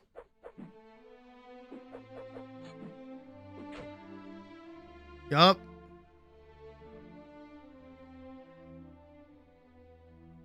And then he becomes like an adult.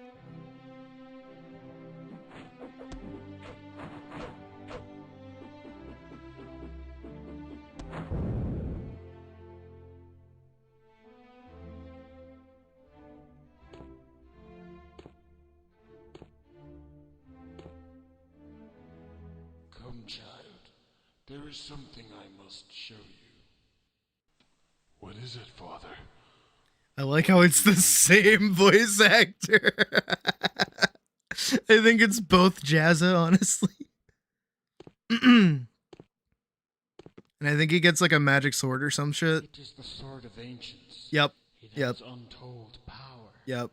And I feel you are now worthy to use it. And then he, yeah!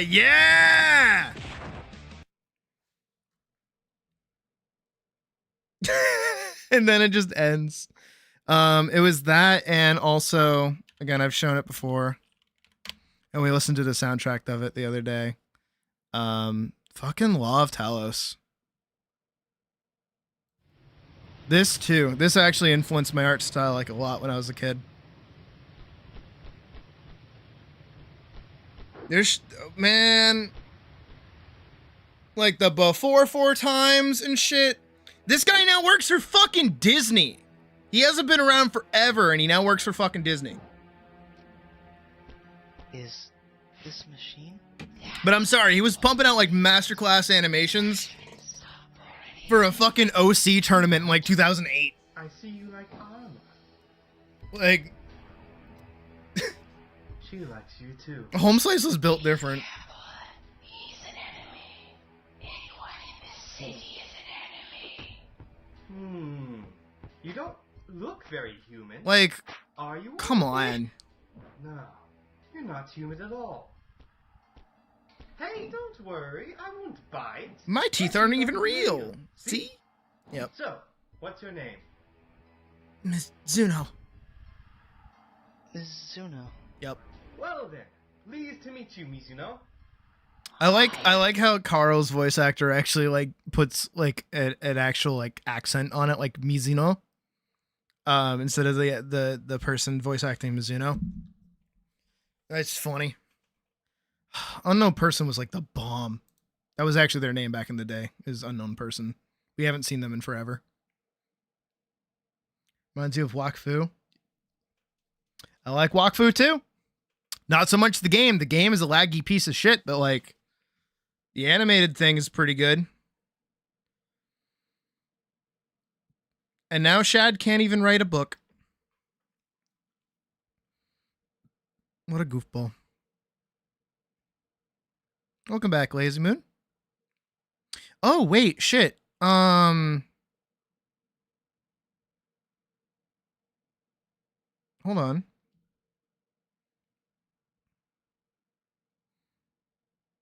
I know a lot of people don't really care about it, but I got his brother can. Oh yeah, his brother fucking can. We're gonna wrap up the night by doing some Monster Hunter. I've Flame Fet is ending this week, so I forgot to do it. Did anyone honor? Oh, I did. Oh my god, I did. Oh my god, don't even get me started on Tobuscus. Holy shit. Oh, to wrap up the thing I was talking about, don't let me forget where I came from. I definitely won't. I've watched too many people fall and break and fall and like eat shit and be horrible people and do horrible things. I'm gonna do everything in my power not to be like that, because I don't want to do that to you guys. I want you guys to what I want to be a Matt Pat. I want to go out by saying goodbye, everyone. Thank you for watching. I'm out. And then just never stream again. That's what I want to do. On my own fucking terms when I'm like old. But not anytime soon. God, not anytime soon.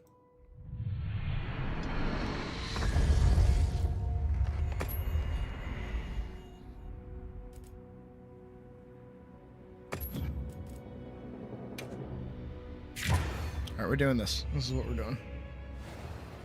But yeah, again, thank you guys, like everyone, for sticking by me and supporting me and helping. Even those of you who can't support me monetarily, those of you just stopping in and hanging out, does more than you realize. And maybe someday, if you... 18 hours left. Oh god, I don't have any time. If any of you end up becoming streamers yourself, you'll realize sorry, I'm hitting buttons. You'll realize just how important it is for people just to stop in and say hi. Will I be streaming more commissions tomorrow? Yep, yours is next. I have you and Nate here next. I both have an order and not an order at the same time. What am I full up on?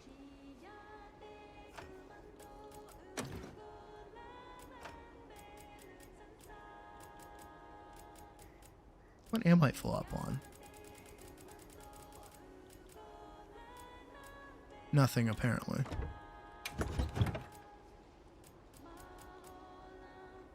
Oh, no.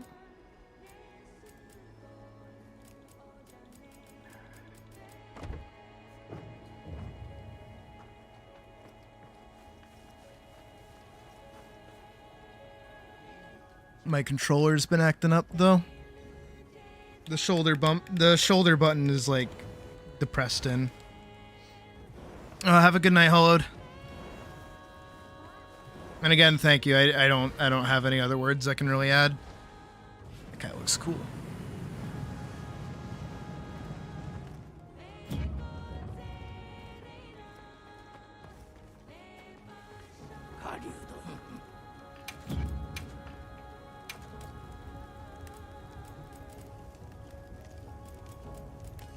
Harvest, diver. So I learned that I can get the diver stuff through the event quests, and I don't need to be doing them.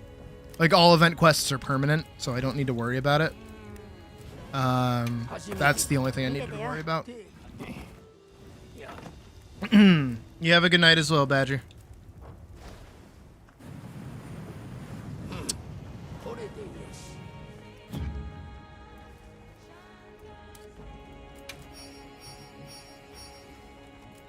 Oh. Alright, I need to go... Not yet. I know what I'm gonna do. I'm gonna give you guys a show.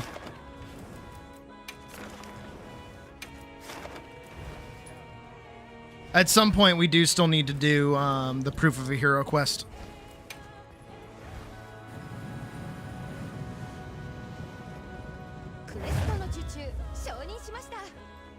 Who's messaging me? It's a Discord.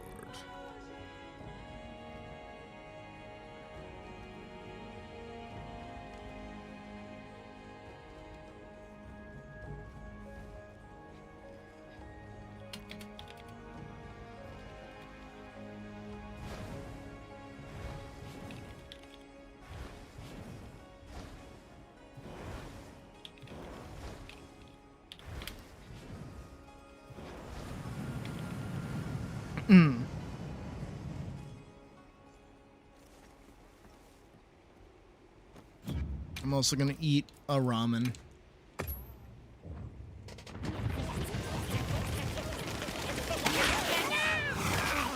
And I'm gonna do an AT arc build fight. Because I'm finally strong enough to be able to do it. God, I want ramen so bad. Like real authentic ramen again. That shit's so yummy.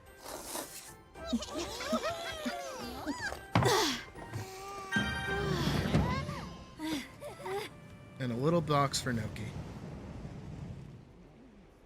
Alright.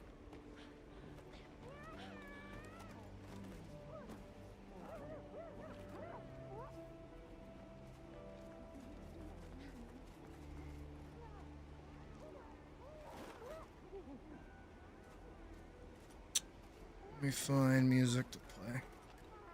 I think Eurobeat's probably our best bet. Let's go.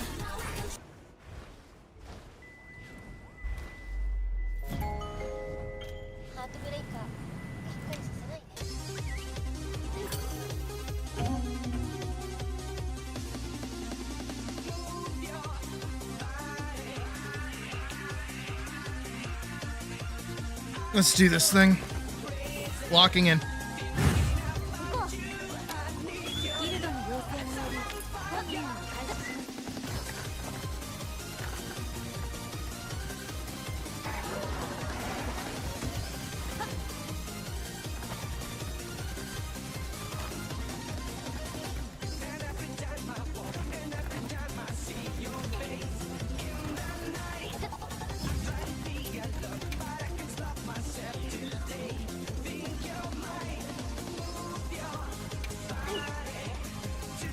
Good, making sure.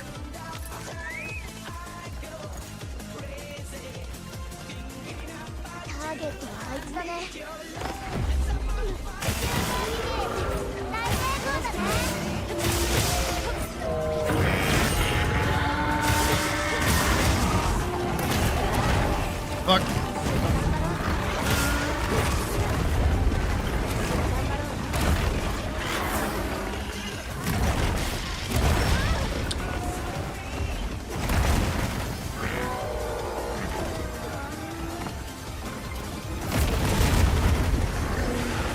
Okay, the stone kept me alive.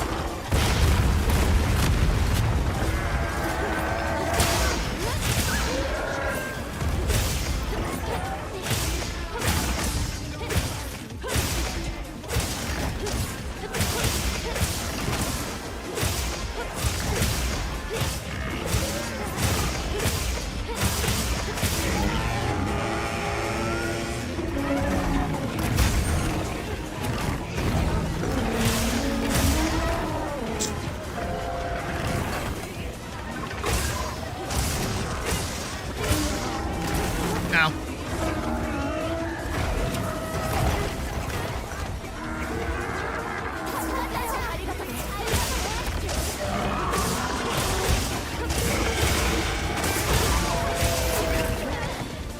Ooh.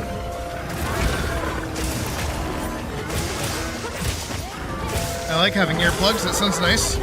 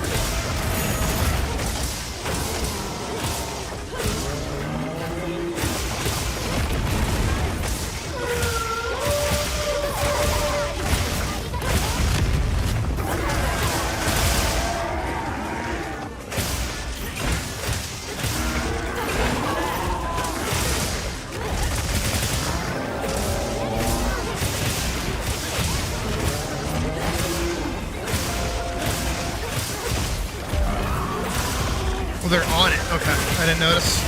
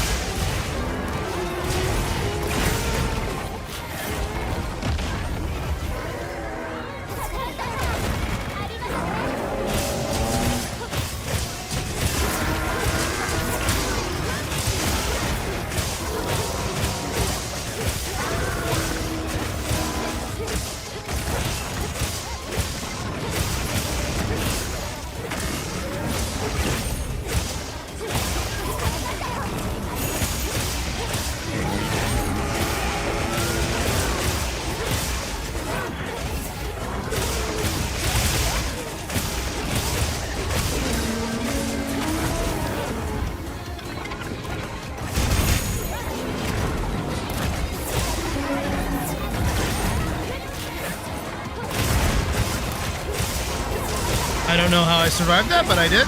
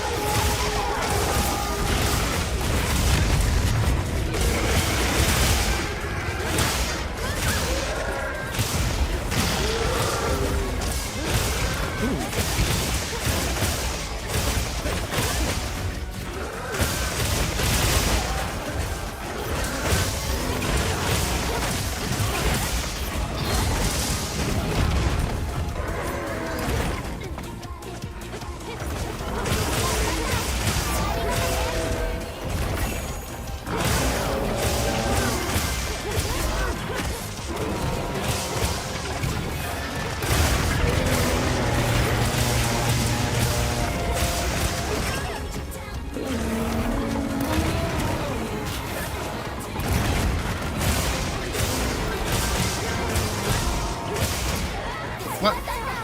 How did he hit?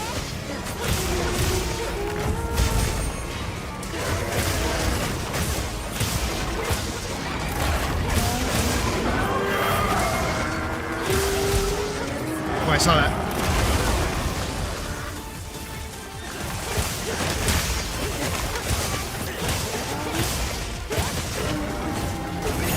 Ah.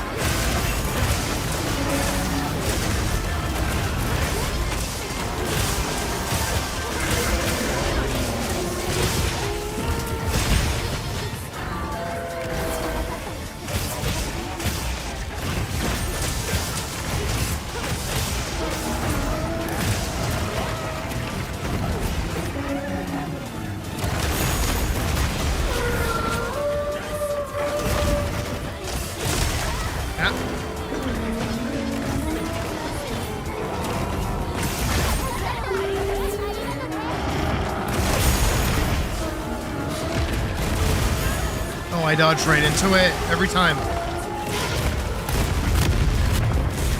I don't know how I lived, but I'm still alive somehow.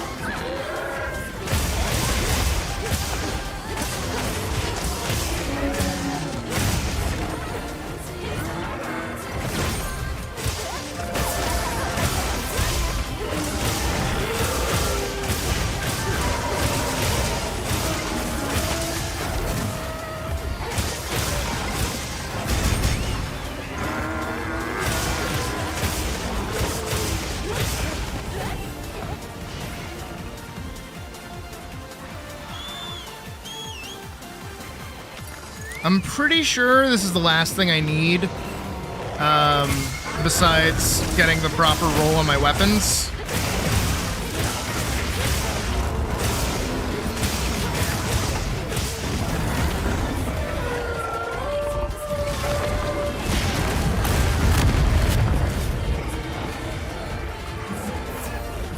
Because, I just need guts on both my swords. And then I'm pretty much like ideally as strong as possible. But I need Arc Tempered's thingies. What are they? The tickets, so that I can transcend my armor. 'Cause I think I'm using a part of him. I think. No, I'm using Dahad, that's right. That still hit me, okay.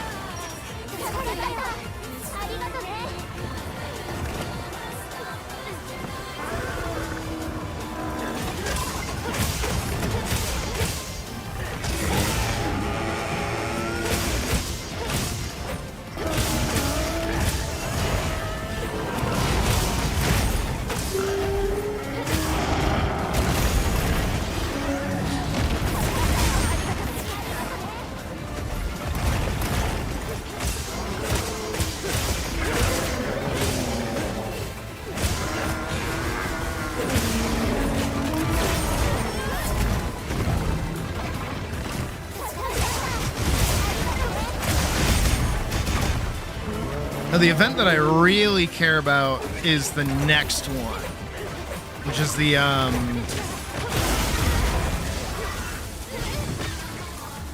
Halloween event that I guess is going to happen tomorrow night.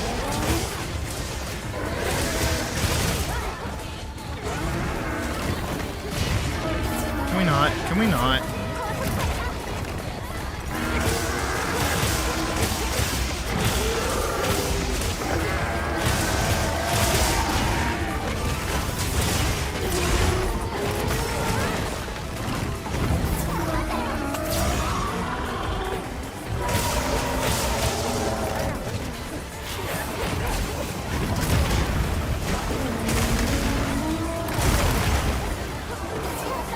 I don't want to talk about.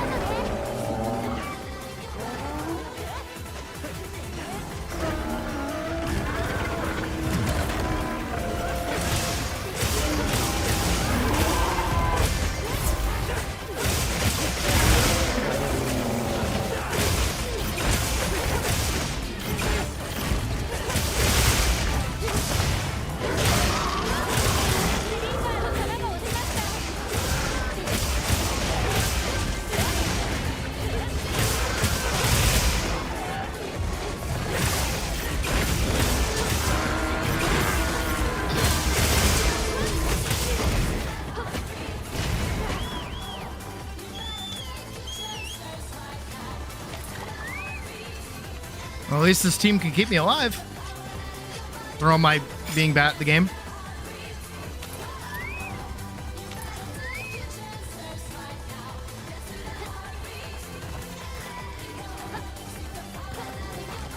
He's up there, not up here.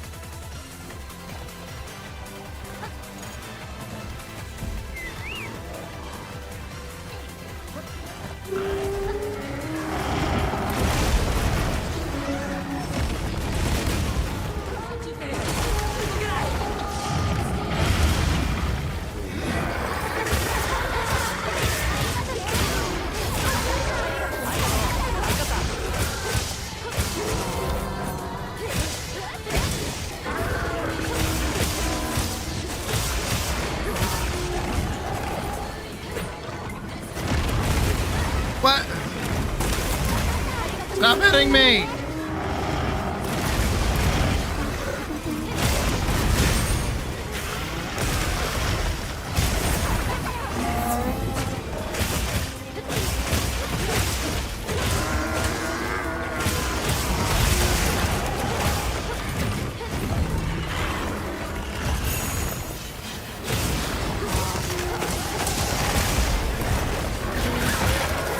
Oh, I got the tail.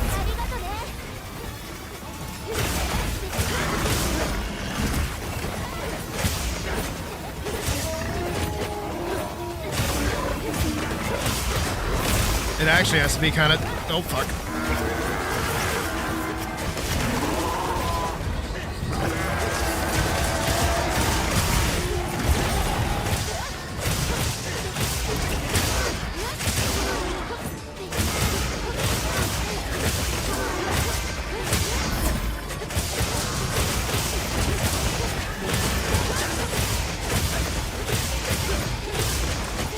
It's definitely winded.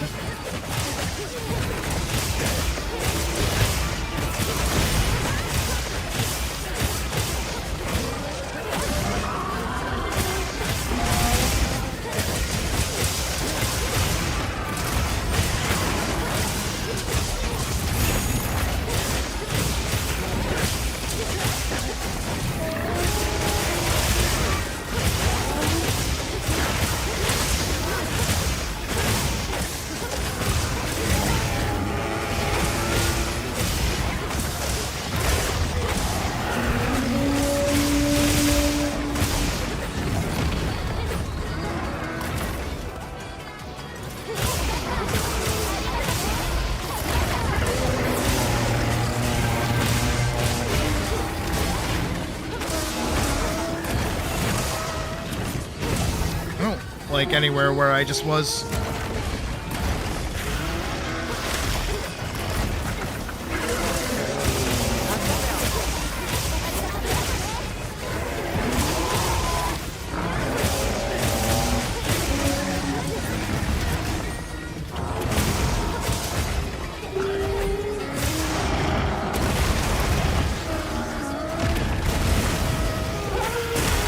Oh. There we go.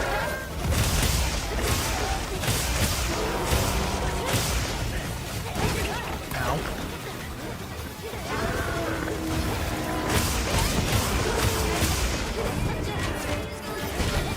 This thing takes fucking forever to kill.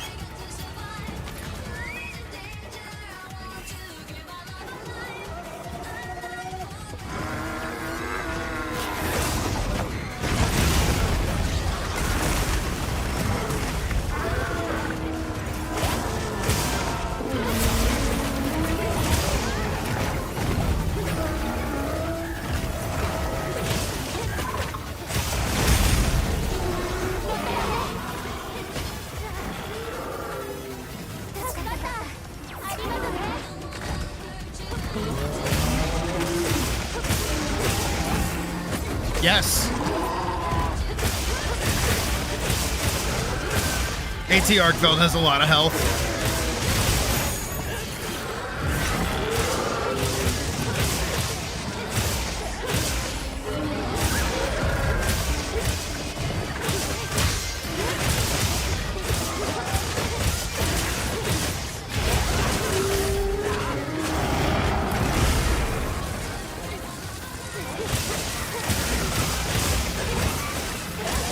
It's not even sculling yet.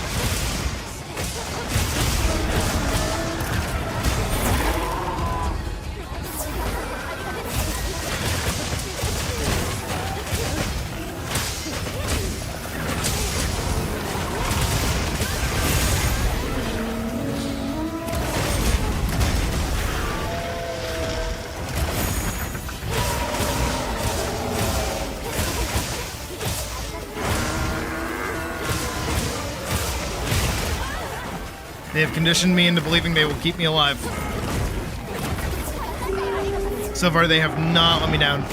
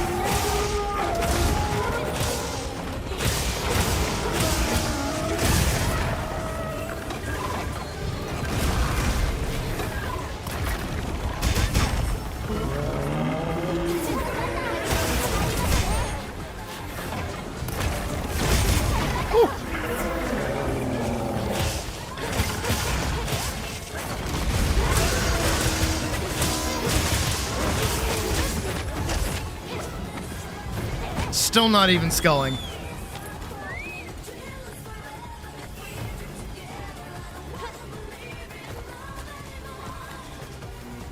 I want this really quick.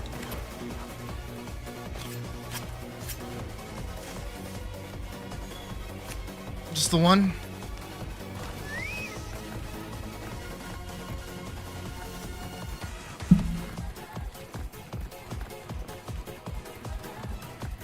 Just the one.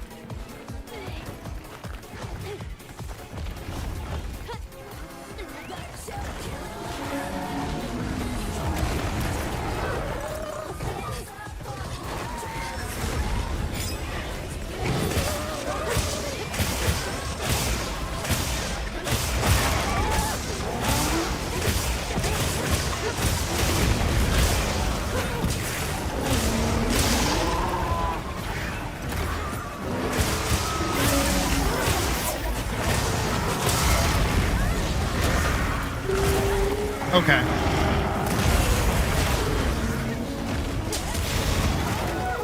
That thing is being annoying.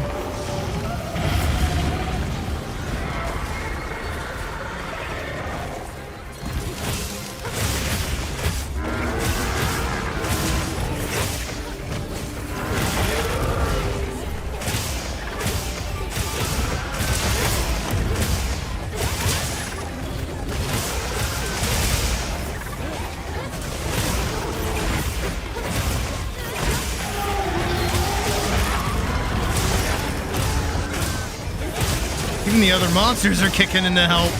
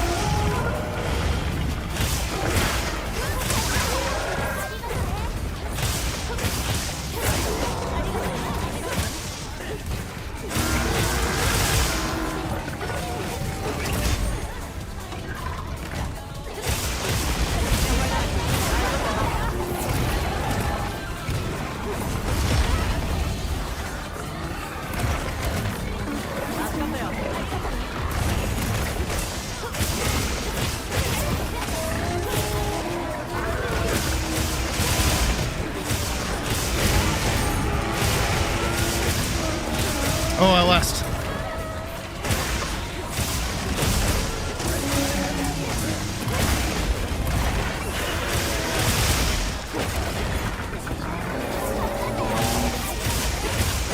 It is at last sculling. We're almost free.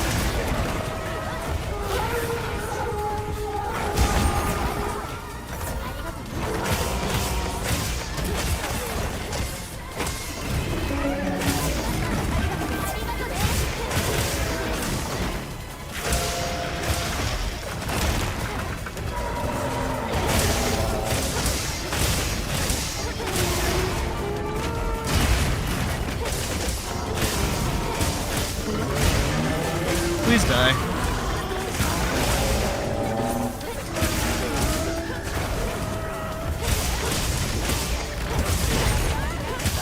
What? That's not ideal. And we don't have,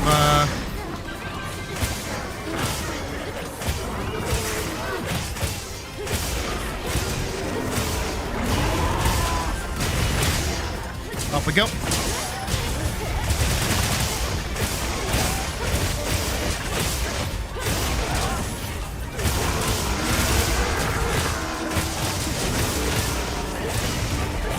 It's still...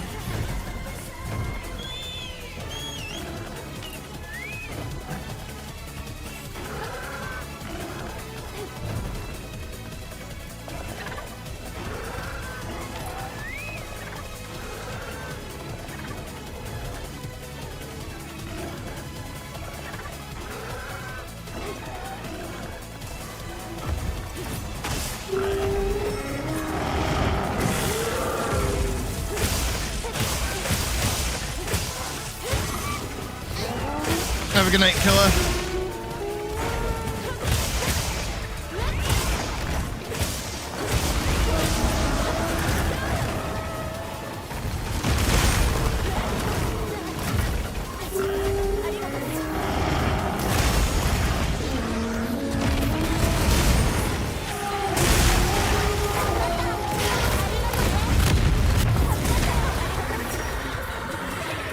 Still alive!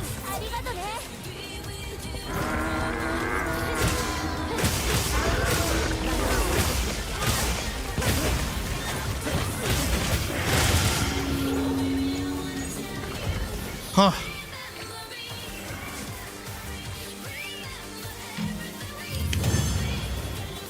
Done. Oh my god.